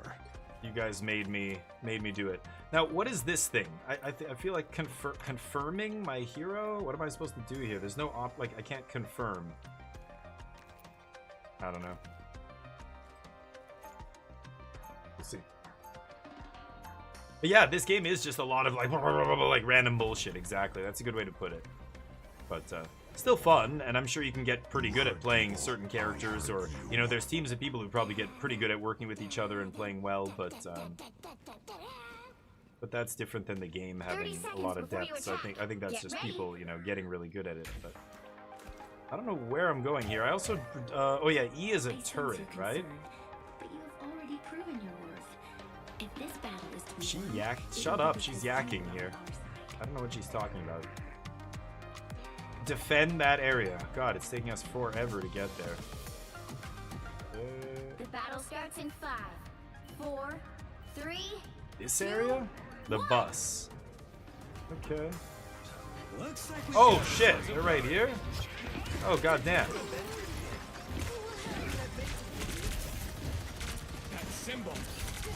There goes Thor. Battlefield ready again. So long, turret. Nice. Wow. Yeah, he's pretty good. Level 1 difficulty character is good. Shocker.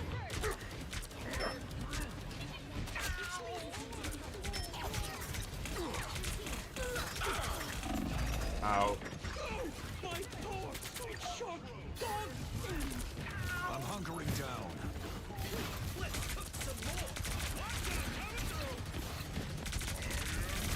Ah, that guy hurts. Thor comes at you. Maybe putting the turret up there is not the best spot.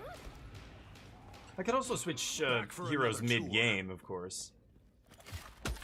Oh, it's a grappling hook. That's the shift. Okay. And then right-click is what? Smoke grenade or something? Better stop that Not vehicle. even sure.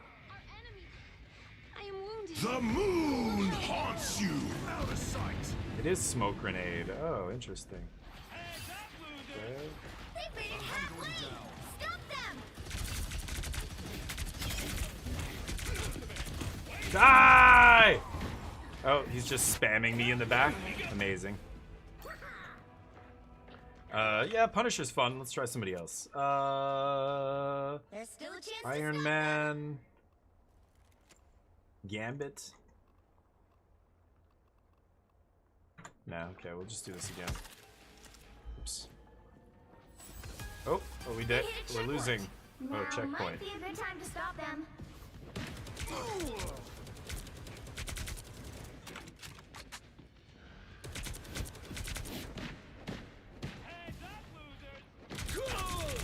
Out of sight. Better stop that vehicle. I'm good to go. Judge, jury, executioner!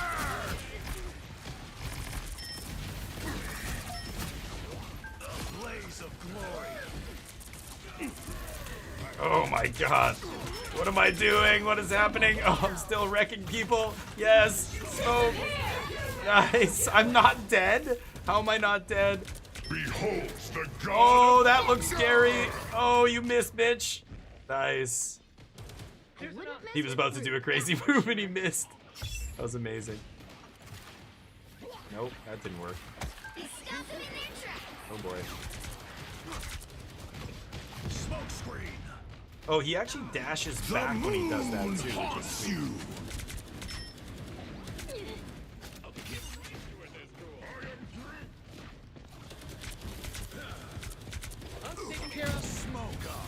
Oh boy, that's bad. This fucking guy. Good old melee spammer gets on you. There's just no getting away from that, is there? Damn. Try Punisher again. Deployment. They've made it halfway. Stop them. That's not how that's supposed to go. Okay. Better stop that vehicle. Freeze down. Boom! No skill shot. Oh boy.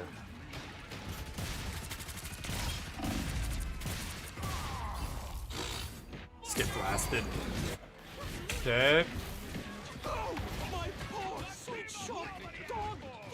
Us against the world. This is not over. There's still a chance to stop them. Oh, the jump at the end is so annoying. Heavy weapons. I'm in love.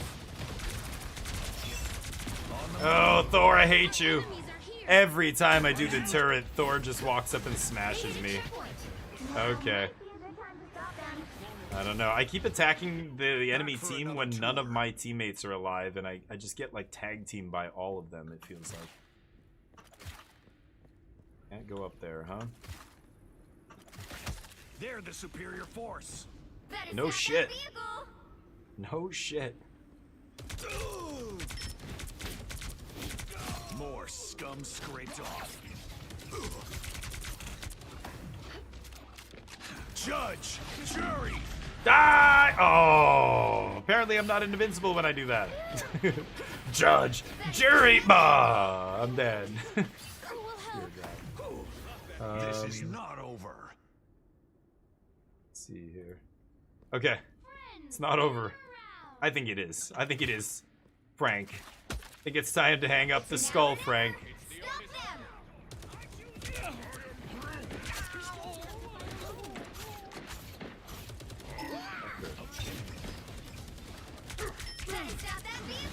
Behold the god of thunder!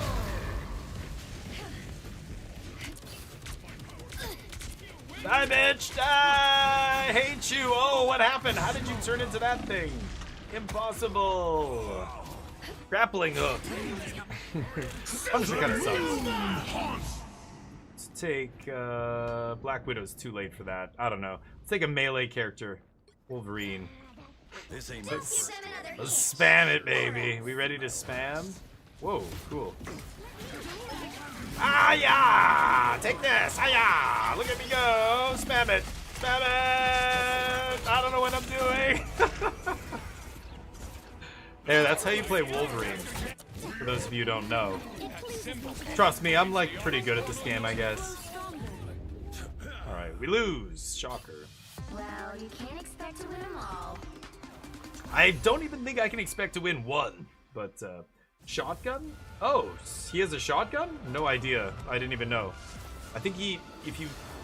Oh, I scroll with the mouse wheel, maybe, to get to shotgun? I'm not even sure. Anyway, I'm gonna grab a drink. I'll be right back.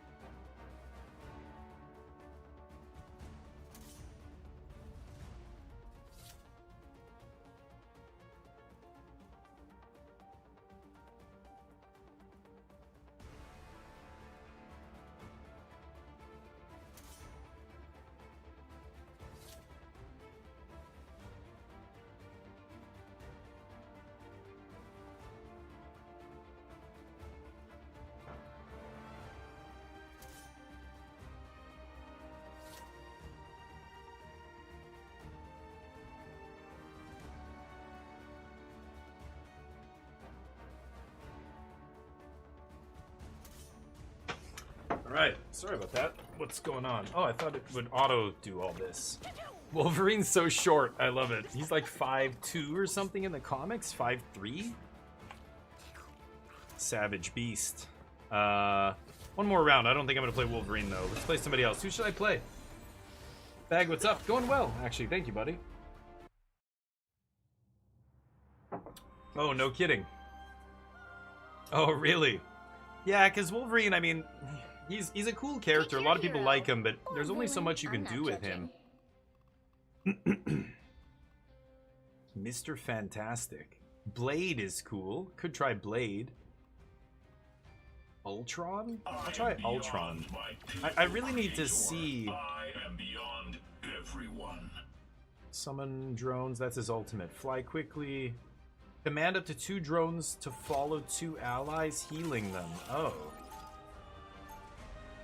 Deploy drones? It's a bunch of drone shit? Huh. I was built in humanity's image. Now I shall erase it. He's AI. You're looking at 30 it. seconds before you attack. Get ready. This guy's emoting, because of course. He's Deadpool. Dodge truck. Playing as Punisher. You know this guy's a mouth breather. The Dodge Ram 2500. The #1 vehicle by like a massive, like several orders of magnitude.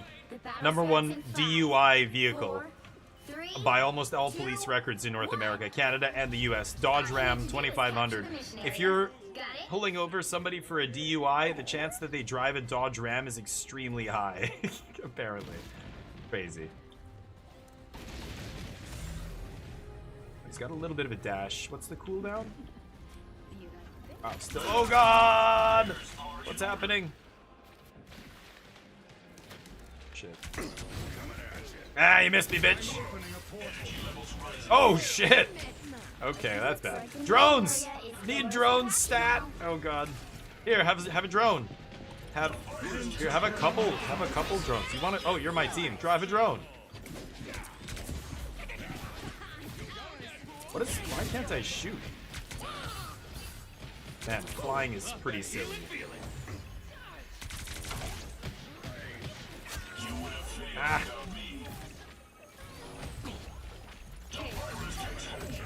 I don't know if I'm actually helping. I'm helping, guys. Die, bitch! Alright, there we go.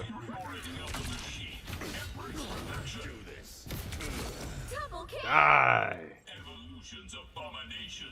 I keep forgetting spaces. Yeah, I gotta remember how to fly here. Do I count as doing this? Make yourself useful. Can always use a Weird. shield.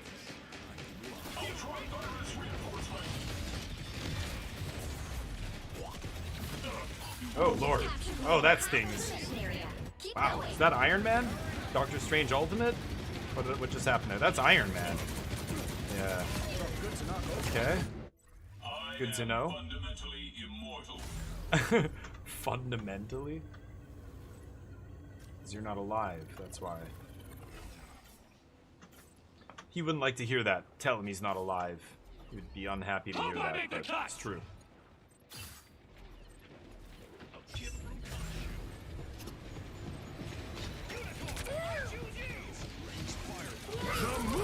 Ow! We're doing big shit.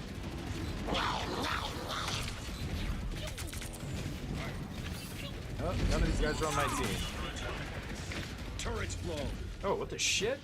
Wow, they restored the room or something? What did I just see?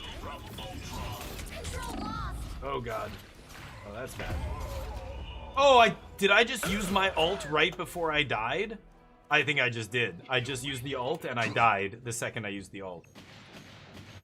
Let's try one more ult. Yeah, it's back to 3%. Amazing. Oops. I didn't realize how close to death I was. I thought I was going to use the ult to get out of dying, but just waited a little too long to use it. But oh, did it not work, Crispy? That's interesting. I think it only works if you're... God, what the fuck? Okay, that guy's way faster than me, so I can't dodge his beam. Because I can't get away, right? Yeah, he's faster. He just followed me and that's it. I think you have to be VIP to do that, so get VIP and then you can do it.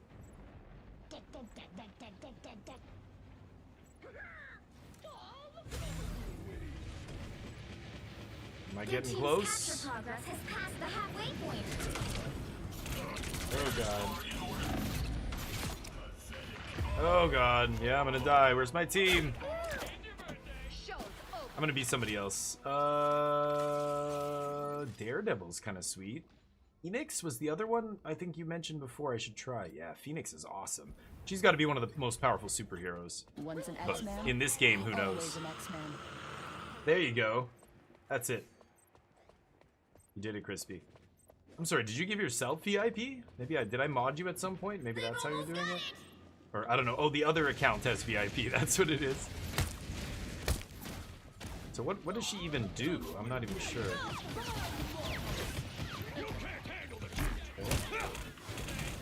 What does that do? Psychic shift, huh? So she's got a decently high rate of fire. Hey, I'm on your team, dipshit. Dodge truck playing like a master. Of course he is. I don't know what my abilities do, but I think they're good. Oh, I turn into her. Oh, okay. We lost. One more. She's Hela Deluxe. She's basically like the same as Hela, but different. Oh, this is one of those ones. Hold on. How do I... Here we go. Telepathic illusion, leave behind an illusion, teleport, okay. Check this out, because I won't. And, okay, so that just lets me fly? 30 seconds before you attack. Get ready. Okay. Something has changed in you, Ileana. You are not Apply the a innocent spark, child crit hits, I apply once 2 knew. sparks, 3 sparks, they explode. Okay. Kind of I think I'll interesting. just take your word on that one. Awesome. Oh, that's really short. The battle starts That's in it? 5, That's the flight? 4, 3, 2, 1. All you need to do is capture the mission area. Got it? I bet saving the multiverse will look great on the old resume.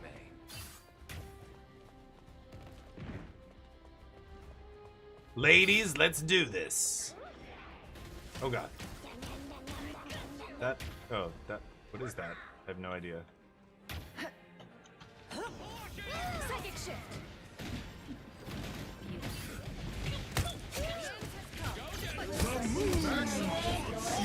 I've got to stop, maybe, I'm gonna take my time a little bit with the shooting. Oh, I have my special. What does my special even do? You are nothing. Oh, I can't see anything though. Oh, meteor style. Okay, cool. Okay, I got it. I got this. Can't catch me. Hi, bitch. Oh, that's that little guy's dude, right? Whoa, what is this? Is it she remaking? Like somebody's using that ability to like remake the walls and stuff or something. Rejoice. We have prevailed for now. Come on, Dodge truck. They're behind you, homie. Do I just have to sit in here? I do, right? Oh, I'm so bad. I'm so fucking bad. Oh, I'm so bad at this game.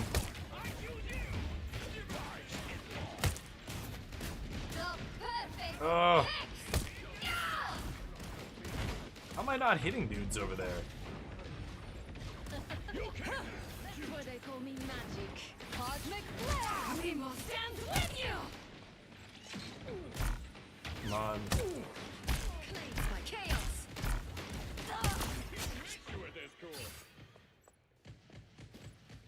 Nope. Aren't we supposed to just hold this? Yeah, they're in deep shit. Half of the mission area. Keep going. Yeah, we're knocking him back pretty solidly here. This guy's busy spamming. Great work. Great work.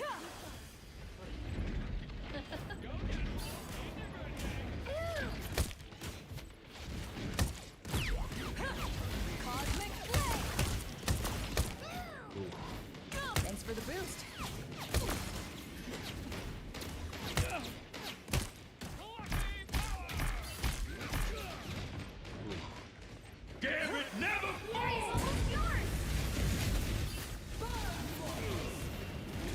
Ah! Oh my god. The end has come, but just for you. I can't hit shit. Cosmic flare. Ah! You really should have known You'll better. have to keep fighting until we have a winner. Die, bitch! Die! I can't hit him. There it is. Die. Get wrecked. Easy. That's all? That's all you got? Give that trash talk. So, it's automatic. Oh, the map just rebuilds? Alright, we're still in it. I'm 11-4. Not amazing. 26-3, one dude. Oh, is he level 89, he or she? Okay. A disappearing act. Phoenix is cool. Let's try Phoenix again. The fly ability, like when a character only has an ability, like an ability that only flies, that feels underwhelming when there's other characters that naturally fly. Get ready. But I like how they adjusted the speed of all the characters so that like the characters who fly permanently are still not agile flyers. The characters that have to fly like this, I think, are a little bit more agile. How about we steer clear of all would-be tyrants? I don't know. Again, I don't know anything about this game. I'm just going by total anecdotal feel. Like, just what I feel in the moment of playing these characters for the very first time. My very first impressions of movement and dodges and abilities and shooting. She's got a decent fire rate. Like, fire rate's obviously a big part of this game. The flight is very short, though. What is that, about 6 seconds or 7 seconds? Oh, why did that just break? Can't catch me.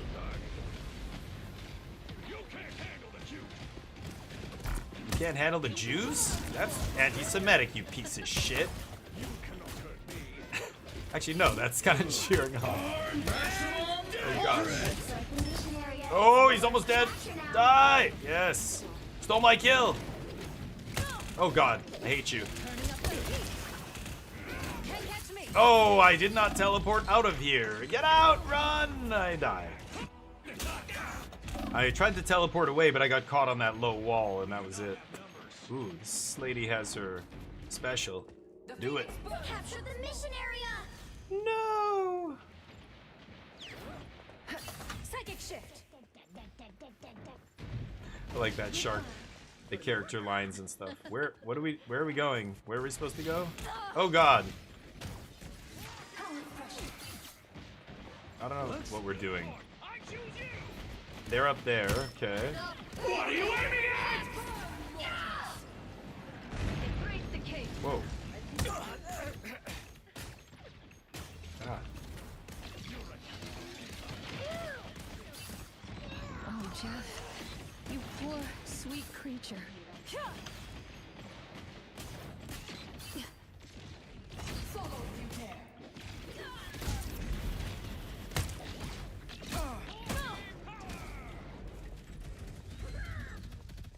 Damn it. Sniping this guy. Your team's capture progress has passed the halfway point. Go up. Turning up the heat.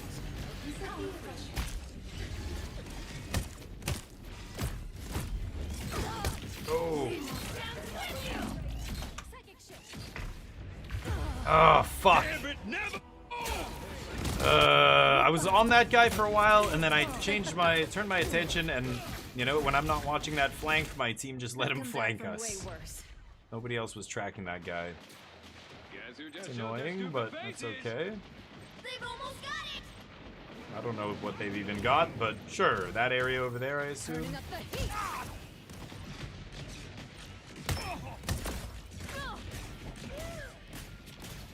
Hi. Man, it looks like I'm right on it, dude. This is real firepower! Again! Oh, that's a lot of dudes around me. Oh, I have my special? Okay, I have my special too. Nah, whatever, we lose. I'm over it. Get the chance to play one more Psylocke? Sure, I'll try Psylocke. Psylocke is very sweet. My brother used to draw a really mean Psylocke. I know that sounds ridiculous, but my brother loves Psylocke. If you want to see some really cool art of her, I don't know what, I don't know, you'd have to go through his like Instagram or something. I'm sure you can probably find some sweet Psylocke art, but even as kids, he would draw her, you know, in the classic outfit, like her comic book outfit, which is very revealing, but every superhero costume is super revealing and super tight and everything else. Literally like painted on, right? Oh, I guess I could have just gone one more round, but I want to actually look at my heroes' abilities. Psylocke. Let's see what you do. Yeah, this is a weird outfit for her. That is not the one I remember, but she's got telekinesis, so she can do the Psy Blade, which is her big fist thing, right? See, that she never had in the comics, the crossbow thing. How do I see the... I guess I have to go here.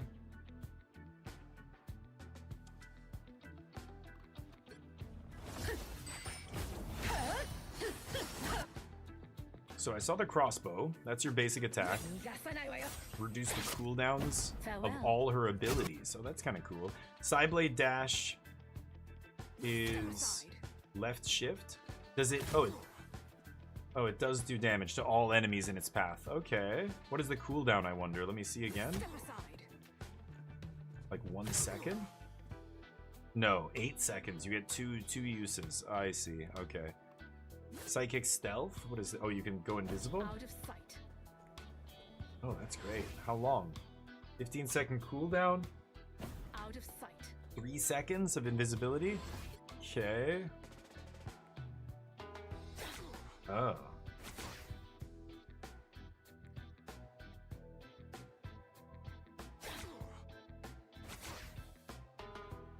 Oh, it's like additional health? Oh, that's crazy. How much? Holy shit. So 50 and then 25? But you only get... How many do you get? Just 2. Right click. And then you what? You right click again to recall them. Okay. And the dance of the butterfly. Slash them.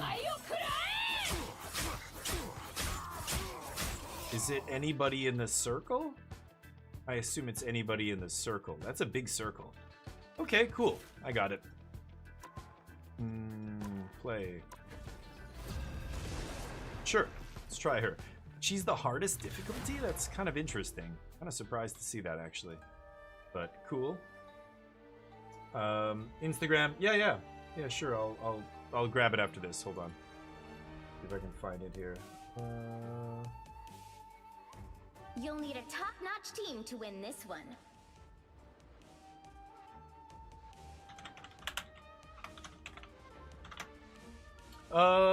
Shylock.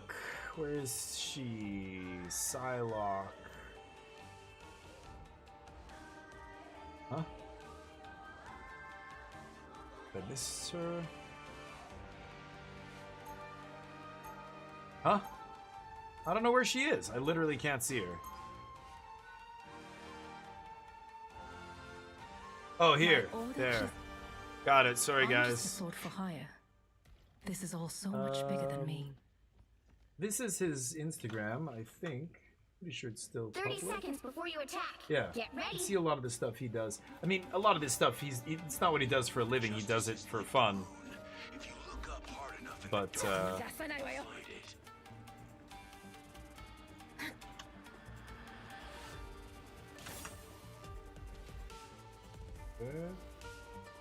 Visibility for 3 seconds, shurikens, and then right click gets me health back.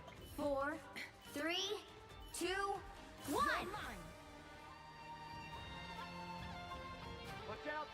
Out of sight. Forgive me for what I have done. Human magic. You need to stop that vehicle in its tracks.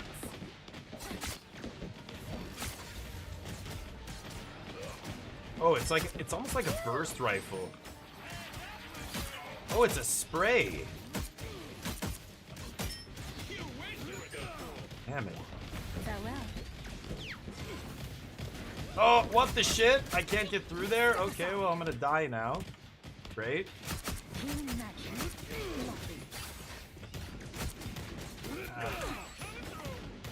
What? I recalled them.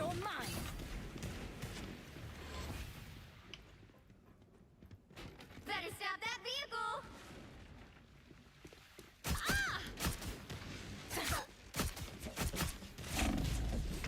Fuck. So you gotta be really sneaky. I have reawakened. Farewell. Can anybody else use that? That would be cool if your teammates could use that zip line. I'm in trouble. Right, Barnes? What? Was that Punisher? Better stop that vehicle. Am I getting like no... I'm not getting any damage from that far away, right? You're mine. Oh. Recall, recall. Oh, what the fuck? How am I getting killed in one shot? I don't know. As soon as my cover disappears, I just die instantly. I don't know. I guess everybody hits They really... hit a checkpoint. Oh, new spawn Now room. might be a good time to stop them. Sayonara.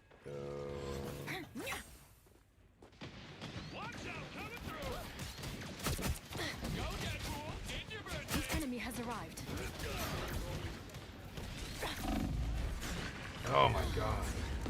Oh, I just teleported and died.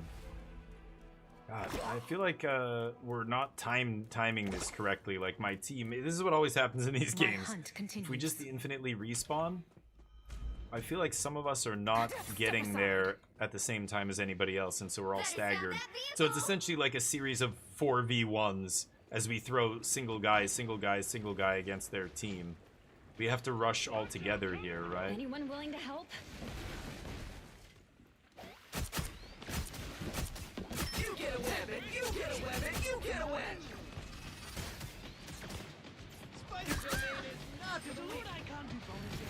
God, there's almost like a weird reload. I really don't like. Oh, I've got my... What? Oh. Getting hurt too easily. Wow. It's close. Oh. Couldn't get out of that. Extermination! Nice. Who's that? I have reawakened. Oh, this again. She's fragile, right? God, she feels like she dies easily. Out of sight. Oh.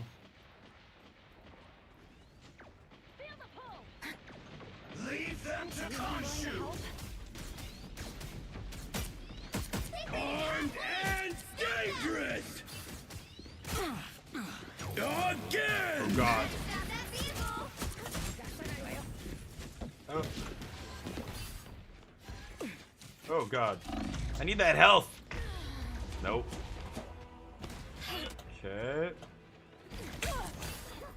She's hard. Spider-Man? I have With reawakened. Guile hair? Looks like Guile. Sayonara. There's nothing more sacred than a temple. Our spirits shall meet again someday, little one. Oh, she doesn't dash backwards. That's what's throwing me off too here. Her dash is only forward. They hit a checkpoint. Now might be a good time to stop them. Oh god. I'm gonna die. Shields up. Step aside. I need to heal. You get a web and you get a web and you get a web. Once I get stuck, game over. The enemy has arrived.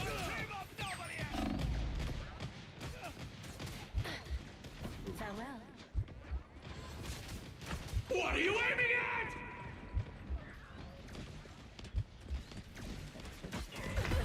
Oh, just noticed the guy flying above. Okay. We gonna lose? I'm back. You're mine. Sayonara. You belong to me. Stop that vehicle. Khonshu never rests. Oh, what the fuck? Oh, there's a pit. Oh, amazing. Okay. No idea. There were actually areas you can fall down under the map. I have reawakened. Good to know. The Burn, what's up?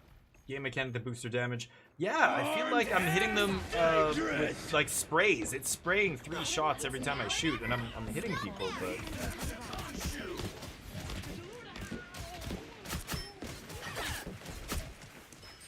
Oh my god, there's like a reload time too, which is nasty.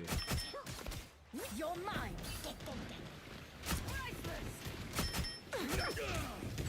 Oh my god, I'm gonna die. Oh, her dash only goes forward. Oh, I've got my ultimate. I should use my ultimate here. It does do a lot of damage to everybody around me, basically. I didn't realize I had to target them, the enemies, though. Like, use invisibility, use sword on everybody is pretty gross. Invisibility now, of course, on cooldown. The squirrels are going to hate me. We are pushing them back. Yeah. Okay, I'm gonna save my... Us against the world! You paid for your transgressions. Farewell. Here we go. They look like they Ah! Oh, get wrecked. Nice. KO 3. And then I pull back. Oh, I almost got out of there too. Not bad. Getting some kills there. Yeah, I'm killing people, but it's not easy. My light cannot be snuffed. Some characters are different than others. Like, I like Hela, or Hela, is that her name? She has an actual powerful regular attack. You can, I got a bunch of kills with her, but just depends on the character. I think, obviously, oh god, I'm dead? I'm also, like, falling down the map here, which is not helping. I still don't know how this second ability works. My right trigger, it's supposed to give me temporary health. I feel like I hit that people with that, but it also doesn't do the thing. I'm not sure if I'm supposed to do something else after, but anyway. Farewell. You get a web, and you get a web, and you get a web.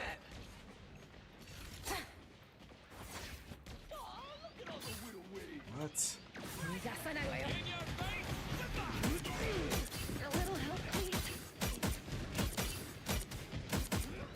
What a difference. Oh, he's running. Oh, that's okay. Nice. Double KO. Nice. It's all us? Oh, what the shit? Get out of here. Okay. I guess we're good here. Goddamn. Nice. Okay. Only 60 seconds left. Oh boy, here he comes. You sure about that dead pool, you dead idiot? Got him.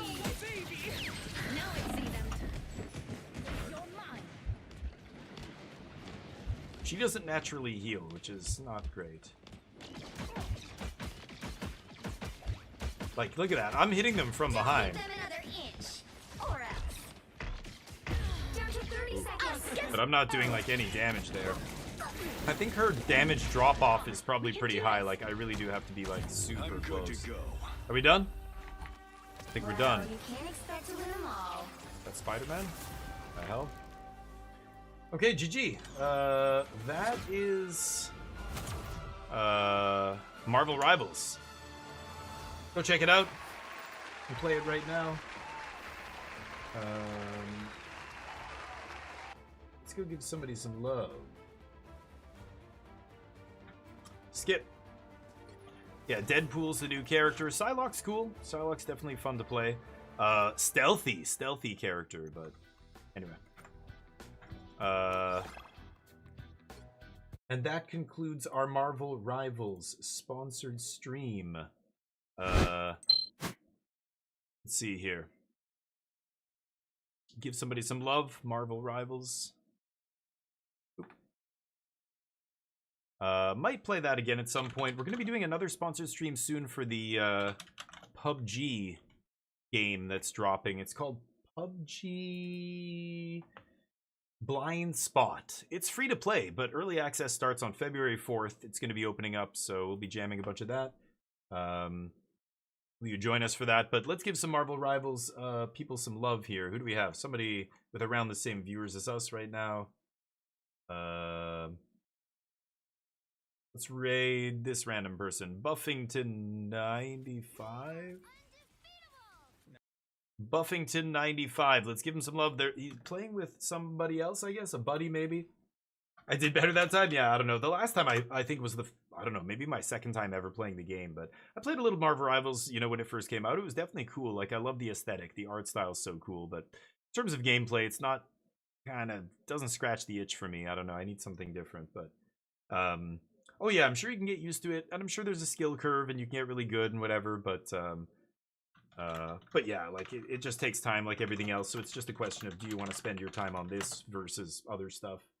And it's pretty rare that the answer is this for any prolonged period of time. For me, anyway. Let's give this dude some love. Give him a follow. That's the message I'm going to post in their channel. You can give them a follow and say hi, spam whatever emotes you want. They're playing Namor here. So give them some love. I'll be back, not tomorrow, but on Monday for some more Magic and some new games. I want to get into, well, I'll show you on Monday. We'll leave it to chat. We'll let chat choose, but still want to beat the Outer Worlds 2. So we'll be definitely playing that. But anyway, give them some love. Give them a follow. I'll see you soon. Have a great weekend. Peace.